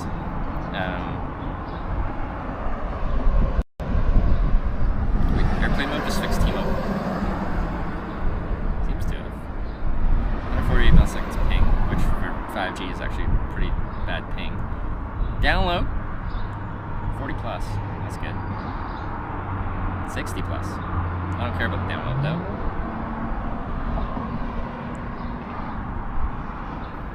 7, 8. That's so much. Why are we not doing that before? Why did I have to?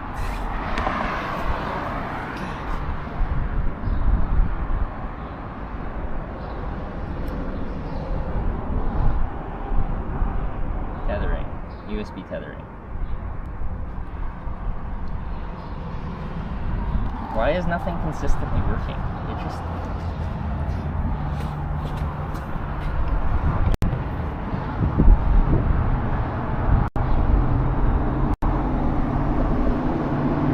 Somehow that kicked this offline. Alright, now we got 2 networks. Do something. 300 kilobits per second is not something. I just did a speed test. I had 8 megabits per second of upload. Use some of it. 300 kilobits per second is not that.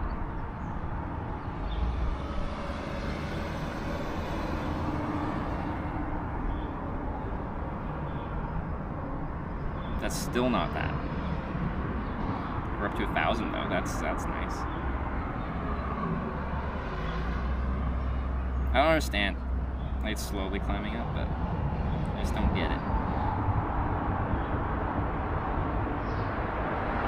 Maybe stuff's overheating. Restart box. Slowly seems to be covering. Right now we're at 3,000. They're both kind of like, yeah, USB's now pushing 3,000 bit rate. Okay, it just, I think the adaptive bit rate was just like, we have enough network to kind of run. And then it tests a bit more, and then it tests a bit more, and then it tests a bit more, and now we're up to where we should be. Okay. Sunscreen, otherwise I'm gonna burn. I probably already have. Yeah, sleeves.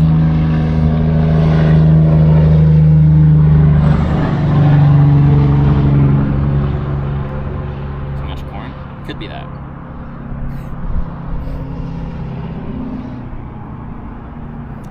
If I get stuck here in the camp, maybe I'm gonna these bushes, I could probably actually get away with that. Maybe we could. No, I think we got a little clear line of sight to the road to, like, kind of right behind the bike. That way. You'll probably see me from there. But in a pinch, like, if I'm just, like, very much setting up at night and taking them first thing in the morning, I could probably get away with it.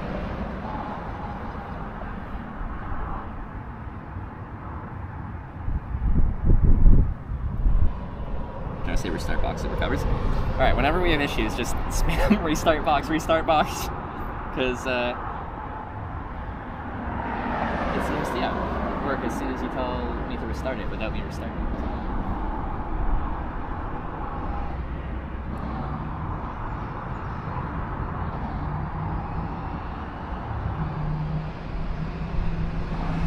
Now we can figure out if it's, correlation versus causation, whatever that is. Latency. Does the bell box say latency, or the latency of the network speed test I just did? On T-Mobile it was 142 milliseconds, I think. That's what you're asking. It's gotten warm, so it's gotten very runny. I got Wegmans brand sunscreen. I'm all about that store brand life because it's cheap.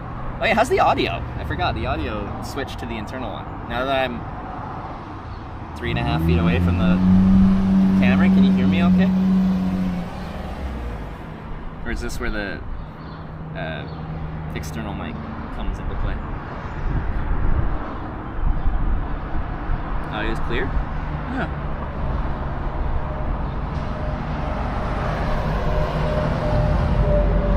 Until you walk away further, yeah. I'm so used to having a mic, like that's this mic right here, that I just put my hands in my hair. That's gonna make me very greasy. I'm used to having that, so I'll walk away and just continue talking. Walk away from the camera, but it's attached to the mic is the camera, so then no one can hear me, and people are like, yeah, I missed that entire long monologue you just went on because you were not next to the camera. I'd have to like completely retrain myself. Like, if this mic is good, we can use it. I'll just have to retrain my brain and like remember to face the camera, talk to said camera.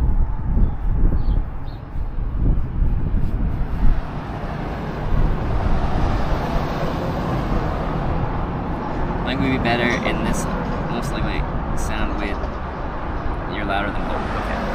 My concern will be, I don't think it'll work while hitchhiking though, is my concern. Because I stand, like here to the back rack of the bike kind of thing away-ish.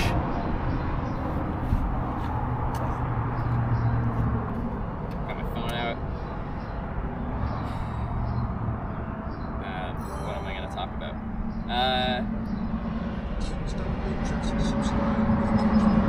I can talk all day, but now I'm on the spot. What do I say to you guys now that I'm hanging out here? I don't know. I'm talking about stuff and things.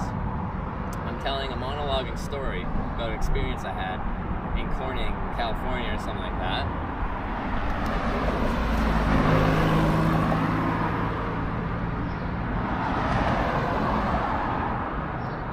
Little, yeah. See, that's where I think we need the mic from. That was a test. I also don't get the alerts. That's true, the speaker's on me. Forgot about that, too. Yeah, I did miss a kind dumpling with the 7-month prime. Thanks for that. And I don't think I thanked Oat Pring Lesso with the 2-month prime.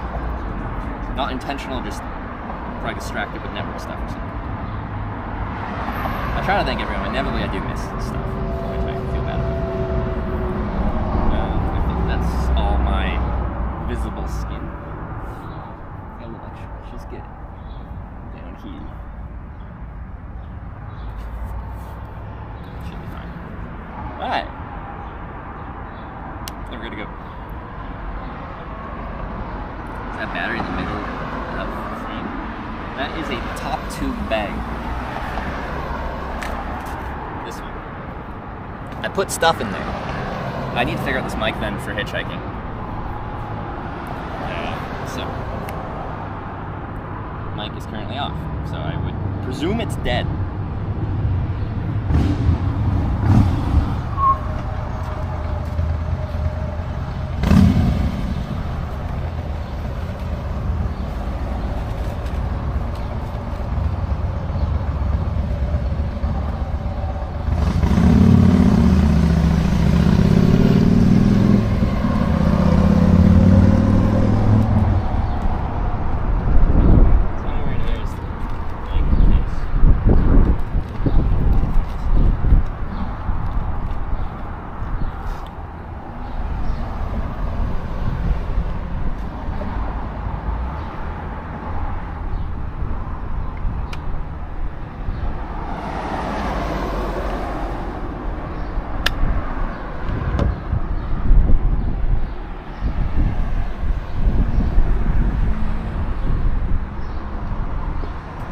don't think this one will auto-connect because I haven't actually synced this specific one to the... I might actually have to disconnect this because the camera to get this one connected. Because like I can't go into the Bluetooth wireless mic settings directly from here.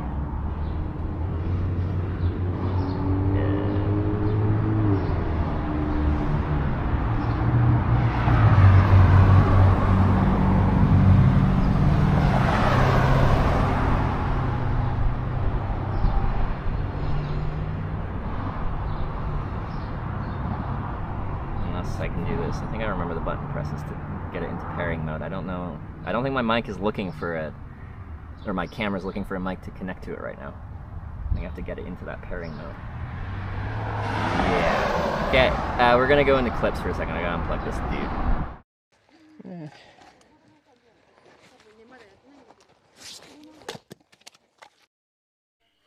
From here.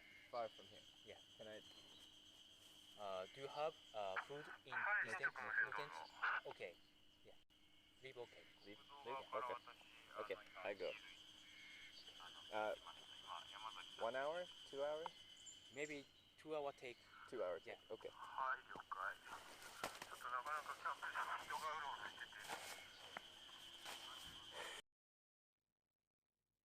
I've never seen anything that can be explained. I've never heard anything that could have no explanation.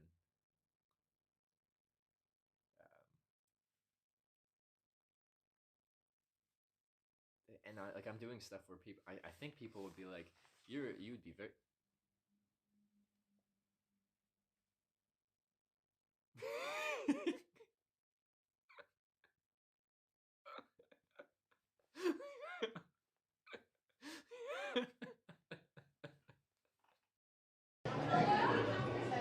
I can't believe all the people.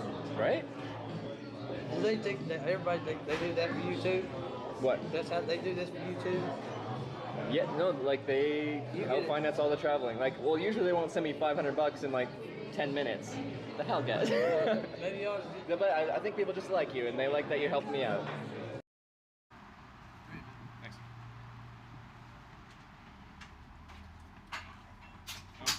Hey. Oh, sorry. Get off? Yeah. All right. I tried. Gotta reset it. I also got throat punched a little bit. Just a casual throat punch. It happens. We're good? Alright. Cool. So $1.50? Stand-up dance. Original dance. Original dance. I choose original dance. This is the Ayaya dance. Very good. Very good. Thank you. Showtime. Thank you. There's a car on fire.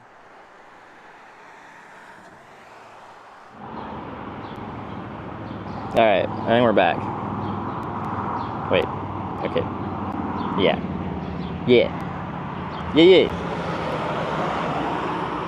Am I on my mic? I think I'm on my mic.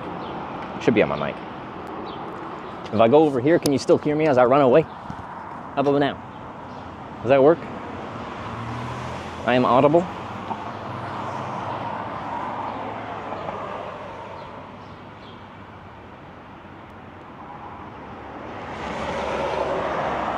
Works. Working is good. Not working is bad.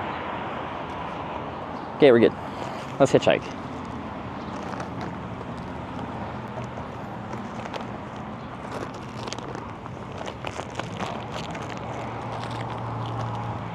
Okay. I gotta get all my gear ready for hitchhiking here, so I'm gonna have a quick drink of water, and then we'll take the bike apart into hitchhiking mode, which involves taking the backpack off and folding the bike up into a nice small package that we can get into most vehicles as long as the vehicle isn't so super fully loaded.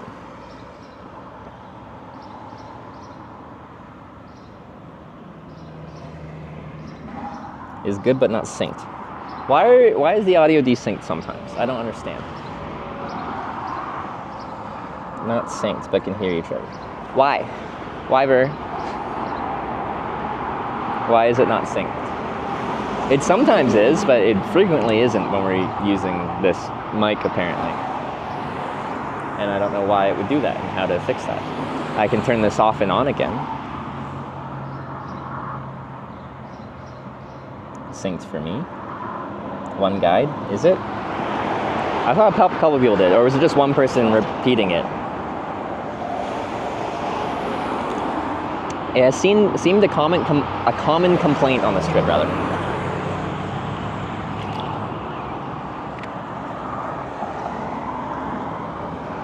If it's only one person with a desync, usually your stream just needs a quick refresh, like a restart the browser window, or if you're on mobile, just reload the stream, and that usually fixes it. Usually. If everyone's experiencing it, then it's a me problem. So, yeah, that's everything we need to put away.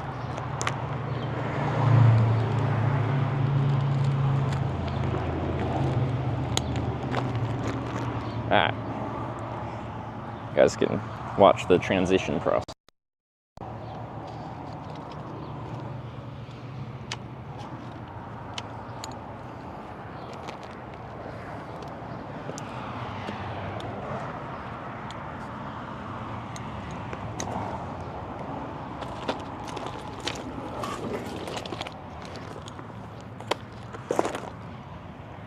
Alright. Now this is one of the fun parts here. Spin around for this. Alright. I guess here's a bicycle. I always forget the best spot to have the pedals, because some spots are better than others as far as getting this like packed down cleanly.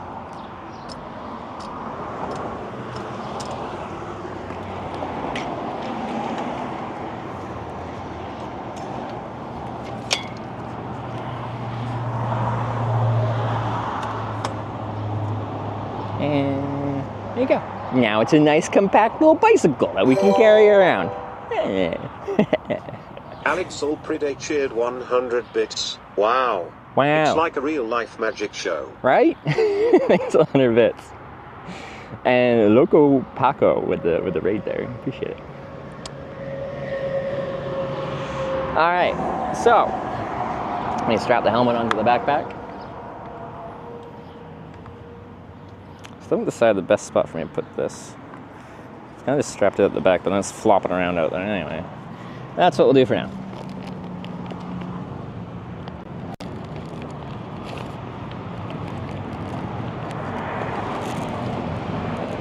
Wow.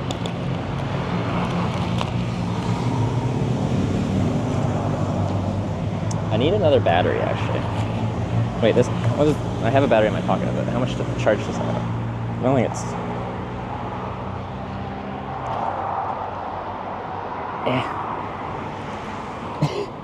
It's too bright.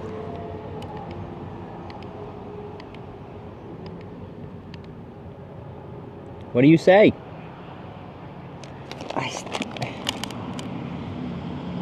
Yeah, it's dead. Okay. What other batteries do I have? Oh, I have that long one. In here. It's top. Wait, not that one. That one's almost dead. This one. What's this one at? 79. Perfect.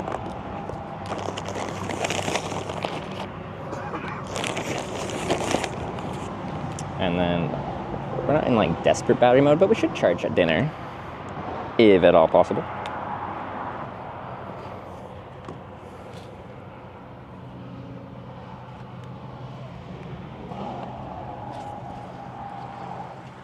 Do do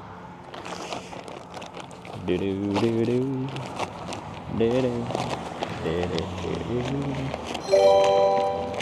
I know this has been quite a process to get hitchhikes in, but $5. Thank you. I wish I could make this audio request only play for 20 seconds, but 50 seconds. Sorry, everyone. that media share was like really stepped on your message there. Started a little too early.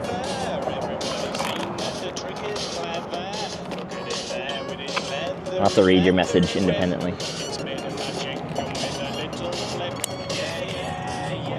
What'd you say?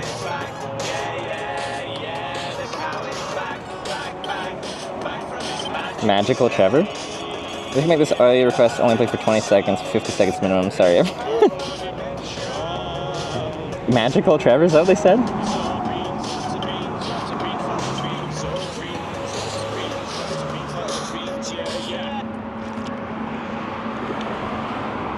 Alright, you guys are gonna watch me set up my spot for hitchhiking from on top of this thing.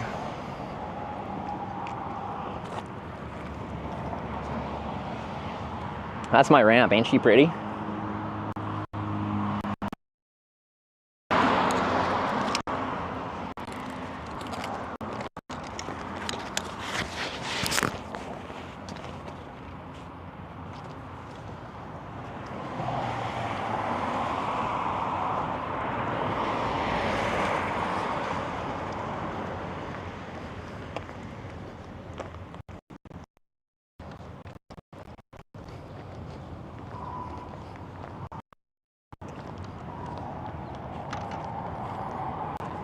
Your device is disconnected.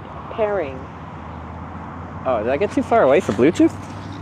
Kind of surprised. It's not that far for the speaker.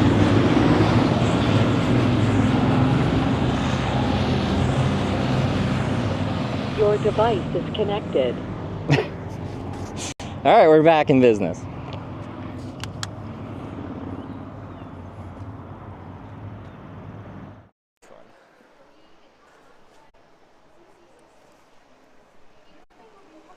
How much was that? The food?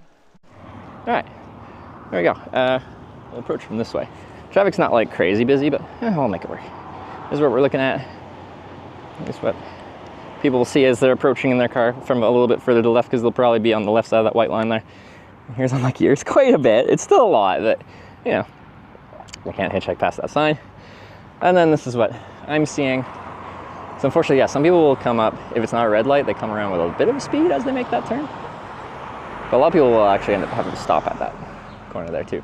But anyway, they've got a beautiful wide, hard shoulder, fresh asphalt too, which doesn't really affect hitchhikeability. I just appreciate nice asphalt.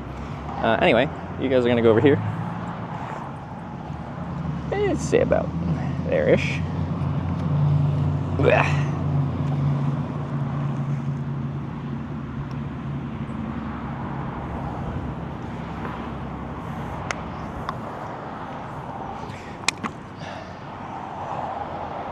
All right, first hitchhike of the day. First Twitch plays hitchhiking hitchhike. I think the sun might be a bit in your eyes.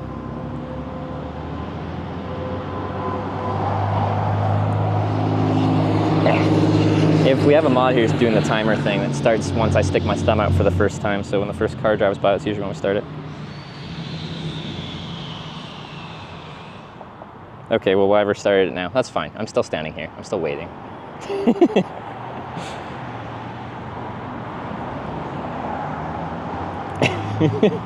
The timing on that was just kind of funny. This is south, right? Yeah.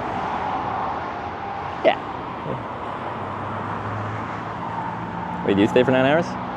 I rode in for my camp spot. Well, I packed up my tent. I rode into Corning. I went for breakfast. I had a nice breakfast. Then we went for like a couple hours to the glass museum. Corning Glass Museum. It was pretty famous. It was really cool, actually. And then I went and bought some sunscreen, and Wegmans killed my cellular network. I'm still having a lot of tech issues, so the stream tech-wise is actually really janky, and it makes me sad. I'm so tempted to just switch to a cell phone. Like, S24 Ultra, if I just mounted it on my handlebars, is actually fairly stabilized. I might just have a go at that and try cell phone stream.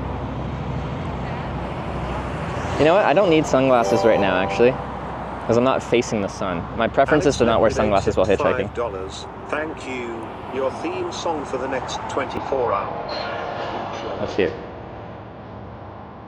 Is it what I think it is?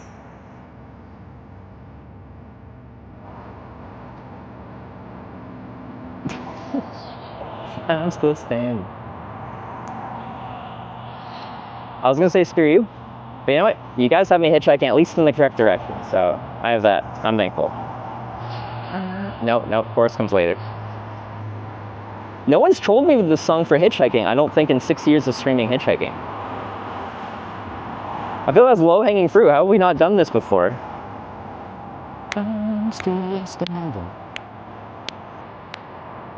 Nice sounds trip. I will at times, I just am not right now. I'm just going anywhere down Interstate 99 South.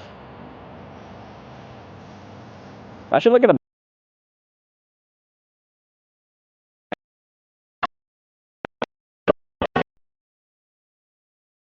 Oh, apparently opening the map made that lag. Yeah. Was that it? Yeah, okay, it's 50 or $5, yeah, okay. Device needs to cool down.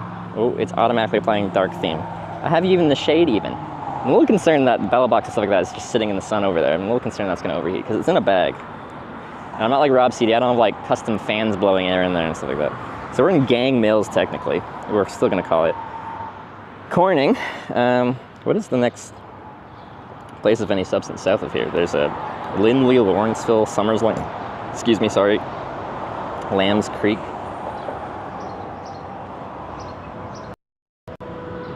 Mansfield, look further south. Mansfield could be decent. How far is that? With dark theme, I cannot see. What should I ask for, guys? Something for 1 minute? Oh no, I was just wondering if my phone was causing it to break or if it was the donation just running out of time limit.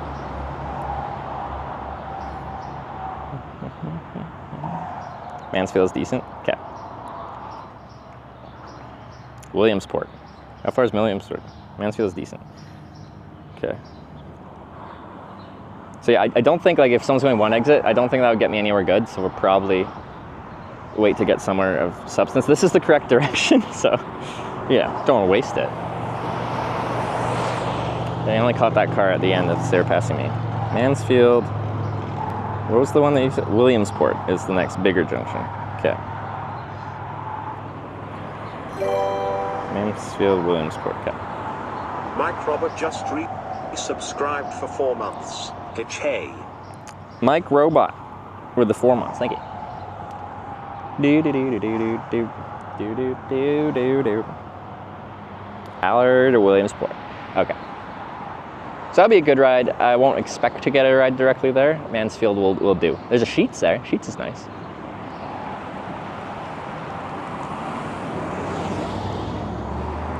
Anyone with a pickup truck has enough, has enough room for all my fun stuff. Found now you're going south. Yeah, I would like to have a better integration to show people the Twitch Plays hitchhiking part of this, which is you guys voted to head south out of Corning. We had 3 options based on the road network we have out of Corning. We had backwards, which is east, or progress in 2 different directions worked, either west or south, and you guys voted for south, so here we are going south. But I feel like after that vote happens, like right now, I assume on the screen all it shows is, you know, me standing here hitchhiking with no real overlay that explains how the Twitch Plays hitchhiking is actually, what does that mean? I think we need something that says that. Chat decided south, so we're hitchhiking south. Said more eloquently than that. Leave the compass on next time. Traffic is booming on this ramp.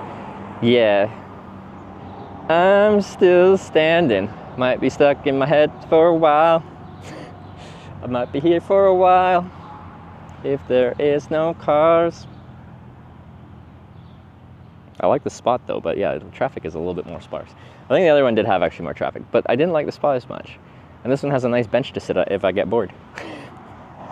Or if I get stuck, I can camp behind that bush maybe. Or behind some of those trees over there maybe.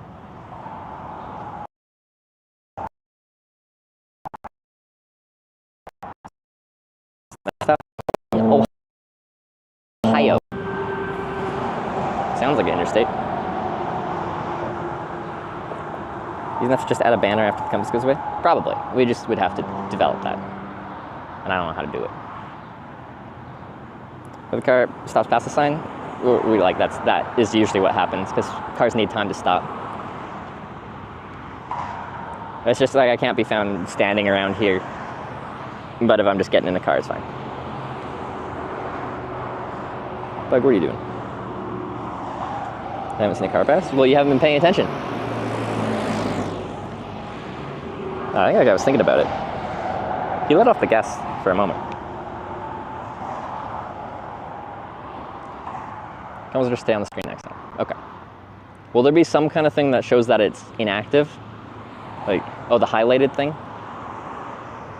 This is all a learning process. I didn't know the best way to integrate it, and without doing like a bunch of trial stuff, I'm like, F it, we'll do it live. We'll figure. What is this and where are you? This is a hitch. Virginia? What do you mean? Why is North going better? Oh, please, internet. No! I just fixed it. It might be overheating. I might have to go back to a cell phone only. Why? It's back up to 2000 bit rate, but I don't know, I'm guessing it's heat.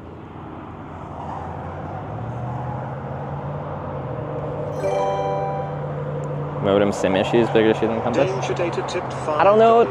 Thank you. The iPad thing, it does not work with eSIM, and it's the only SIM I can get working in there. Well, I guess now check it. I only have 2 SIMs that are working that aren't domestic SIMs, and all of the domestic SIMs I bought, 1, 2 of them, they both don't work. So I have 2 internets that kind of work. I could probably try the iPad one again now that I think I have 2 that are working. Guess that makes you have no idea where you're going. As someone that's hitchhiked 2,000 times on like interstates, if there's not much along this interstate, which there isn't much south of here for a while, I think it's fine. But when you hitchhike south on Interstate 99 out of Corning, New York, you can carry a sign. And that's not to say using a sign would be incorrect. I just don't think it matters that much from this location. Starlink would work? No. Well, yes, right now it would probably work. It draws a lot of power. But right now it'd be fine. The line of sight, the sky's fine. What happens when a car pulls over?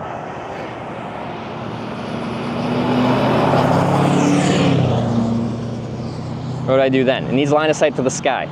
I can't just hold Starlink in my hand. Do I carry a magnetic mount with them and be like, excuse me, thanks for pulling over. Do you mind if I live broadcast our ride, but beyond that, do you mind if I magnetically mount a satellite array onto your hood? Or say onto your roof? For the voices? That was Danger Tater's media share. Yeah, it sounded more like talking than a song. I don't know what it was.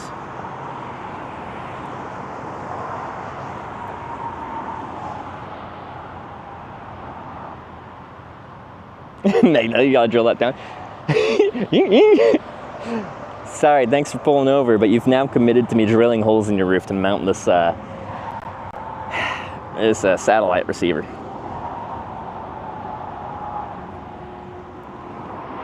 I do want to do a trip running Starlink. Doing this, like, I invested obscene amounts of money to make this trip happen, at least obscene by my and that all comes from revenue from broadcasting, so the money just gets funneled directly back from streaming back into streaming stuff. But I want to do a cycling trip across Australia. I think it'd be a really good trip where I could use my 225 watt solar panel and trailer, but also have enough room and power reserve with that big solar panel to run Starlink and live stream the whole way across. I think it'd work pretty good.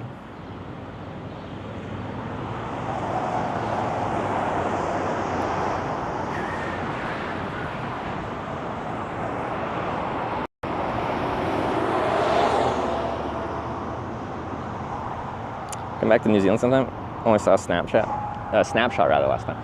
Yeah, I really liked my time in New Zealand. Ooh, there's a nice breeze. Feels good, man.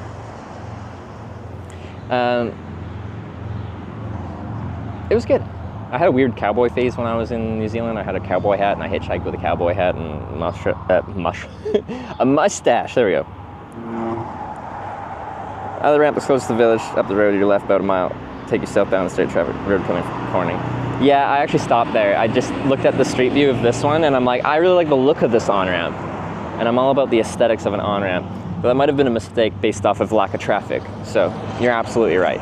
We'll give this some time because I'm already set up here, but if I get frustrated, I can always go back a mile, as you said, to that one that's more close to town. And yeah, it'll get more traffic from Corning.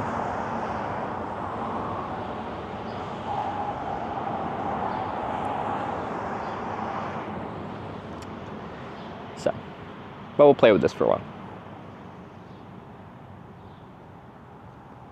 Stuck in Corning again. If I don't get a ride out today, then I truly think Corning is cursed. All Corning, every Corning is native in America, and all of them are cursed. Next Corning we're heading to, Ohio. Corning, Ohio.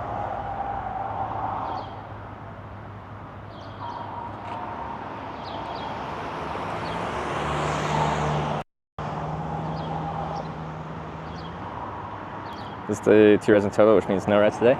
Yeah, no rides today, because we spent most of the day bumming around Corning, exploring the town, which is actually objectively a nice town.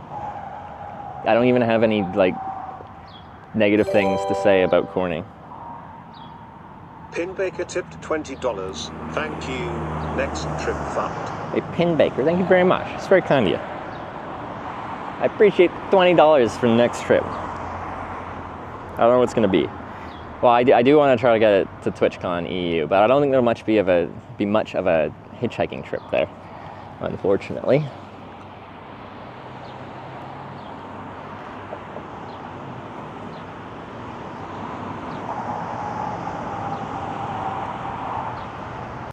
And I'm missing TwitchCon EU because we ended up missing this, or like had to couldn't finish this in time.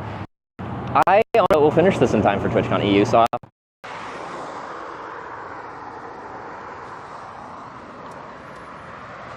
oh god. TwitchCon since San Jose 2018. I don't know.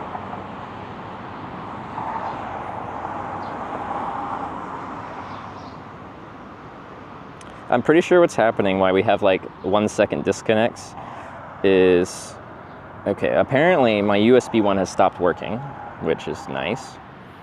So we're essentially only running off one network that's working. And these international sims, sometimes they feel like disconnecting every like 10 minutes. They'll just disconnect for a couple seconds, like full zero connection, and then come back to full bars of 5G, and I don't know why they do it. And other people have the same problem. That US networks are fucking up. See, when people say that in hindsight, I don't know what I said that you're asking me to repeat, because I've said a lot of things in the past 60 seconds. But classic webbing sim disconnects that they do. They get into this funk where every X number of minutes they'll just disconnect for a few seconds and then come back to full strength. Oh, TwitchCon. I think there's a very good chance I won't finish this trip in time for TwitchCon Rotterdam, and then I have to decide what to do about that.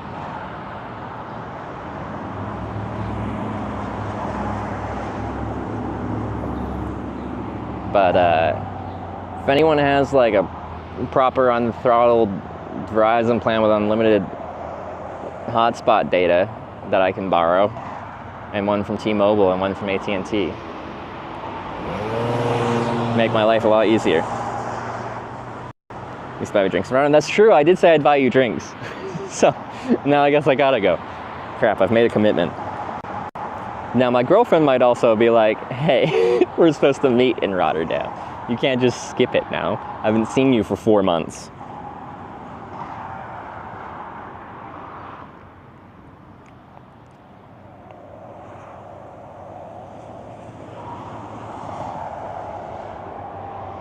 Try getting sponsored by a network provider.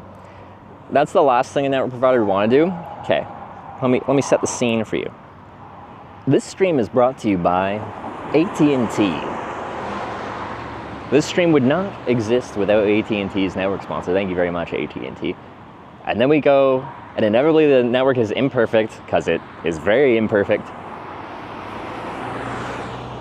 And every time the stream Fs, which it will, everyone will be like, thanks AT&T. It's the worst sponsor. If they came up to me and wanted to sponsor the stream, I'd be like, absolutely, you can sponsor it. Give me free networks and monies. That's great. It's not going to be good for your marketing. I know your network. I've used your network for 6 years. Compton tipped $5.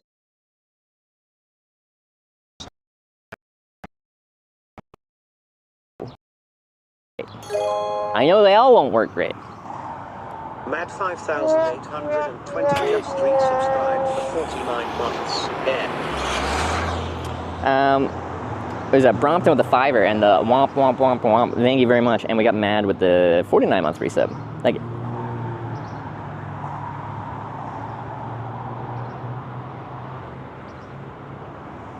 Might have reliable enough network in most of the country. Yeah, in my experience hitchhiking in the United States here, Verizon is the most reliable network in rural areas. The downside is my international SIMs are supposed to work on Verizon, and they did the first day. Well, kind of, but I only had one working the first day. But they no longer will connect to Verizon, no matter how hard I try. So I'm on T-Mobile and AT&T right now. For my other two options, I can select them too. So yeah, no Verizon. And then I went to Verizon and bought a unlimited tablet, no, not unlimited, 150 gigabyte tablet thing with supposed to be unlimited hotspot for the 150 gigs I have, and it's throttled to fuck. I only have 150 gigs of data. Let me use my 150 gigs.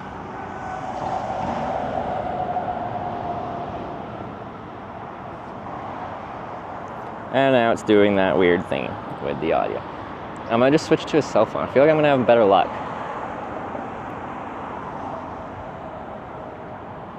So it'll just be the internal cell phone broadcasting from, and then the phone will be out and less likely to overheat because it'd get airflow.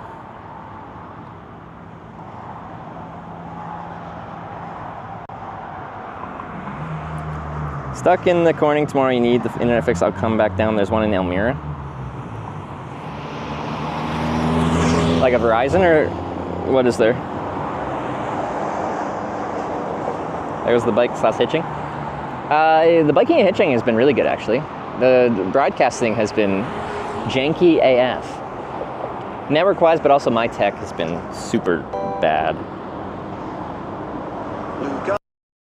Subscribed for 28 months. Pitch love. Lugasor, thanks for the 28 months. It looks blocky. Well, now we're doing 4,000 bitrate, so it shouldn't be too bad.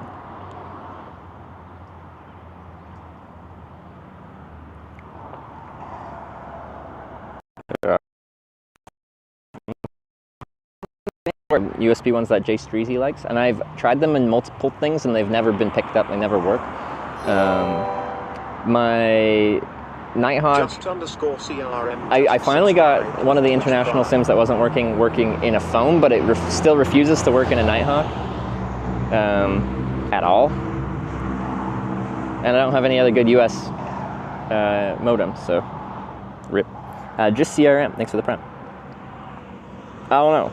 I need a long-time US streamer to help me find tech that apparently works.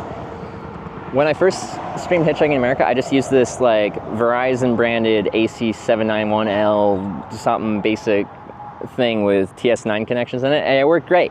It was wonderful. And I could stream like anywhere, and like, yeah, it would cut in and out a little bit. That's one network. Anywhere on an interstate in America, I'd have a decent stream. And ever since then, I've ended up using a variety of different hardware, and it just has not held up. The guy, rather than tipping his hat, he tipped his ice cream cone at me.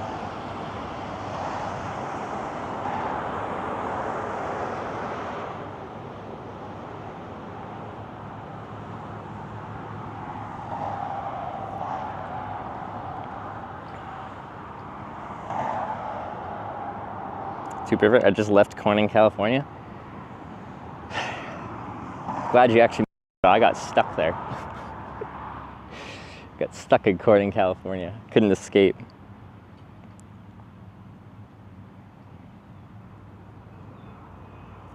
Yeah, we're on our way to Corning, California. I just, I gotta get rides. The other thing is, like, now people are, like, able to decide which direction we're hitchhiking each time. That can lead me down roads that we're not inevitably gonna get long pickup rides, so if somewhere else. And then continue on that.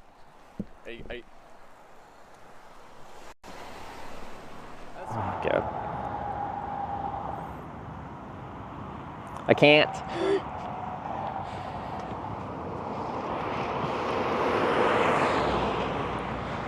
That's how the webbing sims work. They go from fast speed to 0 speed and then back up.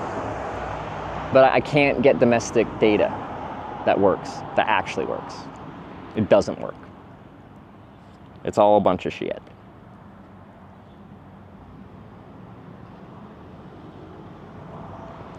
For prepaid data, for a non-citizen.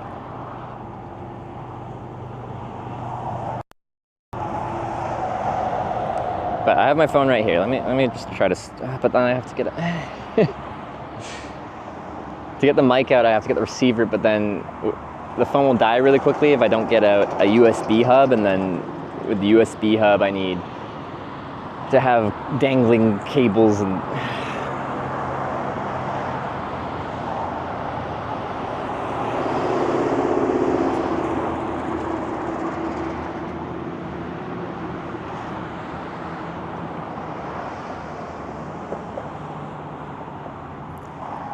based on your historical definition of hitchhiking, I believe your title for this trip should say hitchbiking. Oh, because hitchhiking involves the compound word hitching and hiking? Maybe you're right. That's just when people complain about me walking and say it's not hitchhiking. I just say it includes hiking. But in common vernacular, hitchhiking is the act of doing this.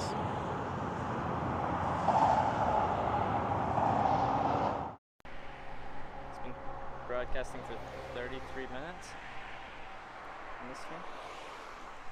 Convenient. I love it. I'm a big fan of this bicycle.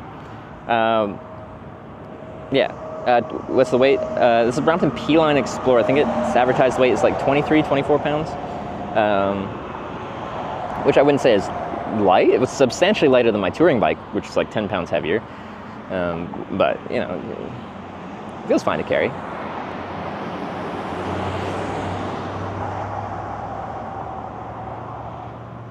Okay, I'm just gonna try the cell phone, but I need to get out a bunch of stuff to do that, unfortunately.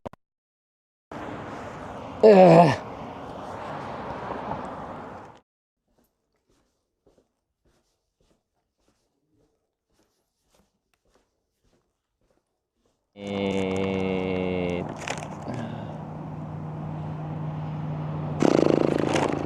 USB hub, and I need the receiver for the mic.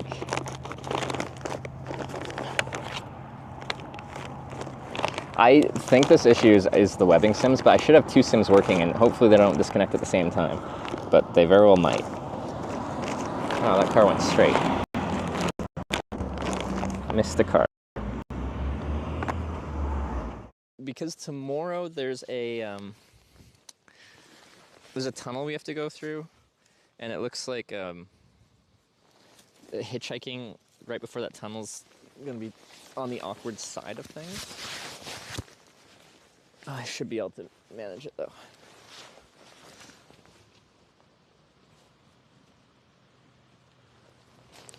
Today's 8. Alright, so here we are at the very end of our journey. There is no more north you can go by, like, accessible road. You can actually see the peninsula that's further north, just in front of us to the left.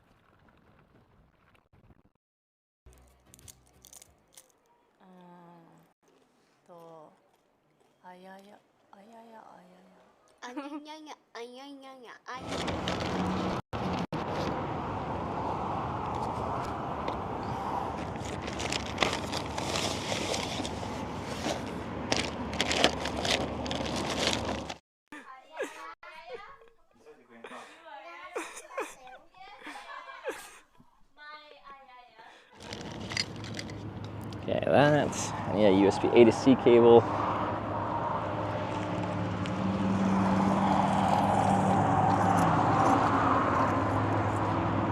Have one in here? I did at some point.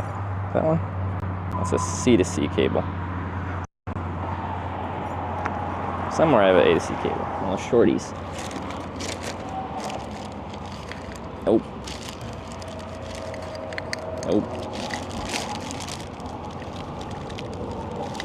Yeah. Is it working right now? Oh my god, it's so bad. These are the modems that Jay Streezy apparently likes, and I've never had it ever work, ever. Like 2 of them.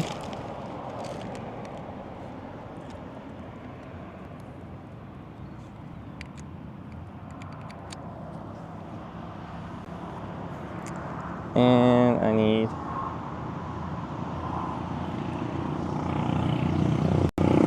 All the people I sniped were when Hachu and Jake and all them were driving to Austin. Yeah. Yeah, I got to make me cook, Hachu, Tiami.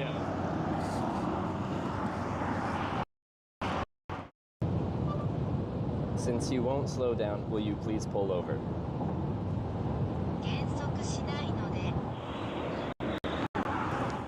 Minami? Oh, Minami Power. Minami Power. Good night. World, and I show people what it's like to travel different places. And, do you know what hitchhiking is? Autostop, or when you stand next to a road and you stick your thumb. Yeah.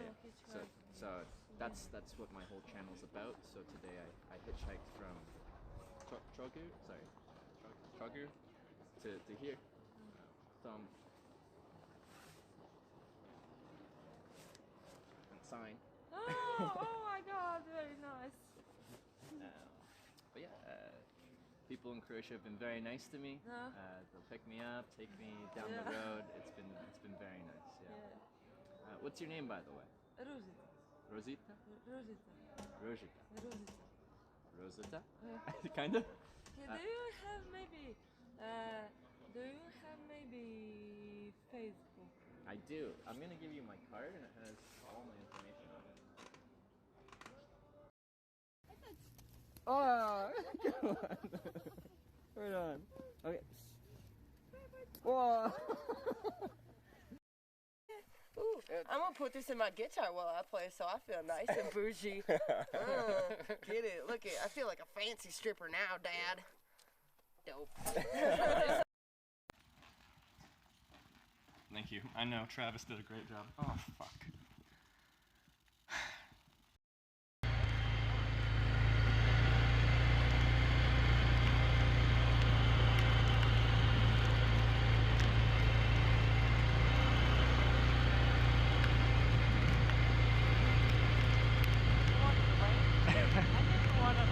What was that? I did one of that. You didn't order this. Oh, yeah, neither did I.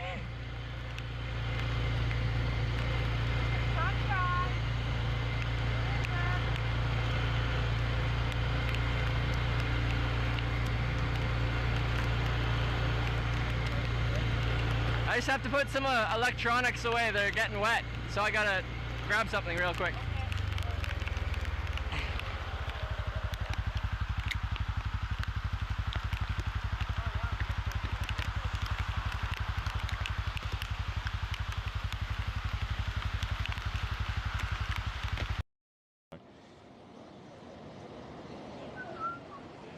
Whoa. Oh my god. That was a big one. You guys see that thing? Whoa.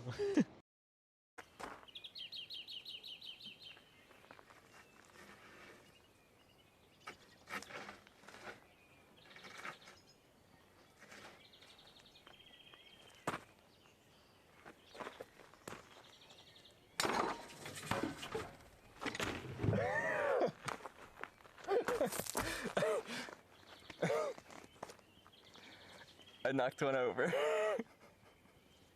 Did you see that?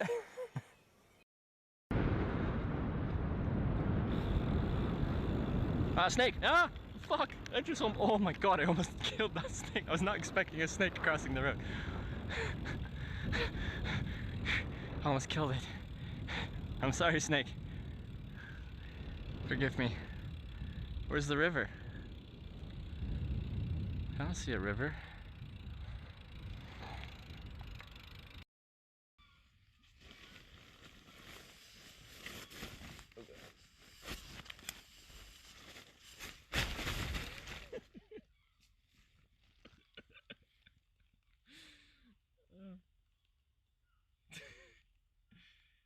Can I just go back in the tent and retry today?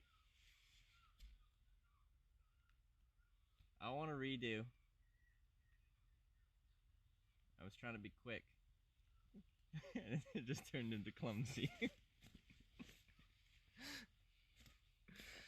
Alright. But yeah, that's all I do. Do you know Twitch TV? No, I don't. It's a live broadcasting website, so it'd be like YouTube, but everything is live broadcasting. Oh, Twitch TV. Yeah. So if you go to Twitch and you look up Hitch, my Hitch? channel's just Hitch, Hitch. You can find the stream and. I will check you out, dude. This is cool. I love it. Thank you.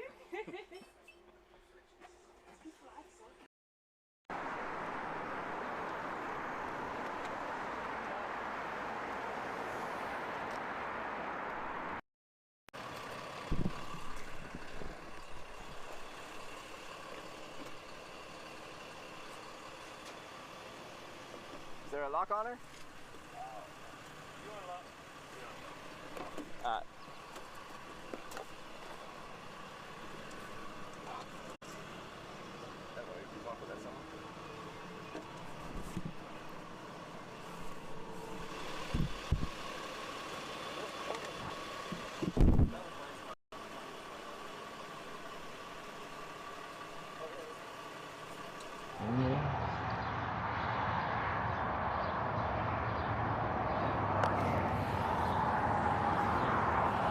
Oh wait, no. So as we go into these mountain valleys, it's like, ugh, network, please hold on. Don't leave me yet. No. Find something, I guess.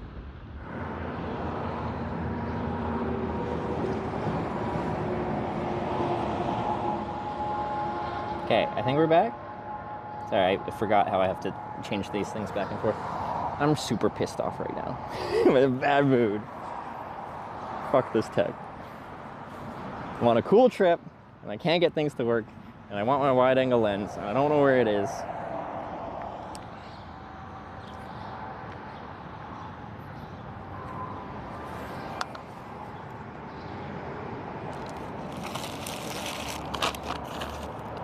Back to Old Faithful. If cell phone stuff ends up working a lot better, I can just ship all this other crap home, and then I'll have 2 bags worth of stuff, and then I can put the bike on the backpack actually, which will be nice. If I was a wide-angle lens, where would I be? Potentially on a cell phone. This is a Samsung S24 Ultra. Yeah.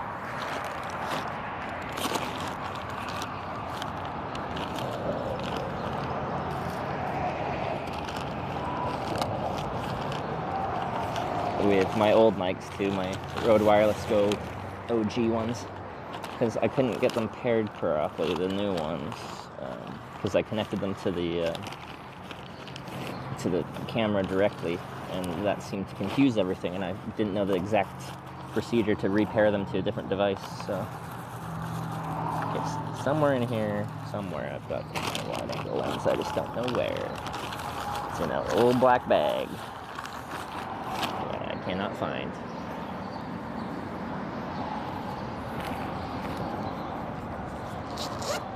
Timer pause, yeah. Currently no hitchhiking is happening. Corning curse.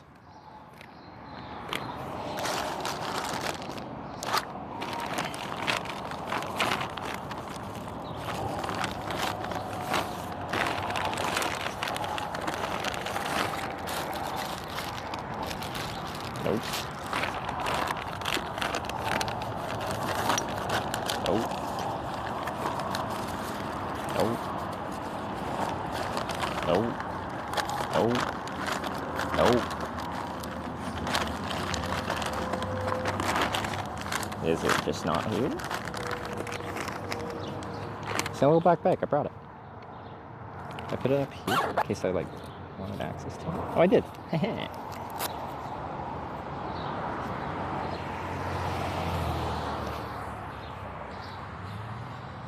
This might upset the optical quality a little bit, but especially when I get picked up, I like to have the ability to actually see what's around me. I like have you guys be able to see what's around me. So I need to see where the lens is in this bright light.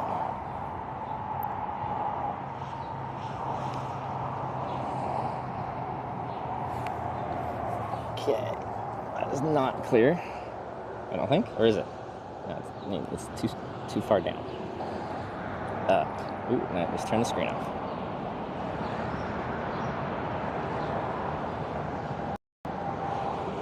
Up. It's like Hermione learning how to pick up a broomstick. What's the brightness on right now? Full brightness. It's just bright out. Is that all okay? Wide angle? Are we wide? Okay. That's fine. Screw all this tech.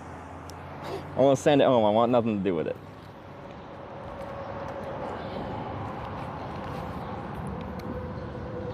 Ooh, this battery's hot. Very hot. Very hot indeed. We might have been having temperature issues with this as well, because it's just laying on the asphalt, which is not ideal when we're talking about electronics. Okay, I do want to put this somewhere where it's not going to get super scratched up though. Maybe in here.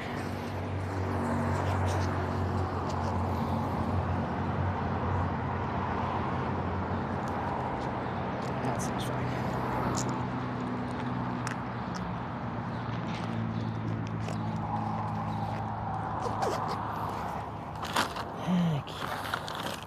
There.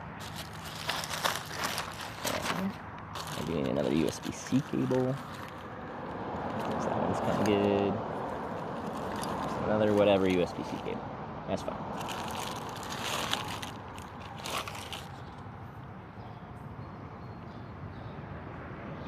Okay, has the stream been more stable since we switched to this?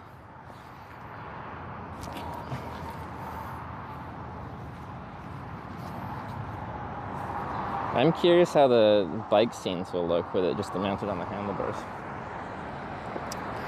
Yeah, this can get put away. All my stuff is out. It's just a disaster. What do people say? Ads are playing. Yes, yes, okay. Well, there you go. All that expensive tech, including an $800 iPad, and I tried to integrate as a encoder and transmitter, has done a whole lot of nothing. We always just end up going back to a cell phone. How does it happen? You guys have no idea how much I've spent on streaming tech. Always just to go back to a cell phone. Now, I have upgraded my cell phones over the years, and cell phone tech continues to impress me, but like, it's always back to a cell phone, no matter what happens.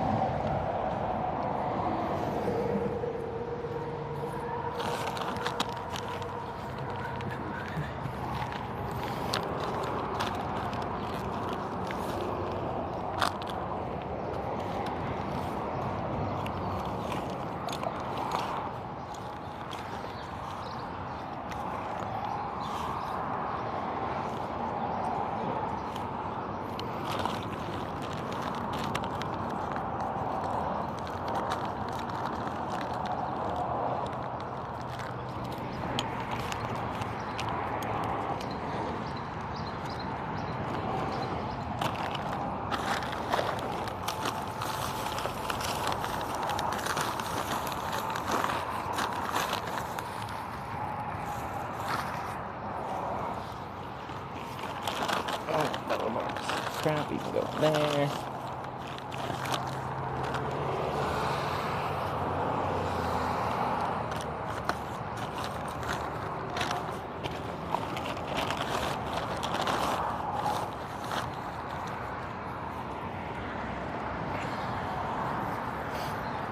I really had to do on everything to switch this thing over.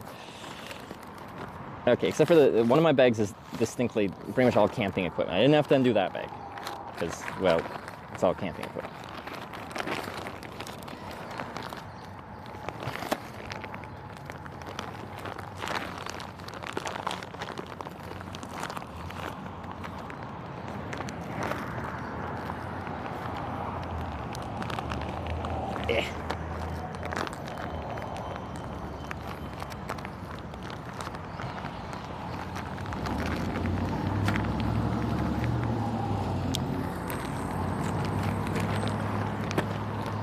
Ooh, that is heavy for my top bag. There's like batteries and crap in here that probably shouldn't be.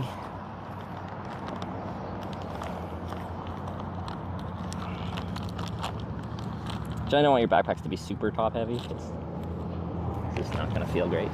And then when I have it mounted on my bike, that'll have all the weight very high on the bike, which will just make it feel more unstable.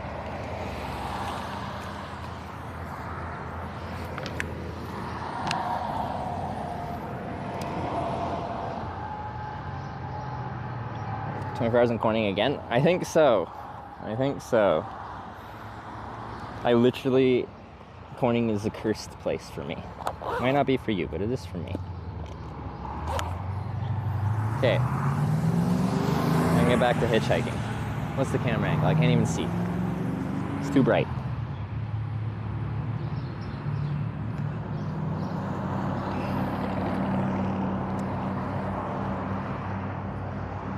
Okay, I'm in frame here, that's fine.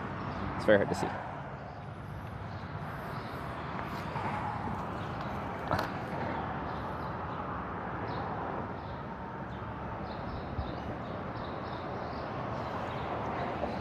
I think the bell box with the action 4 over RTMP wireless, it works very good. I haven't tried it wirelessly yet. Yeah, maybe. I think we're still gonna have overheating issues in that little bag. The thing is, it's like actually nice and breezy today, so things should actually get cooled down pretty substantially by that active airflow. It's really when there's like stagnant air, but just being inside a bag, all that broadcasting hardware just bakes because it doesn't get the airflow that it needs. That's our cell phones. The entire unit is just outside, so if there is any, airflow to happen, it's gonna be there.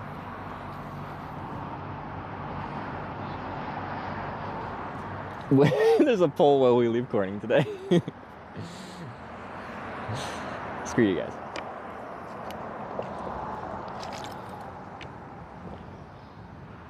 Now my water's really warm.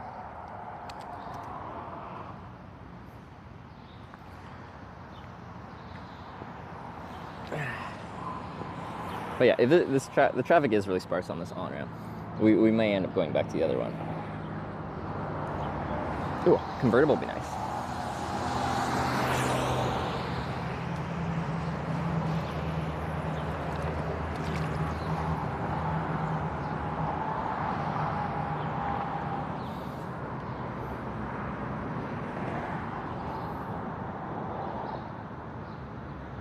Turn 2 phones is the easiest. That's what I'm doing right now. One phone for broadcasting, one phone for chat. The broadcasting phone does have chat app as well. It's just when I'm hitchhiking especially, it's hard to read. Car stop doesn't have a place for your stuff. Well, that happens. Well, it rarely happens. When I just have a backpack, even if there's just like one seat and the rest of the car is fully loaded, or it's just like a 2-seater car with no storage, I end up just like putting the backpack on my lap and I'm like, this is great, I love it. And I'm totally fine with that. This one, I need a little bit more than that.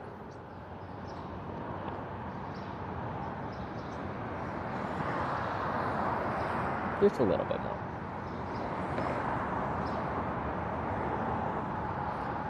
But yeah, it's common. Like, this is logistically, as far as space is concerned, worse than me having just me and one normal sized backpack. But it is still, for space wise, it's easier than 2 people. 2 people hitchhiking together needs 2 actual seats.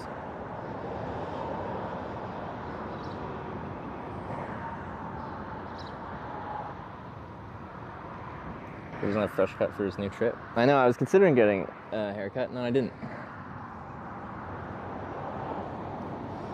Sarah kind of wants me to, I kind of missed that truck, unfortunately. I should be standing up more, but it's hard to read chat. I should just hold the phone, it'd be better. Sarah wants me to like try growing my hair out a bit and see how I look like with longer hair. Like not long, but longer hair.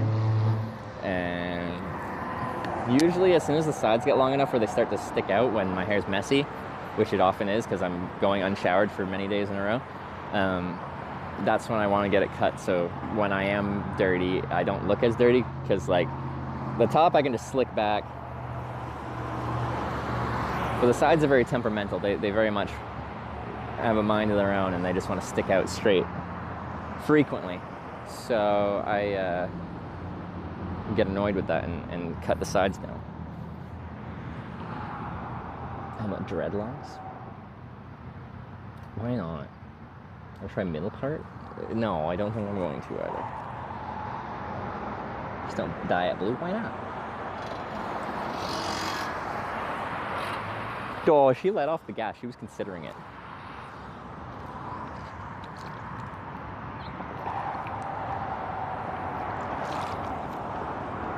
Back to holding the phone so I don't have to bend down and miss a car.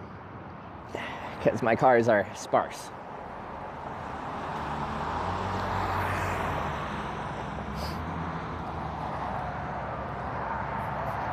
Shower's overrated. I am actually, like, this is only day 2 of this trip, but I am like 4 days unshowered because it took a full day, like 24-hour period just to get to Ithaca. And then I was there for the rest of that day, and I camped in a bush in Ithaca before I even started the stream, and I didn't start the stream until the next afternoon after traveling a full day, then spending a day in Ithaca, and then finally I started the stream the next afternoon, and that's been 2 days of streaming, so 4 days. Swash in the river? I very much will consider that. Wait, I don't think I brought my, sometimes I have this little tiny container with a little mini bar of soap in there, and I use that, or just a little bit of soap, camp suds, which is like biodegradable soap. I used that a lot when I was cycling through Norway. I mostly showered in lakes.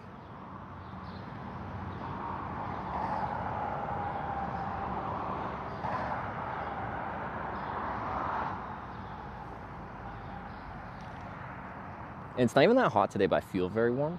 I think I'm just not acclimated to warmer weather. It'll just take me a couple weeks of warmer weather to get used to it.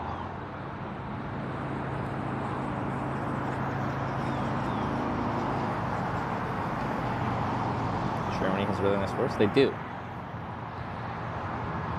Can confirm. They also have really bad cell network. T_rabbit1 just subscribe. I've got something in common with my home country, Canada. Nice nature, bad internet. T-Rabbit, thanks for the prime. Well, to the, hold on, we were talking about this yesterday. When I'm on a hitchhiking trip, I say, welcome to the Twitch hikers, like hitchhiking, but Twitch hiking. And then when I'm cycling, I say Twitch bikers, because we're biking. But we're doing both.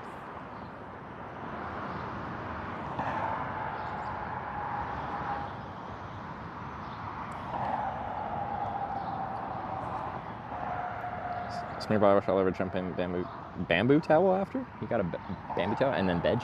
Okay, I will say, like, when I was camping in Norway, like, a nice, either the start of the day or the end of the day, like, after cycling all day, me sweating and stuff like that, jumping in a lake at the end of the day, it feels so good, and then you're clean, and you get out, and you get into your, like, your tent with your sleeping bag and stuff like that, and you're all clean and nice, and oh, it feels good.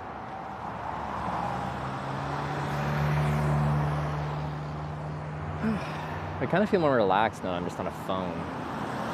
It's like my happy place. I know how it works. You see that little wave of cars? That was pretty impressive. I'm feeling super optimistic now.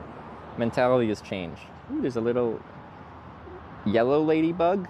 Aren't those like ones that people don't like as much? Aren't the yellow ones some kind of like invasive species or something weird? I don't know if you can see it.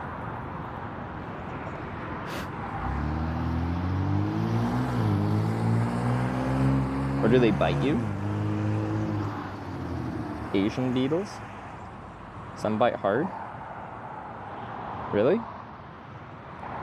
Crush it? Oh, well now I didn't know. They bite? Now I have another insect to battle.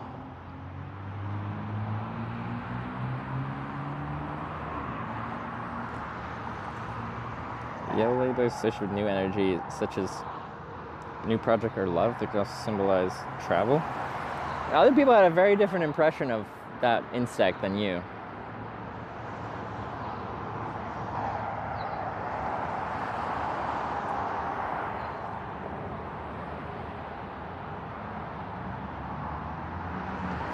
The reason Germany doesn't have powerful mobile nets because need for daily use of landlines. When I use mobile internet database to like Eastern Europe. More mobile, so this net is better for the landline. Simple as that. Yeah, but didn't Germany notably have like their government invest a very large sum of money in improving their mobile cellular network because they want to be a modern first world country, and then it's still a piece of shit? That sounds like a bunch of coke to me. We don't have modern infrastructure because we don't need it, or as our other infrastructure makes up for it. It's great. Germany's wonderful. I actually really like Germany, but I think, you know, that's one aspect that they are very much not a world power on.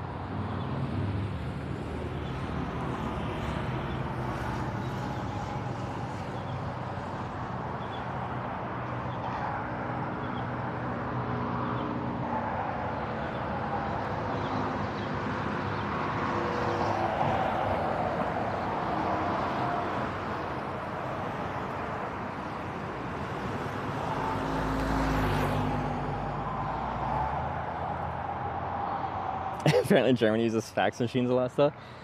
Well, apparently you guys in Japan have something in common. It's German, I fully agree. With me or them? Every German streamer I ever watched complains about the net. Hey! They were younger. I thought they were thinking about it. They at least smiled at me when I waved.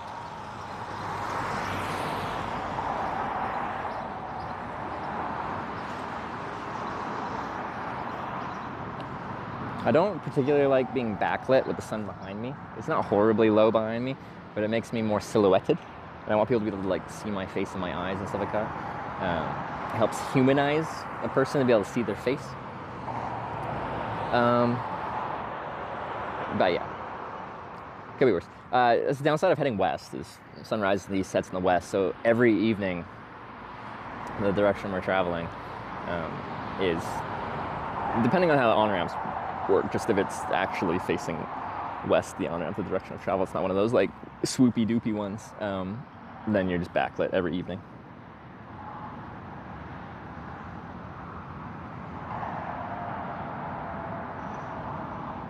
Don't worry, we're sending you back east.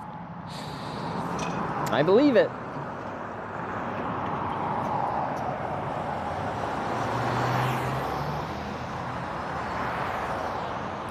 Like, traffic is not that bad right now. Whatever the time of the day is right now, there's a decent amount of traffic flowing south out on this on-ramp.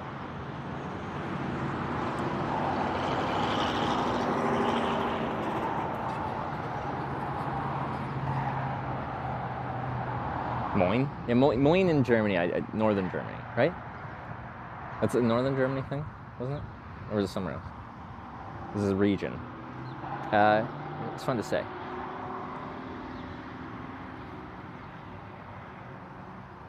Which direction we're in? South. We are currently... Twitch decided to head south, which is I'm happy with. I need to go in general southwest to get to Ohio, to my next town called Corning. So we only had 3 logical, like decent roads to head out of town, so the choices were east, backwards, south or west. South is correct and west is also correct. They both work. 6 in one, half dozen the other. They all work eventually. So I was okay with one of the two. Barely anyone wanted west, so it was really a fight between south and east backwards. So south forwards and east backwards.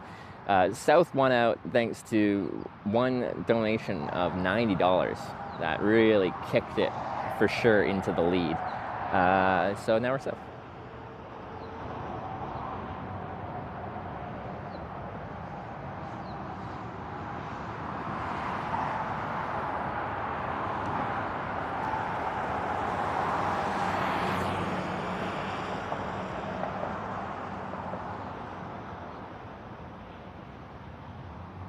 What east-west roads in PA besides 80? We're heading south into Pennsylvania right now, aren't we? That's what we're doing? Yeah. So, yeah, like we have a good bit of, like, not a crazy amount, but like we can go quite a bit south before we really need to start heading west, if it happens that way. That won't be the end of the world.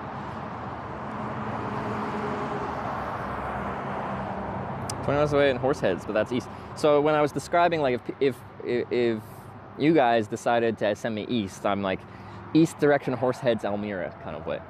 So there you go. Very local.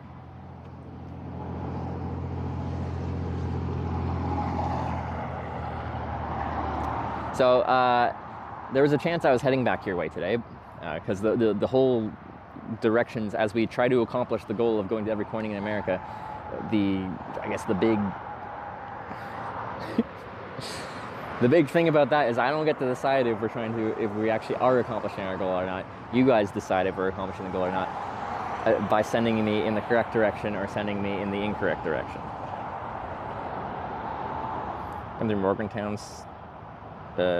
We gotta have a brewski? Sure.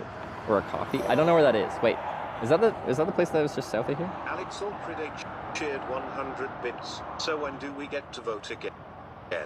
After every ride or at every town/city? Every ride. So when I get dropped off from this ride, wherever that ends up being, we're voting again. But sometimes there'll be more options than others. There'll definitely be times where there's only two good options, forward or backwards. So like say we're going east-west along, let's say 80, and we're in the middle of freaking nowhere, and we get dropped off at a junction with a truck stop, and that's it. And if there is any north-south, all it is farmers' fields north-south for a million miles. One, there's gonna be no traffic going north-south on those roads, so I need cars in order to get a ride.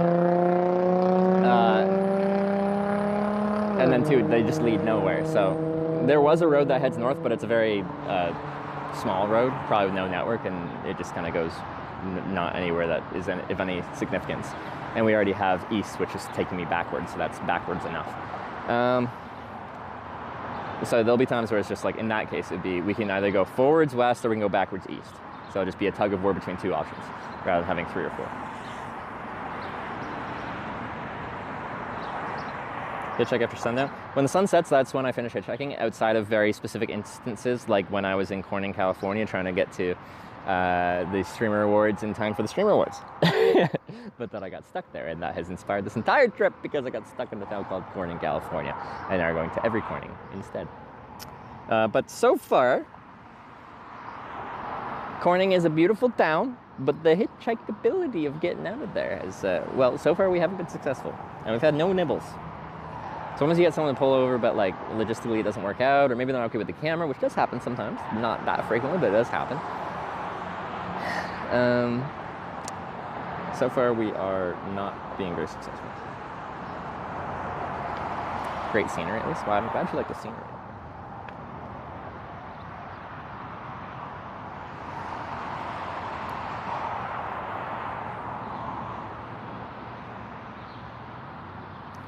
Do do do do do do do do do do do. How long is that cable I grabbed? That looks really short. It is really short. There's a battery. How hot is the phone? A little bit. Let's just see if this will actually take a charge. That battery will do just fine. Or that cable, rather. It's a good length. Alright, 78% and charging at how many watts? Because if it gets too hot, it will limit its charging speed greatly. Was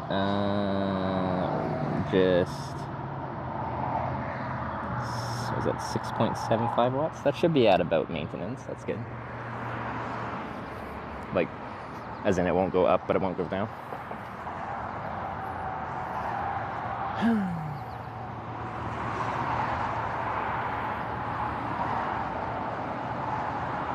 Fix blurry? Is it blurry? I thought people said the image looked good.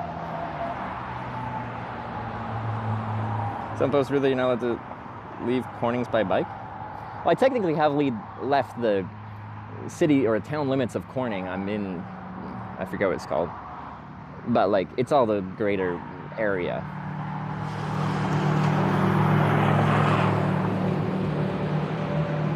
It's a bit blurry.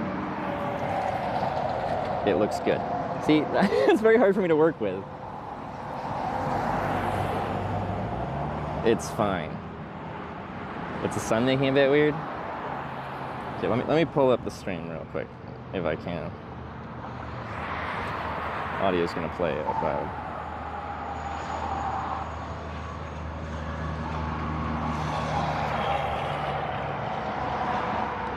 Old man squint. It's really hard for me to tell. Like, it looks okay-ish, but it's like very dim as it's bright out.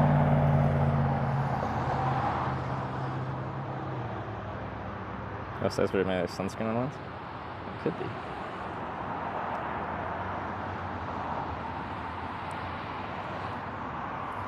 But yeah, there is wide angle lens on, and sometimes if it's not on perfectly centered, then some of the edges will get a little bit soft. But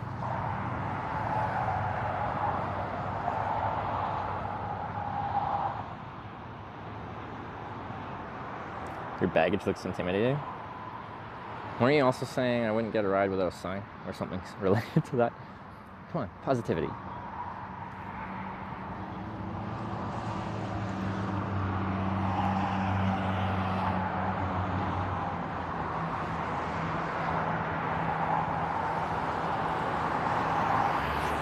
Against baggage I don't see much at once. I'm not trying to hide what I have. If you see what I have and you don't want it in your car, that's fine. I respect that. I don't want to be like those people that hitchhike in a group and have like the other people in the group hiding and then only one person's out there hitchhiking. If it's a diverse gender group, they'll have the girl out there standing hitchhiking because people are less scared to pick up the girl. Then the two guys will jump out and be like, oh, us too. And then the person already feels like they're committed. That's deception. When you're trying to get a stranger to do a nicety for you, my goal is to not deceive you in any way, shape, or form. If you don't like that I have a backpack and a fold-up bicycle, I respect that, that's fine. But I'm not going to try to hide that fact.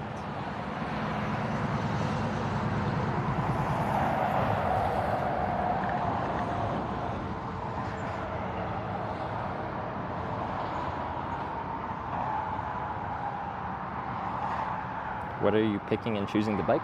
I'm biking as a way of getting around, like getting around town. At the end of the day, these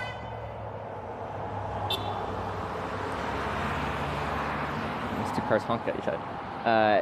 Yeah, at the end of the day, like when I'm in town, quite often there's no places to camp in town because people live there and it's all developed land. But if you just head out of town, then you can find lots of good woods and stuff like that.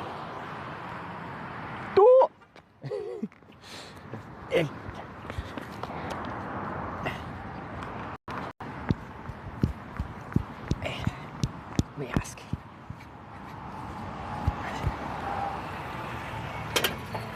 Hey! Hi! How far you're going? I'm just heading anywhere south in Pennsylvania. Eventually I'm just kind of going... Getting off at like the next exit. So. Is there anything there? Or is it just... Addison.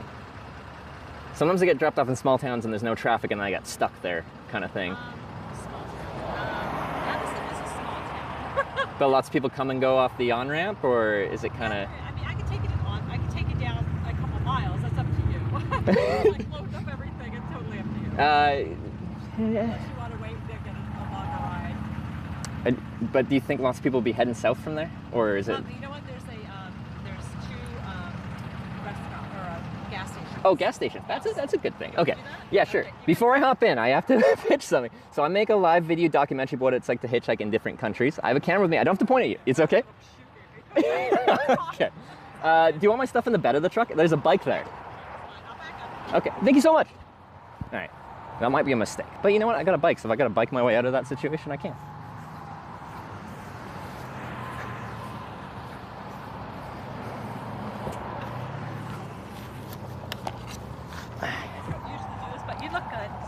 Oh, thank you. I appreciate it. How fun is that? Where are you from?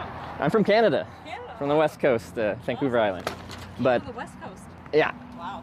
I actually on my way to California eventually. It's just gonna take a while. Yeah, it'll take a while. But the concept of the trip is I got stuck in a town called Corning, California on a trip. Corning, New York. Yeah, no, exactly. But that's the point. I got so upset about getting stuck in that town that made me miss an event, or almost miss the event I was trying to get to, that I decided I'm gonna hitchhike to and through every single town called Corning in America, of which there are 8. This is number 1. Stuff. And this is my job. All right. I think it's a lot. Yeah. I'm carrying too many things. It happens. I'm sorry, I can't take you farther. Oh, it's fine. Every little bit helps. All right. Okay. For some reason, I brought my helmet up here with me. That's Hopefully, I don't need it. It's all good. All right. Just on your way home? Yeah, I just went to a girls' getaway Oh, nice. for a candle party. I made candles. Do you? we just fun. made, it was just a get together. Like a social with get girls. together, Yeah. and then you make candles together? Yeah, we just. Did you make any today? I did. Yeah. Did you go with a specific scent today, or anything fun, or?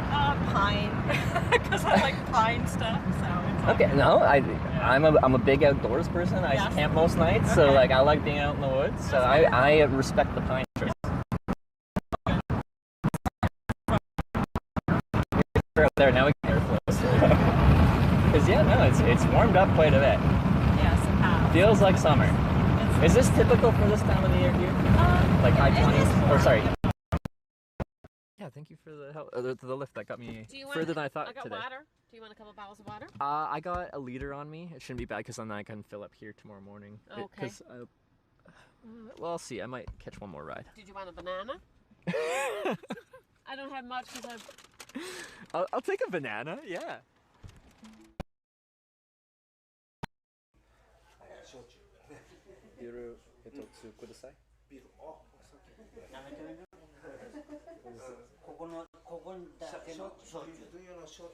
Sochu. No. What is sochu? Musicians. Well, the most famous, not necessarily the best, is like Justin Bieber and Avril Lavigne and Celine Dion. Yes, yes, yes. That's a good one. That's a good choice. I was like, I know she's from originally from Philadelphia area. Oh yeah. So now? no, like when you were in Philadelphia. I went to a private girls' school in the suburbs of Philadelphia, and then moved up here. My first husband. Yeah. But yeah, that was the story. But It looks like a beautiful area, though. It is gorgeous up here. It really is. Like, would you ever move, or is this home? No, this is home. Yeah. Actually,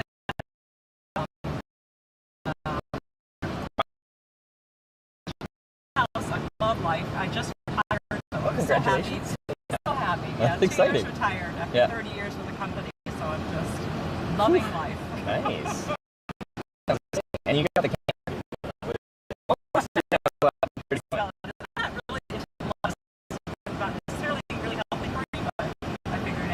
So like, can't you just put like some essential oils in a candle and call it a day? Yes, And that's got to be healthy enough, yeah, right? I think so. All right, so this is the exit. Okay. This is there's a gas station at Dunkin' Donuts here.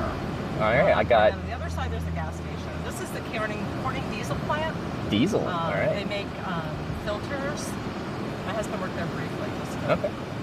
But it's a huge plant, and actually, there's a lot of people that do go through here. So I'm not sure if this is where you want to be dropped or. Yeah, I'll just be right on the on-ramp. Like, I can't walk past the sign that says no pedestrians is essentially my Okay, so where do you limitation. want me to put- Oh, anywhere that I'll just walk across the street. So anywhere that's safe here. So Oh, okay. wherever the shoulder is here. Right Yeah. here. And then I'll just. I can pick underneath that.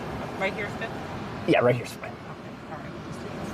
Well, I got you a little further anyway. Hey, any direction helps me out. But I appreciate the ride and the brief little conversation. What's your name, buddy? Lisa. Lisa? I'm Trevor. Trevor, nice to meet you. Nice to meet you. And best luck to you. I'll need it. Do you have like an Instagram thing? Or? I do. So it's all live broadcast on a website called Twitch TV. Twitch TV. But if you just Google Twitch, and my channel's called Hitch, and they rhyme. Twitch, Hitch. Okay, Hitch, Twitch, with Trevor. Got it. You'll find, usually I have business cards, but I'm trying to like not pack as much gear, even though I have way too much gear anyway. Awesome. Awesome. Well, All good right. luck to you. I'll just need a moment to get my stuff out of the bed there, so don't steal my bike yet. No, we're listening. It's a new bike. It's a cool bike though, right? Yeah, exactly. All right.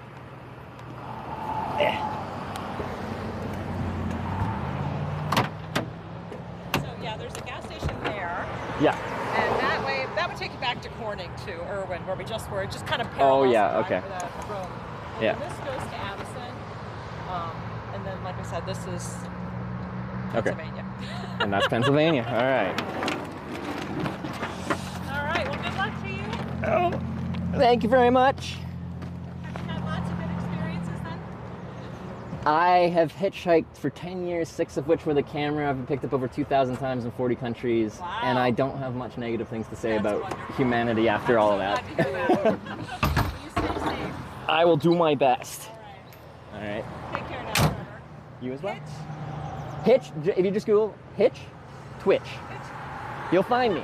I wish I had a business card. It would make it a lot easier. Have a good one. All right. Take care. See ya.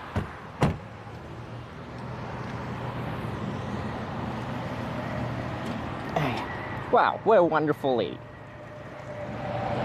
Guys, we caught a ride. It wasn't very far, but I said after every ride, we're gonna make this one quick. Which direction we go next? I have a feeling that our two options will be north, back the way we came to Corning, or south to Pennsylvania. Please don't make me go back to Corning. Don't do it. Please. I'm innocent. I don't know if we have Wyver here to run the thingamajigger. So. Because inevitably there's issues that pop up, and I would even have to research how to set it up if he's not here.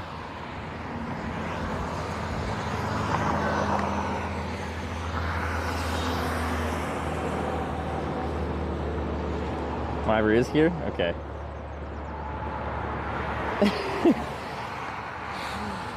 Okay, I'm a little nervous. Please no. Okay, I think I might grab a cold drink from Dunkin' Donuts while we do that, so I'm just gonna go get like an iced coffee or something like that, or something. This is Dunkin'.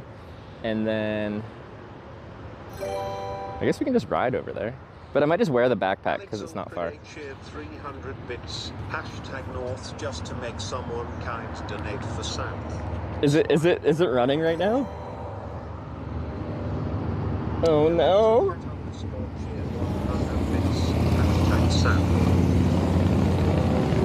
Alright. Well, southbounders are Team Hitch. Northbounders are rude dudes, and I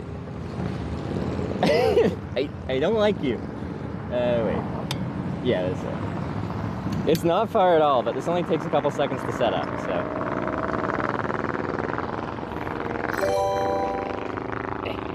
Oh yeah, I forgot, the seat being down locks it in place. 200 bits. Hashtag South. No! Wait, south is good, sorry. I just expected it. I expected bad news, but that was good news. Thank you for the south.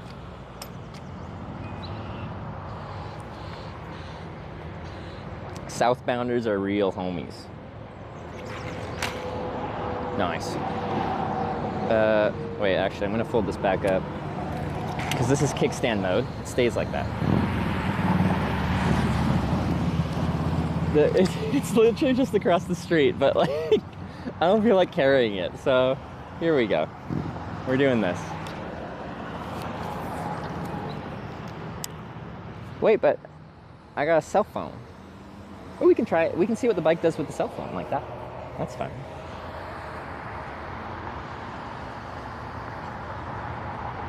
So I got Mike with the 200 bits for south. We got Black the Cat with the 100 bits south. That's good. I like that.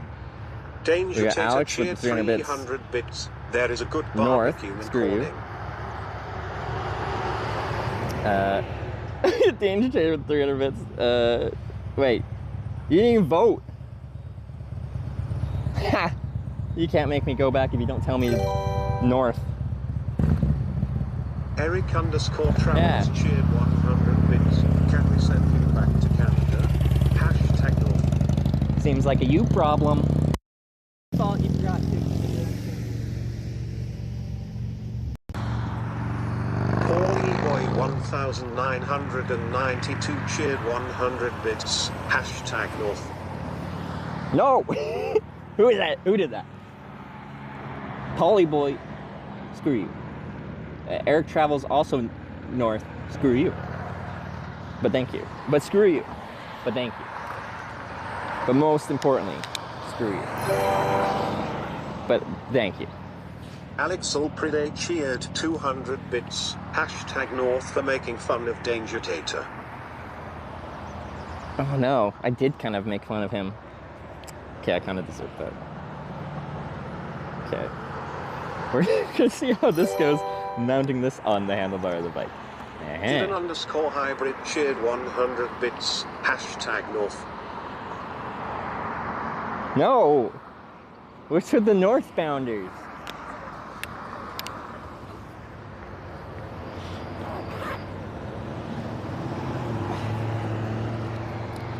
Y'all should feel bad. Me and Corning have a history, and making me go back there is rude. Don't be rude. Join Team South.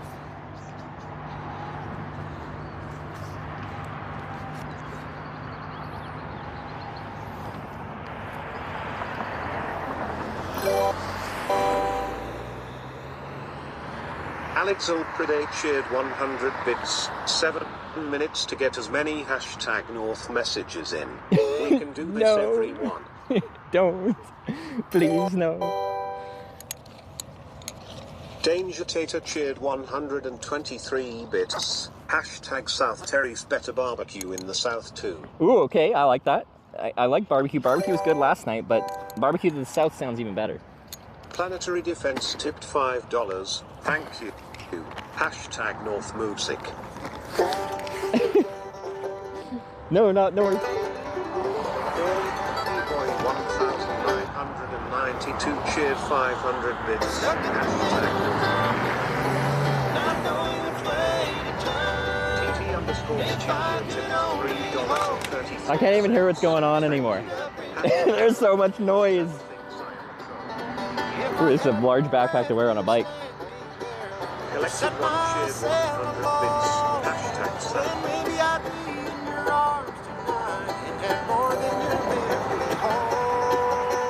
Tony _K left cheered 100 bits. See how it handles. I won't be able to see while I'm riding, but... Oh yeah! It's a good chance I'm just gonna end up doing this for the rest of the trip, because I just can't... I can't handle that backpack setup. It's killing me. Not literally, figuratively. Thanks for the tunes. I'm hearing lots of stuff happening, but I don't know the current status. We're going to Dunkin' Donuts for a drink, and then we're hitchhiking whatever direction you guys choose after that point. I'm just going to do a Copenhagen left here, rather than cutting across 2 lanes of traffic to get into the left turn lane. Honestly, with the backpack, I wouldn't want to ride long distance with the backpack like this, but short distance is fine. Copenhagen left. Oh, we wait. Issue is like when my phone is that runs the alerts is now off. I don't know if there's sometimes it freezes if the screen's turned off. Like it's not active. Okay, I'm trying to turn it on and put it back in the pocket. Oh, I didn't take the selfie at the Corning sign. Oh, that's true. I guess if we do go back, the one saving grace there is maybe I can get that. Wait, they stopped, but I didn't get. Maybe I did get a green light. I just didn't see it. Eric _Travels cheered 100 bits. Can we send you back to Canada, or is the limit the USA border? Limit is USA. Thanks, but screw you, claim me north. no, we can't. No international borders, no illegal hitchhiking states, no bodies of water. If we hit the Atlantic Ocean, we can't send me further east than that. There are limitations. Oh. I didn't see a green light. The guy waved me through. I guess he had a green light. Maybe I'm just blind. I've been struggling to see some things apparently, so.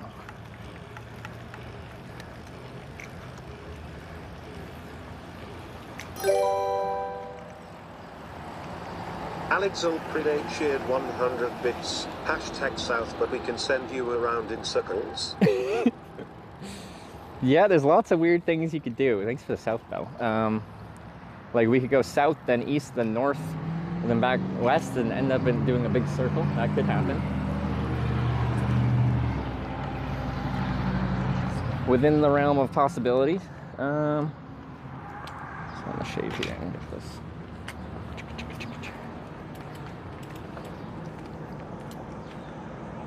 Yeah, on a very different setup now.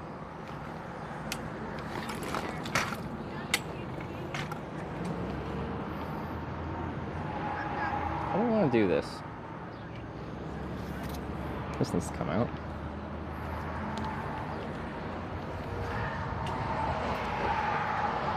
I guess we get the selfie stick out. Hey. Calita61 tipped $19. Thank you. Hashtag South. Thank you. Thank you for the $19 South. A true believer. Elon_hybrid shared 125 bits. Hashtag North Ping Pong. No. I'm not happy about that. Ooh. And we got the tunes. With the positive north, southbound rather. Yeah.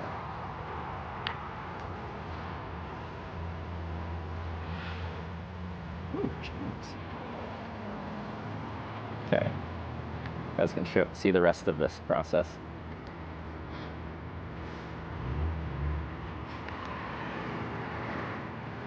Got it.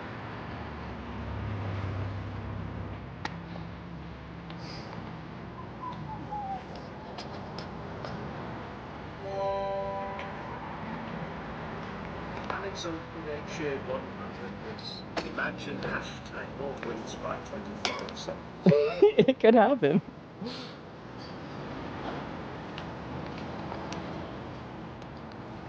Yeah. Right. This is a song about heading south. It's perfect. Great choice. Timer 111 shared 100 bits. I got this phone away for a second. Hopefully this doesn't kill the alerts in the song. Bacon_just_bacon just subscribe with Twitch Prime. Thanks for the sub, or the resub. Very long time itching. It is a long time. Episode always something interesting along the trips. Cheers, Hey, good, how are you? Hey, appreciate it. Danger Tater cheered 100 bits. Hashtag North for Naught. Good. Doesn't get getting kicked out of Dunkin' Donuts.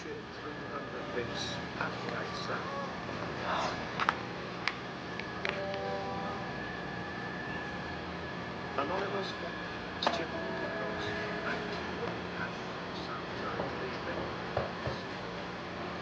Yeah, iced coffee.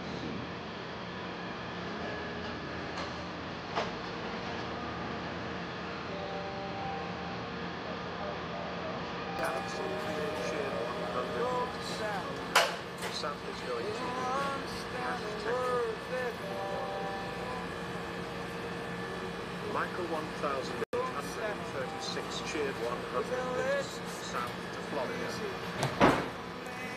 Good Michael with the 100 bits, thank you very much.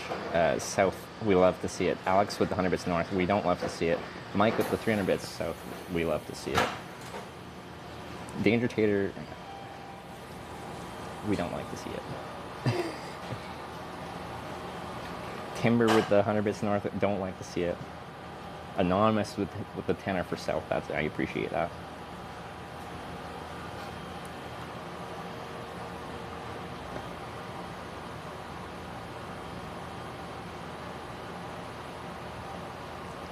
South one? Why did we end it already? I thought we were gonna have a drink first.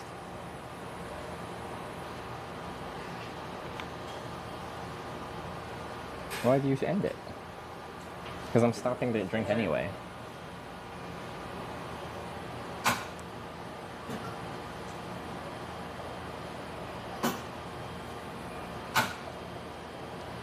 I'm doing quick 10 minutes. No, I'm stopping for a drink. I just wanted to hang out and we can figure out what direction to go while I drink, because I'm stopped for a while.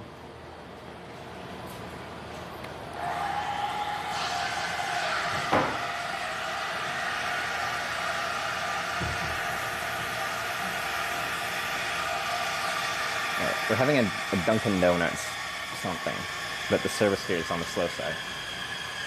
So you want to go north? Well, no, I just didn't realize we were only doing 10 minutes. I thought we were doing like while I'm stopped. And then when I'm ready to leave, then we know which way to go. Can we open it maybe? But then it won't have the same donations as last time, right?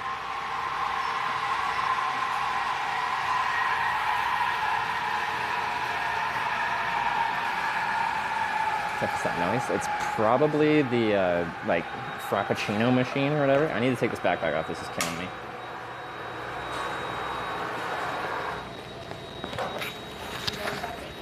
It's fine to wear it for a short amount of time, but not for a long amount of time. Now that people went in front of me.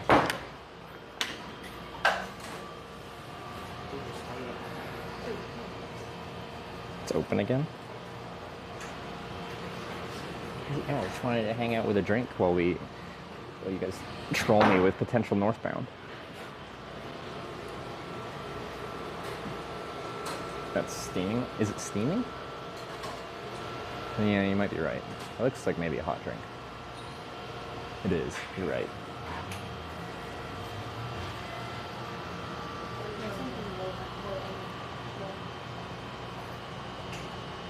Wyver said 10 minutes? Why'd Wyver send 10 minutes? It's not always going to be the same amount of time. It'll change depending on what we're doing. If all I'm doing is getting dropped off and immediately going again, we'll probably do a set 10-minute or something like that. But since I'm stopping, it'd be a bit longer. We got Demonic Bison with the elite donation, the wrong direction. Thank you, and screw you.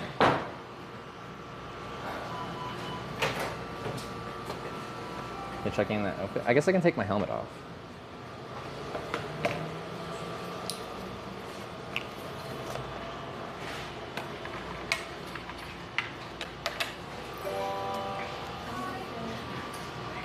Dave Potato cheered 100 bits. Feed the hashtag East. East? East is not an option. It's north or south. Alex Lepreday tipped $50. Thank you. If you're going to whine about it, then we're going hashtag Hey, the heck is that? If you're going to whine about it, then we're going north?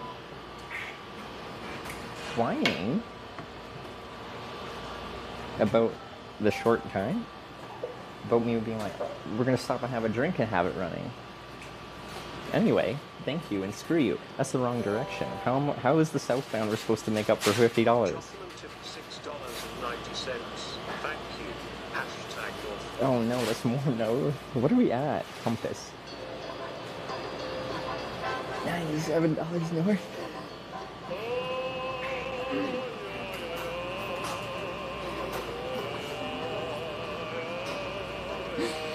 That song is very relevant.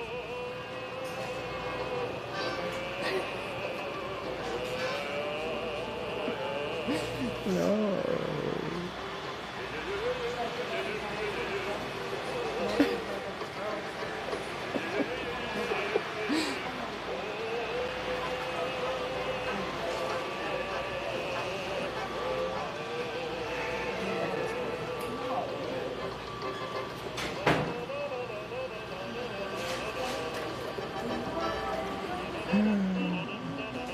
Okay, it might have been a mistake to be like, I thought we were going longer. I just didn't know we were doing 10 minutes from the start, and I'm just like, I thought we had more time.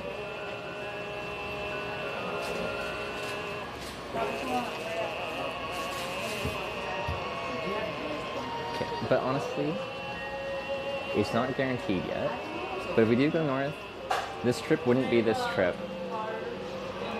without some pain, without some backwardsness. If we went the right direction every time, this wouldn't be like a Twitch plays. Like Twitch plays Pokemon, they deleted Bird Jesus. Who else did they defeat? Or did they went to the Pokemon computer thing and they got rid of people's favorite Pokemons, right?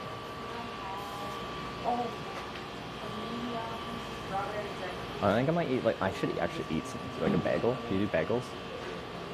Yeah. Just like a bagel toasted with cream cheese or something. Do you want to try a refresher? She just got a strawberry one with lemonade.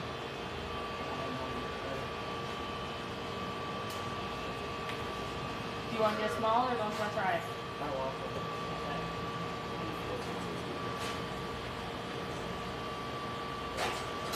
Other museums? There's another museum. If we get stuck there, maybe we'll go to another museum tomorrow morning.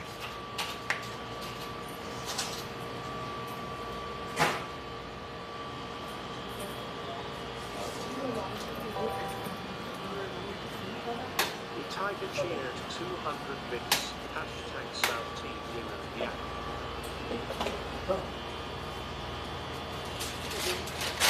Where are their bagels?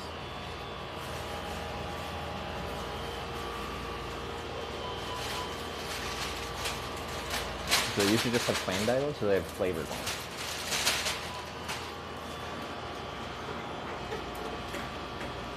Right, bagels plain with cream cheese spread. Yeah, okay.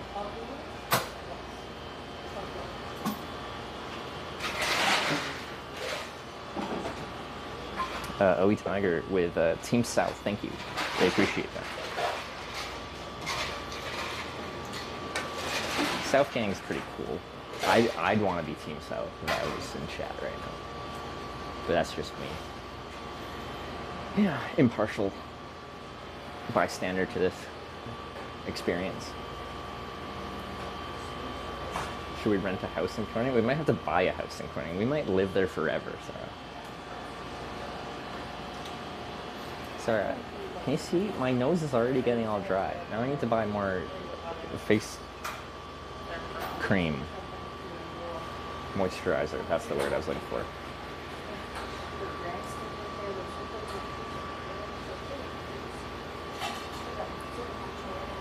Sure, what the heck? Honestly, it's a pretty cute town, alright? I think there's a good chance I might end up having to live there because I'm never going to escape the Corning sphere of influence. I don't know what housing is looking like. It's a town of 10,000 people. It can't be that expensive, can it? Need a sunscreen timer? I did put on sunscreen before the last ride, so we should be okay, but for a while. There's only one guy working here, and he's got drive-through and the table, or the inside. It's quite the process. I'd rather Corning, New York than Corning, California, though. True. Corning, New York actually has a lot of charm. It's actually a cute town. I don't know about Corning. Did you even see it, Sarah? You can't just make assumptions about it without being there, or at least watching the stream. It was cool. There was a glass museum. There was a nice barbecue restaurant that is not probably vegetarian friendly.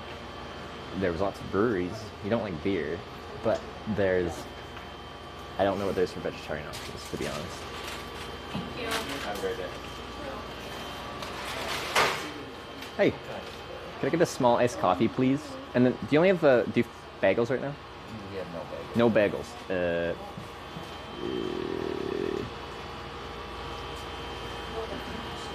Can I just grab like 2 donuts then?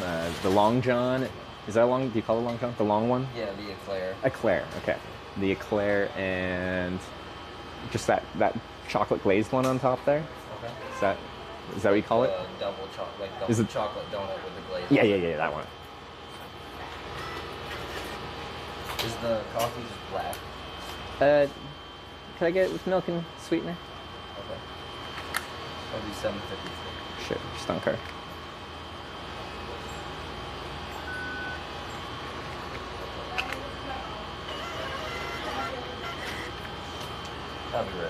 Thank you.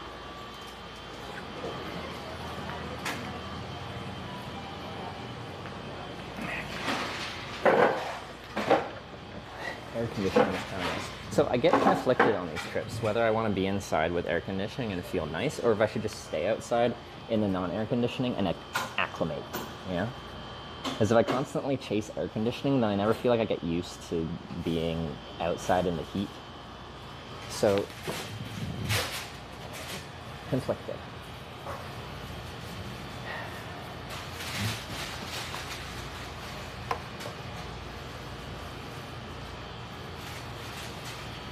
Okay. So, we don't have a set time, but when I finish this drink and I'm gonna just go back out and hitchhike, that's when we're gonna go back to, you know, the hitchhiking.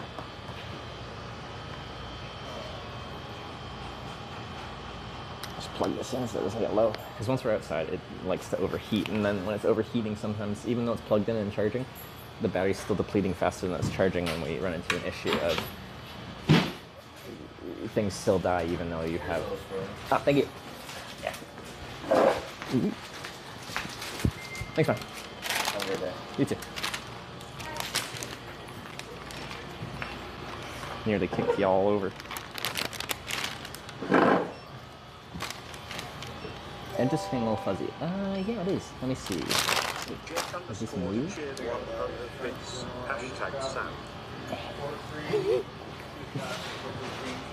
And maybe a little bit?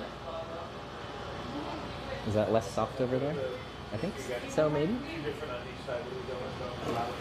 that better? Oh, this is gonna be nice.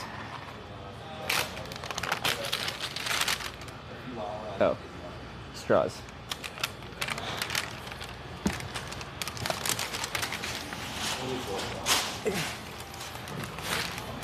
Got it. How far from New York are you? Oh, New York, like New York City? I don't know.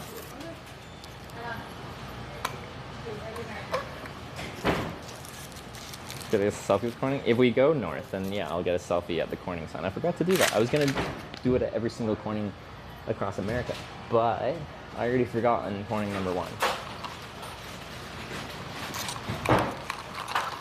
Come back, he's got iced coffee, hacking. Did you see the ride I just had with a really nice lady in the white pickup truck?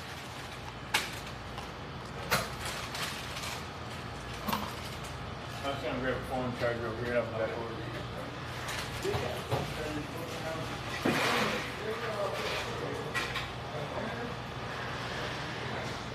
here.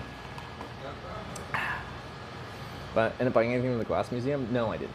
Usually I don't buy much for souvenirs because then I have to carry them.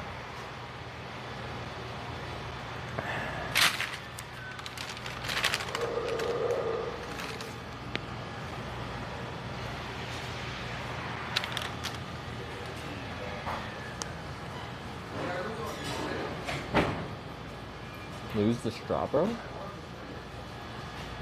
Is that like a masculinity thing? Are you saying it's not masculine to suck on a straw? If it is, you have a very fragile masculinity.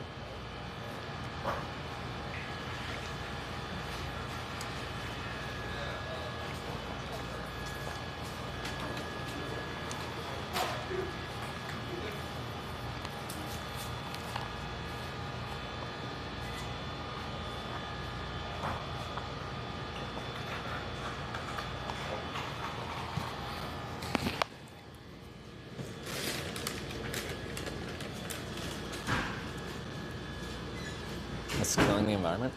I feel like of all things for us to grasp on that's killing the environment, plastic straws is such a minor thing.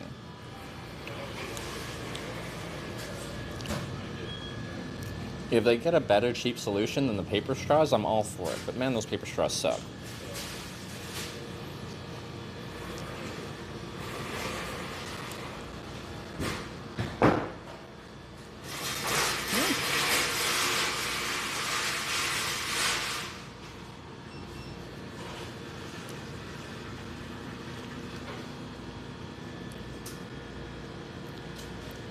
Stupid thing on the bottle cork also?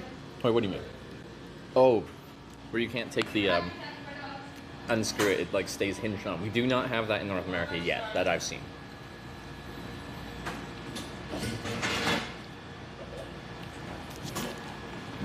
But I honestly don't mind. Like, I think Starbucks switched to like a plastic lid, or is it plastic? But like with just like a little drinking hole out of it.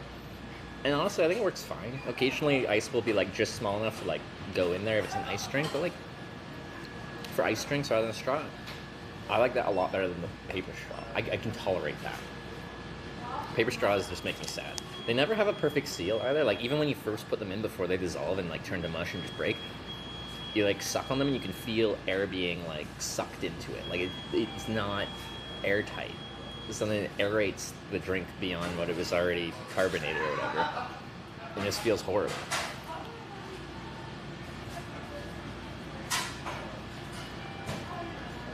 Bottle cap isn't bad. Can't lose my own. Personally, I hate those bottle caps that hang off like that. Specifically because when you fold them over and twist them down, a lot of times they're not on perfectly straight. So you give them a good twist, but the threads are crossed, so it's not sealed properly. And if you turn it sideways, it won't immediately gush out, but it will slowly leak out. Ask me how I know. One of the reasons I don't like putting any liquids in my panniers or backpack or anything like that is because of European bottle standards with their little hinged bottle things that don't screw on properly without very pinpoint precision. I hate them. Vivek's hand 34 cheered 10,000 bits. Hashtag North.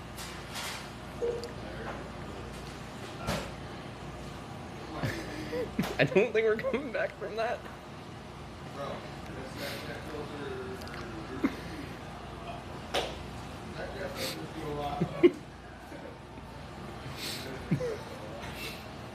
Once I finish this drink and stuff, then it'll be finished, but it feels already finished.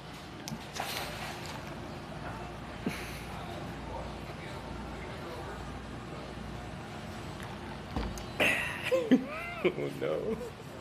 Oh no, no, no, no. Fine. Alright. It's fine. I knew this is what I was signing out for. I'm just getting a first taste of it.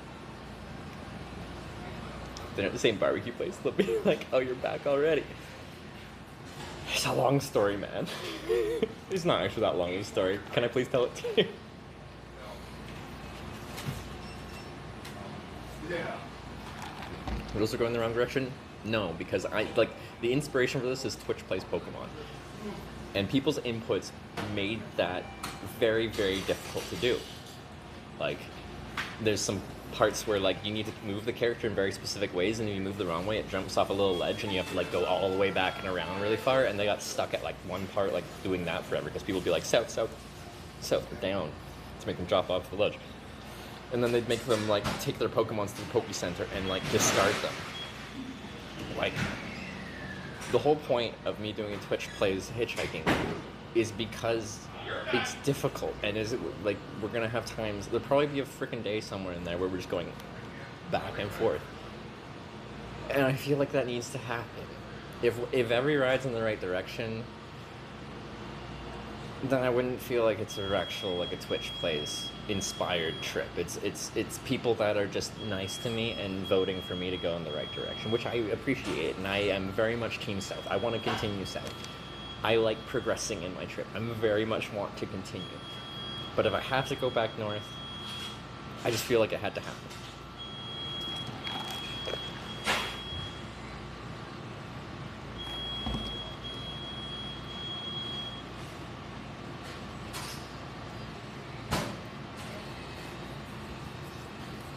There will be so much Type 2 fun on this trip, I already know.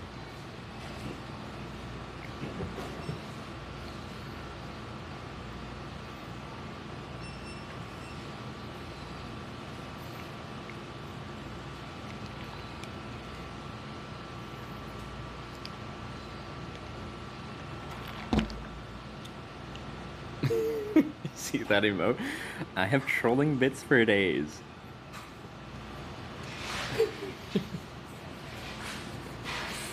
Well, there you go.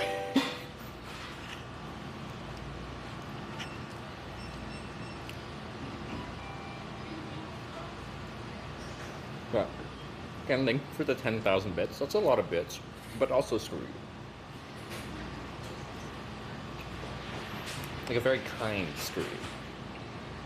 With all due respect, Scrooge.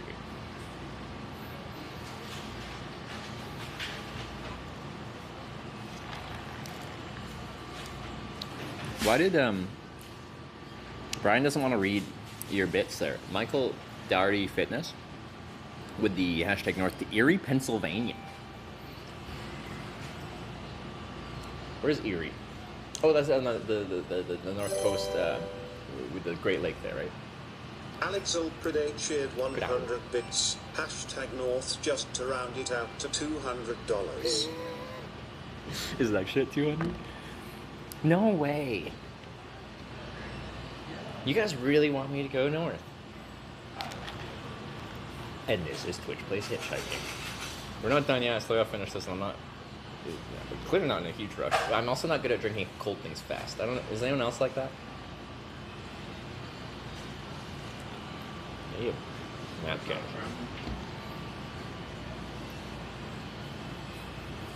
Also, I feel so much better now. I'm just on a cell phone stream. This is so much easier. I think I'm just gonna. Although, how did the biking look when I had the bike on the handlebars there? Was it super shaky? It was probably shaky to some extent, but was it tolerable shaky? Or was it like entire world shaking shaky?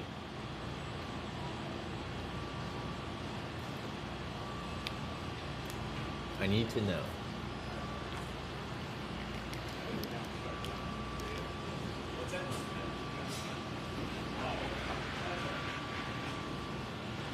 Say it was tolerable. Entire world shaky, you can tell what's up. Okay. Alternatively, I could find a way to mount the cell phone onto my body somehow with a neck mount, a helmet mount, a shoulder mount. Well, I have the sling. I could sling it. I have the... I don't think I have a good, like, phone clamp mount I could put on a shoulder mount currently. Don't go back to Corning, you could go north past Corning. I could, but if we're going backwards, generally, like say someone's going north, but they're going, like, really far north, I don't have to take the ride as far as they're going, like, to my own detriment. I only have to take it to the next logical place to go, which would be the next town, which would be Corning. So I don't want to go. Well, where would they go further north? If they were going north and northwest, like onto 86, that would be actually beneficial. Logical place. It's just like, okay, so if we're in a town and they're going the wrong direction, like, you know, let's say they're going 100 miles in the wrong direction and they pick me up and I'm like, hey, can you take me to the next stop instead to try and not go backwards? I can't do that. That's not fair. We're staying in the same general vicinity and that's not fair. I have to go to at least the next town, a place with something happening. A truck stop, another town or something. But I have decided that it is common that, like, what that lady did there kind of is just like, I can only take you to the next exit. It's a couple miles. If someone is only going to the next exit, even if it's within the city limits of where I'm at, when I've been voted to go the wrong direction, that counts. Because someone offered me a very short ride and I accepted it, I think that should count. But I can't, like, tell them to let me out early to make it so I only go a mile in the wrong direction. Does that make sense? I think that's an equal opportunity thing there.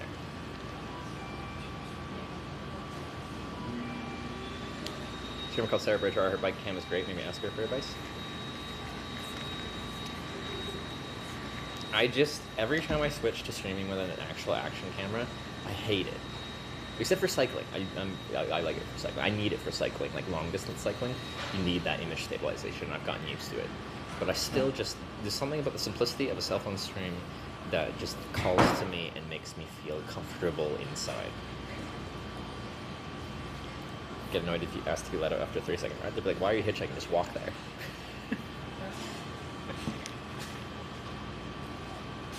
Beggars can't be choosers.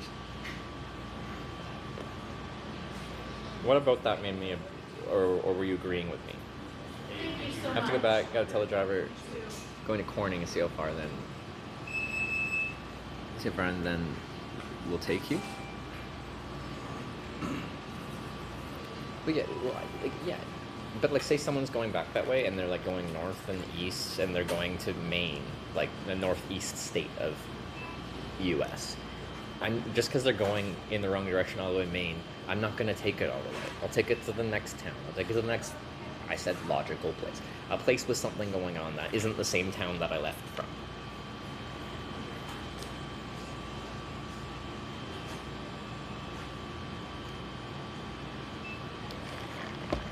You don't want to stream, they'd rather watch clips so you feel the connection back in Corning.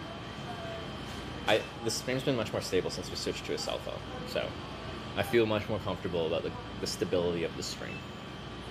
Also, when we get back to Corning, all I'm going to do is, well, we're going to run the thing again, because every single time we're going to do this. But if I hitchhike out of here, as soon as we get into Corning, we're just going to immediately run it again and do that. That one should be a really fast one, unless it's dinner time. Oh, it will be dinner time. Fuck. Where's the day gone? We spent so long checking out the museum and stuff that we only have 3 hours till the sun sets. Okay, let me finish and get out of here.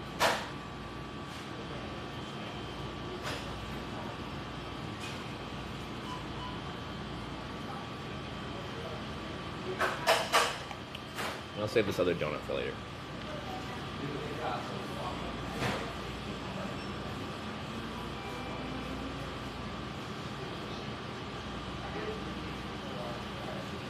I can't drink both things fast. It might look like I'm jugging it, but I just can't.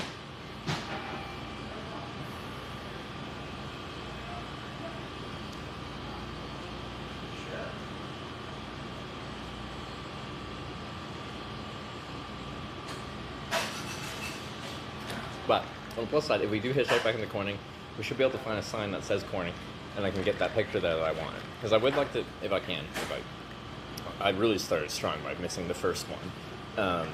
If I can finish this trip 1 day, 1 year, within my lifetime, it'd be nice to have a nice collage of all 8 Cornings.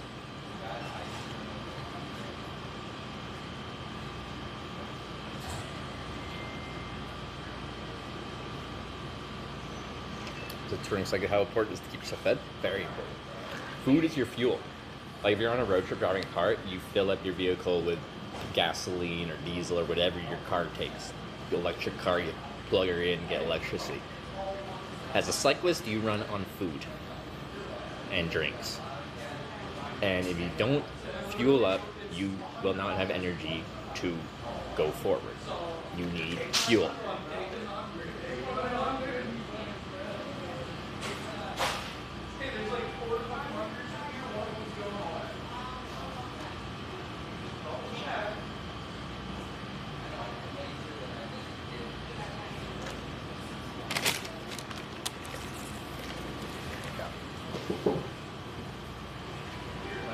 Beer's got a good amount. It's a decent choice.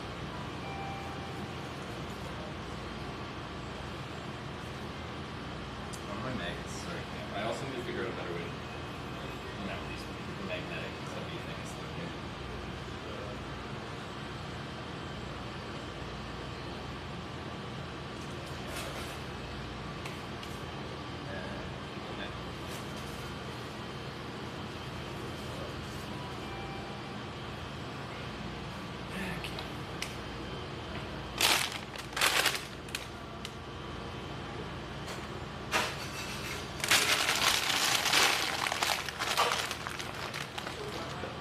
Get the Dunkin' app. I've changed the country of my Google Play Store annoyingly. I wish I just had easier, quick storage in this backpack system. But if I do switch to full socket setup, I can get rid of one of these things roughly. I get rid of a bunch of junk. So much junk. Which would be nice. And then my wife gets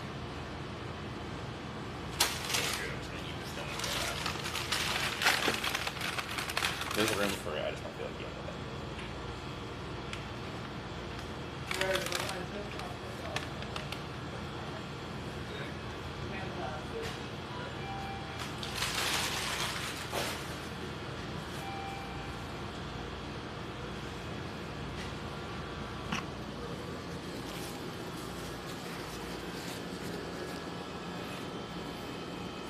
13 months.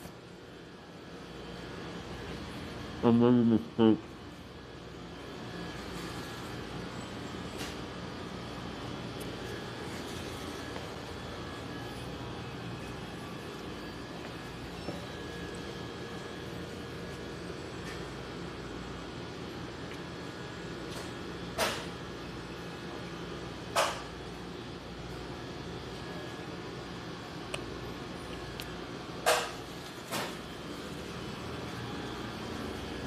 Posting up.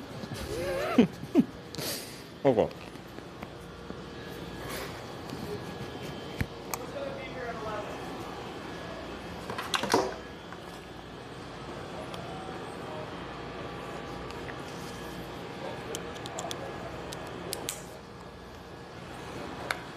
Sorry.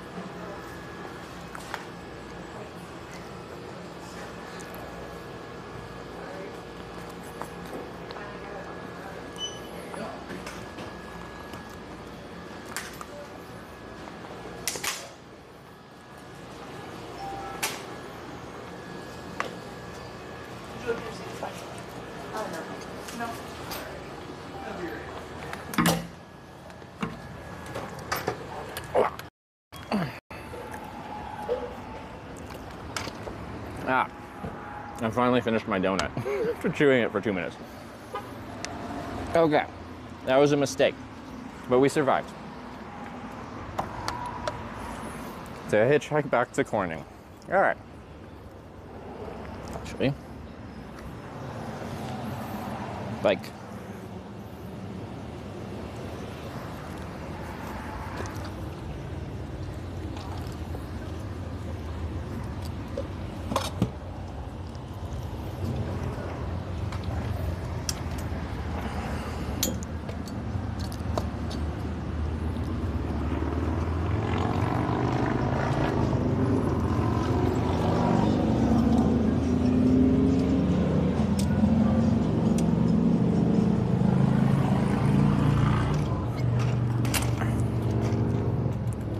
We're ready to ride.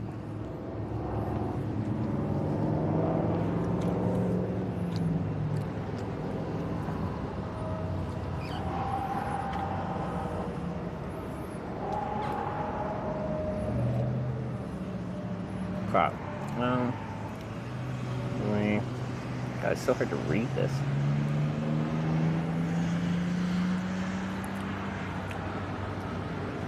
Sorry, this gets a little bumpy while I'm riding with just the cell phone stream. So the action camera is much better cycling camera. If I could get it not mounted on the bike, when you mount the phone directly on a bike, all the vibrations as you're riding get like amplified and it's hard to stabilize that out. Or if you mount it on your body naturally does a lot of the stabilization, like it takes away a lot of the raw vibrations.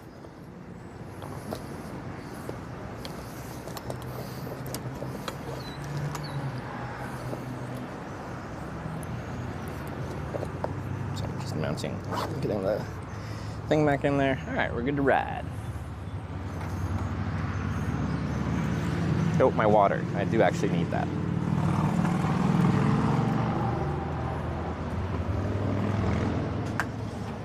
Again, water in there.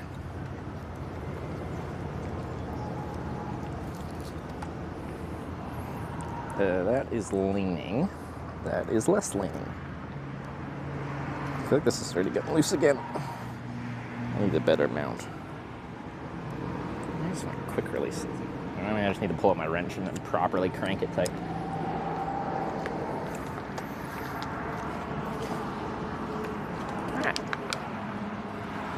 Out to our northbound ramp we go.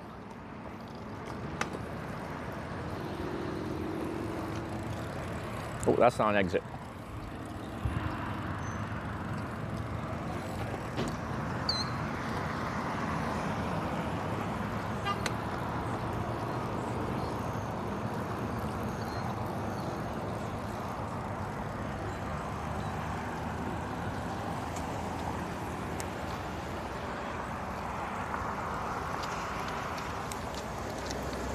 Oh yeah. If the compass hasn't been stopped already, it can be. It might have already been stopped, I didn't notice.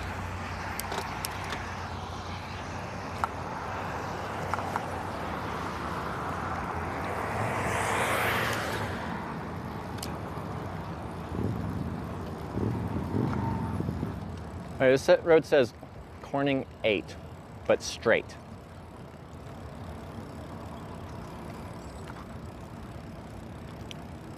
So north is south, or sorry, there's a 15 north sign right here. If you're straight, and there's, wait, oh no, okay. Never mind, wait, huh? 15 north is left. Left is both an interstate and a state highway, apparently.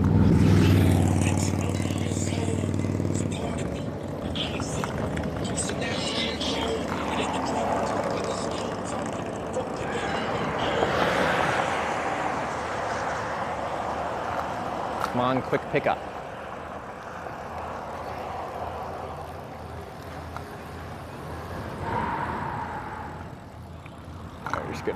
I'm gonna be a car here. Anyway, here's my on-ramp. Hey, it looks pretty good. Can't go past that no pedestrian sign. Okay.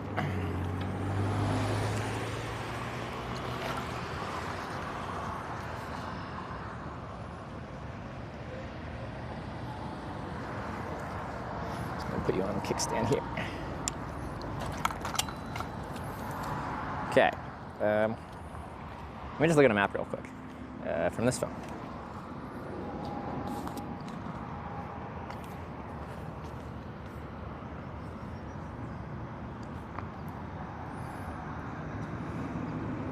Maps. Okay, there are cars on this road. Okay. Probably the other road is just a slightly slower way of getting up there, and it's not. Oh yeah, look at all this traffic. Oh, beautiful. All right, we're good. Let's do it. Okay. Don't fall over, please. It's probably a bad idea, but. Okay.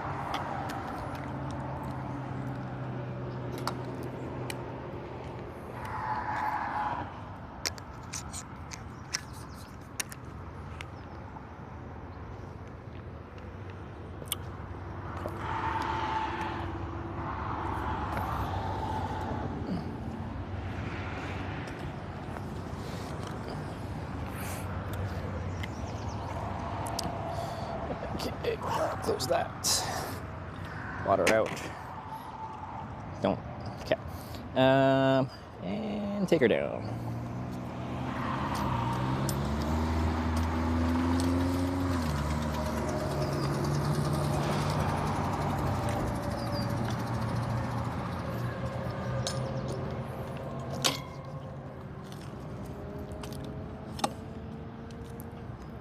God, getting a road is so convenient with this thing. I love it. Okay, I'm just gonna put this before the sign. Bike.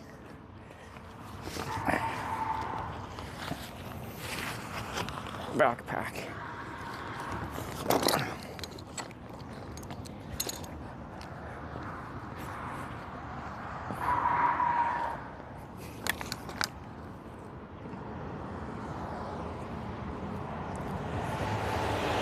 Sun's at a good spot. It's to my side, so I'm not blinded by it. They're not blinded by it. Later in the day, things get sometimes a little bit questionable for hitchhiking because one of the people loses the ability to see.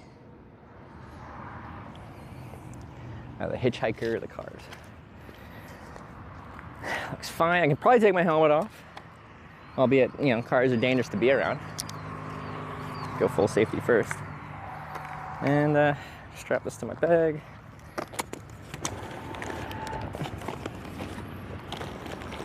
If I can. Meh. Okay, come on. And try not to knock my magnets off as well. Okay. Oh my, okay. Helmet, please. Because this bag is quite full, it's hard to get it through the clip here.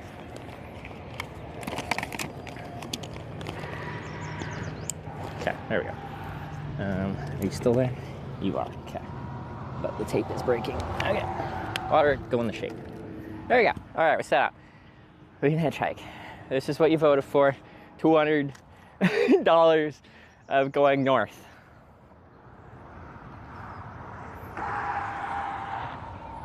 This thing right, the Forbidden Axe sign. If there's a road sign that says, like let's say you're driving on a road with a 50-mile-an-hour speed limit. They have the signs on it, and then you see up ahead, the road sign says it's now 30 miles an hour. When does it become 30 miles an hour? Is it as soon as you see the sign, or is it when you cross the sign?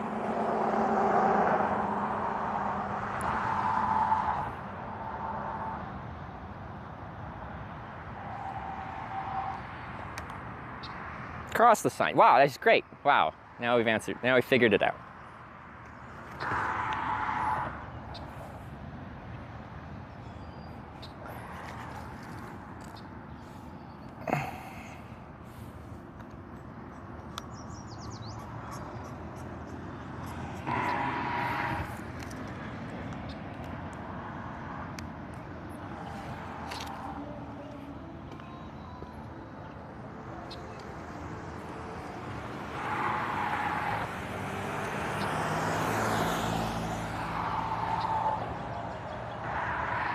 Timer start. All right.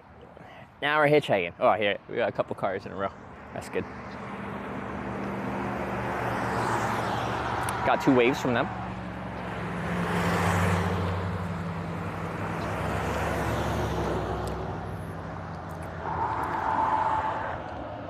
Now, what did someone say? Take a boat or plane when we go far east. There are limitations. You know, like when you're playing Pokemon, when Twitch is playing Pokemon, and you like run your person into the side of a building over and over again, they can't go that far. You can go as far as the building, but you can't go further. There are limitations. We can't go across we can't go into the water. There aren't roads. We can only hitchhike on roads. Well, unless we vote to hitchhike at a general aviation airport, which we could actually do. Airplane hitchhiking is a thing that I have done several times in America, and it works. Well, it works. It's just unlikely you'll go the direction you're trying to go. Because like when I'm hitchhiking on this northbound on-ramp going north, all traffic's going north. A airport is not the same. Airplanes can go in any direction in any way they really want to.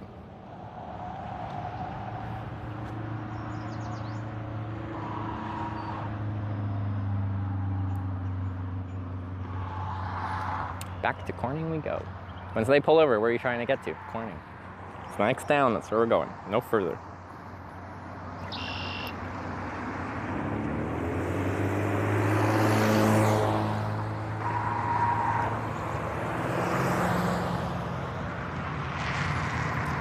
Any more airport hitchhiking though?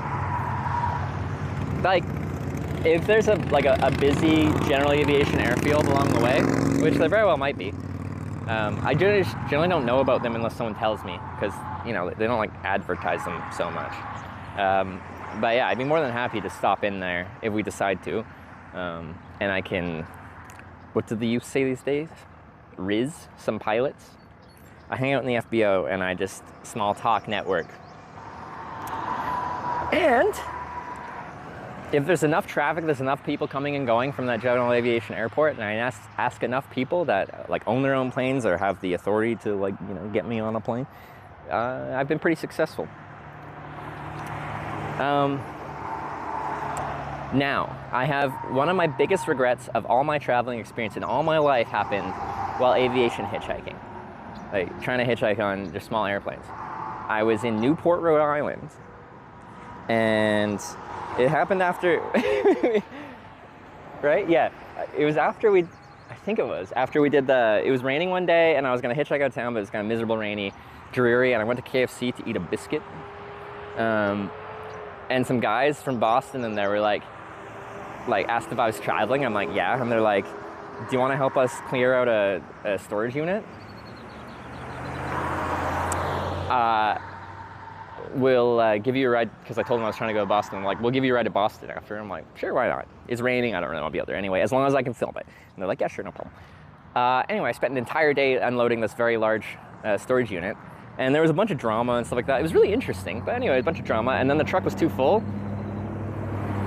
One guy just left partway through the day because he got angry about something, and then the other guy that left at the end of the day, like, the truck was full, the passenger seat was all filled with boxes, so the truck was full, but he's just like, sorry man, the truck's full, gotta go by.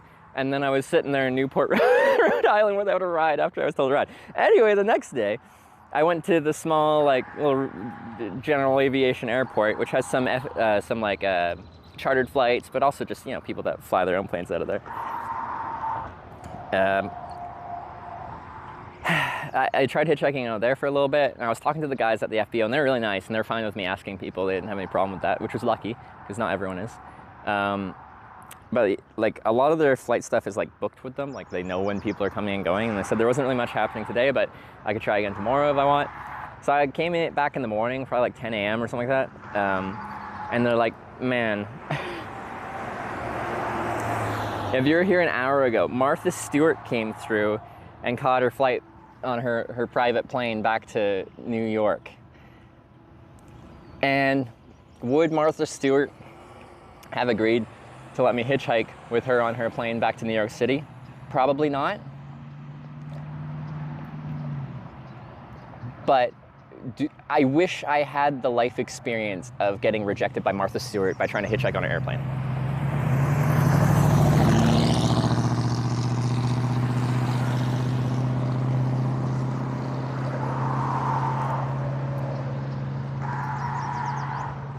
Or hitchhike empty private jet. Empty leg private jets. No, I haven't. The most kind of commercial thing I've hitchhiked on is a chartered flight from New Orleans, Louisiana to Monroe, Louisiana. And who I went up to and pitched my thing to was a couple that had chartered a plane to be there for them, to take them back to their home in Monroe. And I did my spiel, essentially, hey, can I hitch a ride on your plane? And they're like, we're not a pilot, but we've chartered this flight. I don't think you'd want to go to where we're going to, Monroe, but I'm like, I'll go anywhere. I'm more than happy. Probably me pacing and going like this isn't good for hitchhiking. Anyway, and I'm like, yeah, I'll go anywhere. And they're like, hey, pilot, can we take a hitchhiker? And he's like, I guess. And then they just had to make sure I wasn't on a no-fly list, because is now a commercial flight. That Chevy Suburban had a big decal in the front window that said Daddy Wagon. Daddy Wagon. Which I respect. I aspire to have a Chevy Suburban with Daddy Wagon decal when I grow up.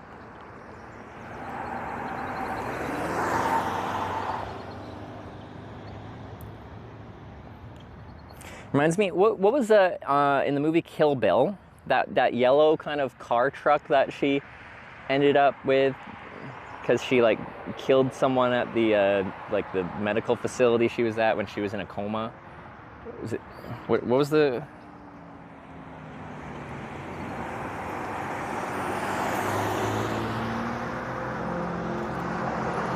P-Way. Oh yeah, okay. You're similar. Similar. When are you gonna finish your pilot's license? Maybe you can do it where you moved to? Maybe. Yeah, actually, when I moved to Victoria, British Columbia, Canada, I moved there because there was a commercial pilot that did just like contracted flight training, and I talked to a ton of people, and this guy had agreed to let me stream the process of learning how to fly. which a lot of people didn't want me to stream for a good reason. Flying is a very regulated industry, regulated method of transportation. And as a student, like, I'm expected to make mistakes and stuff like that, but like, say the instructor is instructing me wrong or says something incorrect, like that shows really poorly on them, and if it's live streamed, you can't like edit that out. People film for YouTube their flight training process, but live streaming is a special breed of dangerous for something like that, because from an instructor perspective, because there's no takebacks. When it happens, ooh, there's like a line of 5 cars ready to turn left onto here. This is good.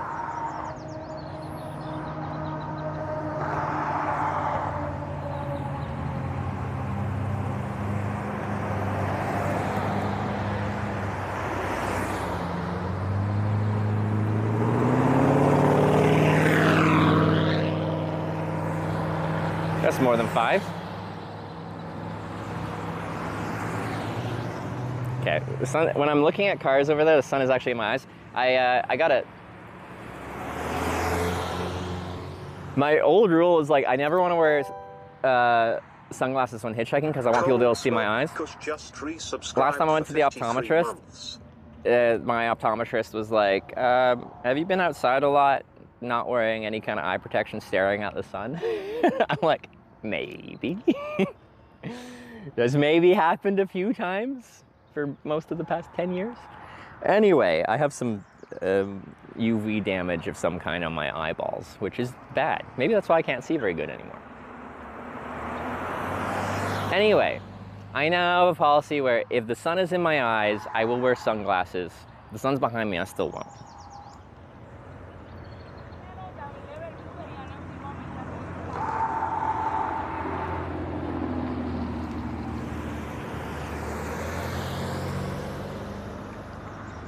What did I miss? Cold Smoke Kush with the 53-month resub. Thank you for that.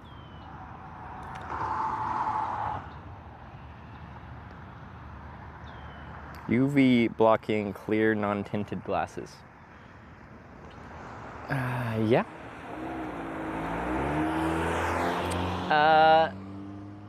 I'm sure I can.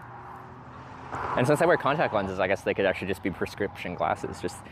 I never liked how I looked in glasses. Because I do wear contacts. Some people are surprised by that. I wear corrective lenses because my vision ain't good.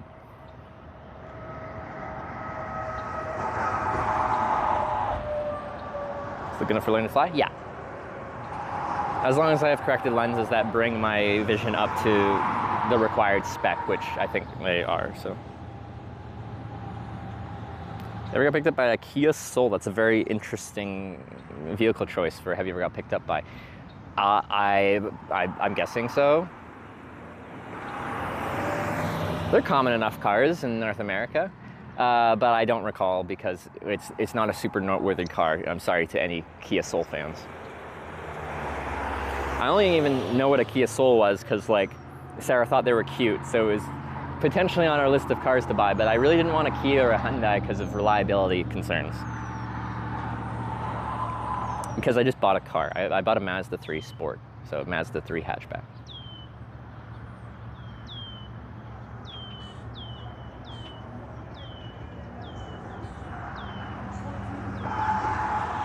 That was Relic's car at the time? Was it? Maybe it was. I don't recall now.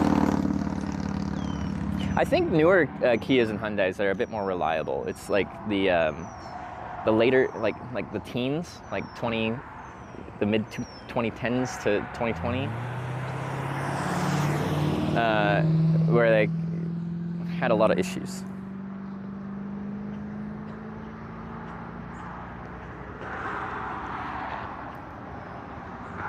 Relic drives Kia Soul. Okay.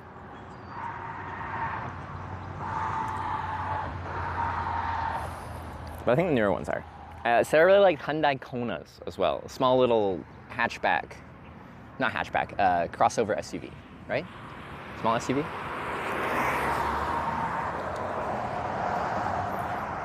Oh, and stolen, yeah, so insurance rates. Even on years that weren't affected by the, what's the interlock that they didn't have on the base models? People still tried to steal them, which made insurance rate go up for anyone with a Kia or a Hyundai. Kona's great. Yeah, we rented one once when we were in Edmonton looking at properties. We rented a townhouse there as well. And we ended up with a Hyundai Kona, and it was actually really nice. And it was very like modern, and it had wireless Android auto, like connecting your phone to it. So you just got in the car, turned it on, and whoever's phone last connected to it just automatically connected, and it had all your stuff just loaded. On my car, it has wired Android Auto, so I plug it in, and like that's fine. It's just something so nice about just leaving your phone in your pocket, and you turn on the car, it's just doop. I tried to get a little dongle to make my wired CarPlay wireless, but it's not really working.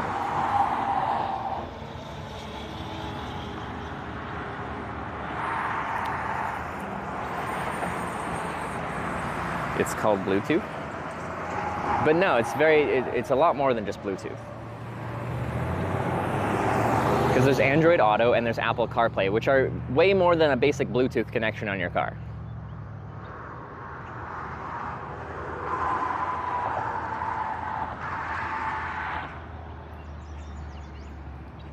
Because my car also has Bluetooth connection, but that's a completely separate thing.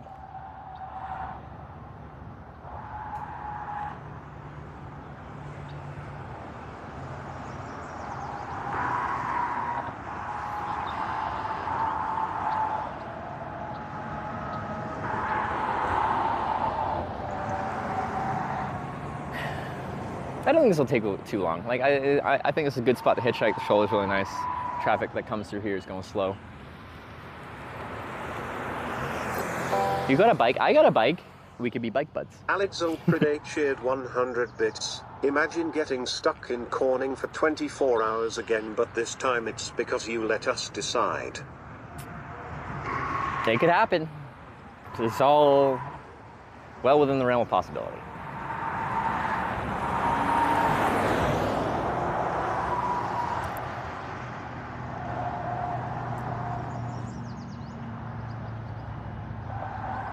Back to the barbecue place you go. No, variety is the spice of life. If we end up back in Corning for dinner, we're going somewhere else. Probably on Main Street though. Maybe we'll try the other barbecue place and we'll see which barbecue place we like more. Although everything's closed on Sundays. Are they open for dinner? Which way are we going? Right now, north, because you guys voted. Very hard for me to go north. It wasn't even close.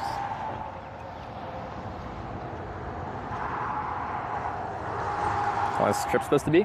It's a good question. I have no idea. Ooh, a Hyundai Kona. Siberia 22 just resubscribed for 11 months. Rat Earl, howdy, long time no see. I feel like How an is older life? man. Who's that? Siberia with the 11 month reset. Long time no see. How's life? Life's doing pretty good. Pretty good. Still doing the streaming traveling thing. Past couple trips were interesting. Really liked the Korea cycling trip. It's cool. I had the Stream Rewards trip before that, which inspired this trip. Because my distaste for the town of Corning, California. Was it a city? Town? Anyway. Has inspired me to hitchhike to and through all 8 Cornings in America. But outside of my apparently revenge tour of Corning, I'm doing good.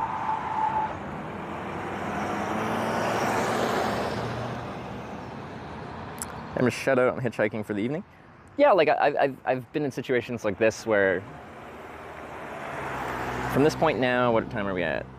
We've got like probably 2.5 hours till the sun sets. I've had 2.5 hour waits where I don't get a ride, the sun sets, it gets dark, I decide we're done for the day, camp for the night, try again the next day. That could happen. I would be surprised. Although the traffic isn't super busy here, it's busy enough. We can get a ride, no problem. Well, statistically, we should get a ride, no problem. When we're talking hitchhiking, there's well, within a specific time range, nothing's guaranteed. I'm 100% sure I will get a ride eventually, but I can't be like. Alex Ulpride shared 100 bits. Are there any truck stops we can go to for a 28-hour stream? No, maybe.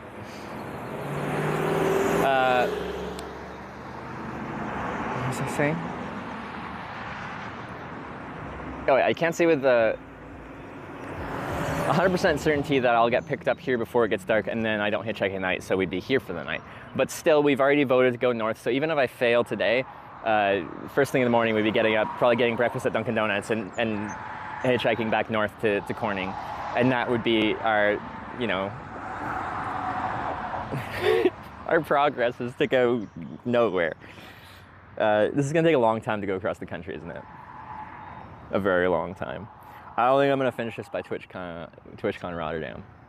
So, yeah, we'll have to cross that bridge when we get there. Alex cheered 100 bits. I'm sorry we did this to you. But at the same time, what else did you think was going to happen? Don't give a gremlin power. Oh, this bits. No, like, I respect Eric_Travels just resubscribed for 9 months. The process. Even when it's been happening, I'm objectively saying, I'm like, this would not be a Twitch Plays trip if every single time we just voted wholesomely to send me in the right direction. There needs to be this happening. It wouldn't be a Twitch Plays, like a hitchhiking version of Twitch Plays Pokemon kind of esque adventure if I wasn't going backwards right now. This has to happen. Probably many times.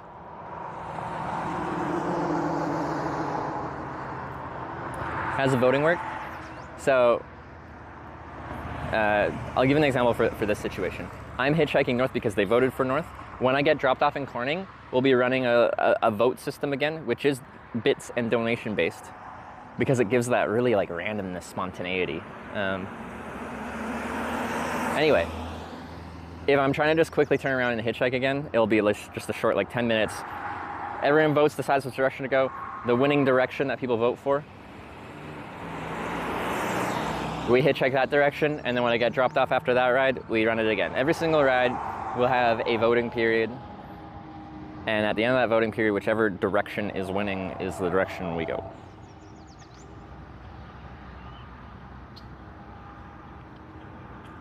Time you and Sarah get to spend together and giving you with both you traveling so much? Not a lot.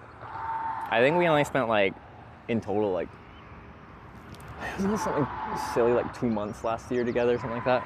Out of 12 months, so 1/6 of the year.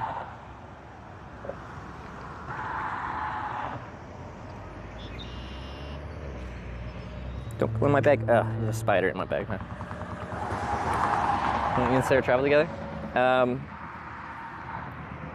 So like, when I brought Sarah, when I bought a tandem bike and we rode through Europe together, Sarah didn't stream at that point. She hasn't like built up her community and has this built up as her current career.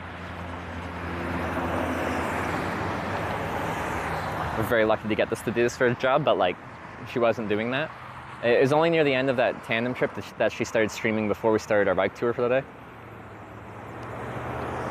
Just like, she'd like walk around and show the area where we camped at, because she started in like Denmark or Sweden, like close to the end of the trip, and we were at some very beautiful kind of coastal areas, and she would do little morning Sarah walk streams, which was cool. And then after that, she decided to do more stuff, and she started building a stream around her as a solo content creator, like with me as a person that's there frequently, but her stream, her community.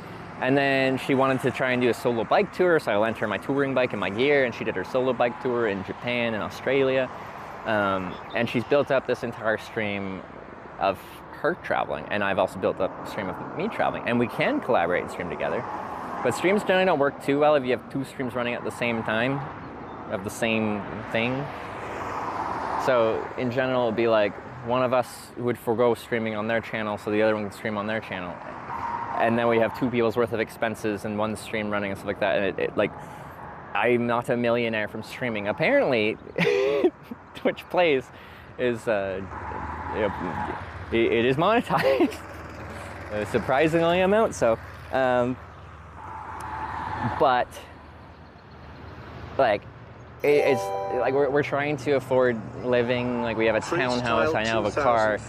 I have a lot more expenses than I did a couple years ago, and it's really tough to run that off of 1 income. Because we have 2 people's travel expenses and then all our general expenses off of 1 stream, which is tough to manage. Freestyle, links to the 9-month resub. So hyped for you and Sarah. Love your streams. I'm really proud of Sarah. She's done some amazing stuff.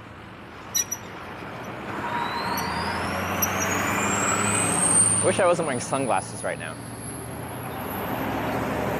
Look at all these trucks.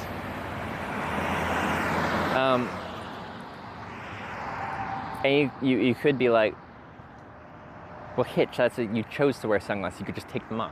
My optometrist said I shouldn't because I've damaged my eyes. I don't want to damage my eyes.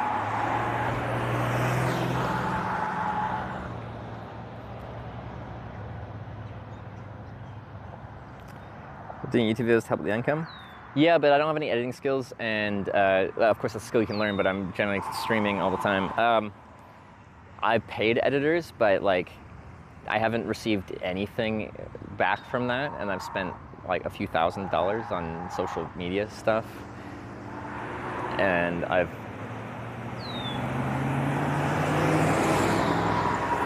have not seen a return on that investment, so then I stopped for the time being because I slowed down my stream a little bit and I didn't have the income to actually be able to afford that at all. I was gonna make myself bankrupt from just trying to grow other channels.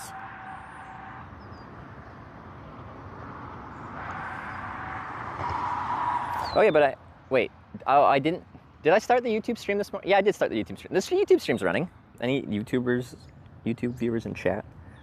I honestly forget about the YouTube stream. I'm sorry, YouTube viewers, if there's anyone right now. There's probably like 15 people on the YouTube stream. If it is even still live.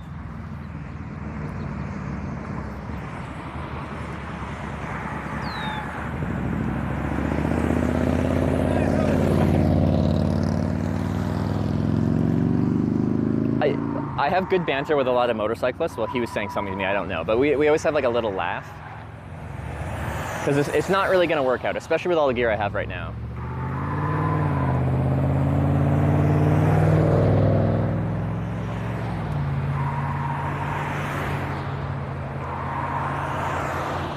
I have hitchhiked on a motorcycle and some scooters, especially in Malaysia, with one backpack. That's been fine. You're indeed on YouTube Live? 23? Oh, baby. No one in YouTube chat responded even though I called them out. Unless my YouTube chat is not loading properly. Anyone roll coal on you? On this trip yet? No. On my hitchhiking to the Stream Rewards trip in February, yes. Or, well, one tried to. Their truck didn't roll properly. But it wasn't even like that many views on my channel, but it got like, a clip of mine got spread around on like Twitter and YouTube shorts and all the different shorts of me hitchhiking in the rain and a big lifted pickup truck pulling over behind me. And when a big lifted pickup truck pulls over, they very rarely pull over for hitchhikers. And what they've done in the past, this very large statistical sample size of them, pretty much all of them, when they pull over, they'll let you pick up your bag and stuff and like that and chase down the truck because they'll pull over like 200 meters behind you. And then they'll wait for you to run up to them and you get close to them and then they drive away. And this guy did it and I'm like, I think he's gonna drive away, but I'm not just gonna stand here and not go if someone pulls over for me, so I'm gonna go. So I run over there and then sure enough, he drives away and I show it and drive away and I'm like, well, I called it. Anyway, that little exchange got clipped and shipped on a bunch of other people's social media. Like on Twitter, it had like 8.4 million views. It's a lot of views. I was visiting with some old friends from high school I haven't seen in like 7 years because they live in Alberta, which was a good time.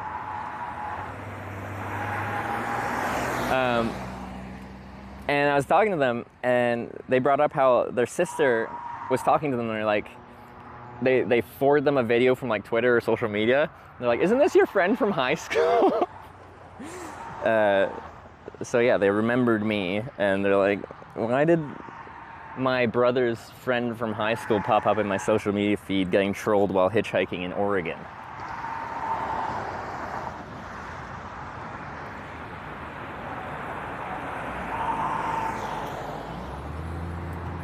Anna yapping? What's wrong? Why are people complaining about me talking? Alex Lepride gifted a tier 1 sub to Farm Girl 2003. They have given 149 gift subs in the channel. Wait, gave you a short list this afternoon. I hope you can further down the road. Best of luck to you. Oh, Farm Girl. Alex Lepride cheered 100 bits. Wait, that was today? Gave you a ride today is in okay. chat. I thought you were just complaining about me talking. I'm like, it's a live stream. I'm supposed to talk. Fair enough. thank you so much for the ride. We had a short ride, but it was a very enjoyable conversation. Unfortunately, how I'm doing this trip, if you're still watching, every single time I catch a ride, the people watching this live stream decide which direction to go, and they voted to send me back north to Corning. So you gave me a trip in the right direction, and then people voted to send me back in the wrong direction. So now we're doing this circuitous lap and not making much progress on my way to eventually California. But thank you again for picking me up, even though it's being negated. Like, my progress is being negated by this little experience right now. Professional yapper. Yeah. Yeah. There's a lot of things going on with this trip. Usually I'm just on a trip where I'm like, I'm starting here, I'm going there, let's see how long it takes to get there. Maybe I have a reason to get there, maybe I don't. Regardless, we're just going. This trip has a lot of wild cards, like a bike. And everyone decides which direction I head, every single time. So every time I hitchhike, when I get out, people vote on the next direction we hitchhike, and then I get another ride, and they vote which direction to hitchhike next, and which direction to hitchhike next, and never-ending cycle of probably me getting trolled. And keep this voting system going? Like, you mean how long in the trip? Until we get to all 8 Cornings? Hopefully, if we can.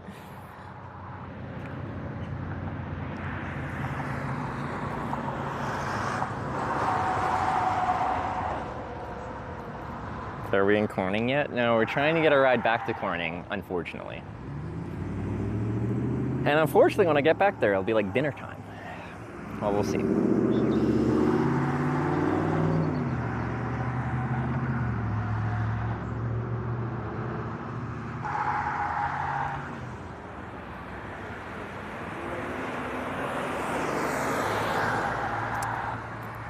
Makes no sense, Hitch. You will get nowhere. I think it's a fun, like, social experiment, like Twitch Plays Pokemon was.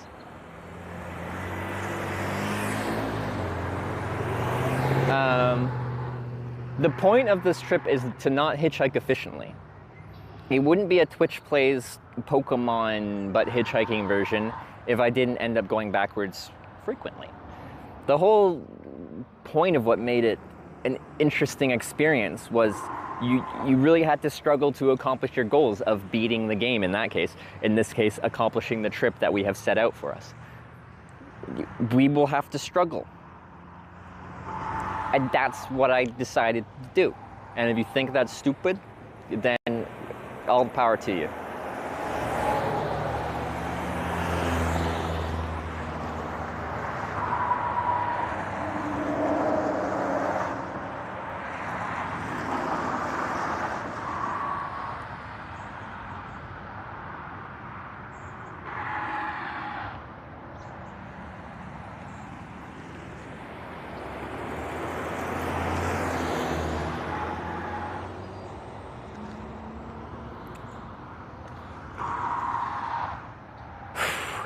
But yeah, this is my first experience with essentially how this is gonna be. We hitchhiked one ride in the correct direction, and then the very next one was back the way we came. And then we'll vote again. When we get back to Corning, we very well could vote for East, which is going backwards towards the East Coast when we're trying to go west towards Ohio for our next Corning. Because the concept of the trip is to go to every town called Corning and then finish in Corning, California, where we got stuck earlier this year on the Streamer Wars trip, and then I've accomplished this. We'll probably continue after that point to Los Angeles, because that was the whole point of the Streamer Wars trip, was get to Los Angeles in time for the Streamer Wars, and I failed to hitchhike there. I had to get bailed out with a viewer ride and a flight from Sacramento. So I failed, and I hate failing, so I built this trip. Initially, I'm just like, Corning Redemption Tour, I'm just gonna do the trip.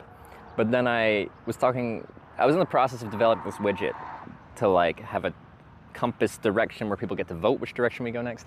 And I'm like, let's just do it all at once. The widget was very much in its infancy, and it hadn't really been tested much, but it's being tested right now. And I think it's very interesting. There's lots of quirks with it. There's a bit of stuff that's not working correctly, but I think it's cool, and it's been fun so far.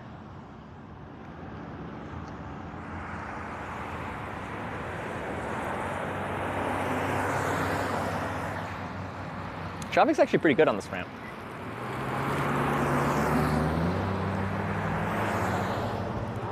And you come up with the compass?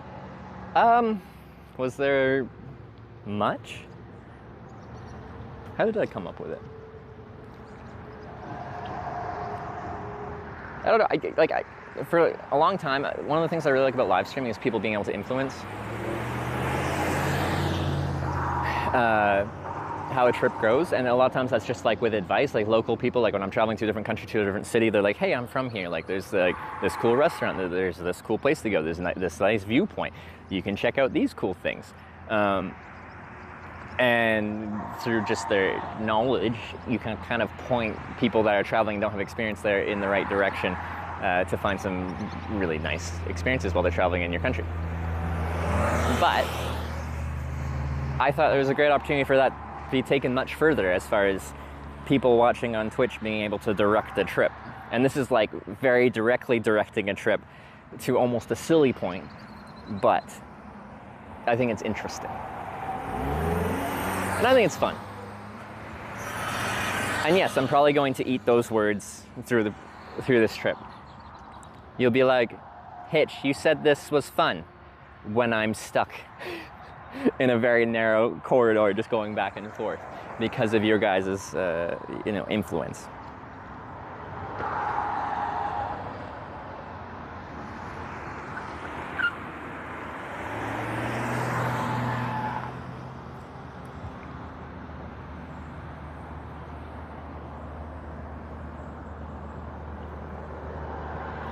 It sounds crisper on YouTube.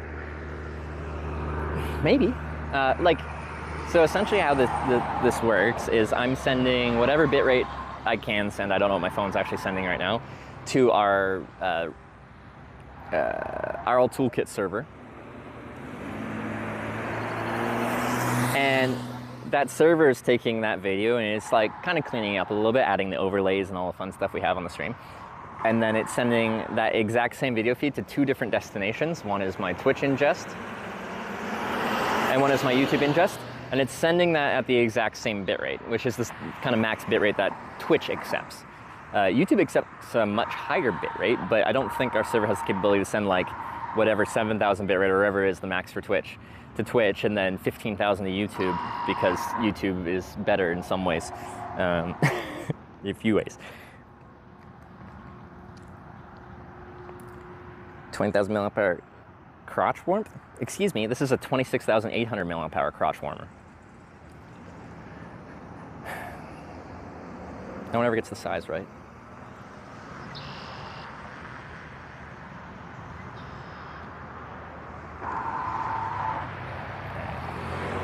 I'm pretty actually happy with this on-ramp. Good traffic flow.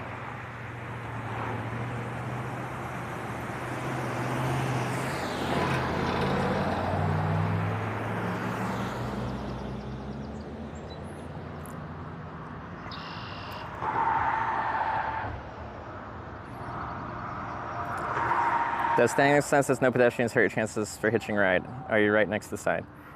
No, because this is where you hitchhike in America. If you're hitchhiking on interstates, of course.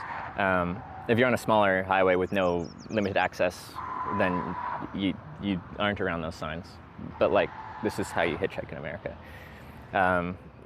As per speed signs, when you cross the sign, that's when you've reached the point where you're not supposed to be. In this case, a pedestrian, a bicycle, or a horse. No horses.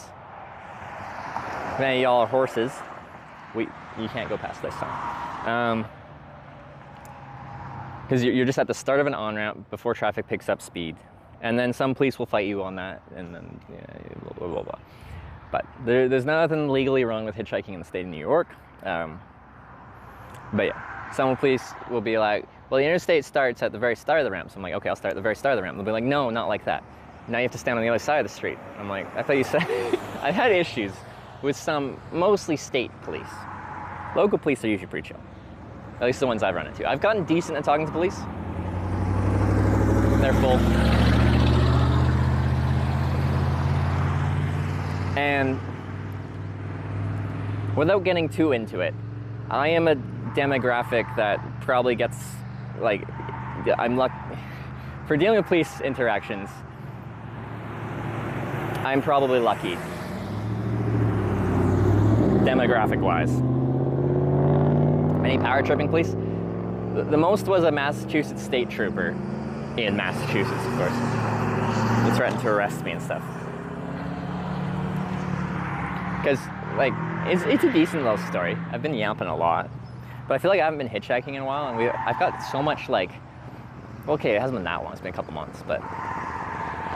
I feel like I've got lots of hitchhiking stories I haven't told in a while. I was hitchhiking actually on a state highway in Massachusetts, and I got someone to drop me off at a service area on the state highway in Massachusetts on my way to Boston. They were going a little bit further, but those service stations that are actively on the highway, like this one in particular, only service traffic going in the direction to Boston, so it's very specific traffic, and they're really good spots to find rides. Because like you have like directionality, and lots of times when people are stopping at those service areas, they're still going a decent distance, and I still had like not too far, but a good distance to Boston yet, and I was sure I could get a ride direct to Boston from there. Anyway, I was there for a little bit at places where you can park your car and get out and walk around, so you can clearly be a pedestrian. And a state trooper came up and was just like, what do you say? I forget if he initially said it's illegal to hitchhike in the state of Massachusetts, and I fought him on that, or do you say you're not allowed to be the best pedestrian here? And I'm like, this is a service area where you are, like, I'm right by a parking spot where you park your car and get out and walk to the service station. How can you not be a pedestrian here? Anyway, he said it was like state-owned property and he could say what he wanted. And I forget the exact quote, but anyway. And I'm like, well, where can I go? I can't just walk down the highway here, clearly. And he's like, no. And he's like, I'll take you to the next junction. I'm like, okay. And then as we're going, I'm like, so I can hitchhike at this on-ramp? And he's like, yes. So I started hitchhiking on that on-ramp. It wasn't going that good. I was there like, I think it was an hour and a half or so. And I had someone pull over, but he had like 2 beers cracked in the center console. And I'm like, no, no, this is not happening. Anyway, after an hour and a half, state trooper comes back and he's just like, you can't hitchhike here. I'm like, you told me to hitchhike here. Like, you took me here saying I could hitchhike here. And he's just essentially a bit of back and forth. He's like, if you have a problem with that, I can take you to jail. Which of course they can for a while. I am very insistent that I wasn't doing anything against the law. And I think they'd find that out after holding me for 24 hours or whatever they can do legally before you actually have to get charged with something. But I'm like, fine, you won. So the dude like backed his police car back, blocking both lanes of traffic with his lights on, and like escorted me across the street to the opposite end of the street away from the on-ramp. And it was pretty much just like, better not see you back on the, it wasn't even an interstate, it was a state highway. Anyway.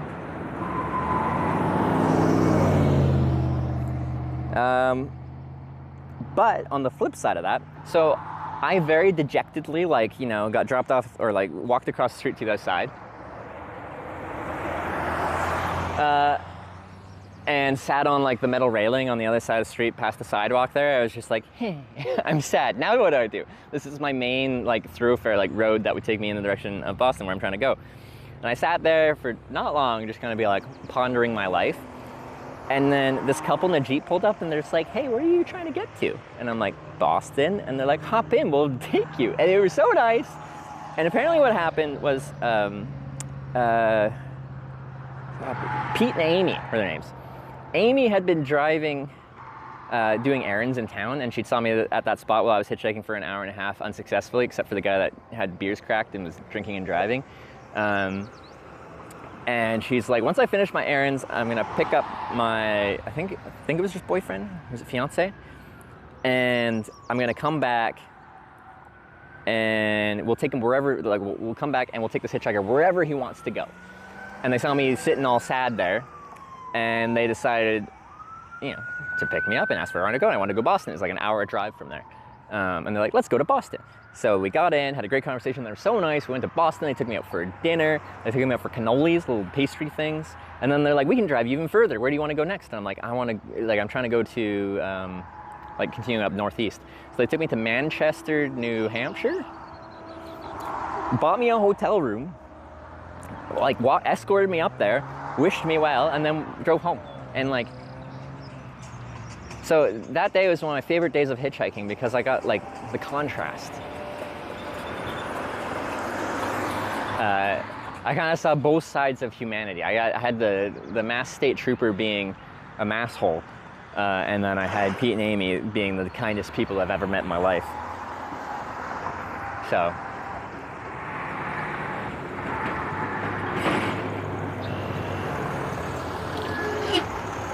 Hey man. Where you going? Corning.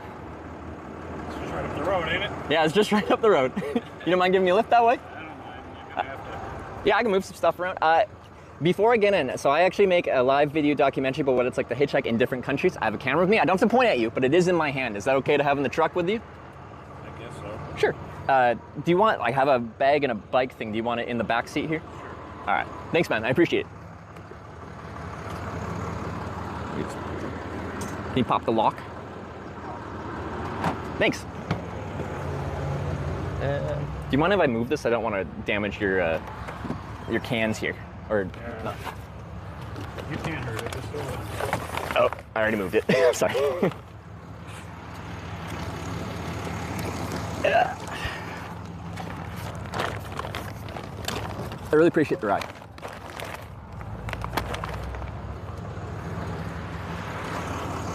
All right.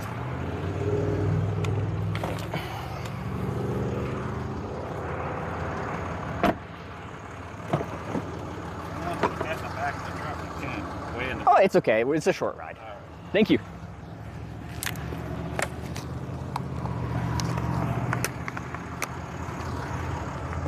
All right. Where are you off to today? I'm headed to Buffalo. Buffalo? Yep.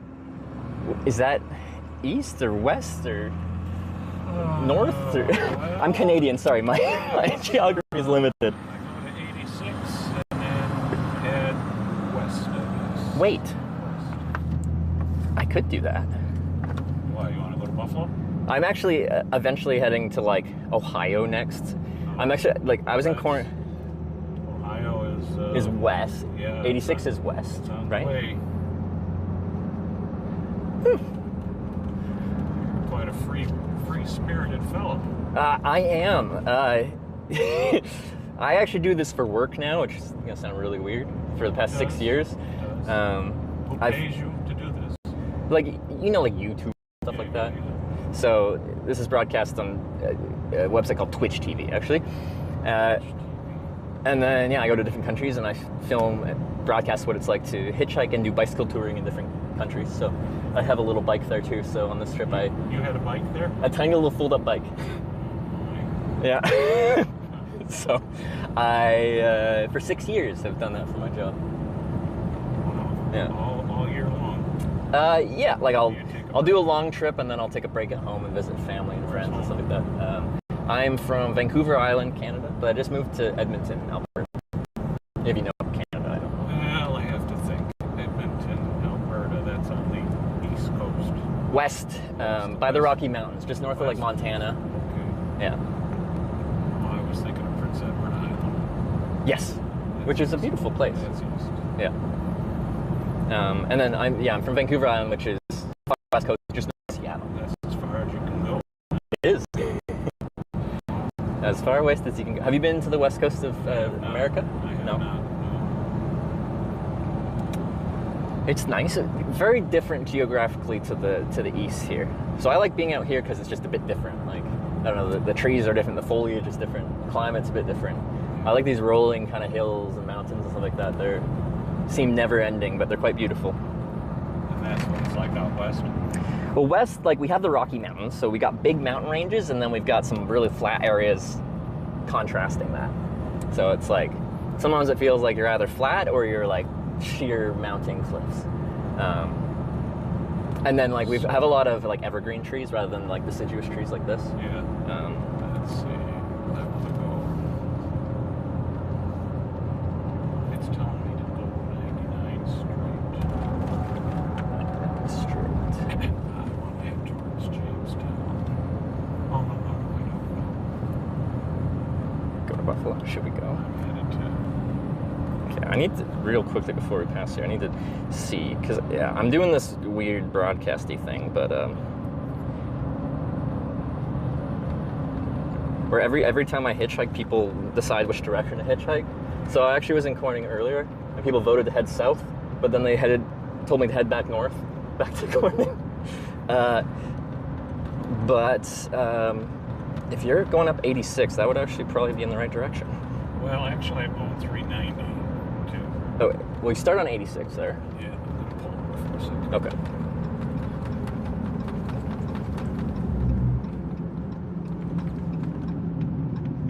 This could be good. Get my bearing. Yeah, West 86 takes me down right straight across the bottom of the state, all the way over to Jamestown. I don't want to do that. I want to go. Okay. Okay, so this is telling me to go to 99 and then to 86 for how long? I'll let you zoom out. Yeah. 415. 415. What if I punched in home? Oh, and then 390. Okay. 390. When does it become? 390. Okay. 390, probably north. Could you take me to the 86 390 junction? Yeah, sure. Is that possible? Sure. We're going to go right through it. Okay. Because, yeah, that gets me generally in the right direction, actually. Because, like, technically I have to go southwest, but that's, you know, it's west-ish. West-esque. Hey, we don't have to go to Corning anymore. Thank you so much. I really do appreciate it. I know I'm doing weird things, but you're helping me out a ton. Were we supposed to go that way? I think this is now taking you east. I think so. We're about to find out. No, I think this is right. Oh. We're going east. Ooh. Dog, the hall monitor just subscribed. Thank you. Thank you.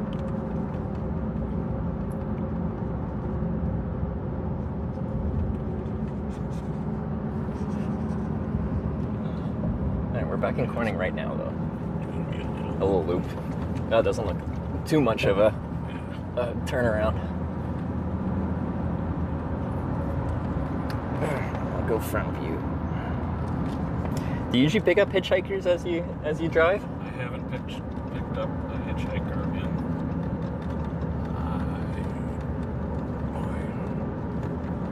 I don't remember ever picking up a hitchhiker. Really? What inspired you today? If you've never done it? I don't think I really can't remember if I ever did. Huh. I must have at some point, but it would be hundreds of years ago. Hundreds? Some kind of immortal person. Well, can you do that U-turn? Yeah, I can make it all. I don't know. Well, I certainly appreciate it. So. I always remember the joke. What are the chances of having two serial killers in the same car? I swear there's only one hitchhiking joke in the world, and it's that one, and I still love it. Yeah, I don't know who said it, but I was just thinking about it the other day, and I said, what the hell? Well, if I had any business cards with me, my business card says my name, Trevor Daniluk, and my title, Professional Hitchhiker. So for the first hitchhiker, you picked up a real safe one, because I got, you know, years of... Tell my son. He'll be impressed. Is your son a gamer or anything? He probably knows Twitch TV himself. Be like, I picked up a Twitch streamer, and he will be like, what? I don't know what I've ever heard, but he does have games, my son. Yeah. Hey, well, let me make sure I'm on the right path. And